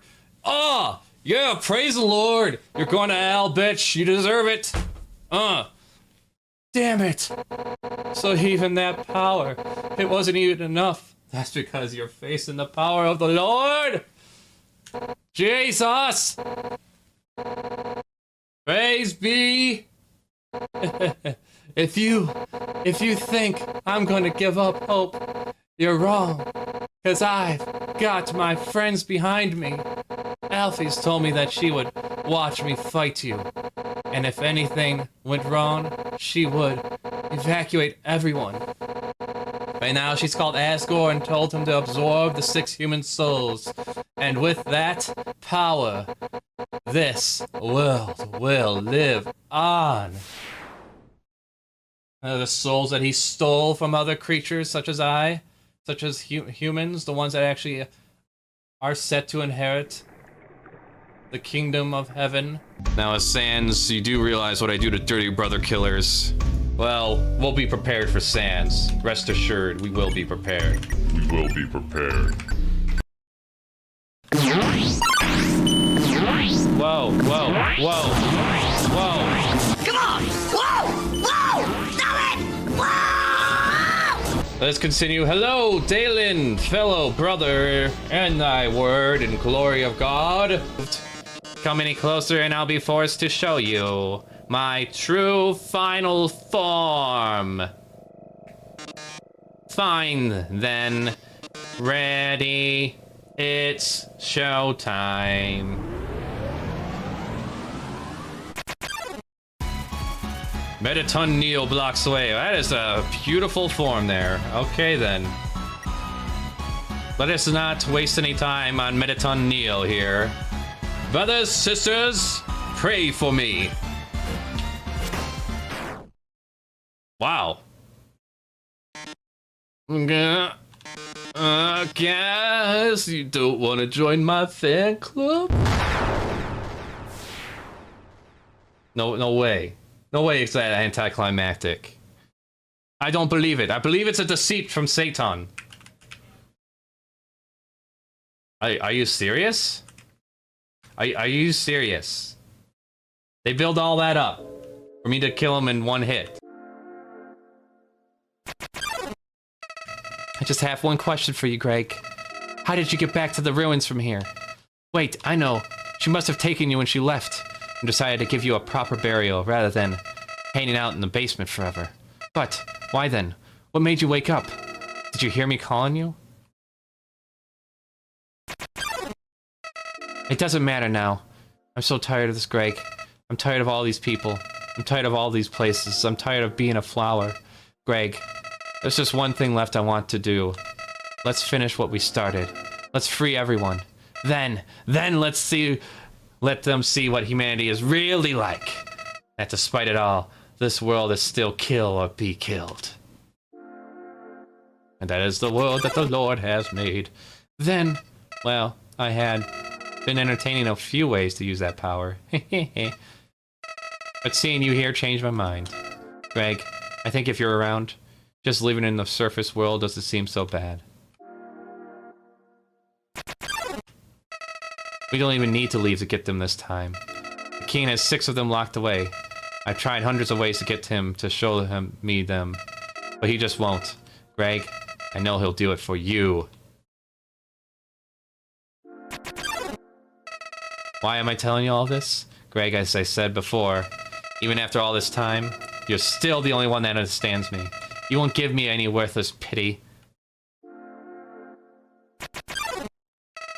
Creatures like us wouldn't hesitate to kill each other if we got in each other's way. So that's why. What's happening, you Flowey? What's this feeling? Why am I shaking? Hey, Craig, no hard feelings about back then, right?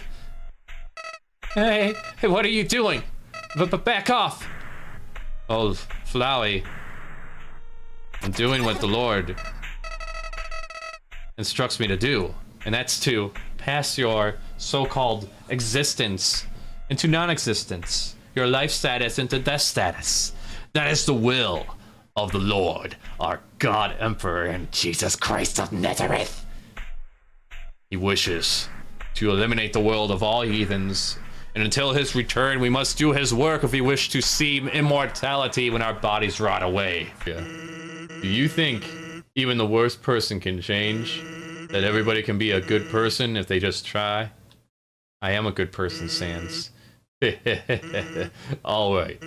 Well, here's a better question. Do you want to have a bad time? Because if you take another step forward, you are really not going to like what happens next. Oh, Sans. Your efforts to sway me from my confidence. You see, I have this. I have the love of Jesus. And it is good all the time, and he fills me with determination. He fills me with strength. I see the world as it is.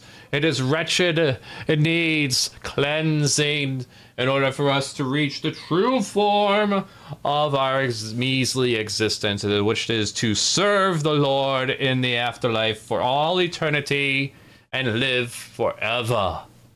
Else we be destroyed, and we do not. Followers of Jesus Christ do not wish to be destroyed. So, Sans, show me what happens next. Well, sorry, old lady. This is why I never make promises. It's a beautiful day outside. Birds are singing. Flowers are blooming. On days like these, kids like you should be burning in hell. Oh, Sans. Oh, I'm not going to hell. I believe in Jesus, therefore I can't go to hell. Anytime I stumble, he'll forgive me. Anytime I sin, he'll forgive me. As long as I believe with him, I will not ultimately perish, but have everlasting life. Ha ha. Whoa, whoa, whoa, whoa, whoa. I didn't even... Our fate rests upon you, Greg. Stay determined. Well, I shall. I'm not exactly sure what the hell just happened there. Let us try that again. How many times have I died? This is the first time I did die while you were gone. So this is the first time. Mettaton I actually beat in one hit. I'm not sure how that works, but I think it's just because I killed all the monsters. That was unfortunate. You look frustrated about something. Guess I'm pretty good at my job, huh?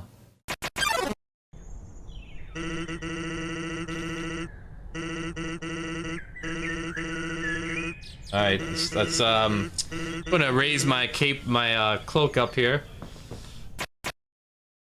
I wasn't expecting that to come out of nowhere. Let's try that again.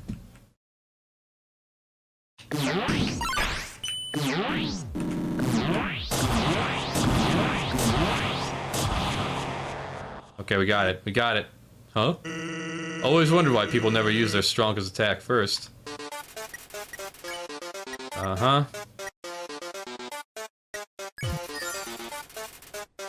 Okay. Oh boy. Oh no. Oh no. Oh.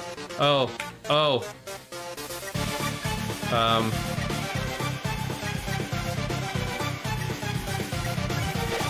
I don't have any healing here. This ain't good. What am I in for?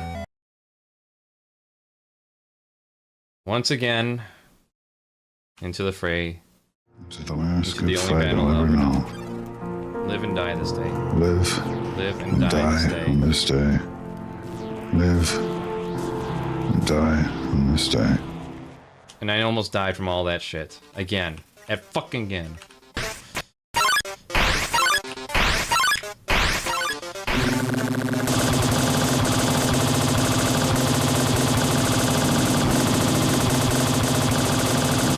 Oh, for fuck's sakes!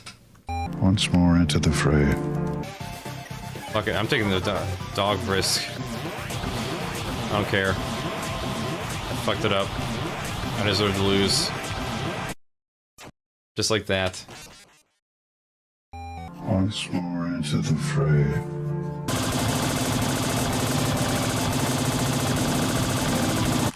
Damn it! Hello, Killer. Killer Sands. Everyone's a fan. Live and die on this day.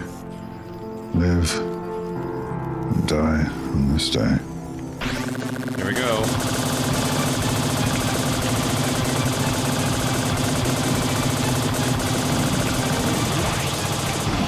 Yes! Oh, praise Jesus, Almighty God! Oh, Lord. Oh, Lord God Almighty. The Lord protects. The God Emperor provides. Relief. Relief. Wretched creature, you've had your chance. You've had so many chances to redeem thyself. And grace thy presence in thy Lord. But ye refused. Ye refused. And you see my shirt, murder is bad. But this is not murder. This is retribution. This is burning the heretic and sending thy soul to thy maker. Anyways, yep, alright, that's it. It's time for my special attack. Are you ready? Here goes nothing.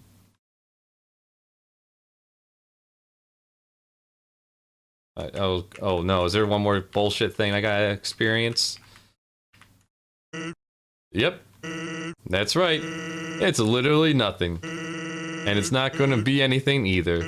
You get it? I know I can't beat you. One of your turns, you're just gonna kill me.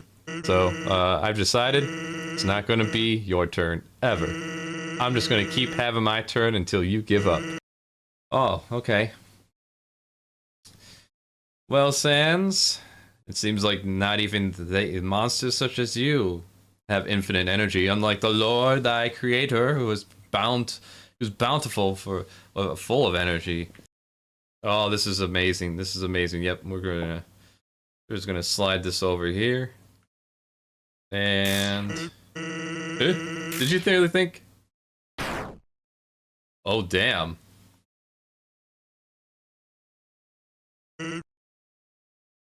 Oh, the skeleton can bleed. So, guess that's it, huh? Just don't say I didn't warn you.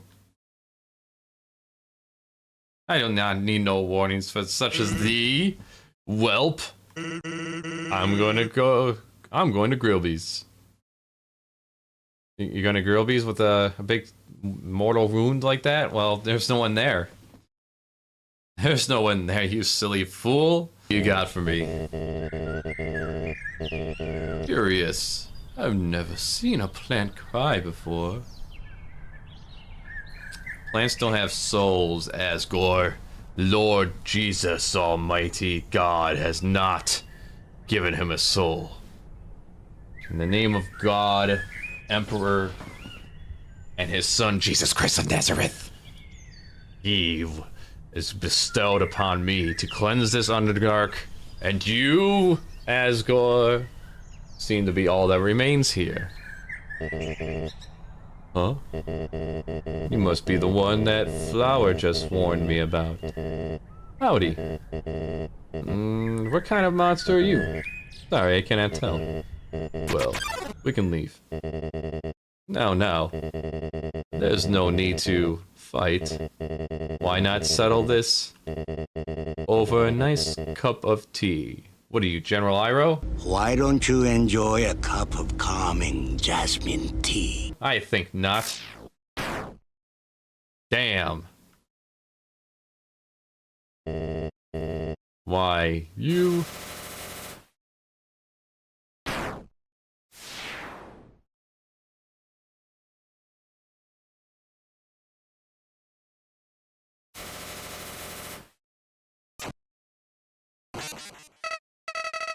See? It was all a trick, see? I was waiting to kill him for you. After all, it's me, your best friend. I'm helpful, I can be useful to you. I promise I won't get into your way. I can help. I can. Please don't kill me.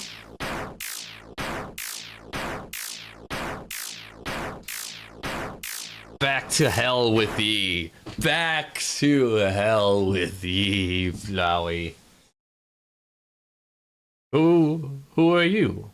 You are definitely a fellow human. Greetings. Greetings. I am Greg. There can only be one. Thank you. Your power awakened me from death. My human soul, my determination, they were not mine, but yours. At first, I was so confused. Our plan had failed, hadn't it? Why was I brought back to life? You, with your guidance, I realized the purpose of my reincarnation. Power. Together, we eradicated the enemy and became strong. Yes, and the Lord Jesus looks upon us with pleasing eyes, I assure ye. HP, attack, defense, gold, XP, love. Every time a number increases, that feeling, that's me. Greg. Now we have reached the absolute. There is nothing left for us here. Let us erase this pointless world and move on to the next. Let's erase it. Right. You are a great partner. I don't know why I sound almost like a female G-Man from Half-Life, but that is how I sound. We'll be together forever, won't we? No fucking way, that's the game. You serious? Oh, damn, okay. I think it just broke my game. It just like minimized it and now it's gone. And yep, it crashed. Now I'm curious. Now I'm very curious. Is that everything? I want to know. The character's named after the protagonist, but. And listen to that divine silence. You want to go back? You want to go back to the world you destroyed? It was you who pushed everything to its edge. It was you who led the world to its destruction. But you cannot accept it. You think you are above consequences? Yes, well, the only consequence there is, Flowey, is, of course, the Lord Jesus and God Almighty Himself. Exactly. We can reach a compromise. You still have something I want. Give it to me, and I will bring this world back.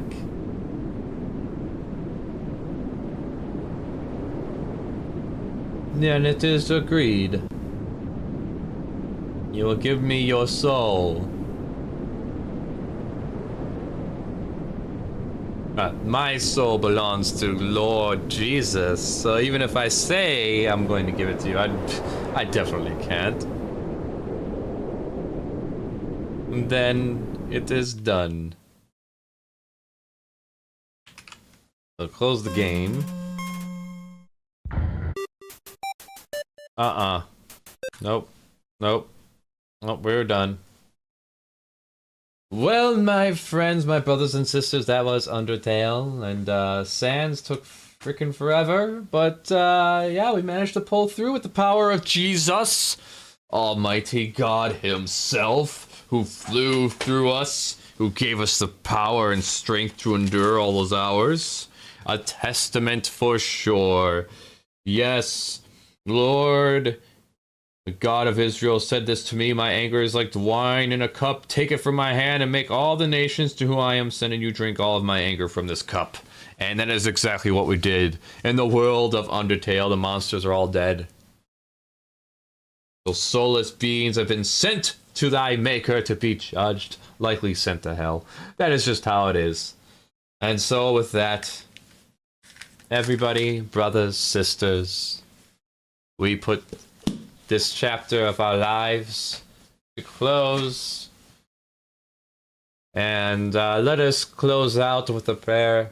O Lord Jesus Almighty, we have committed mass genocide in thy name.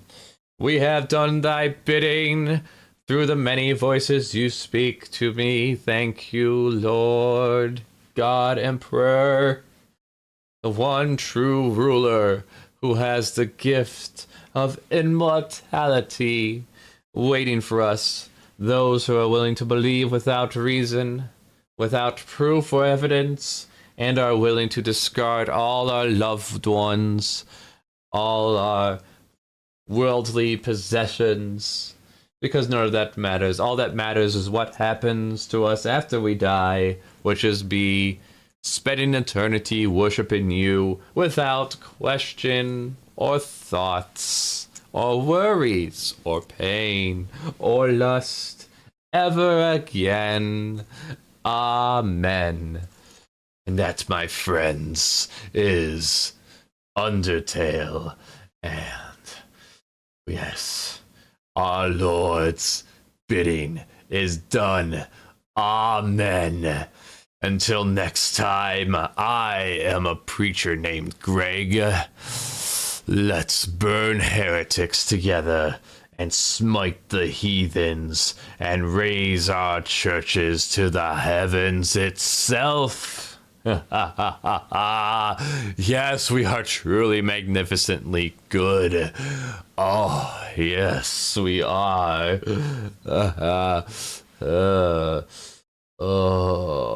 Good night. Until the next morning that the Lord, God Emperor himself, and his son Jesus Christ of Nazareth. Good night and good luck.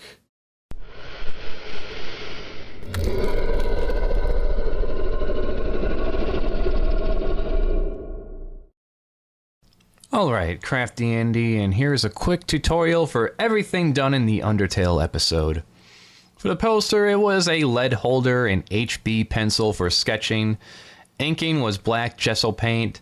With it being more of a cartoon comic book style, I wanted to outline the characters. Thicker outlines for subjects in the forefront, thinner lines for the insides of characters and backgrounds. For the coloring, I use small paint pots, and it's about 2/3 water, and just add a glob of your acrylic paint mixture. I would say around the size of your thumbnail is a good measurement. For mixing paint, or if I wanted to do something opaque, I use a damp paper towel under a sheet of tracing paper, which keeps the paints from drying out for almost nearly a day. When I put the paint in the wells, it makes the acrylics like watercolors. The saturation on the color depends on how many layers you add. Anything straight from the tube would be for highlights. This is done on cold press illustration board. It's a technique introduced to me at Macomb Community College by Matt Bush, who's actually in the middle of his movie, Aladdin 3477. In fact, it's finished and in the process of being edited. So, good luck with that one. My magnum opus. Can't wait for you guys to see it. Color pencils are used for simple corrections and a way of finalizing it, and a workable fixative is used to seal it and protect it against damage. Then, because it's so big, I just take a picture with my phone and adjust it in the computer. The glass bottles were from a kit I ordered online from MakeYourOwnMolds.com. It took 3 attempts to get it right. My first attempt, making the mold, I didn't set the bottom correctly and it leaked out, as you can see here. Second attempt, I cut out the wrong side and one of the walls was weak, leaving 2 indents in the bottles. Third time's a charm, and I got over a dozen sugar bottles made. The Temmie Flakes are simple triangles cut from foam with a printout glued onto a painted Kellogg's box. And that pretty much covers everything. If you're looking for a more in-depth look into the game and creation of the poster, then check out the... Next up, we have a whole series of monster drawings, Siren Head, monsters and their pets, and then Sonic the Hedgehog. I have prints for sale at my Art Pal store, Patreon if you want some digital downloads for free. And that pretty much covers all of it. See ya. We have a quiet little game that inspired an entire fan base. Music, artwork, and Rule 34 galore.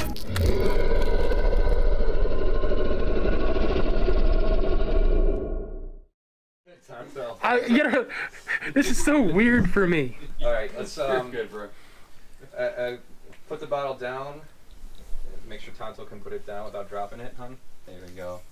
I just need a shot of him just standing there looking cool. Let me know when you start, because I'm going to do like a head thing. Yeah. Perfect. Perfect stand. Perfect cosplay. Excellent. 100%.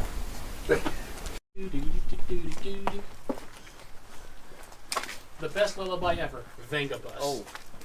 Oh, vibing. As much as I want it to hit me in the forehead, give about 10 seconds. Okay, bottle scene 1.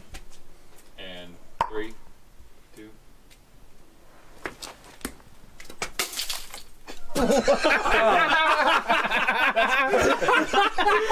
It hit my face. I've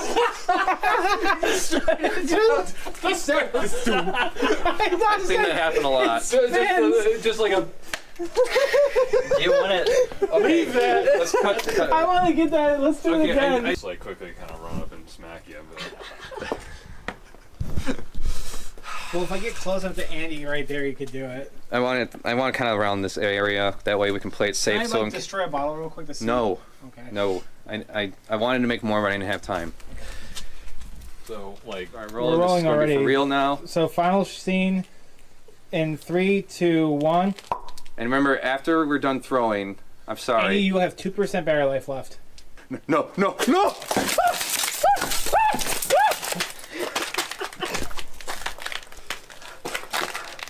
Okay. That was so satisfying. Oh my god, it's everywhere. At least it's not in the house, right? And it's sugar, right? It's sugar, it'll melt. Oh, God. Andy, I'm sorry, but that was immensely satisfying. Hope you don't mind the ad lib. I figured just one. We're like, you know what? Can I destroy this last bottle? I don't care. Oh. No, it's in my hair now. It broke before I could throw it. It broke right before I could throw it. Is the paint edible? Actually, go ahead. Record this mess. Is the paint edible? It is edible, technically. It's not. There's no chemicals or anything. It's not painted. It was clear. Yeah, it was clear. Look at all the fucking mess we made. Look at this shit. Oh my and God. Of course, you know, after filming, it's all going to be stuff for your shoes. So congratulations. What staff after successful hold on. I need the sound of the box. That's all. Okay. All right. Guys, real quick, we need complete silence because it's gonna pick this up. All right, and.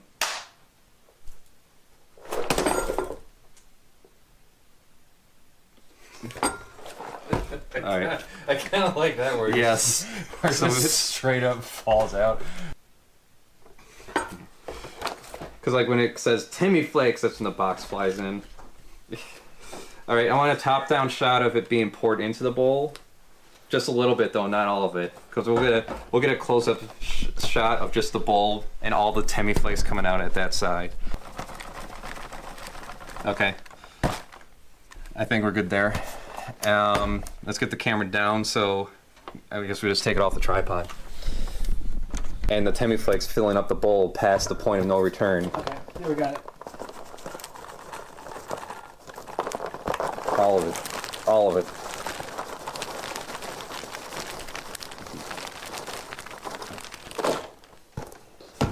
How does that look? Amazing. Does it? Amazing mean absolutely stupid. Yeah, I got the perfect angle for that. That's like the perfect fucking angle. If by amazing mean absolutely fucking stupid. Yes. Top down shot because of the don't forget the digested part. Let me just make sure we're getting all the shots I want, because I don't want to go back and realize we forgot one, because that would be a pain in my fucking ass. Okay, we have only... Okay, right there. Okay. Please move because my arm. Oh, jeez. It's a great workout, but you know. Oh God. All right. Might work on the tripod. Oh, that's too high. I gotta pick some small pieces out.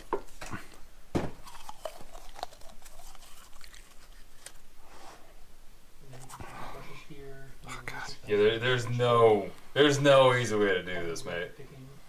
You have to put that in your mouth first and swish. This can be for opacity, that's for size. And your fingers will not interact with the actual drawing. Recording? Your fingers Yeah, recording. action. Tools and like That's terrible. That was disgusting.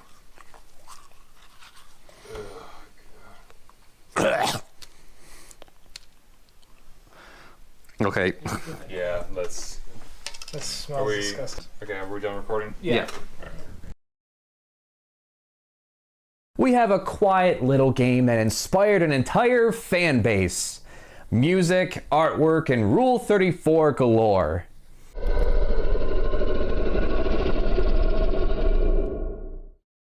Hello everyone, CraftyAndy here, and this is Crafty Arts by Art. This drawing is for a friend of mine whose dog has recently died of cancer. Her name was Shy, and she was a cutie, and a very good dog. So I felt like doing something nice for them both.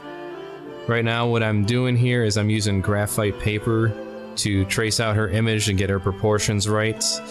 How do you make your own graphite paper for doing portraits and things like that? Well, you just take some tracing paper, lay down a bunch of graphite on it using a graphite stick, and then taking some Vestine and smearing it all over the tracing paper, and of course letting it dry for 24 hours, and voila, you have graphite paper. I've had this paper for 10 years now, and it's still good.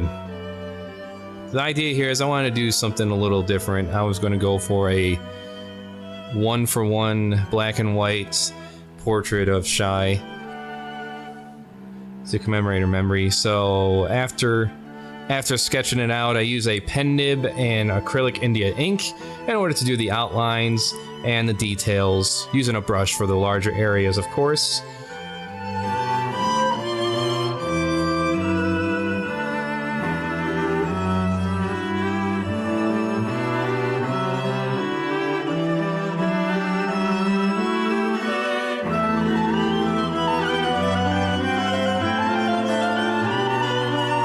And there's not really much else to it. It only took a couple hours to do this.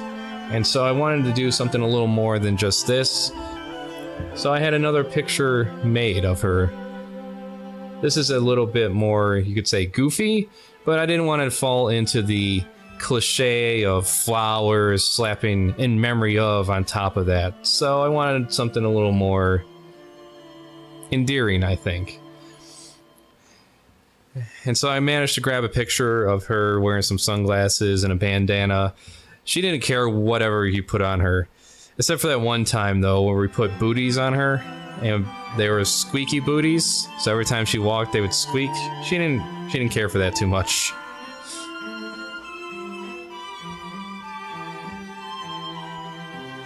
She's also not someone to seek attention. She always got the attention from everyone else around her.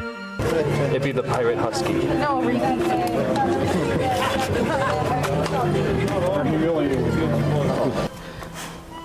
Oh, you have to stretch first? Roll over. Roll over. Lay down. Roll over.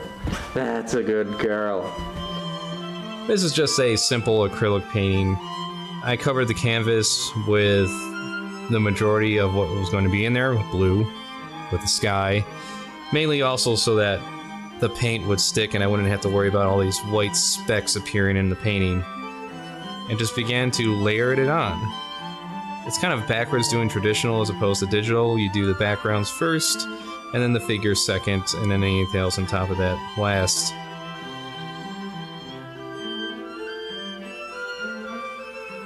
To keep the paints from drying, I soaked some paper towel, laid down some tracing paper, and that keeps your paints pretty pretty wet for at least a day while you use them.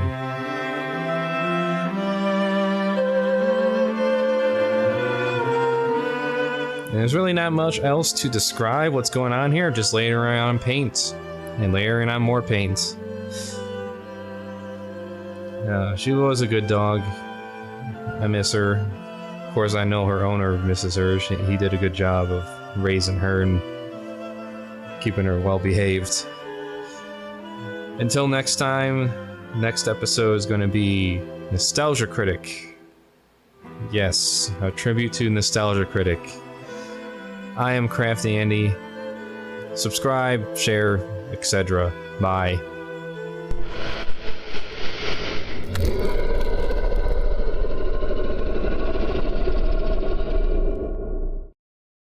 Why? Why would Team Star Fox require all the pilots to amputate their legs? That's just a theory. A game theory.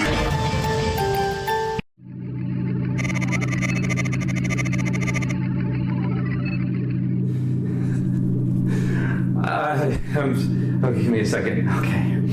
I'm glad you're here today. I want to thank you for coming to my spaceship that I have here for some reason. Not that he had a choice in the matter, really, being kidnapped and locked up here. But sorry, I'm just geeking out right now. It's freaking Star Fox. Oh, I'm sorry. I mean Fox McCloud. Fox McCloud. Fox McCloud. You'd be surprised how many people make that mistake.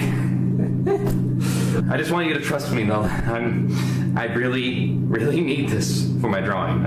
I'm making a big poster of Star Fox crew, and you're the only element that's a little off. I need to see your legs. That's all.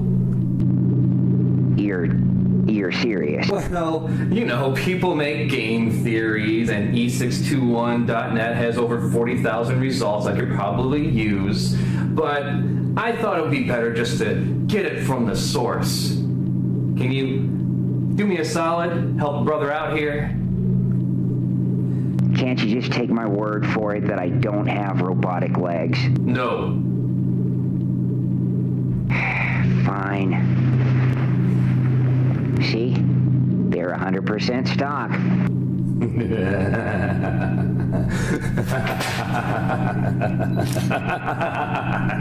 The emergency destruct system is now activated.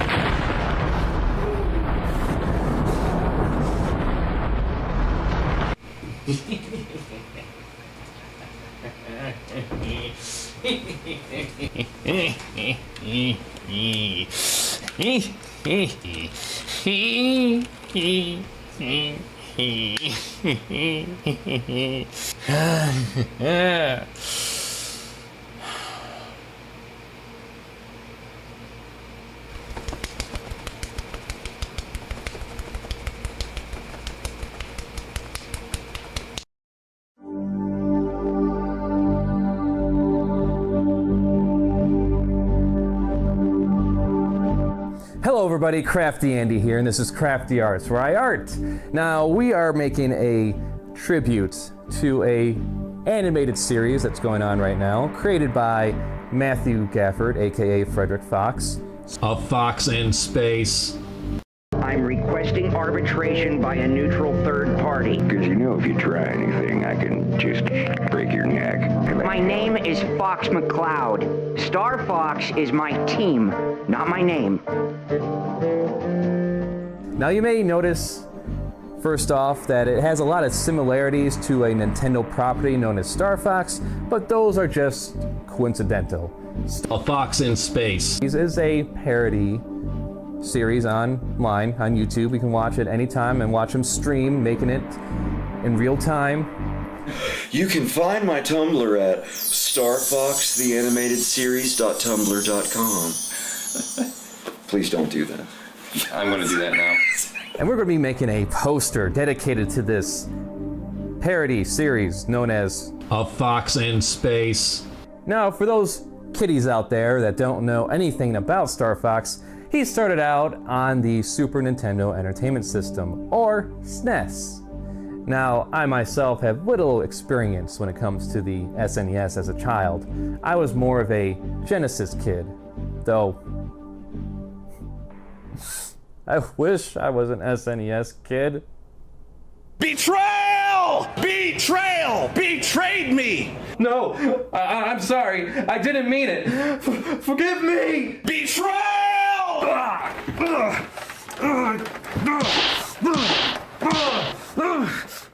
Somebody! Help me!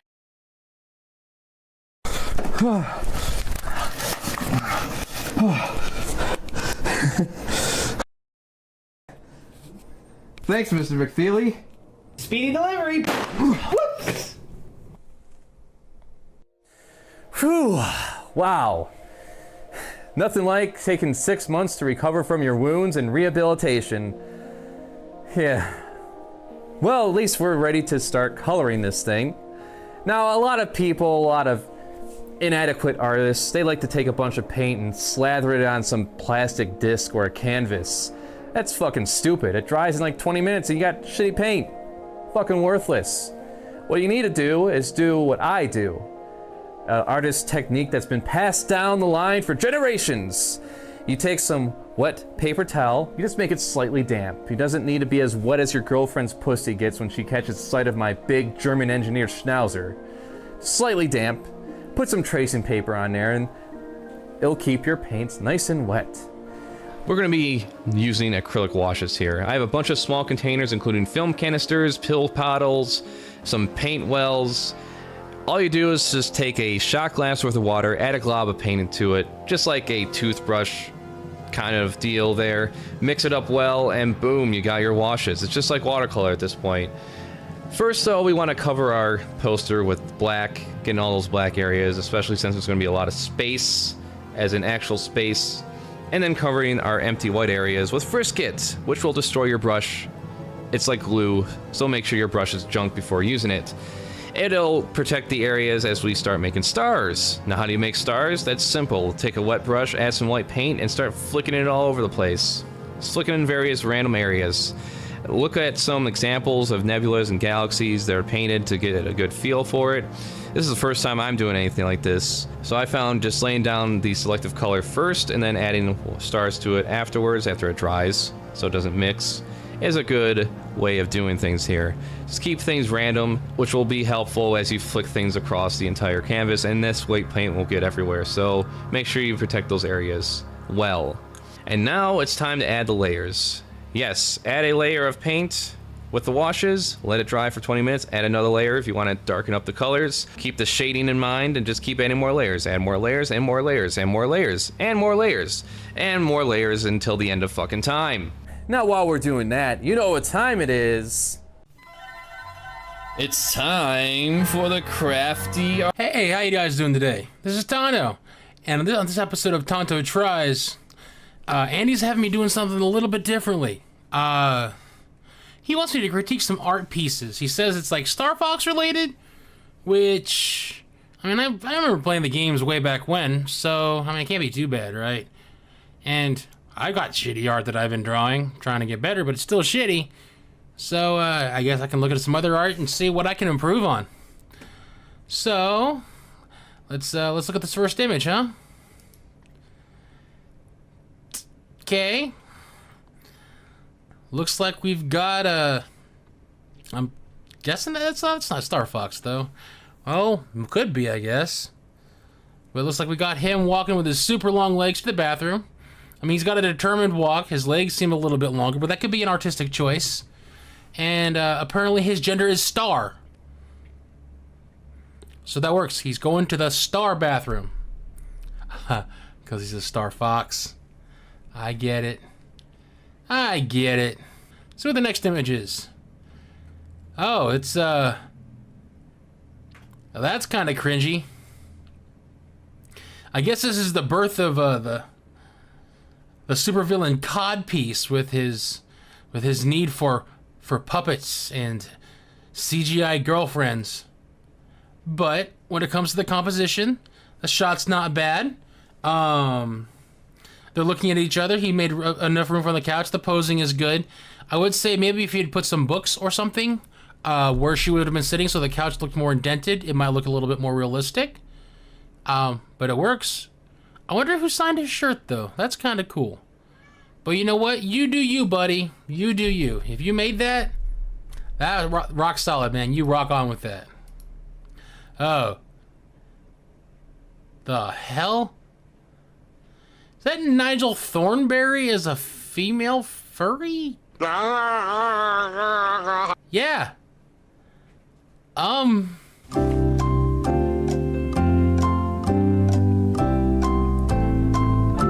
Drawing looks good. I mean, I can definitely tell that that's smashing.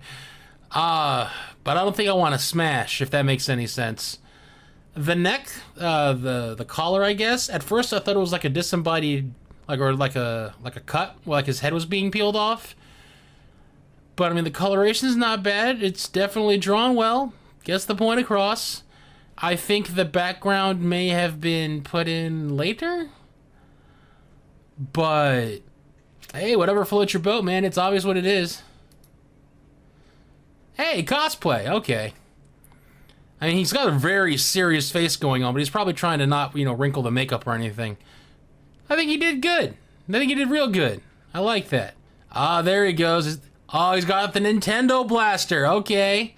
Okay, that's pretty awesome. I mean, the picture's a little out of focus, but again, if you're doing cosplay photos, and looks like it's probably an older shot on an older photo, so cameras back then, especially digital, weren't the greatest. Again, a very intense stare, but I think he'd pull it off well. You go to a con, you'd be like, hey, he's in cosplay. I like that. Oh, geez. Well done, I guess. I mean, you can see the fur lines everywhere. Like you feel like a sense of texture when you're looking at it. He's got stress marks. It looks like in all the muscle creases to kind of emphasize, and he looks like he's happy. Although he should probably find a new tailor because the clothes he has obviously don't fit. But he looks happy and he looks like he's in love. So hey, you rock on, man, and it's a well-drawn piece. Now, that looks kind of like the girl that the other dude was looking at. Let's see, was that this one? No. Is that the same? Looks like it. Yeah, I think that's the same person, so it was probably the same model, and I don't know if it was that dude that did this, but I'm not exactly sure why he's having her being covered in, like, giant beach. Oh, those are titties. Oh. Oh, those are boobs. Are they feeding into her nipples? Or is she lactating string cheese? And those are really shiny. That means that skin's about to split. I mean, great job on like the reflections being done. So this is probably done in Blender, I'm guessing, for everything to have the reflections to be done like that. It's really well composited, but I would have probably chosen a different topic for displaying. But I mean, hey, they put work and effort into this, and it shows. The lactating string cheese boobies are kind of throwing me off, but she's smiling, so I mean, guess to her, just as long as she doesn't die or, rupture breast fat everywhere, because that would be a hell to clean up. Well, that felt good. Now that we've given this ample time to dry, it's time to add some highlights. A little bit of opaque painting here, not using the washes. Adding some color pencil when everything's dry, because if you add color pencil when it's wet, it turns green like fucking Kermit the Frog. And we can't have that now. And after many more hours being distracted by movies, chores, masturbation, it is done. It is fully, completely done.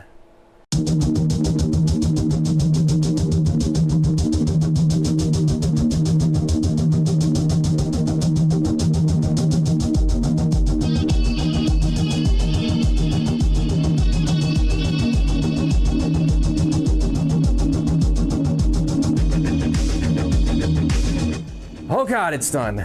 And I hope it serves a fox in space. Well, At least I think it does. Don't you think it does? I do good, right? I do good work. You like my work?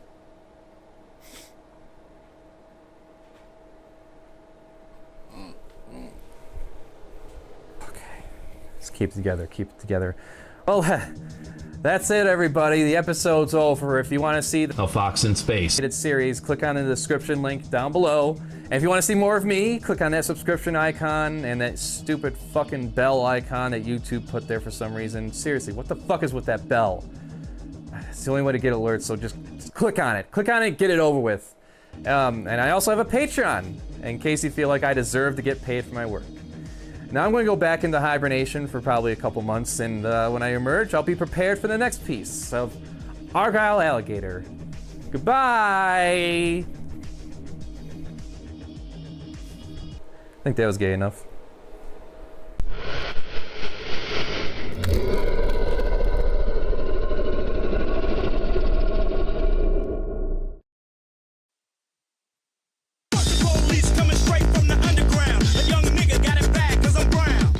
Get on some internet, watch some YouTube. The Bible man's coming, so you better stick around. A brand new episode is coming to you. Say, I was watching Friends, and not a single Puerto Rican, on Friends. Can you believe it? Oh, look, he's getting frisky. Watch out for that spaceship. Set course to planet Earth. Sure. Waterworld on Virtual Boy. It looks like shit. It does look like shit. Anyone who likes Suicide Squad, can you please tell me why you like it? Cheers. Wow, look at this cool webpage. Ooh, look at that one. Mom, I'm working on a video. Why am I in a Starfleet uniform? All these YouTube channels and there's nothing good to watch. But it sure is easy browsing around with my new Razer keyboard and mouse. It has buttons. And the mouse, it tracks on the pad. It even recharges. Pick one up today at your local Micro Center. Loads of money.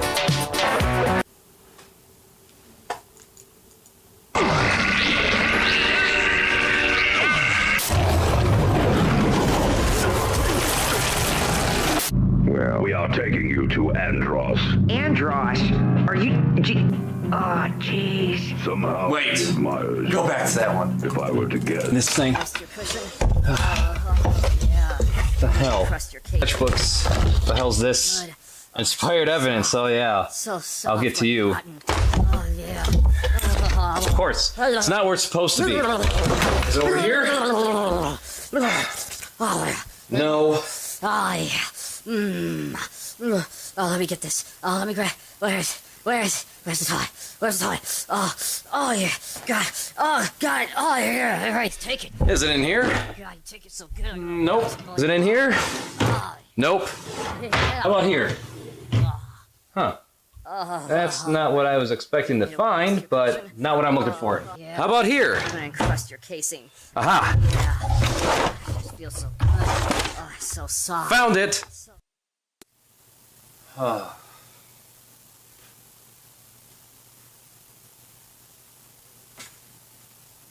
Hello everybody, CraftyAndy here, and this is Crafty Artois Art.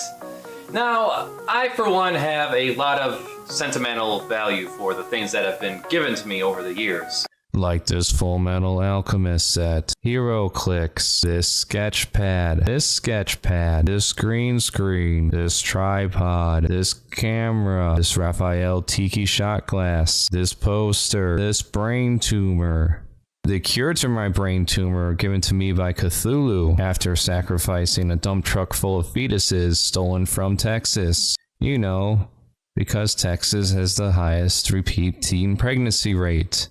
Now this would also include this sketch that was given to me. I don't know if you can make that out yet. In fact, let's fix the focus. Oh, no, don't. This stuffed lemur, this paper lemur, this pipe cleaner lemur, this stuffed Robin Hood, this stuffed lemur, this tablet, this computer monitor, this game given to me. In fact, I think I'll open it right now. Inside there What? This isn't the game that was supposed to be in there. You lied to me. You lied to me. This hard drive bay, this computer, this microphone, this box full of naughty gifts. In fact, let's see what we have in there now. Oh my. There it is. See the sketch that was given to me? It's pretty nice. This sketch was given to me by an artist known as Vent. You can find her right here. Now this sketch is in tribute to a wonderful film called Mega Piranha. It's about toxic waste making the fish grow to ginormous sizes over time as it takes effect. It's very deep shit, especially with action scenes like this.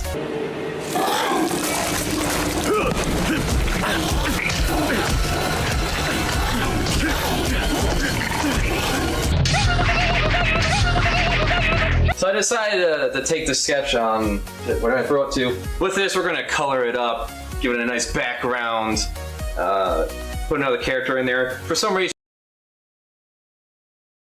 Sonic the Hedgehog trailer.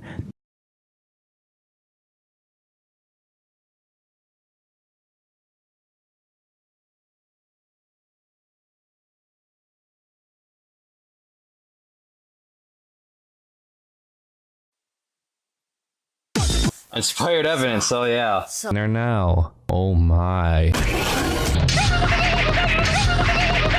So I decided to take the sketch on, where did I throw it to? With this, we're gonna color it up, give it a nice background, put another character in there. For some reason, she decided to draw Michael Ringtail riding a giant piranha, even though I was the one there at the movie that night, hanging out with friends and stuff.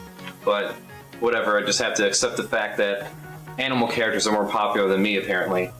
I did the majority of the line work here in Adobe Illustrator. Even with my tablet, drawing lines in Photoshop can lead them to be looking pretty jaggy. Good line work follows these rules. Thinner lines in the background and thicker in the foreground. When points meet, you want to thicken those ends up. If it's all the same width, it ends up looking like spaghetti. What the hell was that? So I could just imagine Vent sitting there by the ocean. How many of you like the ocean? Show of hands. When all of a sudden, oh no, a big mega piranha comes out. Then she has to run away. So we're gonna give her a little fishing pole. Draw that up there a little bit. Well, how many of you like fishing? That's right, nobody. Because fishing is boring. We're gonna have to give this quite a big background because there's a huge scene in the movie where they start laying siege on the city. We'll get to that in a minute. For the background, I wanted to keep things simple. There is not much detail that needs to be here, as the focus should be on the characters, sharing this wonderful moment of a lemur and fennec riding a piranha to Vent's doom. However, got to fit the situation to the scenery. Going to draw a busted up pier and gotta get that burning city in the distance. And while we're doing that, you know what time it is? It's time for the Crafty Art Critique. Before I reveal this one, there needs to be a little context. So this was for a convention that no longer exists. And there was going to be a drawing for some t-shirts. Now here's the one that I made. Beautiful, isn't it? Though the text could use some work, I guess, and there's some kind of weird shit going on with his arms. Now, I was not even assigned to this position to make the t-shirt designs. So let's take a look at what they made. What the flying fuck? All right, the white lines and dots would make any t-shirt printer lose his shit. It's got a bunch of different color pixels all over the place, and they drew up letters? You drew up the letters. You couldn't just type it out and warp it around? Was this done with a mouse? And that 2012 blending into the sand is a nice touch. God fucking damn it. What a fucking mess. What's with this piss stain in the corner? Is that a sun? Immediately, when I saw this, I lost it and stepped in and said, I'm fixing this right now. I can't believe nearly half a dozen people looked at this and said, yep, that's okay. Yeah, we'll roll with that. Though in hindsight, I guess it would be kind of hilarious to see a bunch of these things on t-shirts printed up, looking as horrible as it would. Oh, I would take mine and just burn it, and just Throwing it out there. So what do you think they did for next year and the last year that they existed? Did they ask anything from me? No, of course not. They just took my drawing and slapped it over this monstrosity. Granted, at least the lines are solid and the colors filled in, but that dragon looks like he has Down syndrome. Having the fox hang out right here in front of the castle while the dragon burns down everything is kind of hilarious. The dragon's just going to town, roar, I'm going to eat you. And this fox is just like, everything's fine. This is fine. Next, we have another little story. This guy named Ryan H. randomly sent this drawing to me in hopes I would color it for free. Well, first of all, doing a job for free is fucking stupid. Second of all, what the fuck is this? What the fuck am I looking at? If there was ever a drawing that made me curious about what bullets taste like, this is it. What's next? Oh, right, we have a comic. Okay, so we have this guy with a John Waters mustache hanging out with a hyena from the new series Lion Guard. Yeah, I keep up with my shit. Beautiful day, huh, Jasiri? Yep, sure is. Happy Valentine's Day, Jasiri, my dear, my baby, my hot stuff, my hot sticky load stuff. You too, Bradley, my love. Ready for our first time, Bradley? Sure, I'll just take my clothes off right quick. Okay, but hurry, please. It's only a matter of time before the law steps in and arrests you for bestiality. And then they bang. Hard. A few months later, not knowing that she's pregnant. What the fuck?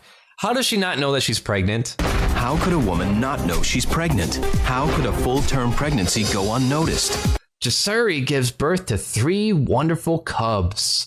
Both Bradley and Jasiri are very surprised. Yeah, I'd be fucking surprised. The 3 cubs are Safika, the firstborn, Akila, the secondborn, and Jabari, who was born last and therefore is the scum of the earth. How is this even possible? I don't know. I never knew a human could... I can't fucking read it. I never knew a human could get a hyena pregnant. That's news to me. I love how his legs are very tiny compared to his upper body, too. It's like he's the hunchback of Notre Dame or some shit. I love that background, too. Just a solid tan floor with a blurry image in the back. It looks like a blob. Oh, God. Yeah, I'm looking at these cubs, and I don't know. I think they would look a little different. Human DNA mixing with a hyena's DNA.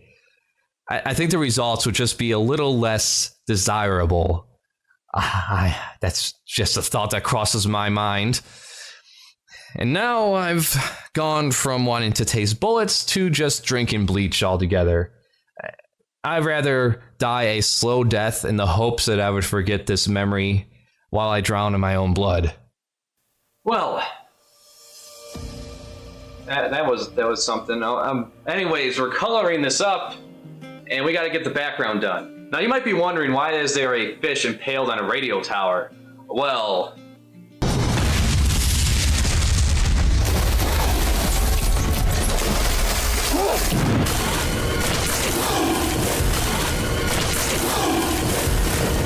I have to include that. So many great scenes. Not really. It's not really a good movie, but it was good with the friends at the time. Memories that relate to me, not you. So get over it. Now, the best approach to any Photoshop coloring is layers, naturally. Every little character and object is its own layer. The ocean, Pier, Piranha, Michael, Ringtail, Neshoba, Fennec, seen here. To maintain the cartoony look, I kept the shading to a minimum, simply a single alternate dark color to the primary. I'm sure there are a lot of things I could work on in the future. I mean, for example, that water does look like Jell-O. Jell-O. Pudding pops and delicious gelatin. Zip zoppity zoop zop. Drinking roofies. Where was I? Oh yeah, the drawing's done. Yay! I'm satisfied. I hope you're all satisfied. If not, I am available after hours for any of your private satisfaction. Yeah, that's pretty good. That's a pretty good touch-up to a sketch that was given to me. I feel like there was something else I was supposed to do instead of this. Can't really recall it. Well, I'm gonna watch more YouTube videos.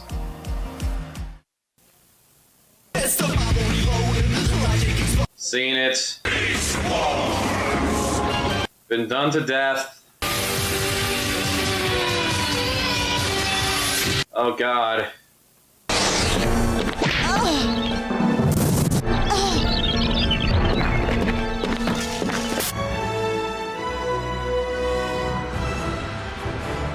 No. Jesus, floor is freezing. Well, have some whiskey with me. That should warm you up a bit. Thanks, but I don't drink. That is so cute. No, not that one. Mainframe. My format, Guardian. To Wait. Quick, go back to that one.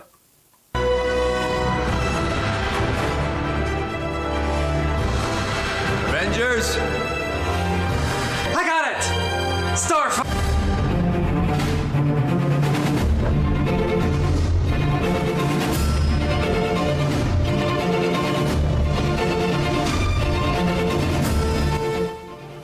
Hey everybody, CraftyAndy. If you like this episode, be sure to subscribe, click that alert button, press the like button as well. If we get enough likes, you'll be part of my AIDS giveaway. That's right, I'm giving away free AIDS to everybody who likes this video. And we're not talking about shitty back alley AIDS. No, we're talking high quality AIDS here. We're talking like Easy A, Magic Johnson kind of AIDS. That's what we're talking about. Free AIDS giveaway, high quality AIDS. You don't want to watch those other channels. Those other channels don't even have AIDS. This channel's got all the AIDS. Everything on your goddamn table got AIDS. Yeah.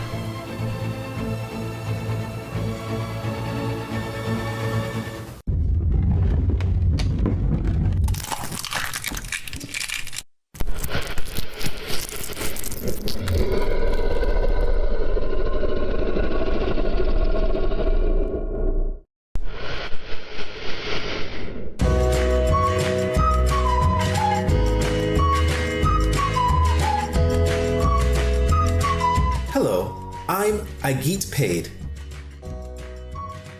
Pew pew, pew pew. Net neutrality, I'm coming after you.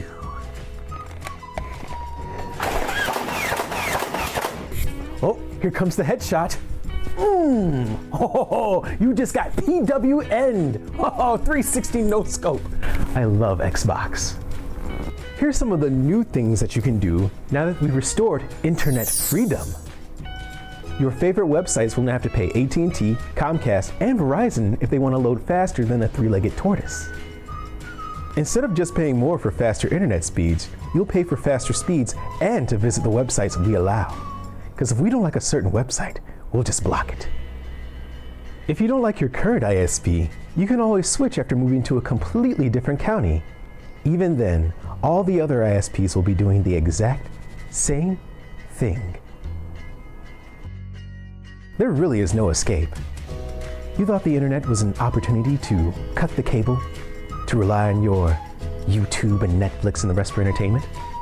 There is no escape, only the delay of the inevitable, that we will reign supreme as the one true content providers, and those who will not kneel to our demands will be crushed under the sheer weight of our assets. We will make them watch as the internet they knew is demolished and burnt to ash. Then, and only then, will they have our permission to die. Now let's do this Gangnam Style. Sexy lady. Gangnam Style. Sexy lady.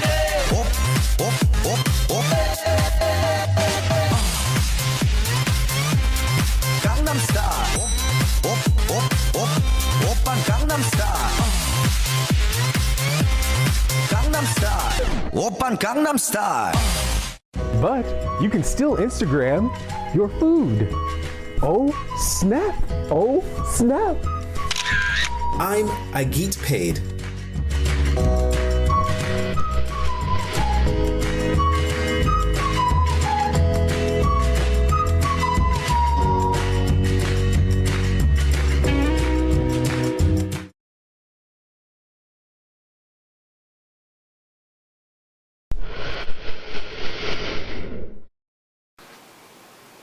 Why do my teeth look like apartment buildings? Yours is ours. Alright, I think we got enough. What do you think? Yeah. Okay. It's like pew pew pew pew. Net neutrality. I'm coming after you.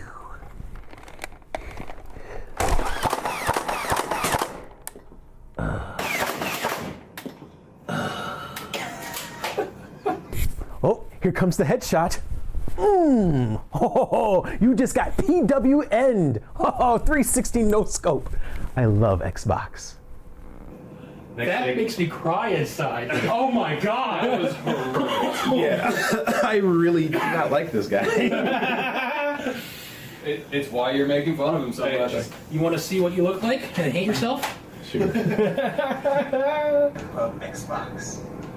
Oh no! Do you not hate yourself a little bit? Come here, hon. Come here, check this out. Just stabbing myself. Ein, zwei,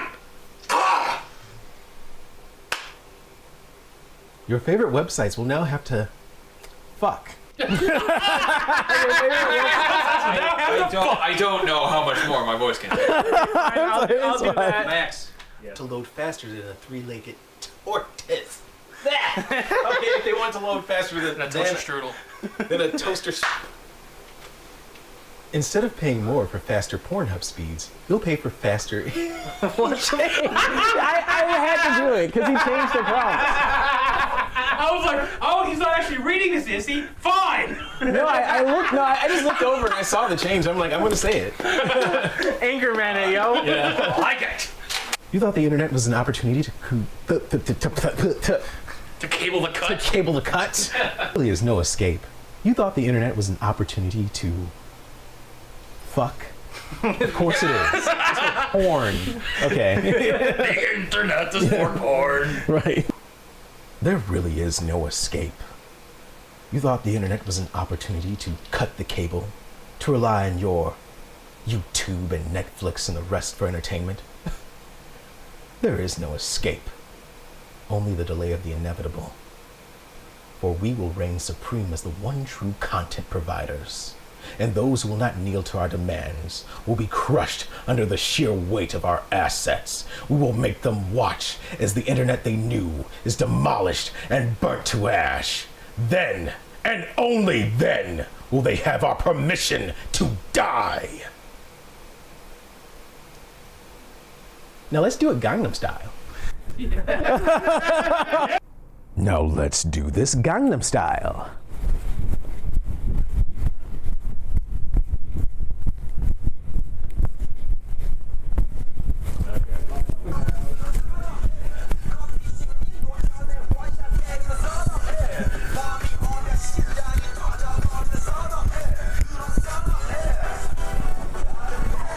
I'm getting them up and ready.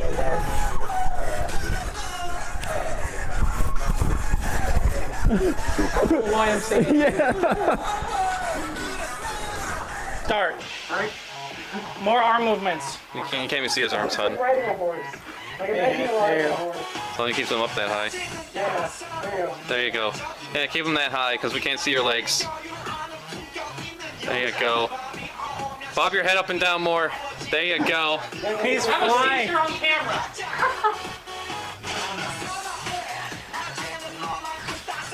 Just keep it and put your neck back and forth as much as you can. Yeah. Here, Ben is flying.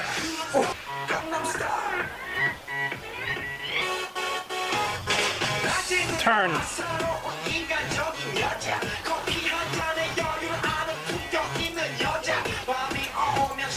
Move to your left a little bit. There you go.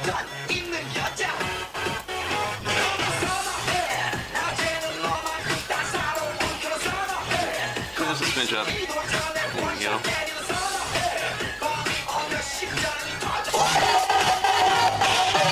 Yo.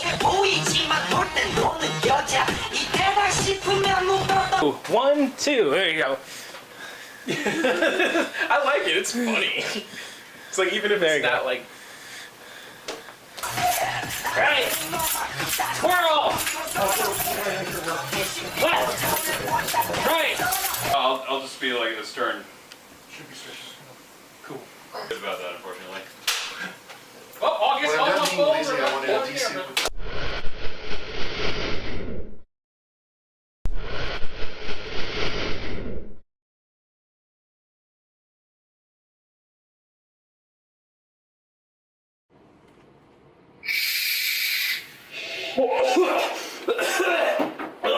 Hello everybody, CraftyAndy here, and welcome to the Ultimate Body Cleansing Challenge.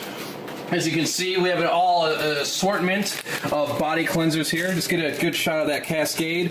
We got the Cascade, and we're just gonna douse that a little bit with some Jet Dry. Put a nice little topping on there. We have the classic, of course, the Tide Pods. Good old Tide Pods there. Just gonna crispen that up a little bit with some lettuce, give it a little extra flavor there. Yeah, that's good. That looks good. Yeah, it looks scrumptious. All right, we got ourselves a Dawn smoothie. It contains water and Dawn dish detergent. Good stuff. And just a straight up shot of Woolite. And so with that, get back up here. There we go. There we go. Got my husband here helping me film. So bros, hope you're ready for this shit. Cause I know I'm ready for this. When bros come over, we're gonna have a good old cleansing good time. Yeah, I'm pretty sure nothing bad is gonna happen. We're all such good friends and we're gonna live forever.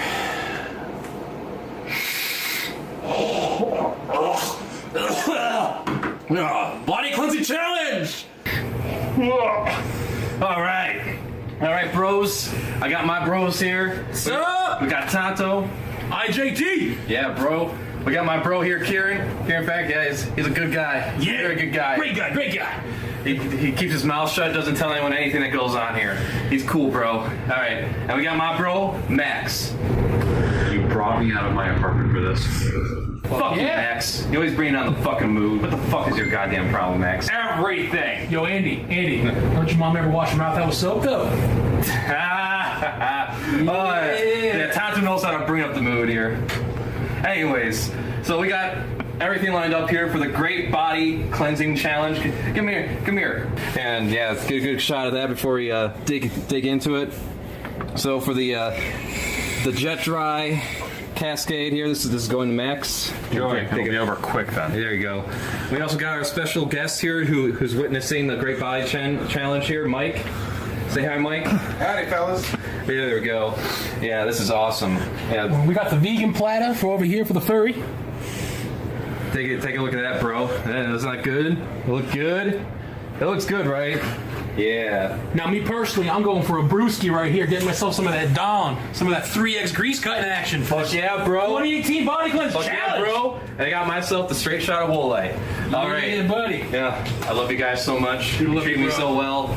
Cheers. And I can only imagine there are years and years of happiness to come for all of us. Hell yeah, man. Or at least the next 20 seconds, right? Yeah. 2018 Great Body Challenge. Let's go. I hate you all.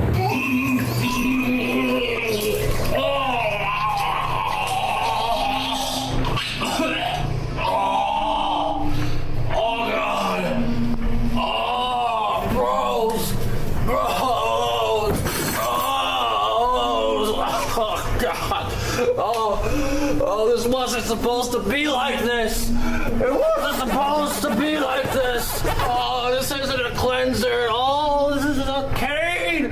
It's nothing but pain. Tonto.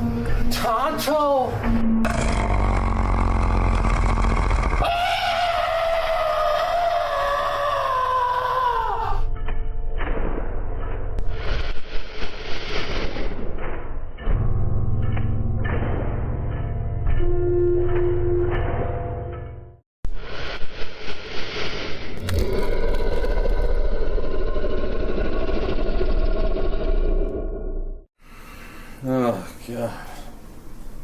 How many times I have to do this shit? Oh, hey, didn't see you there. CraftyAndy here, and this is Crafty Arts, where I art. Now, today, we are doing a big tribute to the Nostalgia Critic and crew. It's going to be a wonderful, wonderful big poster. I'm looking forward to it. You should be looking forward to it, too. Now, like always, I did message the Nostalgia Critic to come on the show here. Messaged him a few times. Well, maybe 10 times, 50 times. But I'm pretty sure he would not want to pass up the opportunity to come on a growing show like mine that's just pouring in the views and subs. Yeah, I'm expecting him to come in any moment now. In fact, oh, hey, Malcolm. Hey, didn't see you there. Me neither. All right, well, as you may know or may not know, you have to have a live reference to draw. It helps out quite a bit in getting those proportions right and everything. And so Malcolm decided to show up at his own free will to help with the poster. So you ready? You ready, Malcolm, to help out with the poster? Yeah, I'm glad to be here. Oh, great. Well, for starters, I'm going to have to ask you a little something here. Take off all your clothes. Yeah, we can't have you clothed to draw. We need you naked. We need to get all those curves and angles. I'm not entirely sure I'm comfortable with that. What? We didn't. What do you mean? We didn't talk about this before at all. You didn't give me any kind of, prep for this or any kind of contractual agreement. There was none of that. So, okay, well, yeah, yeah, I guess you're right. I mean, but it is kind of quite the request to make. I know. Yeah. Well, I was expecting this after all, and this doesn't surprise me one bit. Boys. Здравствуй, не говоришь. No, I'm good. Nope, I can. No, only the boots for you. Only the boots. Hold him down good, boys. Hold him down good. Make sure he has no wiggle room whatsoever. Let's get those damn clothes off. But first, let's go over the best Nostalgia Critic episodes that I picked myself. Imagine coming across a mentally disabled person who's not only criminally insane, but was also drunk, high, and had a whole frontal lobotomy, leaving little to no intelligence left in his brain. He would be normal compared to the adventures of Sonic the Hedgehog. So, what's wrong with this show? What's right with this show? That's the shorter answer! We finally get the appearance of our geisha covered in pubes, Mike Myers. That could have gone better.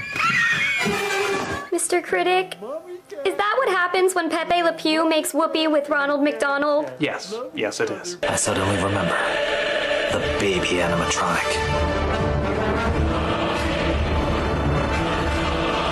Sweet Jesus alive, no one should ever have to see that. No child should be forced to see this. They'd shit their pants if they saw this coming towards them. Oh, what a sweet name. Why not just show us ugliness in any shape or form? You're good at that. Don't even give a reason. Just use it in this scene where they now physically exist in the store, again adding no continuity to how the fuck this world works, and just throw in whatever terrible, ungodly thing comes out of your head.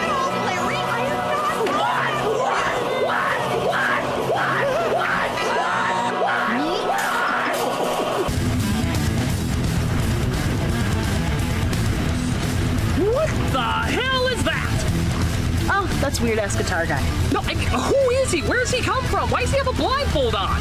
I don't know. And because he has so much testosterone that his eyes shoot shark-shaped explosions.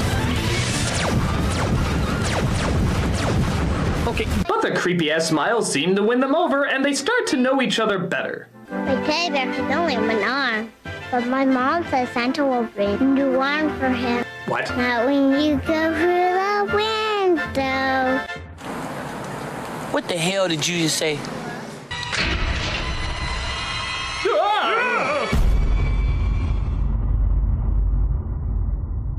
Oh, sure. Just because I'm the devil, everyone assumes I did it. How do I know neither of you did it? Nostalgia Critic, you hate the Power Rangers. Yeah, but not enough to kill a cast member. Unless it was Alpha. And Santa Christ, you fight monsters just for fun. You could be just as guilty. But I only do that on Thursdays. Black Willy Wonka? That's right. It was me all along. This wasn't on your resume. Oh, look. A popular demographic you can exploit. Oh, wait! I have charts! I have charts! Come with me, critic. First thing I did was make a mock-up of what I wanted the poster to potentially look like. I then sketched it out all by hand, using this reference as a guide. Now, I know I'm not at some Super Saiyan God tier when it comes to drawing skills, but look at this mess. Let's try to line this up with the current figures. You see, with animals, cartooning styles, and objects, you have a lot of leeway with proportions. However, since we are going for a more realistic approach, you have to be a little more precise. Look at this drawing, it doesn't even line up with the figures at all. So many things are off, so what we're going to do is use a light projector with the image displayed on the illustration board taped to a wall.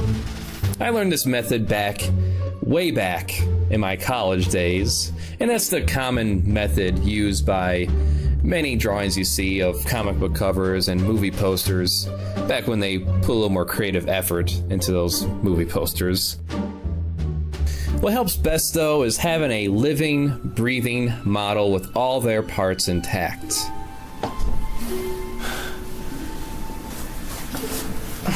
Malcolm.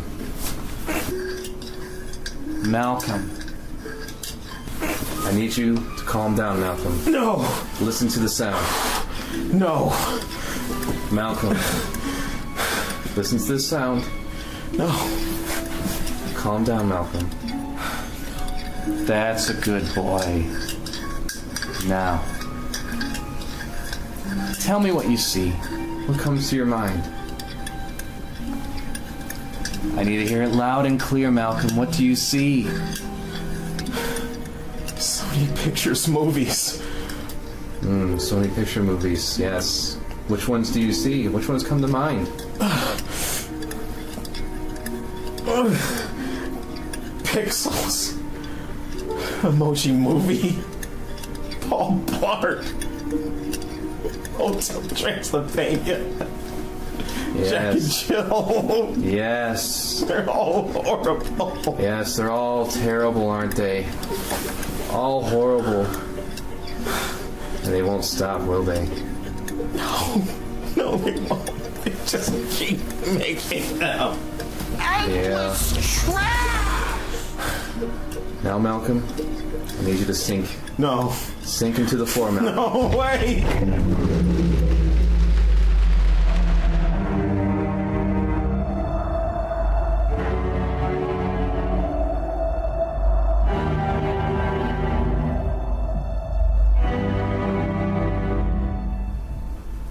Now that we took care of Malcolm, we can actually start the drawing. Now that we have the sketch complete, the first process is to use the black gesso paint to fill in, well, all the black areas. I prefer to outline the figures as well to give it more of a comic book style of drawing here, and let's admit it's within my own comfort level right now. Now let's mix the necessary colors. I prefer to use Liquitex acrylics to make these washes. Using these paint wells, preferably it should be 2/3 full of water, and just one big nice glob of paint will do the trick. You can continue to mix the paint within the well too if you need to adjust the colors. Next we just start layering it on. With this method you want to keep the brush lightly wet. If it's too wet, it will leave water spots on the drawing.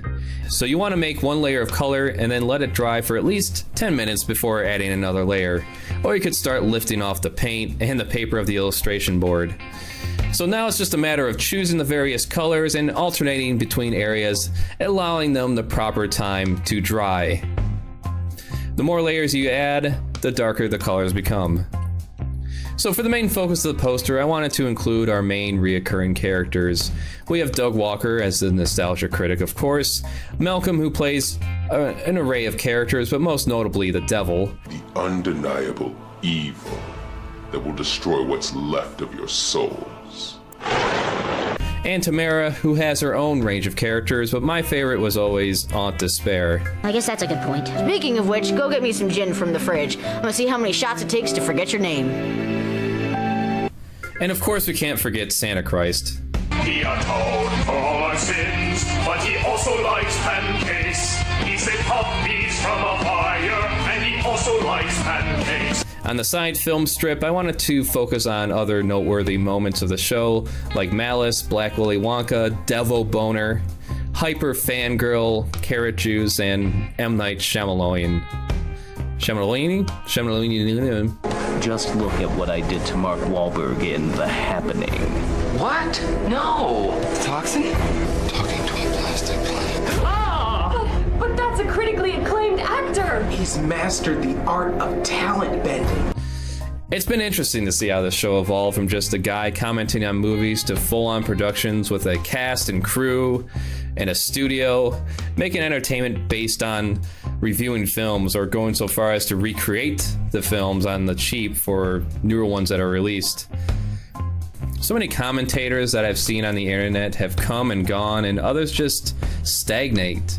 Whether you like them or hate them, one has to accept that Channel Awesome essentially knows how to keep it fresh. I remember discovering the website not too long after the Nostalgia Critic started. He was only around 12 episodes in at the time, which is funny because this is the 12th episode of my show. Now, after all this time has passed, they have over 413 episodes. I got a long way to go, and it's been a personal struggle to get to a point where I feel like I can do my own show, express my passion, and create entertainment for people. I plan on paying a lot of tributes to my inspirations this year. Nostalgia Critic, Angry Nerd, and yes, even the Spoony one. And with enough layers on and the color looking satisfactory to me, final step is to just add a little bit of highlighting with the color pencils. You want to make sure your paint is completely dry. Otherwise, these pencils tend to turn green and it turns into a mess. I've seen it happen. Don't let it happen to you. And that pretty much wraps everything up here. Well, 400 more episodes to go. Well, that looks amazing. I think it's some of my best work. Wouldn't you agree, Malcolm? Oh, Malcolm, he's such a riot. Well, if you like this, share with all your friends, subscribe, and all that nonsense. This is CraftyAndy, and I'll see you later. I'm gonna get blackout drunk and probably puke. Hello, CraftyAndy here. Thank you for watching. Want to thank Malcolm for showing up and doing this with me. This ridiculous skit. And, of course, Tonto, Max, and my husbands for helping out filming and everything else. Of course, there's a Patreon if you want to help support me in any way. And I'm looking forward to the next episode, which is going to be... What happened? What happened? Why? What happened to the lights?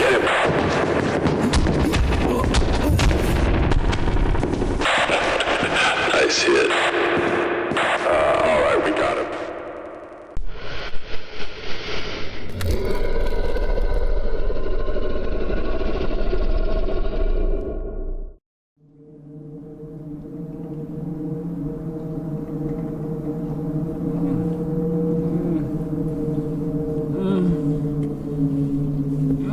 Jimmy Griffin. Jim.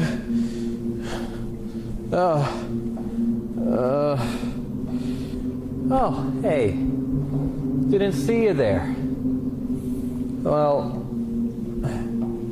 I'm CraftyAndy. This is Crafty Arts, where I art. And I was chosen, so to speak, to do a fan piece for Ozfock. He's a nice bear from a YouTube channel called Odd Stories for Odd Children.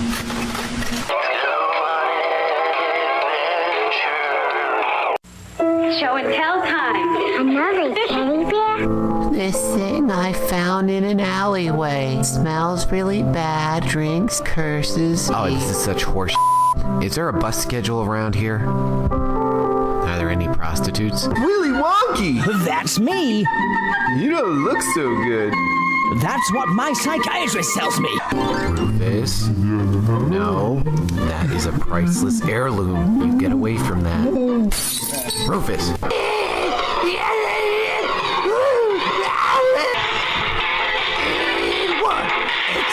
I slept well. How about you? I woke up today and my wiener's missing. I took your wiener. Yeah, that's taco for you.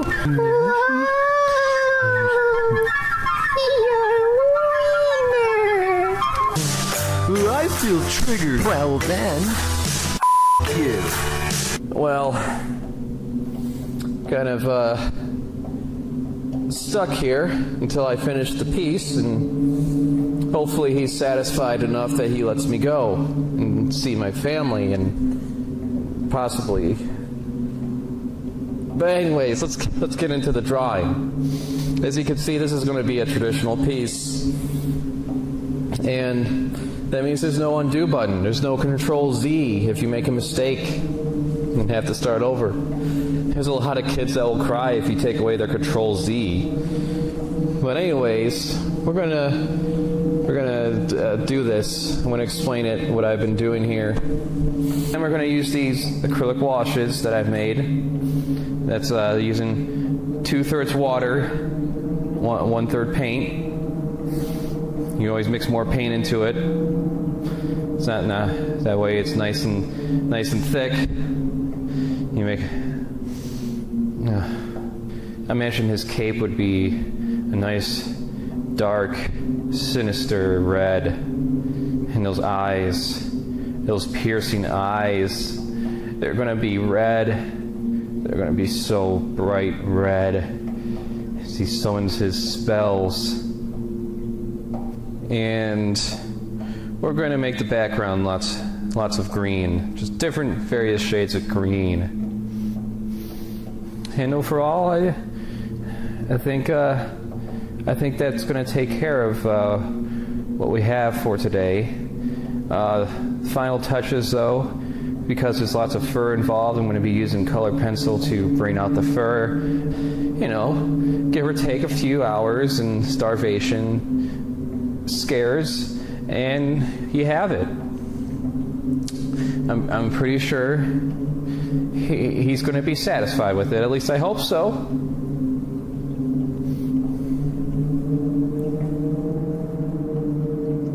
Hello. I've recently hired an art slave to do some tribute art for me. Let's check up on him right now.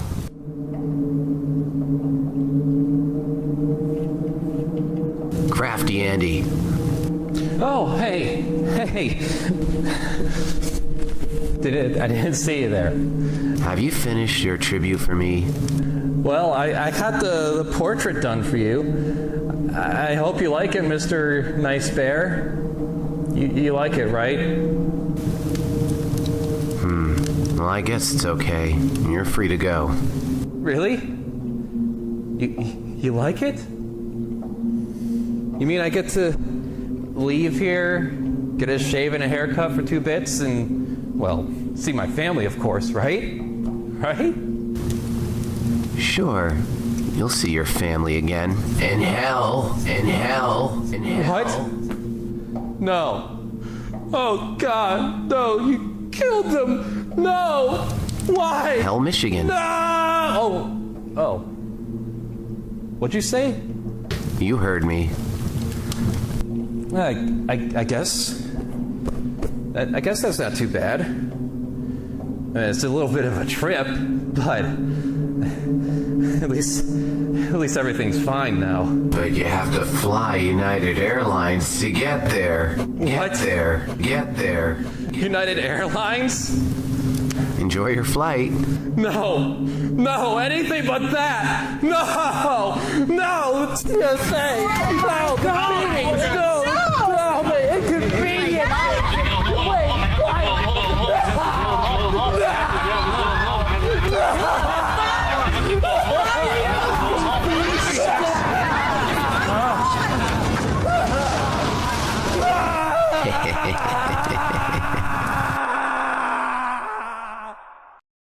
Hey, paisanos. If you're watching this early, thanks for being a patron. I'm already working on the next project. It involves spaghetti and genocide. Can I have a minute? What? Can I have a minute? No. I need a minute. Where was I? What was I doing? I was talking about something. And watch more, and there's other videos you can check out, and all that other nonsense. It's gonna be fantastic. You voted on it. You're gonna have to deal with it. It's Undertale. Fuck off. This program contains mature subject matter. It may be deemed inappropriate for our younger viewers. Viewer discretion is strongly advised. Look at me. Don't let the demons take you. Don't let the demons take you. It doesn't get better unless you're pretty. It doesn't get better unless you got money. It doesn't get better, so just give up. It doesn't get better. It gets worse.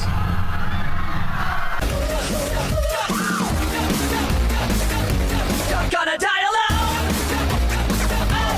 Oh, shit, yeah!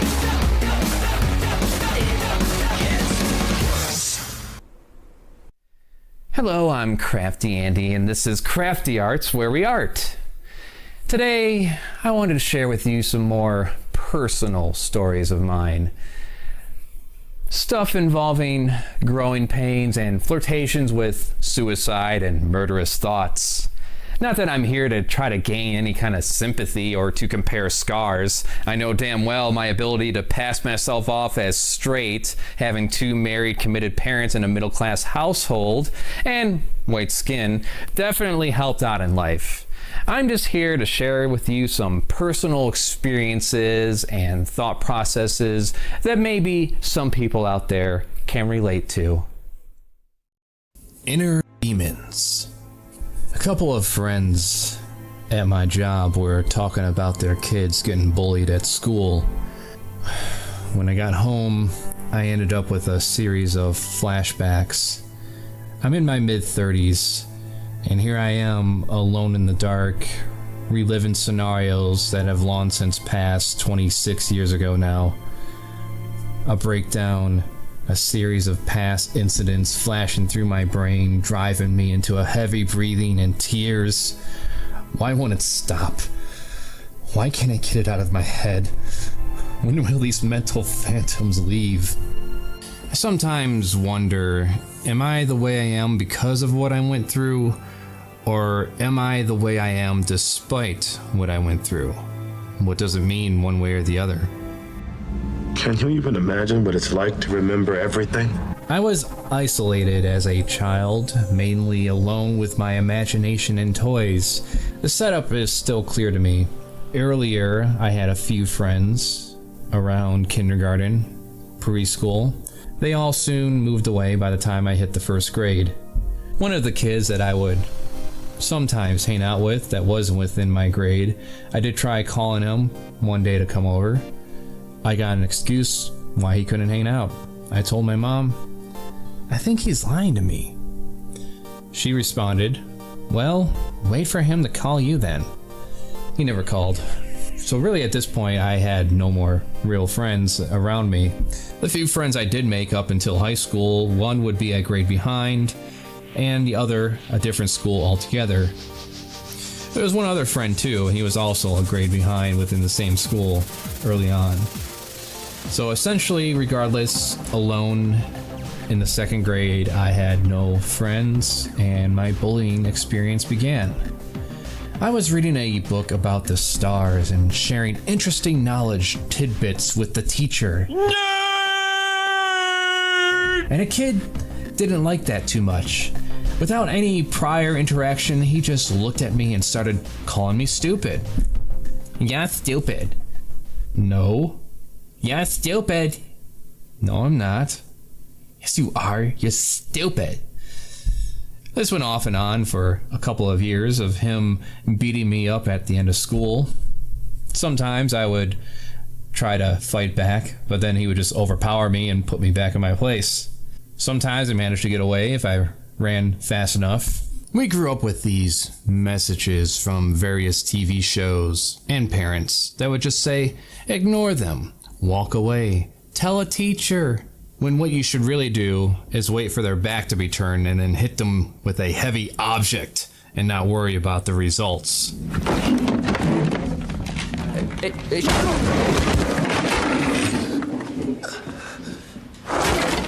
It's not about winning a fight.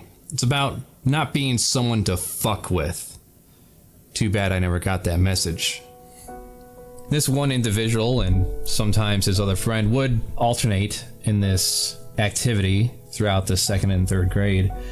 But all it takes is one major incident to alienate you from all your peers. It came ahead in the 4th grade. I got sick one day wearing a sweater in hot weather, and I puked in front of the whole class. There I am, the bell about to ring, everyone's at the door ready to leave, and I'm just nauseous as hell, and all of a sudden, right in the middle of the damn floor, bleh, chunks everywhere.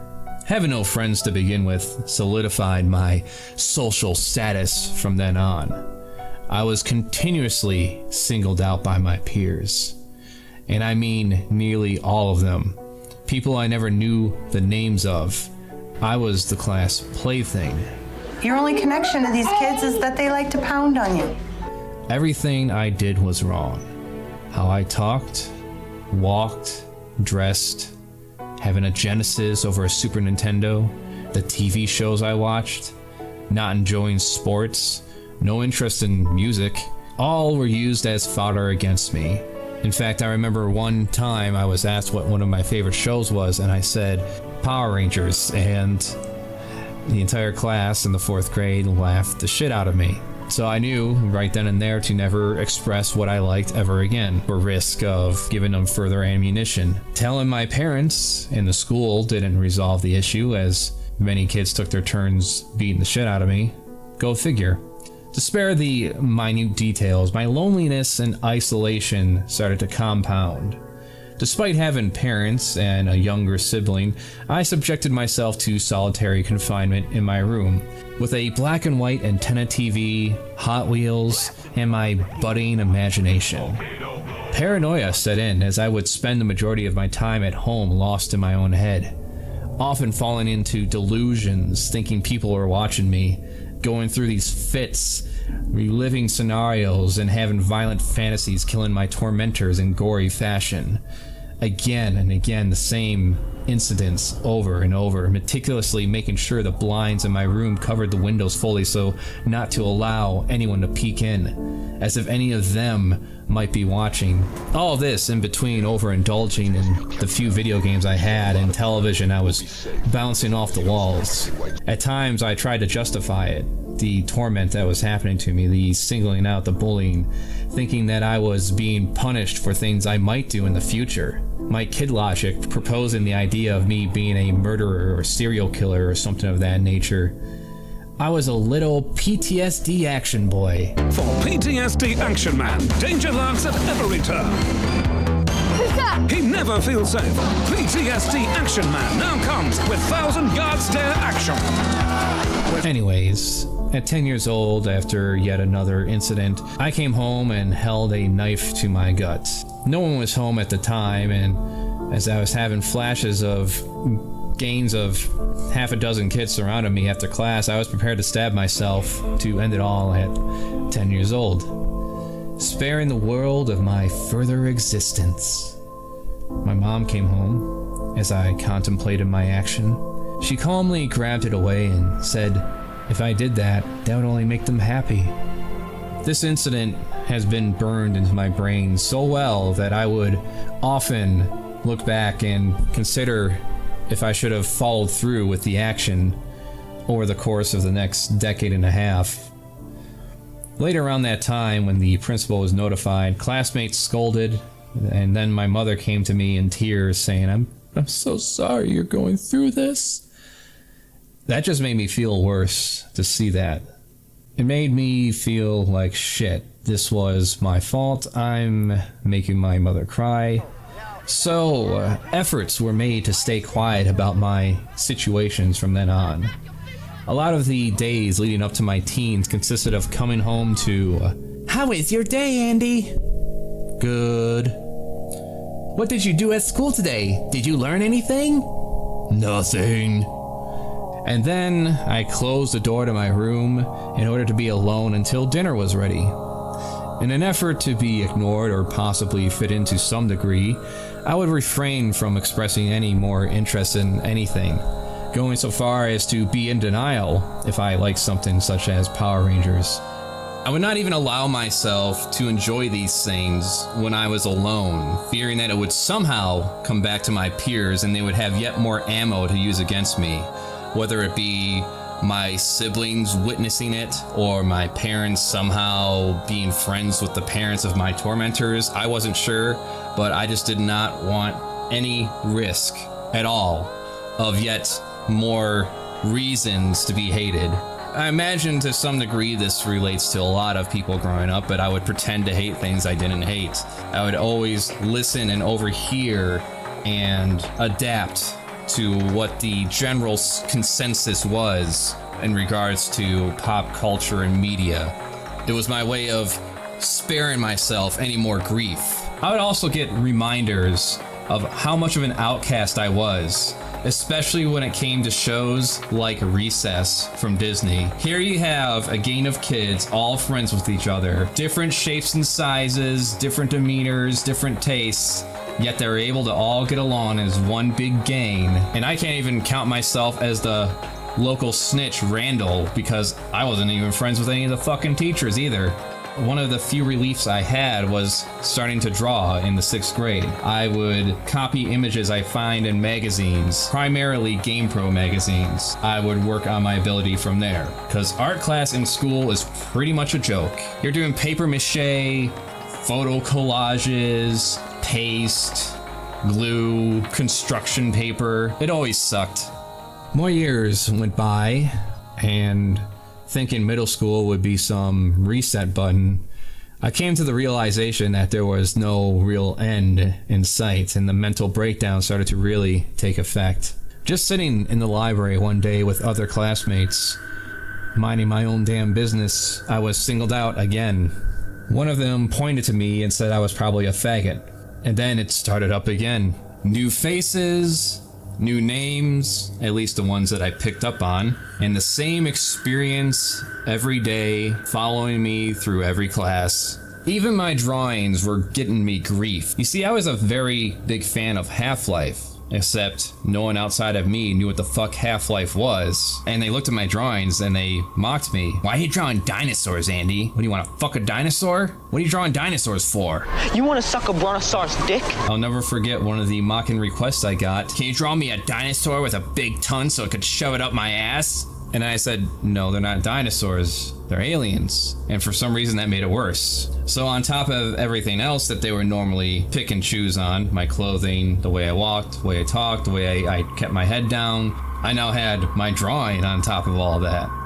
You see, when kids are picked on, it's often not with broken noses and being jumped in the locker room. It's little things to not leave much in the way of marks, shoves, like kicks, names. Kids are very smart that way, aside from not having yet to learn any empathy. Get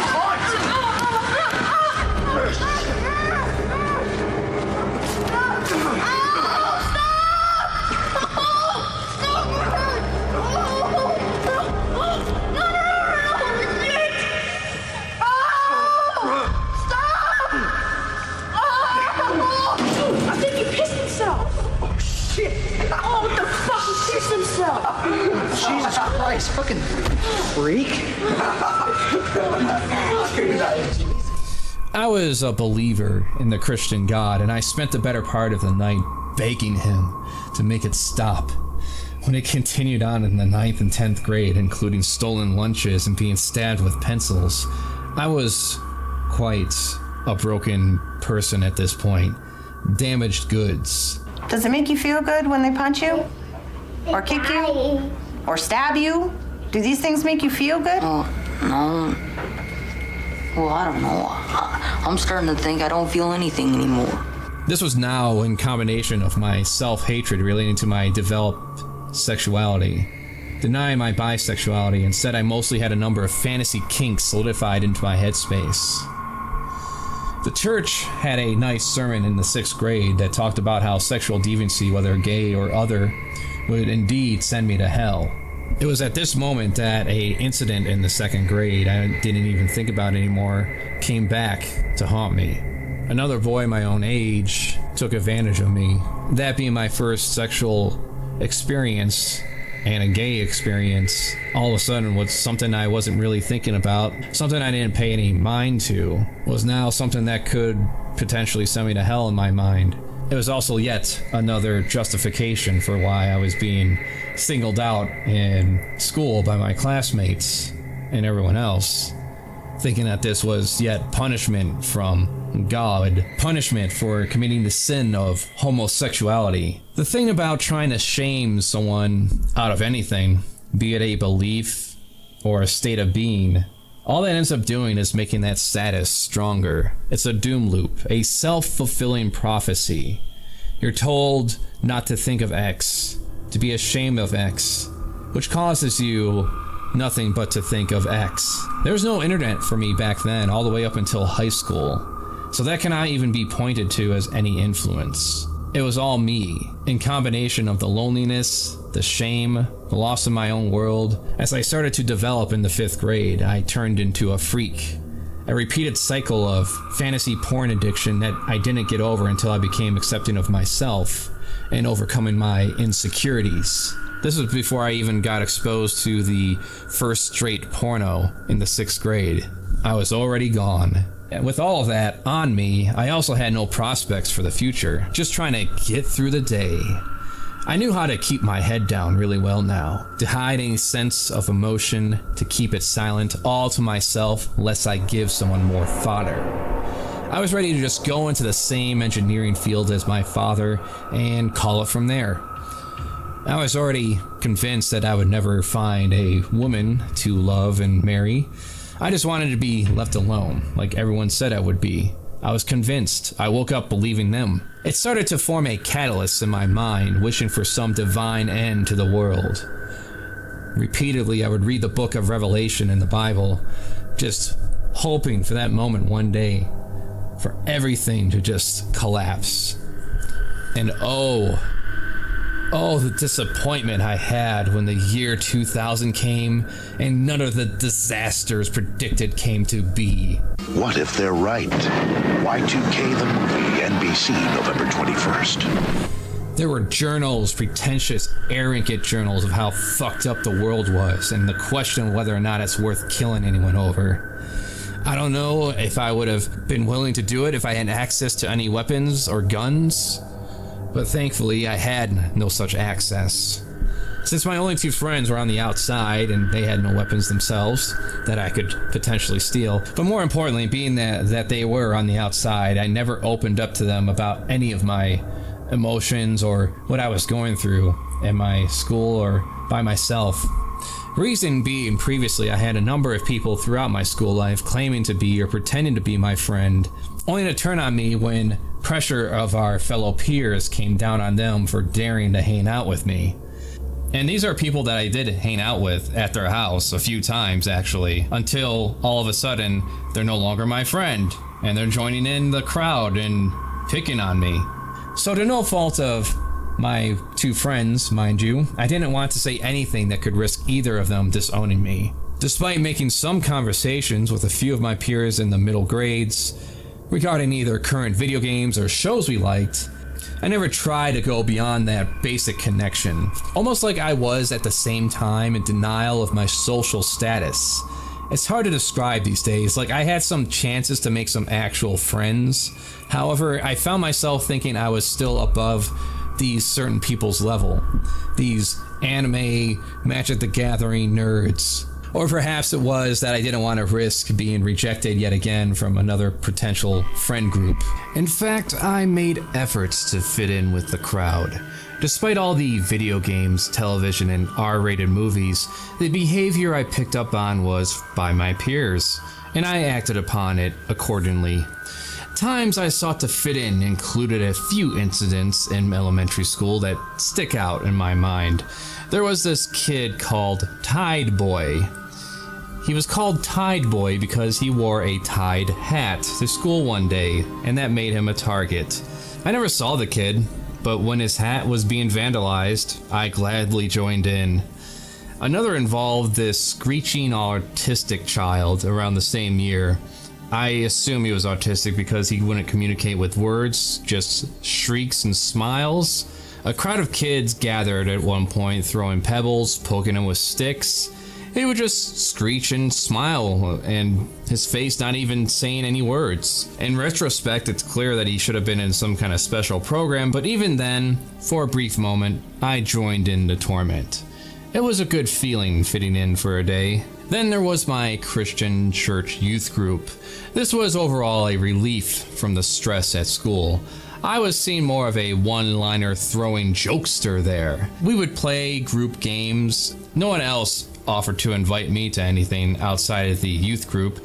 I was mainly left alone and not singled out in any negative way, unlike a slightly larger kid that was there. Ah, yes, the same bullshit in public secular school went on at the church youth group. Cliques, gossip, and the occasional fight. Just like secular school, where you occasionally have a teacher fucking one of the students. How are you doing these days, Miss Lavender? One of our youth pastors had a relationship with a 14-year-old girl in between sessions, teaching us about the invisible space Nazi in the sky.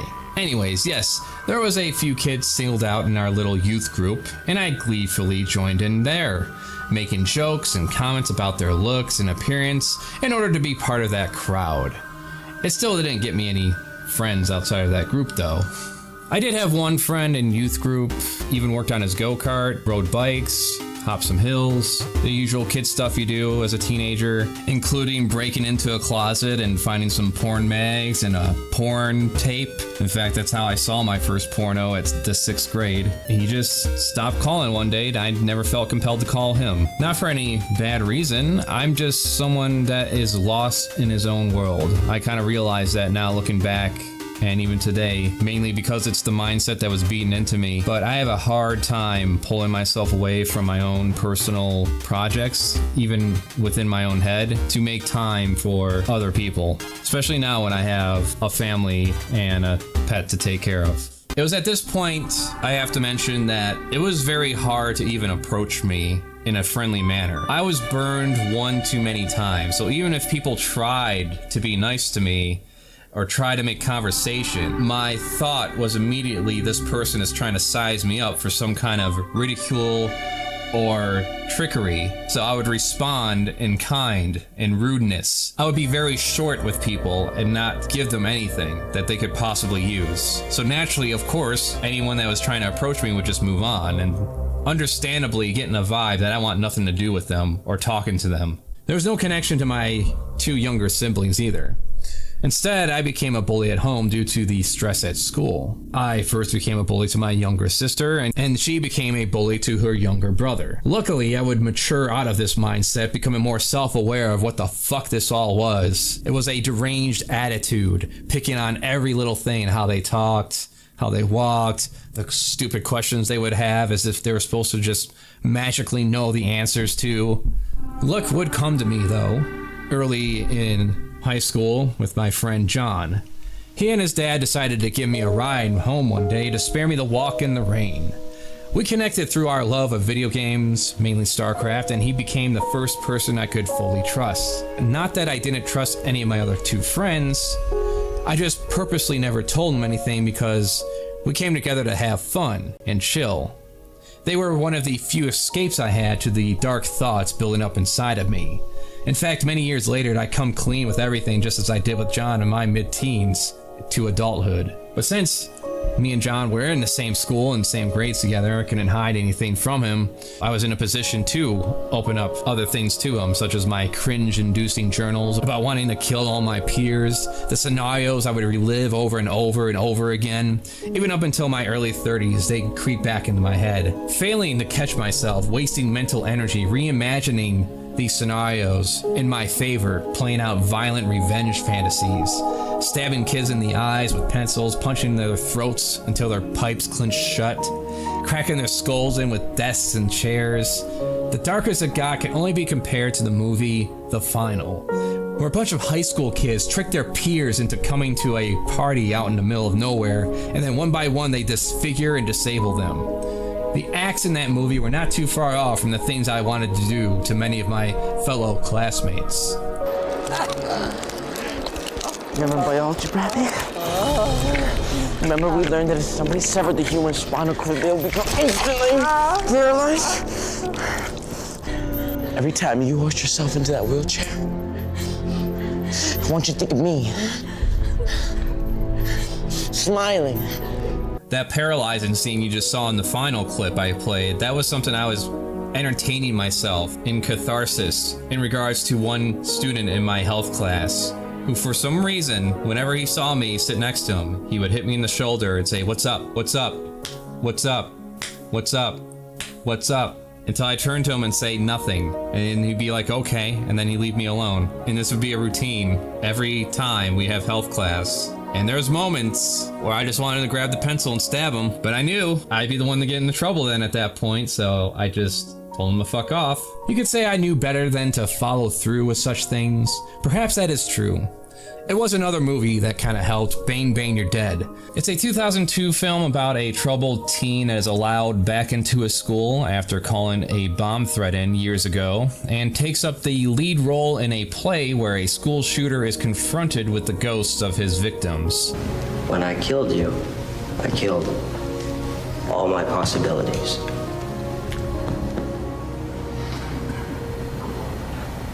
I will never have anything to look forward to. The other major factor that contributed to my anguish, however, were these fucking zero tolerance policies implemented into the schools after the 1999 Columbine High School massacre. You've heard the stories. The 7-year-old who bites his Pop-Tart into the shape of a gun and gets suspended. The honor roll middle schooler who's in trouble because she used a butter knife to cut up her lunchtime apple. But what's made zero tolerance policies worse is the increased involvement of the police. A few weeks ago in North Carolina, a 13-year-old boy kissed a classmate on a dare. He was arrested and charged with second-degree sexual assault. It was made clear to us that if you got into any fight, it wouldn't matter who started it. You get punched and you punch back, you're both being suspended for the year and forced to repeat the grade. The threat of being stuck in high school an extra year outweighed fighting back against my peers, giving me all that shit. Being a Christian believer still, I was both content with just going through the motions of getting a regular working job, possibly marrying any woman that comes along, and having kids to fill the basic expectation our general society had on me. At the same time, relishing in the idea of a grand apocalypse ending all this pain and misery I was going through. The conversations me and John had were engaging and meaningful. We didn't shy away from talking about anything, and it made me all the more better. He managed to become class president in the 11th grade and made me vice president, much to the disdain of everyone else. People were shocked to find out that he considered me one of his best friends ever. He already had friends that he knew from elementary school, so now I found myself with an actual circle of friends in my grade, and many of the same classes. He also pushed me into social situations I otherwise would have never found myself in. Going to school dances, events, meetings, and parties. Going out of my comfort zone would better develop me socially. To spare all the mundane details, because there are plenty of mundane details that are still locked in my head, there were ups and downs with this new group. Times I was singled out as the butt of jokes, active expressive hatred from John's first girlfriend who happened to have known me since elementary school. But really all that shit I was going through from other people just fizzled out as the years went by. By 11th and 12th grade, there were no more incidents. Like, collectively, people grew into having more of a sense of empathy, and so did I when it came to my own home life. Me and my younger siblings would play video games and watch movies together, and at least form some kind of connection, if at least a guarded one. Shamefully, there was never any personal moments we had. No confiding into each other over our growing pains. We all, for the most part, kept to ourselves, despite living together. Even though we were now getting along and we lived together for many, many years up until I moved out at the age of 25, I don't really consider myself as a good brother. I was too wrapped up in my own personal demons, self-shaming and taking out my budding rage on the people literally closest to me, stopping just before a few years until adulthood. My friends from the outside, I'll just refer to as Alex and Frank, who were around me ever since elementary school, who I kept in the dark, were more of my brothers growing up. We would hang out almost every other day of the week during summer, and on the weekends during the school year. Me and my best friend Alex, the most, went through the whole shebang. Playing sports, riding bikes, enjoying video games, eating buckets of popcorn soaked in sticks of butter, watching TV into the wee hours of night, enjoying Quantum Leap, Dragon Ball Z, and Beavis and Butthead. Fire. Crank phone calls, exploring his bigger sister's hoarder of a room and finding rotten food and soiled garments laid about the floor. It was like Indiana Jones going through a snake pit. There are a lot of other factors that come into play, but it was because of Alex and Frank that I had a childhood growing up into high school. Something I can actually look back on before me and John became friends next. It was my junior year that I finally got my hands on some digital editing software for video. On my own and with some packaged tutorial videos, I learned how to use it. Me and my new circle of friends and various well-termed classmates made a slew of videos that are online to this day. This led to a short time for me going from the silent kid just getting through the day to being someone that had a little more respect. It's making skits and shorts and music videos. The last 2 years compared to the 10 years before that were a breeze. All the way up until graduation. As I started my first job at Blockbuster, thanks to my connections with John, yet again, going into college, the effects all my negative experiences I had, including my personal shame I had yet to overcome, would continue to challenge me for the next 6 years out of high school. I get my first real girlfriend at 19 years old. The relationship would fail spectacularly due to my influence from friends feeling guilty over having sex before marriage and my other sexual fantasies that were still conflicting within me. After many hours, years wasted at 21, I would finally declare God would have to understand this aspect of me and become more accepting of myself. My porn addiction was getting out of hand. It was insane. I was spending multiple hours downloading the same images, deleting them, and then downloading them again. Shaming myself out of it only made the situation worse. Life is full of ironies, and when I finally said, fuck it, God's gonna have to understand this, that this whole cycle finally ended, and was able to focus more of my energy on important things instead of fighting with myself. A year later after this, I figured out Christianity was a whole lot of bullshit. Reading the Bible helps that. As a moral guide, it utterly fails, because much of the original Hebrew scriptures were written by ignorant and bigoted savages who condoned and promoted animal cruelty, incest, slavery, abuse of slaves, spousal abuse, child molestation, abortion, pillage, murder, cannibalism, genocide, and prejudice against race, nationality, religion, sex, and sexual orientation. Why? To justify their own inhumanity by claiming to do the will of God. But hypocritical Christians pushing creationism gave me that initial push. Fact 1. There is no known observable process by which new genetic information can be added to an organism's genetic code.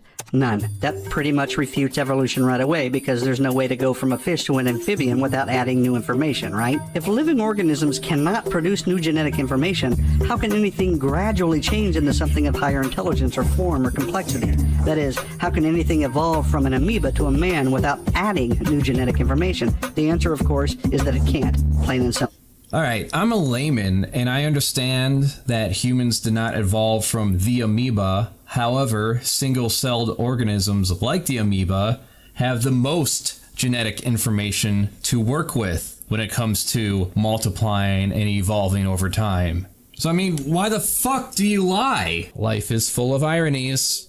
Though I would have some other insecurities to get over after leaving Christianity and accepting my sexuality. One major realization hit me in the middle of college. I was alone in the basement and I broke down, bawling my eyes out, realizing that I am everything they said I would be. I looked at what I was and realized in many ways that I conformed to these expectations set upon me, that I set upon myself, a self-fulfilling prophecy perhaps. Even though these people were no longer in my life and never would be ever again, and they wouldn't act the way I was imagining them, I knew this, but I could not help it and think Wow, Andy, where's your successful art career, Andy? Wow, Andy, why aren't you working for MTV or something right now, Andy? Look at you, weirdo.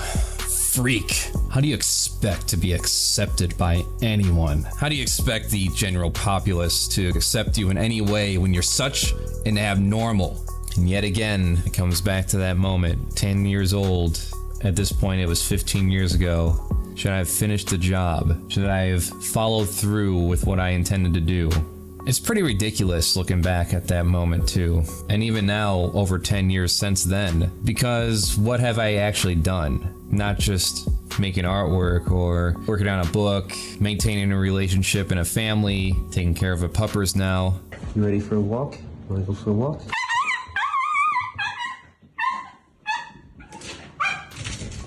What did I do to actually justify that self-loathing that I had at that time and carried with me for a few more years? It was just existing. It was just taking space. There were no dead bodies hiding in my basement. There were no string of victims from my wrath. I'm just there, not fitting into the mold of normalcy.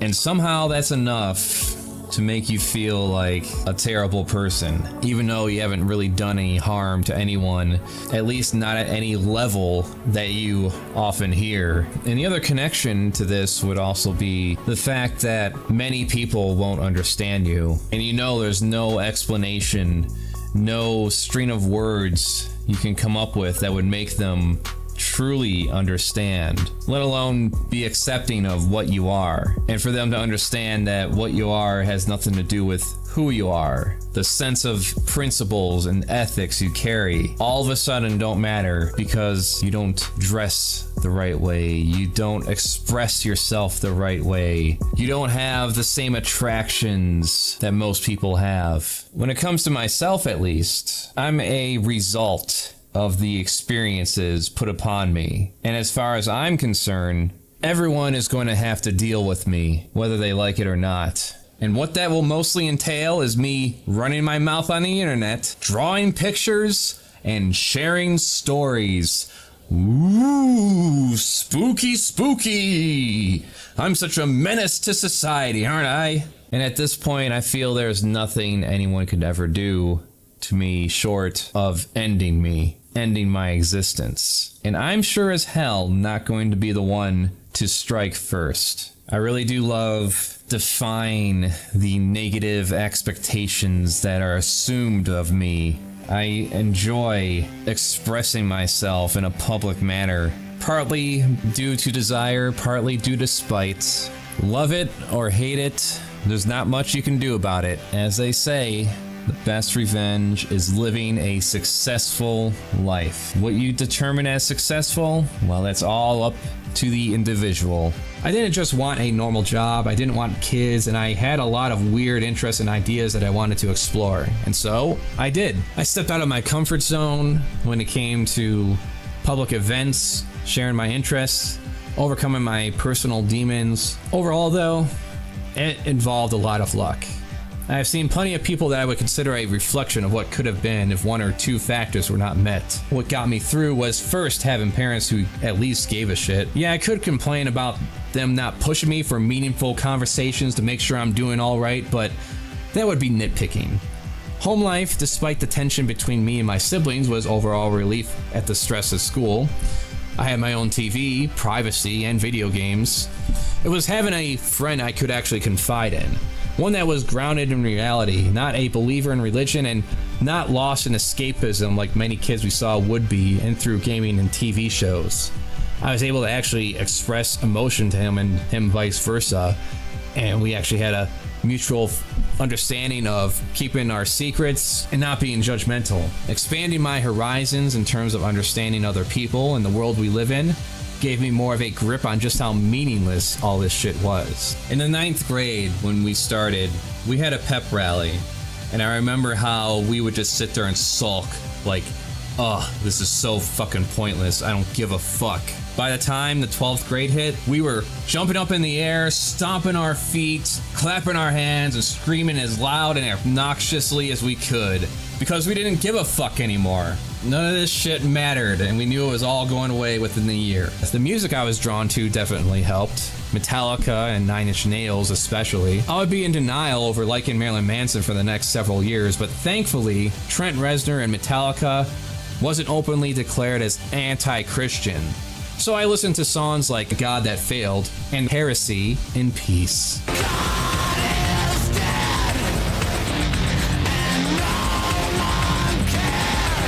The words of Henry Rollins would forever stick with me. The I Know You bit is something I accidentally discovered one day while legally downloading music through my 56K modem. It helped me understand that my situation was not at all unique. It seems that when you show a part of yourself that is the least bit vulnerable, someone takes advantage of you. One of them steps on you. One of the best video games ever made would come out a year out of high school. 2005 Super Columbine Massacre RPG. It still exists today and can be downloaded for free. There's also a documentary around it called Playing Columbine I would recommend. The Slam Dance Festival. Now it's making news because it's just cut one video game from its program. It's not the act that gets you in trouble, but it's the cover-up. Of the development finalists, 6 of the teams pulled their games out of the festival in protest. We're just learning how to use games as an expressive medium. So our withdrawal in many ways is a teaching moment. Why should Slam Dance exist if what it's going to do when it holds its guerrilla game maker competition, pull out anything remotely guerrilla? Despite whatever your assumptions may be on the title, it delves into the feelings and ideas behind the massacre. It brought me to understand just how much delusion of grandeur and arrogant self-importance can grow in a person when they are isolated from the greater world around them. I definitely saw another path that I could have definitely went down on if factors were not in my favor. It's not so much that I made the right friends, but what would have happened if I made the wrong friends. There were times in school me and my friends had elitist superiority complexes compared to our much more popular and likely future successful peers. Thinking that because we were the outcasts and had more time to think for ourselves and contemplate our place in this world we live in, that somehow made us better human beings by default. Then for me it was belief in God and having a sense of morals. Pretty easy to be all puritanical when it comes to sex and relationships when no one would date you, and you feared the thought of even trying, which leads me to the final piece that helped make me whole. Taking a risk, searching up some online forums, and being social with local people around my area, exposing myself to a range of different experiences and ideas through conventions and small get-togethers. Religious groups and churches dominate so much social influence, especially if you're raised in it like I was. It gives you the impression that it's either these people or no one else. After some effort, I ended up with new friends as our high school circle broke apart and our friendships became strained due to our differences. Later, I would end up coming to terms with my own bisexuality. What you normally get to do in high school in terms of making mistakes in the pursuit of romantic relationships and learning and exploring yourself and figuring out what kind of relationship you want, those lost years were made up partially over the span of 2 years starting at 22. I found the first out of 2 people I would see to have as permanently part of my now polyamorous marriage. It was through that and other friendly connections I ended up with a full-time job I actually don't despise, and be in a position to do more fulfilling stuff like this in my spare time. It cannot be stressed enough how much luck was involved here. If I happened to make no friends or the wrong friends in high school, got lost in online chat rooms, being drawn to the worst kinds of people, I just as easily could have ended up as another statistic or some kind of NEET, leeching off of mommy and daddy. A lot of people are talking that they have super hot basement layers where they get to knead it up. Well, I mean, basically nobody's really touching my game right now, you know, so got the primo couch bed, and I just kick this shit all over the place because I just don't give a fuck about anything, and it's a life. Instead of going outside my social comfort zones, I could have just easily stayed home and marinated in my loneliness instead. I just want to make it clear that I understand these things could have played out a lot differently if given the right circumstances or things happening outside of my control. Many people will try to claim divine intervention or simply lie about being pure of heart as to why they are better today. That is bullshit, and likely will lead to some cult, book, or pyramid scheme to sign up for. The only thing here I'm leading up to is like, subscribe, and consider becoming a patron. Thanks. There's a book that comes to mind. It's called The Subtle Art of Not Giving a Fuck by Mark Manson. He uses an analogy of poker regarding personal responsibility. We are not responsible for the cards we are given, but we are responsible for what we do with those cards. Just as much a losing hand can turn into a winning game, just as much as a winning hand can be turned into a loss. Thing is, though, one factor is not included. We don't live in a meritocracy, so it's very important how many chips you have at the start of this game. Not everyone gets to start with the same amount, and the ability to turn things around is a matter of how long you can hold out with each hand. How many people conform to negative expectations as opposed to overcoming them? I wonder. How many had childhoods locking themselves away in isolation in their rooms or just wandering outside by themselves? Memories they have no one else to share with. How many self-destructed because they didn't have the support to keep them going? As I've gotten older, I've worked with seniors, I've seen plenty of people in college and outside of college that I've seen before, and I end up seeing a lot of myself in a lot of other people of what could have been, in both the negative and positive sense. I want to achieve a position of skill and clout, not only for the honor of those who helped me grow through the years, but to inspire others to grow themselves. Maybe I'm just average. Maybe I'm less than average. I don't care. If I don't do anything, then all this experience, all this fighting with myself and the world around me was for nothing. I can never adequately thank those who helped me get this far and kept my inner demons at bay.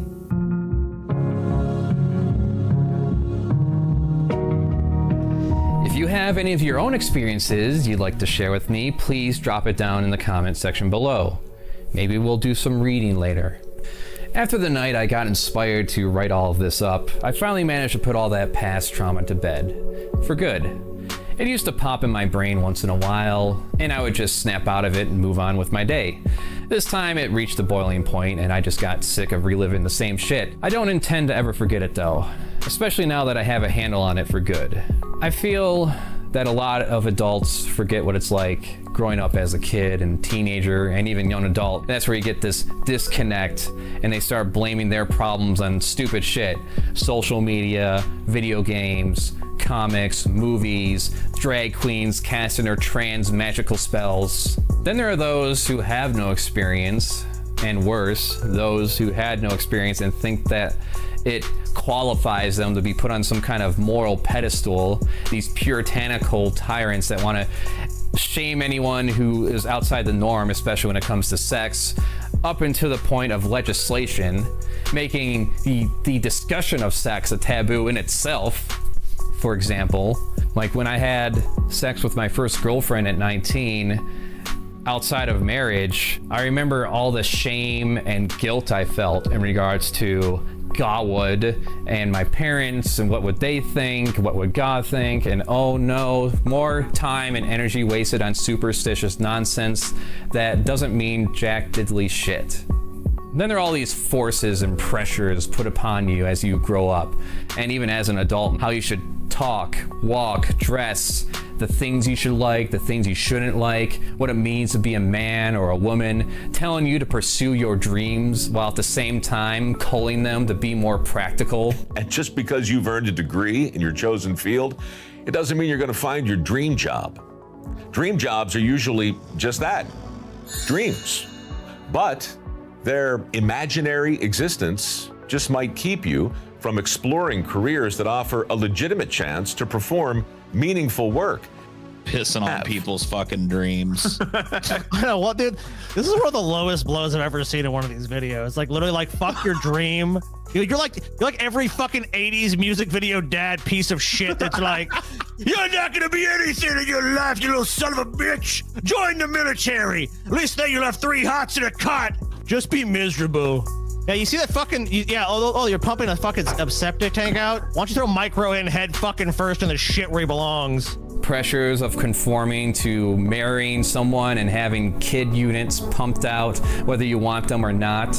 Then add all of that with people being socially stunted, where they're singled out for ridicule by their peers and even coworkers, and worse, having a circle of friends that do the very same thing to you and then chastise you if you ever complain about it. It's a wonder that a lot of us manage to get through it without self-destructing, especially if you don't fall into the category of male, white, middle class, and straight. But thing to remember to anyone else out there battling their own metaphorical demons, especially when it comes to the grade school and college periods of your life, all this stupid shit is temporary. Once you graduate, all those people you thought you knew are going to go by the wayside. You'll never see them again. Almost everyone I knew from high school, including my friends, have all gone their own way as our paths diverge. More importantly, staying focused on the aspects of bullying and isolation. The experience is something you'll carry, sure, but overall, when it comes to the length of your life, it's a speed bump, a blip on the radar. It's completely meaningless in the grand scheme of things. Take it from someone who's been out of both grade school and religion for 20 years now. Also, I want to emphasize a few other major things that helped me along the way. First was getting over the idea of seeking validation from strangers, parents, friends. If I concerned myself with that, I'd be married to my first girlfriend, elbow deep in debt, having a bunch of kids running around the apartment while I'm just trying to vegetate and watch the popular show of the evening. So once you get past that and just make up your own rules to your own life and live how you please, that helps. Second was just understanding the world around me and different people in it. I like to tout that I have friends from A to Z, and being someone that could be trusted with personal experiences and stories from other people. If you can't make those kind of connections, then at least I would suggest looking up on other people's true stories, history, and experiences in regards to different sexes, races, orientations. Even location is a factor in what people might go through. The People's History of the United States by Howard Zinn is a good start. Everyone's experience is valid. Everyone's pain is valid. Everyone's identity is valid. Unless you're a billionaire, of course. Empathy can go a long way in regards to having a more fulfilling life experience and connections with other human beings. Thank you for giving me your time. Be good and do good. If you stuck around with this video, I appreciate it so much. I wanted to at least get a summary of my experience and share it with everybody. I am intending to do a full, in-depth compilation of all my experiences, including a lot of other things I left out on here. Other moments where I had some glory, other moments where I had some low points. I'll probably end up making it a series of videos. My main drive behind this is not solely for the purpose of my own gratification. It is also because the important role of knowing that you're not alone played out in my own development and growth. Experiences and situations are nowhere near as horrible as a lot of other people out there, but once again, this isn't about comparing scars. I'm not about to use this as some kind of platform or pedestal to put myself up upon. I understand, despite how hard I thought things were, they could have been a lot worse. However, in the perspective of adolescence, your narrow scope of understanding the world around you, it feels a lot worse than it actually is. We have nothing else to compare it to. How else are you going to think? Have a nice day.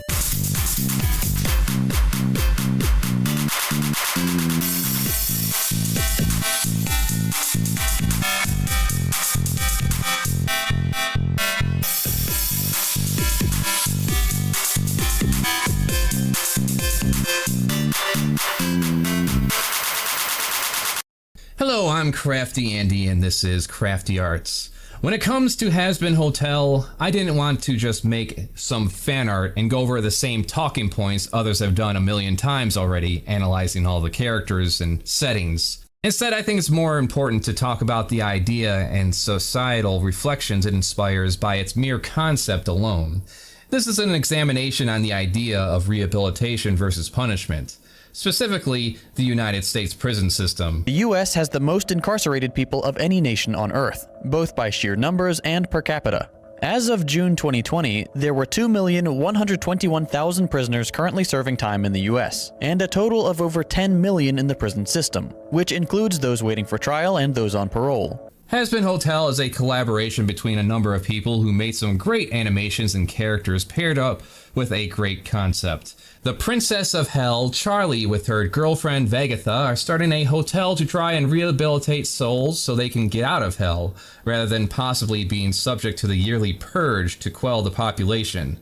It's fantastic. It has this sort of Nicktoon presentation, but without any of the restrictions.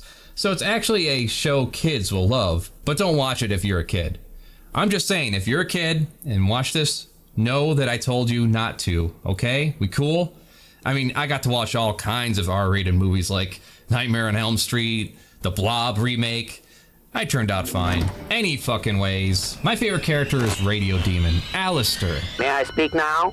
You may. Alistair, pleasure to be meeting you, sweetheart. Quite a pleasure. Stop right there. Cabrón, hijo de perra. I know your game. And I'm not gonna let you hurt anyone here, you pompous, cheesy talk show shitlord. Dear, if I wanted to hurt anyone here, I would have done so already. I hope that it gets into more deeper themes as we get more character development, which I imagine we will since it got picked up by A24 and is now coming out on January 2024, already having 2 seasons lined up, as of updating the script that I've had since 2019. Right now, it's still just a pilot, and I can see the potential for an overarching story while mixing in the occasional Demon of the Week. The question this pilot poses is, can people that are deemed irredeemable change? Which in this case, we are dealing with people and beings determined irredeemable by the divine. Rather than break down the pilot or yet be another sap analyzing the characters, let's dive into the actual main theme I identify with in regards to this concept. Intended or not, it definitely relates to the prison system here in the States. America has the highest prison population in the world per capita thanks to the help of not only private prisons that make money by keeping people locked up as long as possible, but also because it systematically sets up people for failure. In a time when crime rates are the lowest they've been in decades, these private prisons are guaranteed to have their cells filled. If those cells aren't filled, they're still paid as if they were. And guess who pays the bill? U.S. taxpayers. Even exonerated prisoners like Glenn Ford can walk out with little to build a life on. Glenn Ford was given a $20 gift card the day he left Angola prison. Gave me that card for $20 and said, wish you luck. Especially if you're poor and have to inevitably plead guilty for a lesser sentence to avoid waiting for years in jail before even having a proper trial because you can't afford bail. Right now, I have clients numbering in the 60s. A jury trial means the week before is entirely dedicated to preparation, and then the week of the trial is entirely dedicated to the trial. That means if I'm in a jury trial, that's 2 weeks of nobody else hearing anything from me, and these are folks who are in jail, worried about losing their jobs, worried about not being able to make rent. Subscribe, like, comment me ideas and suggestions, Patreon for exclusive art and early videos, merchandise at the online store, check out the Weirdsaurus channel for weird furry shit, Pause Off for gaming skits and highlights from live streams that can be found on the Pause Off Live channel. Work in Progress is streamed at the CraftyAndy channel. You heard what I said, now see it done. I'd be amiss to not mention the farce on drugs started by the Nixon administration, which purposely targeted anti-war protesters, but especially black people. President Richard Nixon's advisors, John Ehrlichman. You want to know what this was really all about? Ehrlichman said to the reporter. The Nixon campaign in 1968 and the Nixon White House after that had 2 enemies. The anti-war left and black people. You understand what I'm saying. We knew we couldn't make it illegal to be either against the war or black. But by getting the public to associate the hippies with marijuana and blacks with heroin, and then criminalizing both heavily, we could disrupt those communities. We could arrest their leaders, raid their homes, break up their meetings, and vilify them night after night on the evening news. Did we know we were lying about the drugs? Of course we did. Let me list out the ways that our current system fucks you for those who need a little education. A person convicted of a crime is placed into a hole, where they get to sit around and stew in their thoughts. A few times a day, they get to mingle with other convicted criminals, some violent, some suffering from untreated mental illness, some both. You have guards not equipped to do anything other than be grown-up babysitters that are allowed to abuse or let you be abused with no recourse available. The hardest parts of being in prison, the worst parts to deal with, were just the sheer brutality of it. You know, there were times when I was beaten so bad that I started to piss blood. You know, they're not going to spend a lot of time and money and energy taking care of someone they plan on killing. So it's not like you're going to see a real doctor or a real dentist. You know, at one point I'd been hit in the face so many times by prison guards that it had caused a lot of nerve damage in my teeth. So I was in horrendous pain. Your choices are live in pain or let them pull your teeth out. I didn't want them to pull my teeth out, so I had to find techniques that would allow me to cope with the physical pain. After time served, you're let out with a kick in the ass and a good luck for good measure. Generally, society sees you as irredeemable.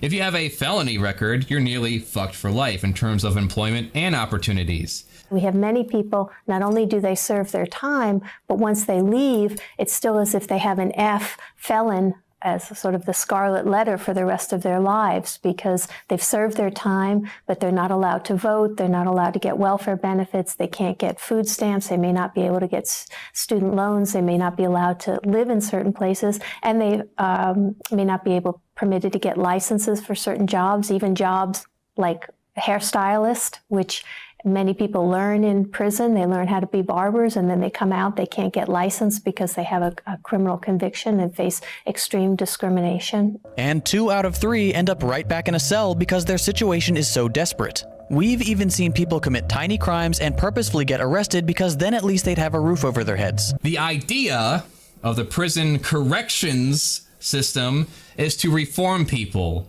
Teach them what they did was wrong and help them become productive in their own lives. Something you don't learn in solitary or being forced to interact with other prisoners and guards who wouldn't care beyond having a mess to clean up if you just dropped dead. Let's not forget how prison rape is seen as something hilarious and part of the punishment to a lot of people. Check out the new meat. I'm gonna slather you up in Navian jelly. Go to town. This is never going to work. Of course it will. You look very pretty. That's what they'll say in jail. Love is in the air. The reality is we are addicted to self-gratifying emotional punishment. That guy hurt someone? Punish. Stole something? Punish. Sexual assault or a teenager sexting with their lover? Punish. That guy murdered someone? Finish him. A system that reforms should go beyond our emotional desires to get even with those who wronged us. To see people rise above their wrongs rather than be weighted down by them still decades later. I'm not above it myself. If someone hurt someone I loved, there would be hell to pay, and who wouldn't feel that way? That's the point. My emotional compromise, a desire for revenge, shouldn't trump the idea of actual human justice and rehabilitation.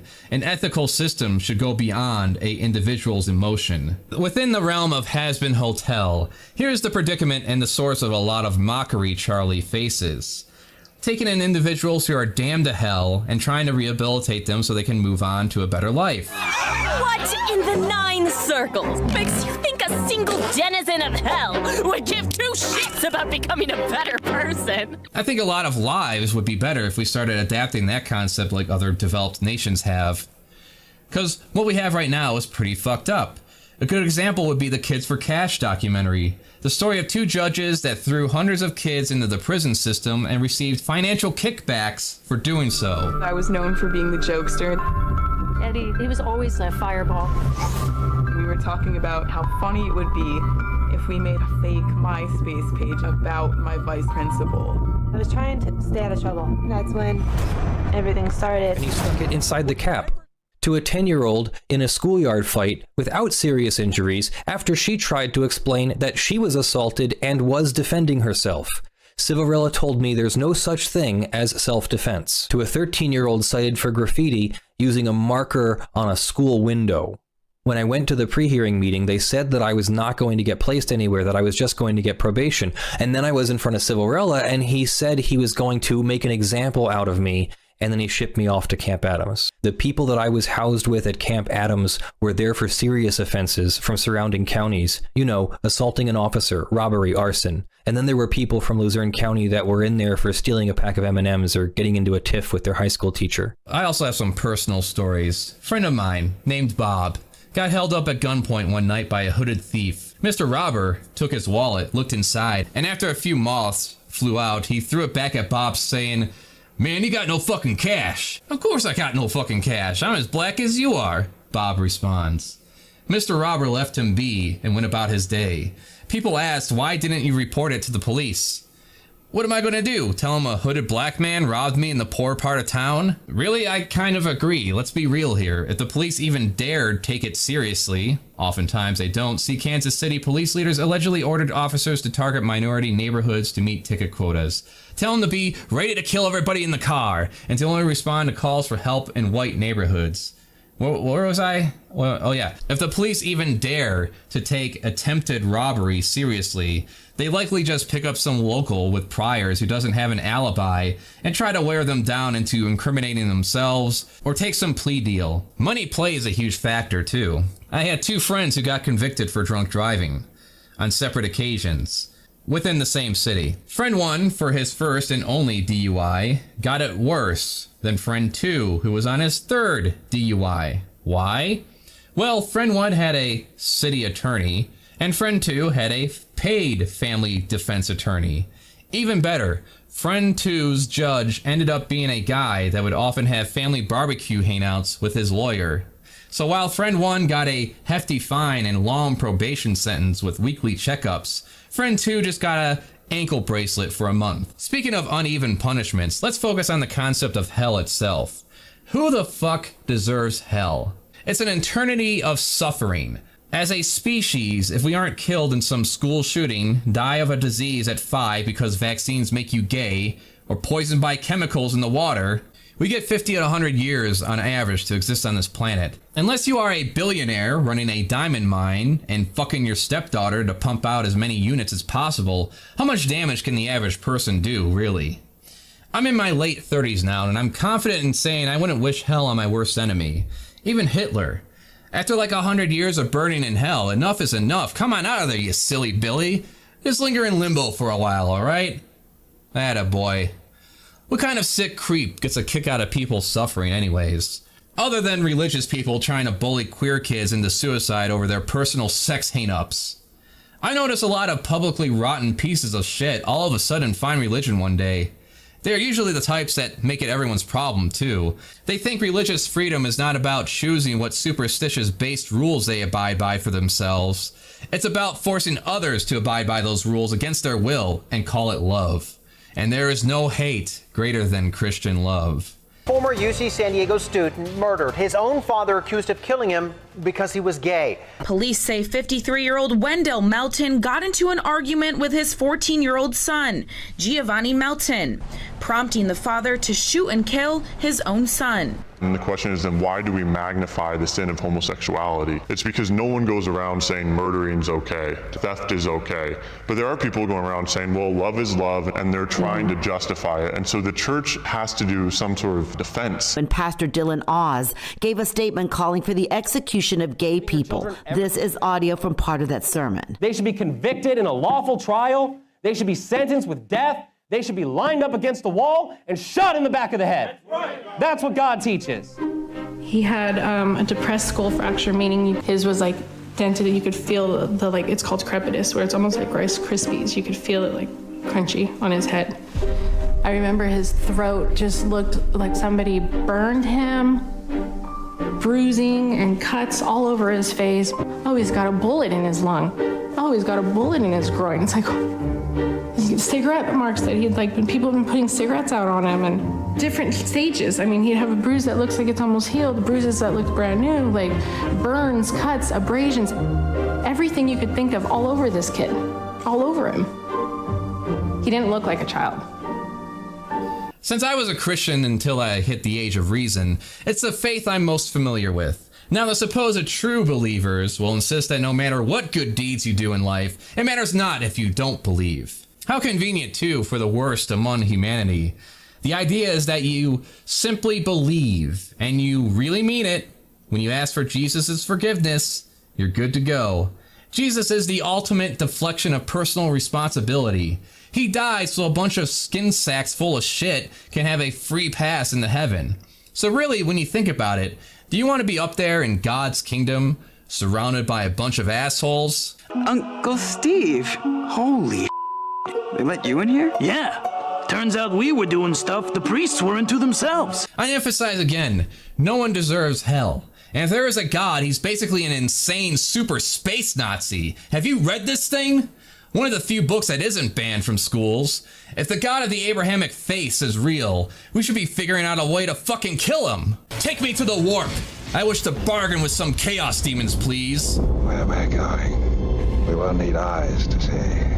Enough of all this dark and depressing shit, though. Here's to Has-Been Hotel, its future and VisiPop's continued success with this and hell of a boss. Fuck me in my little red hole! Hi, the fuck you looking at? Sometimes I wonder, what good is it to be aware of these things? What would it take to change them? No elected official seems interested. The current president even went out of his way to announce dedicating billions of more dollars towards policing. We should all agree the answer is not to defund the police. It's to fund the police.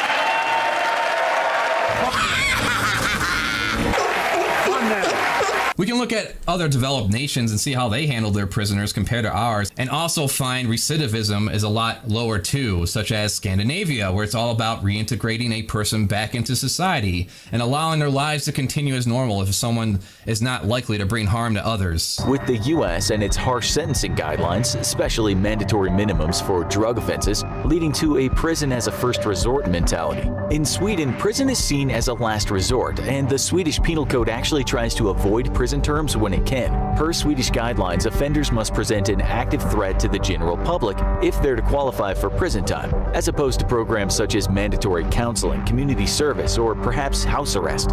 The majority of prisoners continue to involve non-violent drug offenses, and it's a racist focus on mainly black and brown people in regards to the war on drugs that has yet to end despite efforts to legalize drugs. But hey, what can you do? I'm gonna eat a sandwich and play some video games. See ya!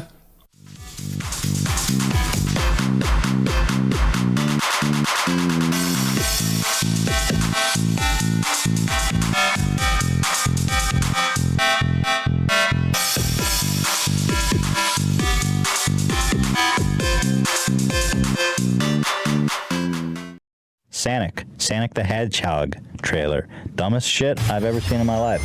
Who cares about Sonic? Sonic fans are the weirdest people in the world. Sonic fans are the weirdest people in the world. Who the hell do you think you're calling weird?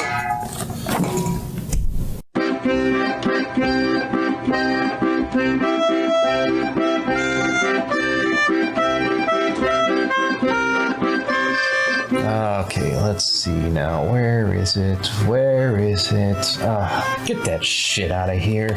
Ah, yes, there it is, my precious. Come to daddy.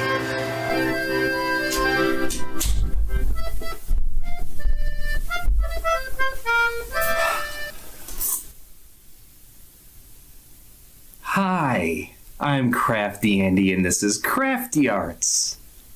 You know, in many ways, I consider Detective Pikachu kind of a miracle of a film. Instead of playing it safe and boring, they could have had some honky play Ash Ketchum who goes off in this limbo of hell trying to catch them all, become the very best Pokemon masturbator. They chose instead a very obscure Nintendo DS game. One that doesn't even have a sequel due to sales. It ends on a cliffhanger. You saved my life. Oh, yeah, that's right. I guess I do remember saving the day. Of course you do. What? You don't find out what happened to Harry?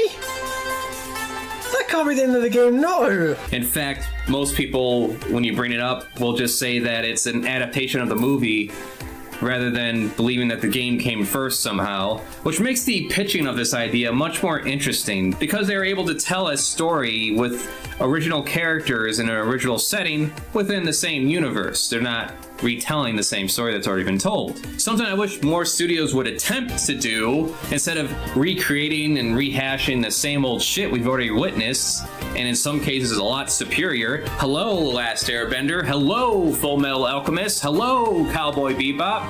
Bye, Cowboy Bebop. Hello, Yu Yu Hakusho. Hi, One Piece. I'm sure those are going to be brilliant. The Pokemon characters were more about upgrading the detail instead of trying to make them look realistic, which made them far more acceptable to the general viewing audience and fans familiar with the aesthetics. Something I wish the Pokemon Company would do to their actual games, which is why I'm more in favor of playing something like Koromon and promote that game instead. Maybe with my numbers and my audience, it'll get a big boost. Oh. What we have here is an original story that respects the mechanics of its established setting, tells a narrative involving characters that don't have any preconceived expectations for how they should look or act. It's self-contained with a beginning, middle, and end, so there's no need for a sequel. I said no! Considering the typical results of adapting old TV show cartoons and video games, by all accounts, it should have ended up something like this! Meow? Oh my god, ew! Ew! Ew! Ew! Oh my god! Oh my god, it's so ugly! So first of all, I just want to say that even from behind, Sonic looks like a horrid fucking abomination that will definitely be in my nightmares, not only tonight, but probably for the rest of my life. I'm probably gonna wake up an old man like, "Ah, the blue hedgehog, oh god." Gotta go fast. Gotta go fast! He didn't just... Oh, there it is. Like, remember when Coolio was upset that Weird Al Yankovic did a parody of Gangsta's Paradise because he thought the song was too serious? He was saving it for Sonic the Hedgehog. He was like, no, man, no, I need a blue hedgehog running around with James Marsden. I need a bunch of, like, catchphrases. That's what the song's about! But so far, it's not quite filled me with the same joy that Detective Pikachu's trailers have. The Pokemon in Detective Pikachu look cute and endearing. That looks like it's gonna eat your balls. As someone who has discussed 2014 Turtles, Sonic people, I feel you today. Those teeth! What is with those teeth? Like they're human teeth in a hedgehog. Oh my god, like this is rough. He's just like staring into my soul, trying to fucking corrupt me from within. I'm already corrupt, Sonic. You can't corrupt me, motherfucker. There's a 99% chance everyone watching this is well aware of the existence of this abomination. Fan backlash was so outspokenly loud. The film was delayed and the character was redesigned for the movie shortly before the animation studio had to shut down. Just look up the documentary Life After Pi to get an idea of what that's like. What they would do is they would go to people's desks, see if they were there, then they had to find out if they were supposed to be there, or if they just hadn't found out that they'd been cut. Been on the staff of 5 visual effects shops that were really well known, did amazing work, that all went bankrupt, most of them owing the artist money. But to put to rest to any debate if this was a publicity stunt involving the marketing team playing 4D chess, there were toys, Halloween costumes, this fucking thing. For the life of humanity, we did not need to know about the freakishly humanoid feet hiding within those sneakers. Why this, and why do all these deviant artists draw him that way? He'd have pause, goddammit! There's also an interview with an animator that clearly indicates Paramount pushed for this design, shooting for mass appeal. The reasoning was, despite the backlash involving the Teenage Mutant Ninja Turtles and the Transformers movies, people still went out and saw them. Back then, reactions from the public on the internet were not taken into account as much, if at all, back then. And those movies made money, regardless of how shitty they likely were. I wouldn't know because I stopped watching anything Michael Bay related after Transformers 3. And believe me, that franchise has something coming. on its face. After another $5 million and yet another animation studio shut down, we got an actual redesign of the character. The movie was still buddy comedy garbage in a lot of respects. Could have been worse, could have been better, but you know what? Let's just go right back to the beginning. All the way back. This is my personal journey involving Sonic the Hedgehog and all his various butt buddies. Maybe you'll relate. Welcome to Sonic Team. We make games, I think. What the fuck is a Sonic? When I saw Sonic bust through that wall and speed through the level at 5 years old, 1991, I was sold. I wanted to get my hands on this baby, and Santa Claus came through and got me a Genesis 4 years later. But hey, by then it came with Sonic 2, so I played the hell out of that game, along with Jurassic Park. But let's stay focused on Sonic, because during the years of being lost in an imagination, alienated by my peers, and taking any opportunity to play a video game and refuse to leave the store without a fight, I'm a second away from throwing this right at your face. Me and millions of others got our solidified introduction of the story and fleshed out world of Sonic through the TV show Sonic the Hedgehog. No, not that one. This is miserable. This is so fucking bad. I want to die. I want to die. Yeah. Well, you did buy a gun, right? I only tolerated that as a kid. And now I wish I could burn every celluloid I could get my hands on and erase it from existence. Ah, yes, that's the one. Sonic the Hedgehog, also known as Sonic Sat AM because the other one aired at the same time. It's a long Wikipedia entry. Sonic Sat AM definitely can't hold a candle to the likes of any action-adventure show you could watch today. During that time, however, a show aimed at young people that had actual structure and thoughts beyond showcasing a potential toy line were a new thing in the 90s. Anyone who says any of these 80s cartoons are deep in any way are really just in denial. And that includes He-Man, especially. Because this show is a huge middle finger to every He-Man fan out there. Just utter woke Oh, fuck off with that shit. At least Revelations gave it some stakes. Your relics are hilarious to me. You want a fighty fight? I can unmake you with a thought. Anyways, it took a near plotless video game and gave us likable. Such a worry one, but this terrible place is not so good for our health. I am thinking this is so. We go home, yes? Well, mostly likable characters who are trying to overthrow a dictator that seeks to ever expand his power and industry of converting living things into machines throughout the land. Lasted for 2 seasons and ended on a cliffhanger. The direction of the show was ballsy enough to conclude the conflict between Robotnik and evolve the show to have a new villain replace him. Guy finally let Sonic defeat him. Well, don't celebrate too soon, Hedgehog. Now it's my turn. And I'm not alone!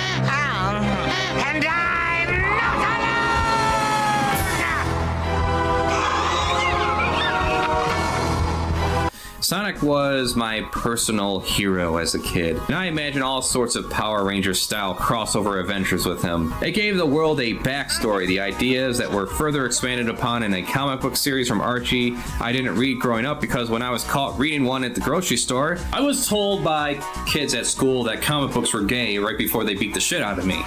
So it taught me a very valuable lesson. Don't read. Why you keep trying to read that word? You a fag? Fag your face. You know, I never even read any of the books here. I suppose I was just collecting them out of spite. Like many fans after Sonic Sat AM, we were hungry to see a possible return of this show, or at least something that continues in the spirit of it. Even to this day, it's the most coherent and engaging story Sonic has ever had, and that's pretty sad considering Sega has had over 30 years at this point, and the best they did was a lackluster copy of it in 2020 with Sonic Forces, and an RPG that led to the Archie comic series being killed by Ken Penders. We're getting ahead of ourselves, though. Back to the 90s. After Sonic 3 and Knuckles, the game started to dwindle in quality. We got Sonic Spinball, which I think it's pretty good. I'm sure some bastard out there disagrees with me. Well, they're wrong. There was Sonic CD, which was okay. Nice intro, though. Knuckles Chaotix, which no one played. And then we got Sonic 3D Blast, which is a isometric collectathon that involves no speedrunning, no multiple characters, and no supersonic. We went from this to this to this. Then there was a whole lot of nothing. A teasing of Sonic Extreme, which looks like it would have been a nightmare to play. Ultimately, never released. Sonic Jam. Sonic Jam! Sonic Jam! Which is just the first 3 games paired with a museum of old commercials, shorts, concept art, and a fully realized 3D hub world. I think it's worth checking out just for the novelty of it. It's also a solid update to those games and improves upon them even. Sonic R came out for Sega Saturn in 1998, and my experience of that game is reading the review in GamePro magazine. Alright, GamePro 113, February 1998. Let's take a look. Sonic R by Dan Electro. Sonic R answers the Nintendo 64 racing threat with dreadful music, horrible controls, and graphical glitches aplenty.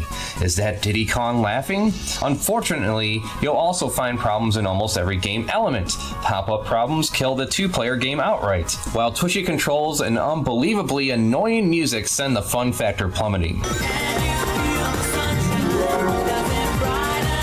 What's with this fucking bullshit? The R in Sonic R probably means racing, but there are several other words that work too. Rotten and ridiculous. Ooh, we got some fire in this review. Sonic doesn't deserve this, and neither do Saturn owners. Maybe the R really stands for reject. Oh snap. Show-wise, we would get Sonic Underground.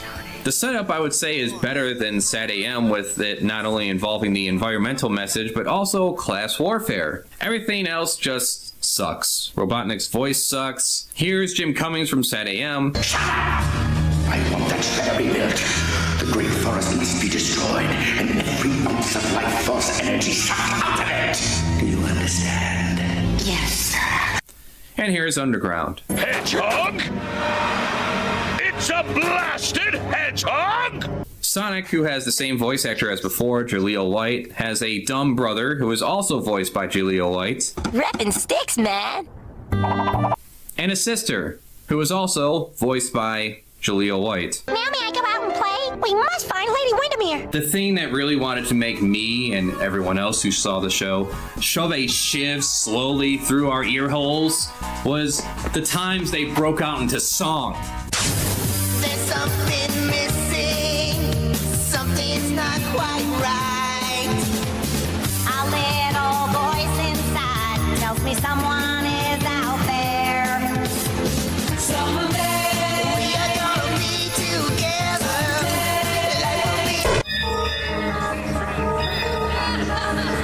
Like, what the hell happened here?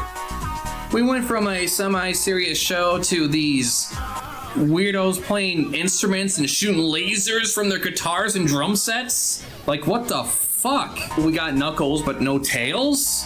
Well, rather than get into those details, here's a video clip I stole from Nezumi VA instead. Here's how Sonic Underground happened. After SAT-AM was canned because of a change in leadership at ABC and low ratings caused by multiple preemptions caused by sporting events and finally being placed up against the red-hot Power Rangers, now there's some genius programming strategy, a new version of Sonic was created, Sonic Underground. Did they ask me or Pat or Len Jensen to develop the series? No.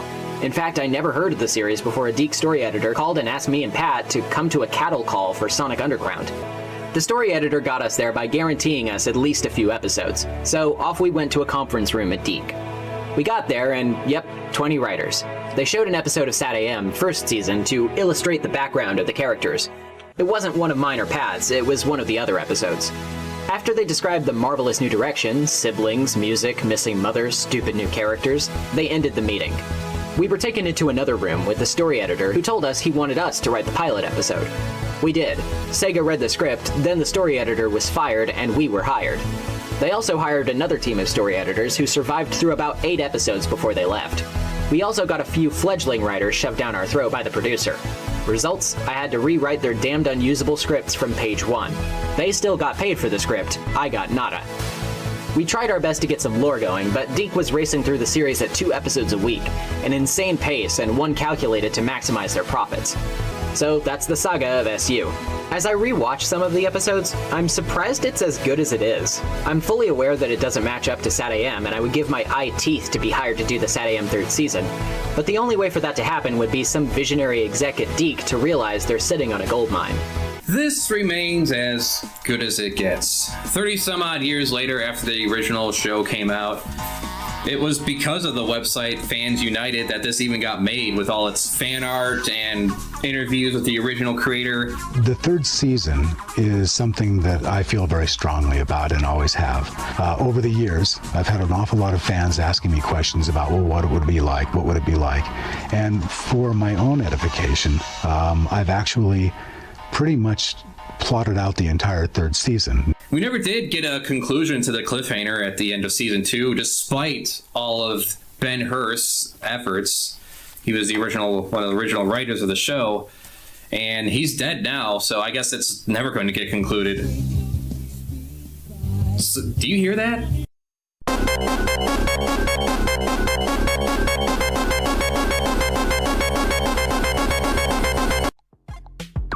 When Sonic Adventure ads started to run, an excitement was built back up into me and my friends at the time.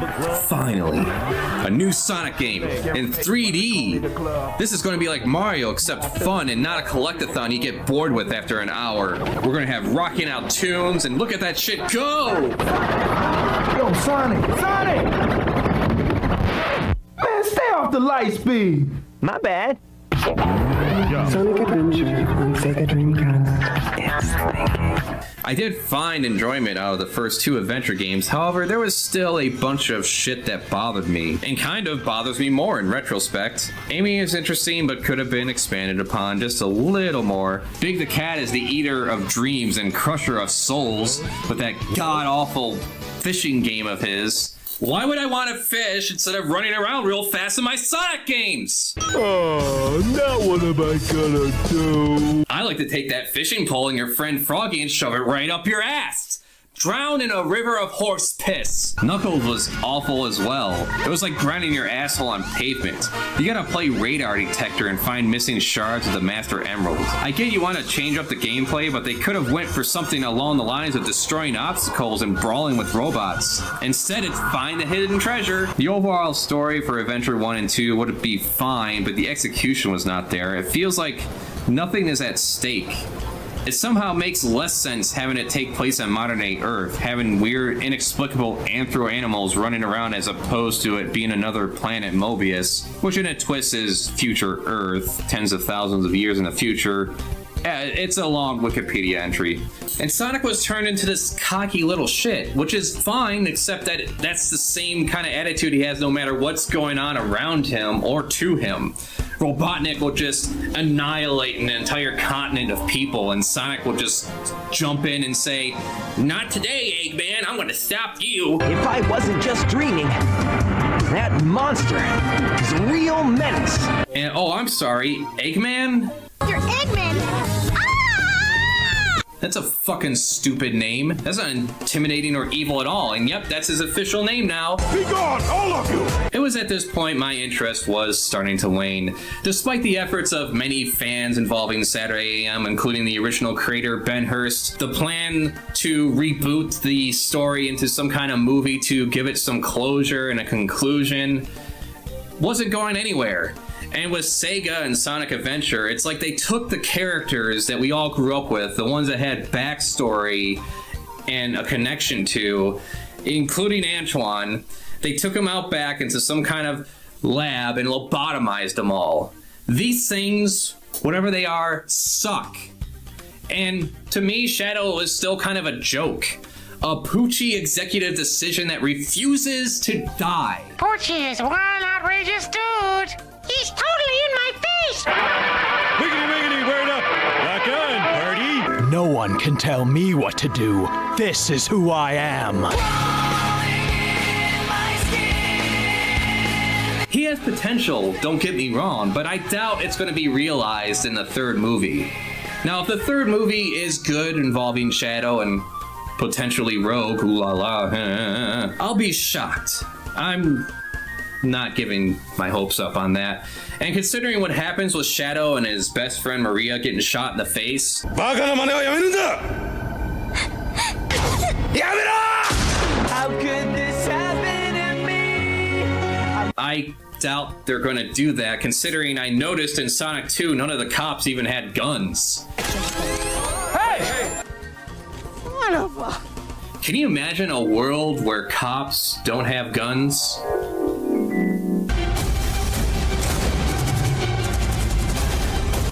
Oh, a world I could thrive in. But we're getting ahead. Let's jump back into the past. It was not long after this that my breaking point would come involving the character and the franchise. And I think this is a good point to start the drawing that represents the state of things around this time. What was it that broke me? I finally found him. The Iblis Trigger. Nope, it was not that one. It was Sonic Heroes.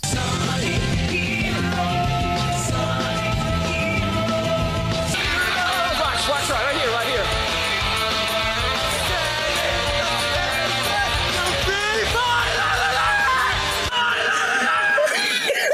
I played the GameCube version, and the formula of switching between Flyer, Speeder, and Brawler is fine. The problems arise with the bugging out on fucking grind rails, and when shit like that isn't happening, you are dealing with the most unengaging, easy gameplay, and on top of that, you have this basic bitch story with Metal Sonic making himself uber Metal Sonic by observing the various groups, and that's it. It's no use. It's no use! But why can't I defeat you? Because we're Sonic Heroes. Sonic wins, not even a hint of worry coming out from any of these characters. Anytime you want a rematch, just let me know. I'll be waiting. I didn't even bother playing through all the storylines to get to that stupid, awful ending. Once I started playing as Big, Amy, and Cream, and I ghosted through the grind rail for about the 10th time into a bottomless pit and died, that was it for me. It was so insultingly easy and yet so frustratingly bullshit. At this point, I was done. The closest I'd ever get to Sonic in any kind of physical form would be at the fan site, where we reminisce about how good things were and how things could be good once again. Will he be good or evil? I have little to say about Shadow the Hedgehog. Stronger, faster, and more dangerous.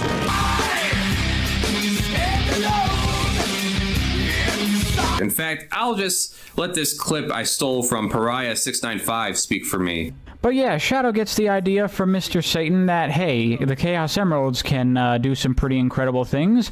Maybe if I collect the 7 Chaos Emeralds, I'll be able to figure out who I am. And from here is where we get into the difficulty of Shadow the Hedgehog's story. It's not a clear-cut, simple A to B type of story. Because the story can branch out in many different directions, because the story threads are actually spread out through the levels more like this. What the fuck were they thinking with laying out the story in this kind of way? It's essentially impossible to fully understand any one story thread in a single playthrough of Shadow the Hedgehog. You're going to get early scenes from one story thread that are supposed to be setups for later scenes in that same thread that you will never see in the same playthrough. And you have the potential of following one story thread and then at the last minute changing what path you're on, and then suddenly you're at the ending of a different story thread that you've not been following whatsoever. It is impossible to play through the game where another irrelevant story thread does not crop up somewhere along your playthrough. And if you try to follow story threads in a way that makes sense, you can very easily get derailed because of the mission structure and be put on a different story thread unintentionally. For example, in one of the second to last levels, it takes place on Eggman's base, and you can run into Omega here, who is pursuing Eggman as he is trying to kill him in typical Omega fashion, and he asks Shadow for help. if you help Omega in this mission, you do not go on to the next mission where you get to the inside of Eggman's base, where you can then assist Omega in confronting Eggman directly. No, in order to continue this story thread, you have to actually ignore Omega so you can help him later. If you try to help him now, then the next thing that happens is Sonic randomly shows up with a spaceship and you go to the Space Colony Ark to defend it from the invading aliens. We have completely derailed from the Eggman story that we were on and shifted over to the Gun versus Black Arms story thread, which you may have not been following for the entirety of this playthrough, so you have no idea what the fuck is even going on. And this is a problem that happens constantly in Shadow the Hedgehog. Going through a long play, I have a little more appreciation to this attempt, and the other games, interestingly enough, with the Japanese voice acting. Shadow is a clone of the original, with all these forces trying to tell him who he is. Robotnik, Sonic, the invading aliens set on nuking the White House, his memory of his girlfriend. In the end, he's like, fuck all that shit, I'll be my own person. Adios, Shadow the Hedgehog.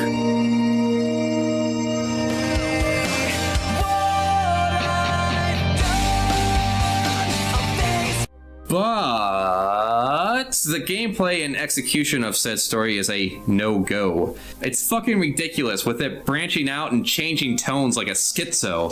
This is like a fever dream of ideas. Why does the ultimate life form need a gun or a motorcycle?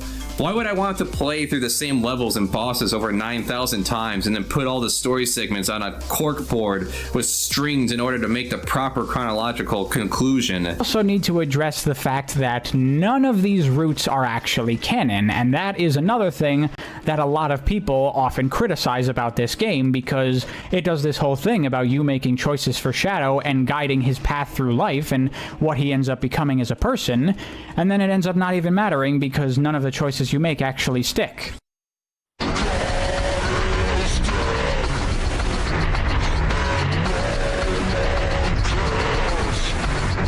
Then we got some hope. We all did.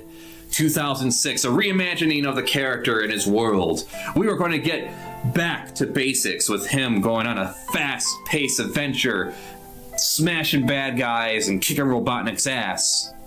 Right? No, of course not. We got a tragic, buggy mess. You can't really control Sonic all that well in these sections where he's like, yeah, doing that. Yeah. Sonic learned to swim. Okay, this is a loop-de-loop. I can't do anything here, so let's just hope this goes about right. Wait, why? So... This has happened, by the way, every time now that we've done that last loop section. We get this weird Final Fantasy world with Sonic the Hedgehog characters tacked onto it. Like, hire a fucking writer, my god! I'm not saying it only has to involve Sonic, Tails, and Knuckles all the time, but for Cthulhu's sake, it's not that hard. A mega maniacal genius wants to rule a country with ever-expanding industry and turn his opposition into cyborgs. Sonic and his friends want to stop him. For some reason, since the adventure games, they always have to have some adversary that replaces and outdoes the main adversary. And as far as the interactions go involving these characters, I mean, I guess you could have a human princess fucking a mutant hedgehog. To us.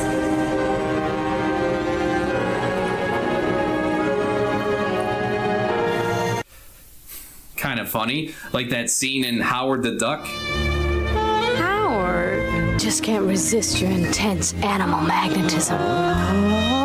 Or the fact that Shaggy is definitely boning Scooby-Doo. Scooby, bring me the booty!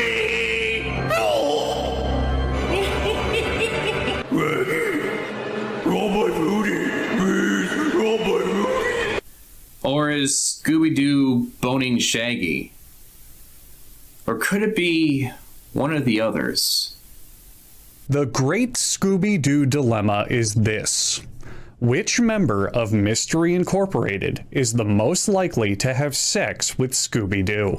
What's next? Some gimmicky spin-off games no one talks about. Sonic Rings, Black Knight for the Wii, Riders, Sonic 4 I guess was more like a 3D remake of the games that's inferior. Anything worth getting excited for? No, I ignored Sonic Unleashed when it came out, but now things are just soured for me. Going through that game recently now, the gameplay is better with its boost mechanic, but once again, the writing is just weird. It's way better than any of the other games I say, but that's actually not saying much at all. Alright, Robotnik blows up the planet. He blows up Earth into different pieces. And Knuckles plays no role in the story whatsoever? What? Where is he? And things seem to be functioning quite well on Earth despite it falling apart, literally. I like how Sonic is all worried about how he looks as a werehog, but then no one has any real bad reaction to him. Oh my gosh, I am so sorry! I just completely mistook you for someone else! And he doesn't even change in personality. He's not like a rage beast that can't control himself. No, he's just Sonic, but he looks different. He's just some Stretch Armstrong fighter now. Alright, what's next? Sonic Lost World? That game wasn't even on my fucking radar. So here is some video I stole from Splash Dash instead. Sega decided to give Ken Pontac and Warren Graf free reign with this game, and so they took the dumb Saturday morning cartoon vibe to its absolute limit with this one. And guess what? It fucking sucks. This game just looks so boring. It's your most generic take on classic Sonic aesthetics, or at least what Sega believes that to be. Sonic Generations perfectly translated the world of classic Sonic into 3D, along with its enemies. But Lost World completely shits all over that with this Fisher-Price looking crap.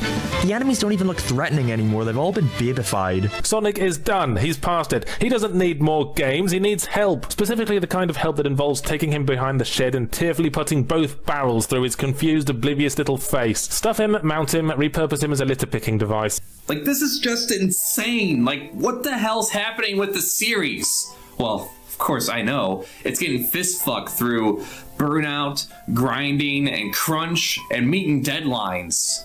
At this point, he had dumb fucks coming out of the woodwork saying that Sonic was never good, it was a shitty franchise, and all the games suck. Sonic was never good. Yeah, it was a 25-year lie. So instead of wasting my time and money on shitty games, I decided I was going to waste my time doing what a lot of other people have done. Make a fan comic. I mean, I felt a little invested in the character with the original games, the TV show, observing the fan site over the years, and much like many other people felt, I just wanted things to stop sucking. I spent a lot of time trying to understand the comic book creation process, reading wikis on the Archie comic book series to get all the backstory and the lore, and I was going to start my own retelling of the series. I had a whole story arc and everything for different chapters. It was going to be full edgelord glory. I reached about 40 pages and then stopped. Like, has anything good ever come from dedicating a bunch of time and effort to an already existing property and try to make something of your own?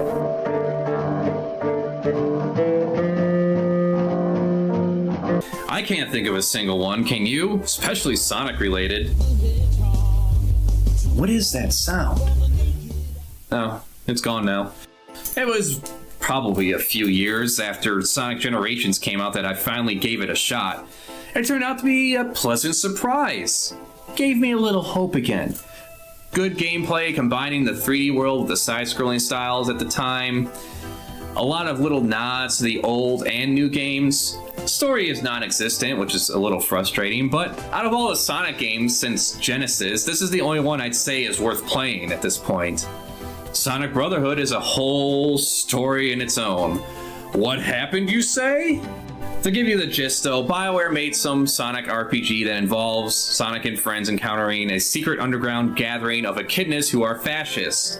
The game ends on a cliffhanger with no sequel in sight due to the mediocre reviews, poor sales, and a lawsuit from one of the Archie Sonic writers, Ken Penders, who not only killed any chance of that game having a sequel with his lawsuit, but also killed the entire run of Archie comics. This boy spent a year copywriting 200 Echidna characters he made for the comic so he could sue Archie, while Sega just plugs their ears about the whole thing. Archie lost because of bad bookkeeping, when Archie Comics claimed that Penders had signed a work-for-hire contract, which would have invalidated all of his claims. However, their team of lawyers headed up by Jughead Jones were not actually able to produce said contract, and since Penders wasn't going to go, oh, yeah, that thing, I've got it right here somewhere. So the judge had no choice but to dismiss the whole thing again. That wasn't going to be the end of it, though, as Penders had stated his intention to further pursue the matter. So in an outstanding example of, just fuck it, Archie Comics and Penders reached an undisclosed settlement. And then he went after EA, which bitch slapped him out of court.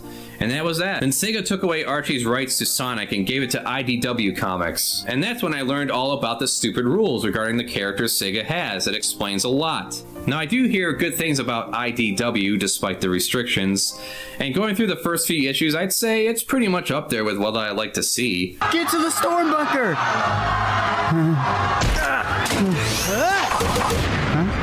Hey, you hurt? Not really. You're Sonic. The one and only.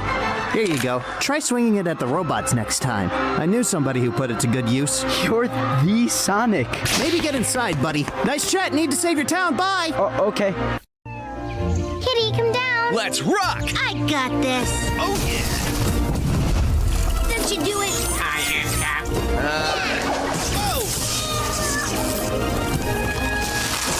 Oh, no. Better at this in our world. And then comes Sonic Boom. Gonna give us a little more hope this time, huh? Alright, we're gonna try this again. Reboot the franchise, redesign the characters, give them bandanas and bandages around their sneakers. What the fuck? Why are there bandages on them? Why? I don't... Well, it doesn't matter. Is the game going to be good? Is the game going to be good? Is it going to be good? No, of course not. Too fast for the naked eye. Sonic the Hedgehog. Sonic, he can really move. Sonic, he's got an attitude. Donkey King, he's the fastest thing alive. Of course not.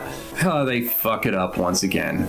All the same problems that 2006 had because crunch and making deadlines. I nearly failed to mention Sonic Boom, the show, which should give you a hint as to how much I cared for it. I did find some of the clips I came across online funny. However, the show is like going to a movie expecting to see James Bond and then getting Austin Powers 3 instead. Is this a towel? What am I supposed to cover with that? Are you making fun of me? What a schizophrenic franchise. Always chasing trends, never trying to be interesting or coherent in any kind of narrative sense. I think this depicts quite well the current state of things. A weird fan base, mediocre to terrible games, no good shows, bizarre live specials.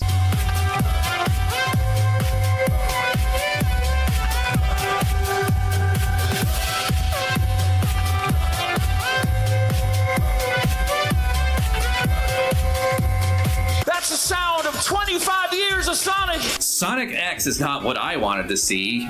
Or is it? I don't know. All I witnessed was the 4Kids version. Apparently it was very neutered, and I'll never have time to watch the actual anime, I'm sure. All I know is nothing says relatable like having the main human character be a kid that lives in a 12-bedroom mansion that has a butler and a scientist uncle that takes care of all his wants and needs. Anyways, here he is, in all his cancerous glory. I'm sure he just wants to drink your life juice at night. You can just feel the tumors radiating off of him, possibly giving me cancer. Well, I mean, if you want to help with my Sonic cancer, be sure to become a patron. No matter the cost! No matter the bloodshed! Sonic! Have you considered? No. We can't let it end this way, because during that bizarre live show I mentioned, Sonic Mania was announced. So was Sonic Forces. But never mind that. Sonic Mania. What's there to say other than it's a true fan game brought to the masses? There's a lot to gush over regarding this game, from the animated shorts to the return to the original gameplay formula, great level designs, bonus stages, extras, leaderboards, collectibles. It's everything we ever could want. Then Sega fucks it up so that we won't be getting any kind of sequel to it. They just can't let us have a good thing for long, can they? But like I said, Sonic Mania is great. Then we had Sonic Forces. Well, the reviews kept me away from it, but for the sake of this video, I went through a long play, and all I can say is, what the hell? What the hell? Sega Team takes elements of what made Sonic SatAM good and uses that in this game, but it plays out with no character, emotion, stakes, or anything. You had a great setup. Sonic is captured. Robotnik has taken over. A ragtag team of freedom fighters is on the job. Sonic is found after 6 months of torture. Wow. Tortured for 6 months? That could do some serious psychological damage to a person, let alone the physical torture. I guess he's been broken down at this point. Probably gonna get let out and have this big fiery rage built up inside of him. Maybe he gets all the emeralds and turns supersonic, but instead of regular supersonic, he's like a psycho supersonic, like in the Fleetway comic books, where he starts to threaten the lives of all of his friends. Nah, he's fine. This is the end, Sonic. Oh, hey, sounds like the party started. Want to let me go and join in? No? Of course not. You hate fun. Whoa. Wow. The end, huh? Let's see you try something now that I'm free. Huh. Sonic, finding you alive is the best news we've had in months. I got 6 months of payback I'm just dying to spend. This sounds like a good start. Wow, that is some riveting emotional stuff. I wasn't expecting him to be a living husk like Griffith from Berserk, but come on. Robotnik has had him for 6 months and he's just been letting him chill in a cell all that time, feeding him and cleaning up his messes, I imagine he's been making in the corner. At least turn him into some kind of robot, you know, the thing you do to every other animal character you capture. So there is a few reasons for this. Sega has a bunch of stupid rules I mentioned earlier involving the characters outside of the Archie comics. And that explains why Forces seems so basic bitch in its character development as much as the dialogue is. Your plan will end like all your plans do, with you sitting in a pile of busted robot parts wondering how you failed so badly. Let's get him. Wrong, loser. The things that can't be defeated are heart, soul, and the bonds of friendship. 3 things you and your counterfeit cronies lack. Sonic is never to express any extreme emotions. Shadow always has to be a jerk edgelord. Shadow, did you just murder that gun soldier? It wasn't murder. It was a 97th trimester abortion. That just sounds like murder. I thought you were pro-choice. Oh no, are you pro-life? Of course not. Oh, thank God. I'm not pro-anything. What? I'm anti-life and anti-choice. Oh, Jesus, why do I hang out with you? Amy is always in love with Sonic and in pursuit of him, but can never be in a relationship with him. I guess because Sonic is queer for Tails. Knuckles. He'd be definitely buggering Knuckles. Tails and Robotnik are the only inventors. Again, not allowed to evolve past their basic characteristics. I guess when it comes to Silver, the rule for him is that he's just no fucking use. Chaos Control! You got the wrong bitch. You got the wrong bitch. It's no use! In requirements for Rouge the Bat and Blaze the Cat, I imagine that they are to be Rule 34 fodder. Is there anything decent that could come out of this franchise? Can something be just a little more consistent? Well, enter the first Sonic movie. Alright, the second Sonic movie, Jesus Christ, fucking actuallys are out there everywhere, ready to pounce on you at any moment. Now, before we get into the actual movies, I think it's interesting to go over what we almost got and stress that it was very close to happening. And I'm not referring to this thing. There has been a history of sorts that gave people little hope in this being anywhere near decent. Most adaptations that involve a TV character or video game or even some literary characters in some cases, in order to please executives and possibly reach that broad appeal of an audience, there's usually someone is known as a refugee from TV land trope. Take the main character out of their interesting, fantastical world and put them in the world of the boring. He-Man, Rocky and Bullwinkle, Beastmaster, Fat Albert, and that is what we almost got. In the 90s, there was a plan to release a Sonic movie to coincide with the release of Sonic Extreme for Sega Saturn.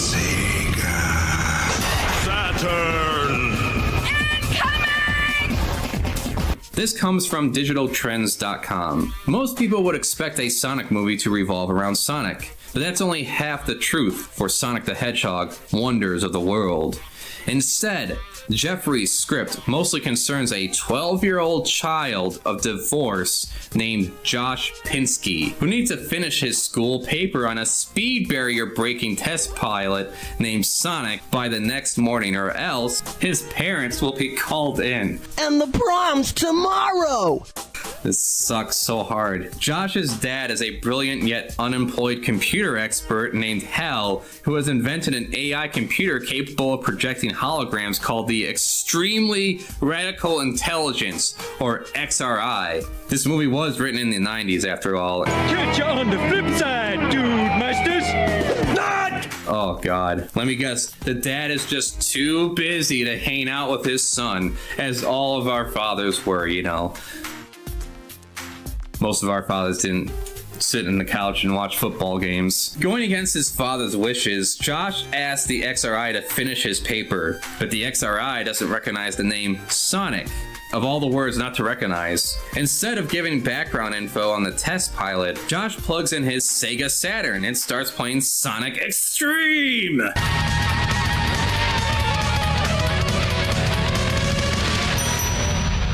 Sega. This causes the XRI to transport Sonic into the real world alongside Dr. Robotnik with his goons. This Sonic, by the way, would have been fully CGI in a live-action setting in the 90s. Robotnik later recruits Hal to use the XRI for creating a virtual reality theme park. The fact that everything in the park is free attracts the attention of many kids in town, who are replaced with subservient Kinderbot replicas, while the real children are forced to dig under the city for the 1 in a million Chaos Emeralds, which for some reason exists in the real world. This is all part of Robotnik's plan to use the Chaos Emerald-powered XRI to holographically project the 8 wonders of the world and reap the profits, hence the movie's title. My guess is that he's not even going to travel to those 8 wonders of the world. The third act sees Josh and Sonic lure Robotnik back into the game world where he would be defeated. Josh returns to the real world while Sonic stays behind, believing he's the only one who can protect this world. Hal decides that the XRI is too dangerous to use again, but instead of destroying it, Josh simply stores it away somewhere. I guess a machine that powerful is just easily packed up and stored in your closet, probably to set up sequels should the first movie prove to be a hit. Jeffrey submitted his Sonic script in May 1995 to mostly positive feedback from both MGM and Sega. However, the latter's COO, Shinobu Toyota, thought that Jeffrey should replace Robotnik with a new villain that Sonic fans wouldn't be familiar with, while Risley fought to keep Robotnik in the film. Unfortunately, MGM broke ties with Sega before the movie could continue in development. Oh shit, praise the Lord.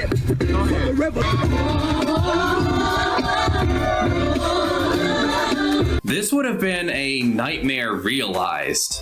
It checks all the stupid shitty boxes. Run-of-the-mill, coming-of-age story with a stupid kid. Refugee from TV Land trope. Some kooky hijinks, probably, in the form of like slapstick and pop culture references. And let's not even imagine what the shoddy CGI of the 90s would have been back then at that point. Some things coming to mind, the Flintstones or the monkeys from Jumanji. Actually, forget 90s CGI. Have you seen Mark Zuckerberg's metaverse avatar? Holy shit. And then there's Disney's new Pinocchio. Hello, Pops. Ah! I'm stun locked right now. This is insane.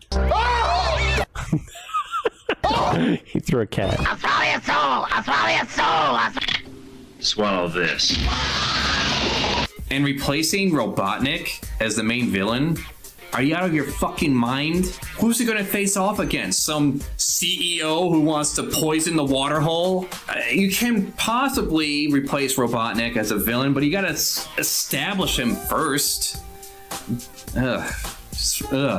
Then there's Ben Hurst's attempt. Rest in peace, my man. Ben Hurst wanted to make a possible animated movie to tie up the cliffhanger of Sad AM Season 2.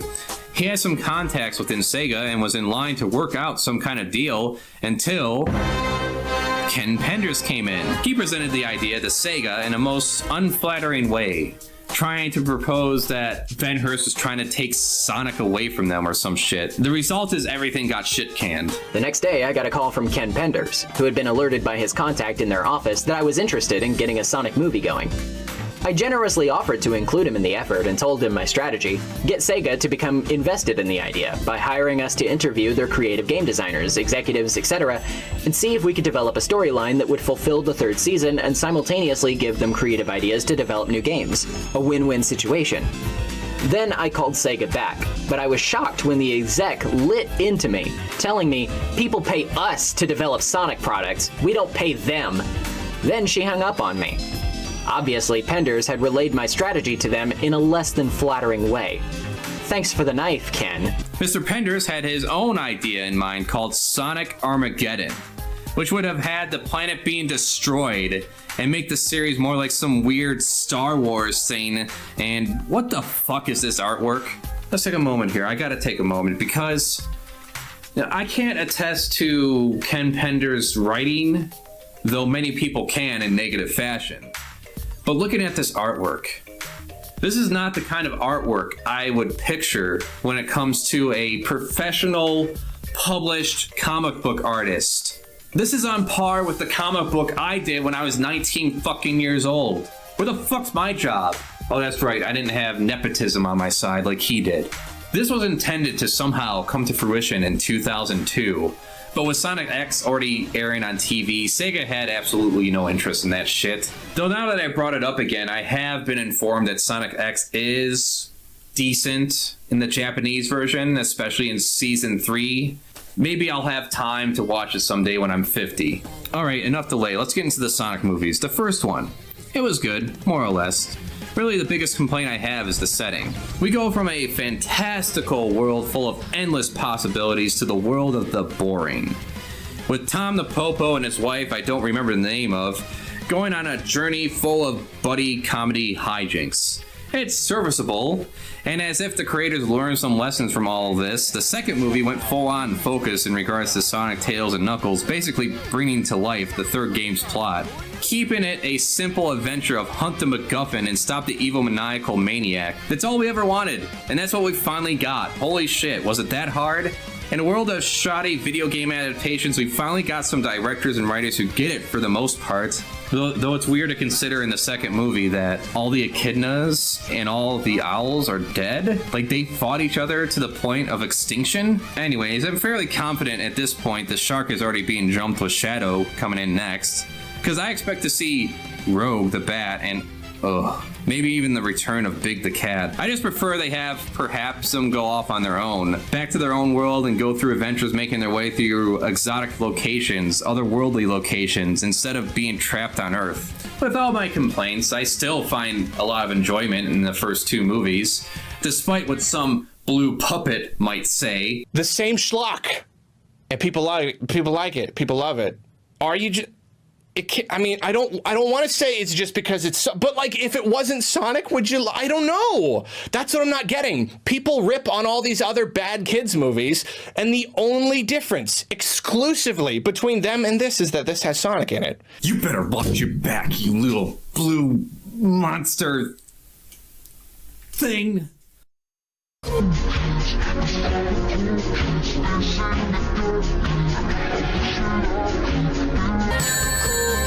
For me, it's just a shame that despite how long the original concept was kept alive by fans for SatAM, it was like Sega went out of their way to never come close to that in terms of narrative or characterization in the games. There was never any sense of solid world building or even basic concepts outside of good is good, bad is bad, and good beat bad. And every time we get close, Sega seems to be there to shoot any progress in the ass with either enforcing tight deadlines, stupid character rules, and chasing trends. Like with Sonic Lost World being like Mario Galaxy, Black Knight and the Lost Reigns using motion controls, and Frontiers being another open world game with fishing. Gotta have the fishing. Is there going to be crafting and gathering resources too? Oh, I hope so. However, I still have a tugging attachment to the original Saturday morning show that really hooked me as a kid, making Sonic my personal hero growing up. That's sad. I mean, nice. I never did get to fully realize my intended story with my fan comic. So in order to get this off my mind and put this whole Sonic business to rest once and for all, this is what I would have done. Let's act out my Sonic fan fiction. I'll pick something family friendly. No, not that one. Oh, definitely not that one. Not that one. Oh, here we go. Things would start off with Sonic and his Uncle Chuck living alone in a makeshift shack in the forest. Sonic, coming of age, would get the full story of how his parents died in an accident working in the mines for Robotnik, who resides in the mega city capital of Robotropolis. There would just be hints to what the city is like, and ultimately it is why Chuck ran away with his nephew. The only reminder of his parents' existence would be a strange emerald his mother kept at home with her. Never risk bringing it out into the open. This would be the connection to Sonic and his powers. No prophecy, no destiny, just happenstance. Chuck shares stories of the past rulers of their country and has to teach Sonic to stay out of sight, with him not fully grasping the direness of the current situation they are living in. Naturally, Sonic, being a teenager in a rebellious phase, he would go out to Robotropolis out of defiance and curiosity, where he can get hints of the life the people live there, with Robotnik as a mysterious overseer to the capital megacity's operations. This would lead to Chuck searching for Sonic out of concern for his safety, leading him to get caught, and Sonic being forced to run when he is overwhelmed trying to rescue him. Sonic comes back to his home only to later be attacked by Robotnik's forces due to the information given to them by his uncle. There is a massive interest in him now by Robotnik and his generals to capture him because of his power. Sonic is once again forced to get away, taking the Chaos Emerald trinket as his only momentum of his past life. Now we have someone with nothing more to lose and something to possibly get back. This is where we can learn more about the world through the eyes of our main character as he seeks out the missing princess and king he was told about that were overthrown. It's later that he comes across a village where a two-tailed fox lives by himself as an outcasted orphan. Sonic sees past the little deformity of having two tails, and considering that he has a lot of free time to himself, he is able to build incredible inventions and understands advanced technology at a level way beyond many adults have, and becomes a true close friend to Sonic. As they journey onward, not only overcoming Lord Dr. Julian Robotnik's forces, but other societies with their own governing laws and characters who may not have our duo's best interest in mind. This would of course lead to an encounter with Scarlett O'Hare, because I don't much care for calling her Bunny Rabbot. One of her friends would happen to be a mechanic and a tech expert named Rotor, who I imagine as being a mentor to Tails in this sense, and how we get the tornado playing, with him being much older and experienced despite Tails' advanced understanding. This all leads up to a meeting up with the Princess Sally, her bodyguard Antoine, and where a major change would take place here. He would be a royal guard who previously cowered in the face of danger and is looking to redeem himself. I can picture this as an opportunity to explore some basic themes involving PTSD many real soldiers, rescue workers, game developers, and just plain old bully kids suffer through. Our ragtag group of freedom fighters has now assembled, and we can start the story arc of Robotnik finding the Master Emerald, tricking Knuckles into attacking our heroes first, of course. Robotnik would then steal the Master Emerald to power his Doomsday device. Sonic and crew would be questing for the other Chaos Emeralds, explained to them by Knuckles.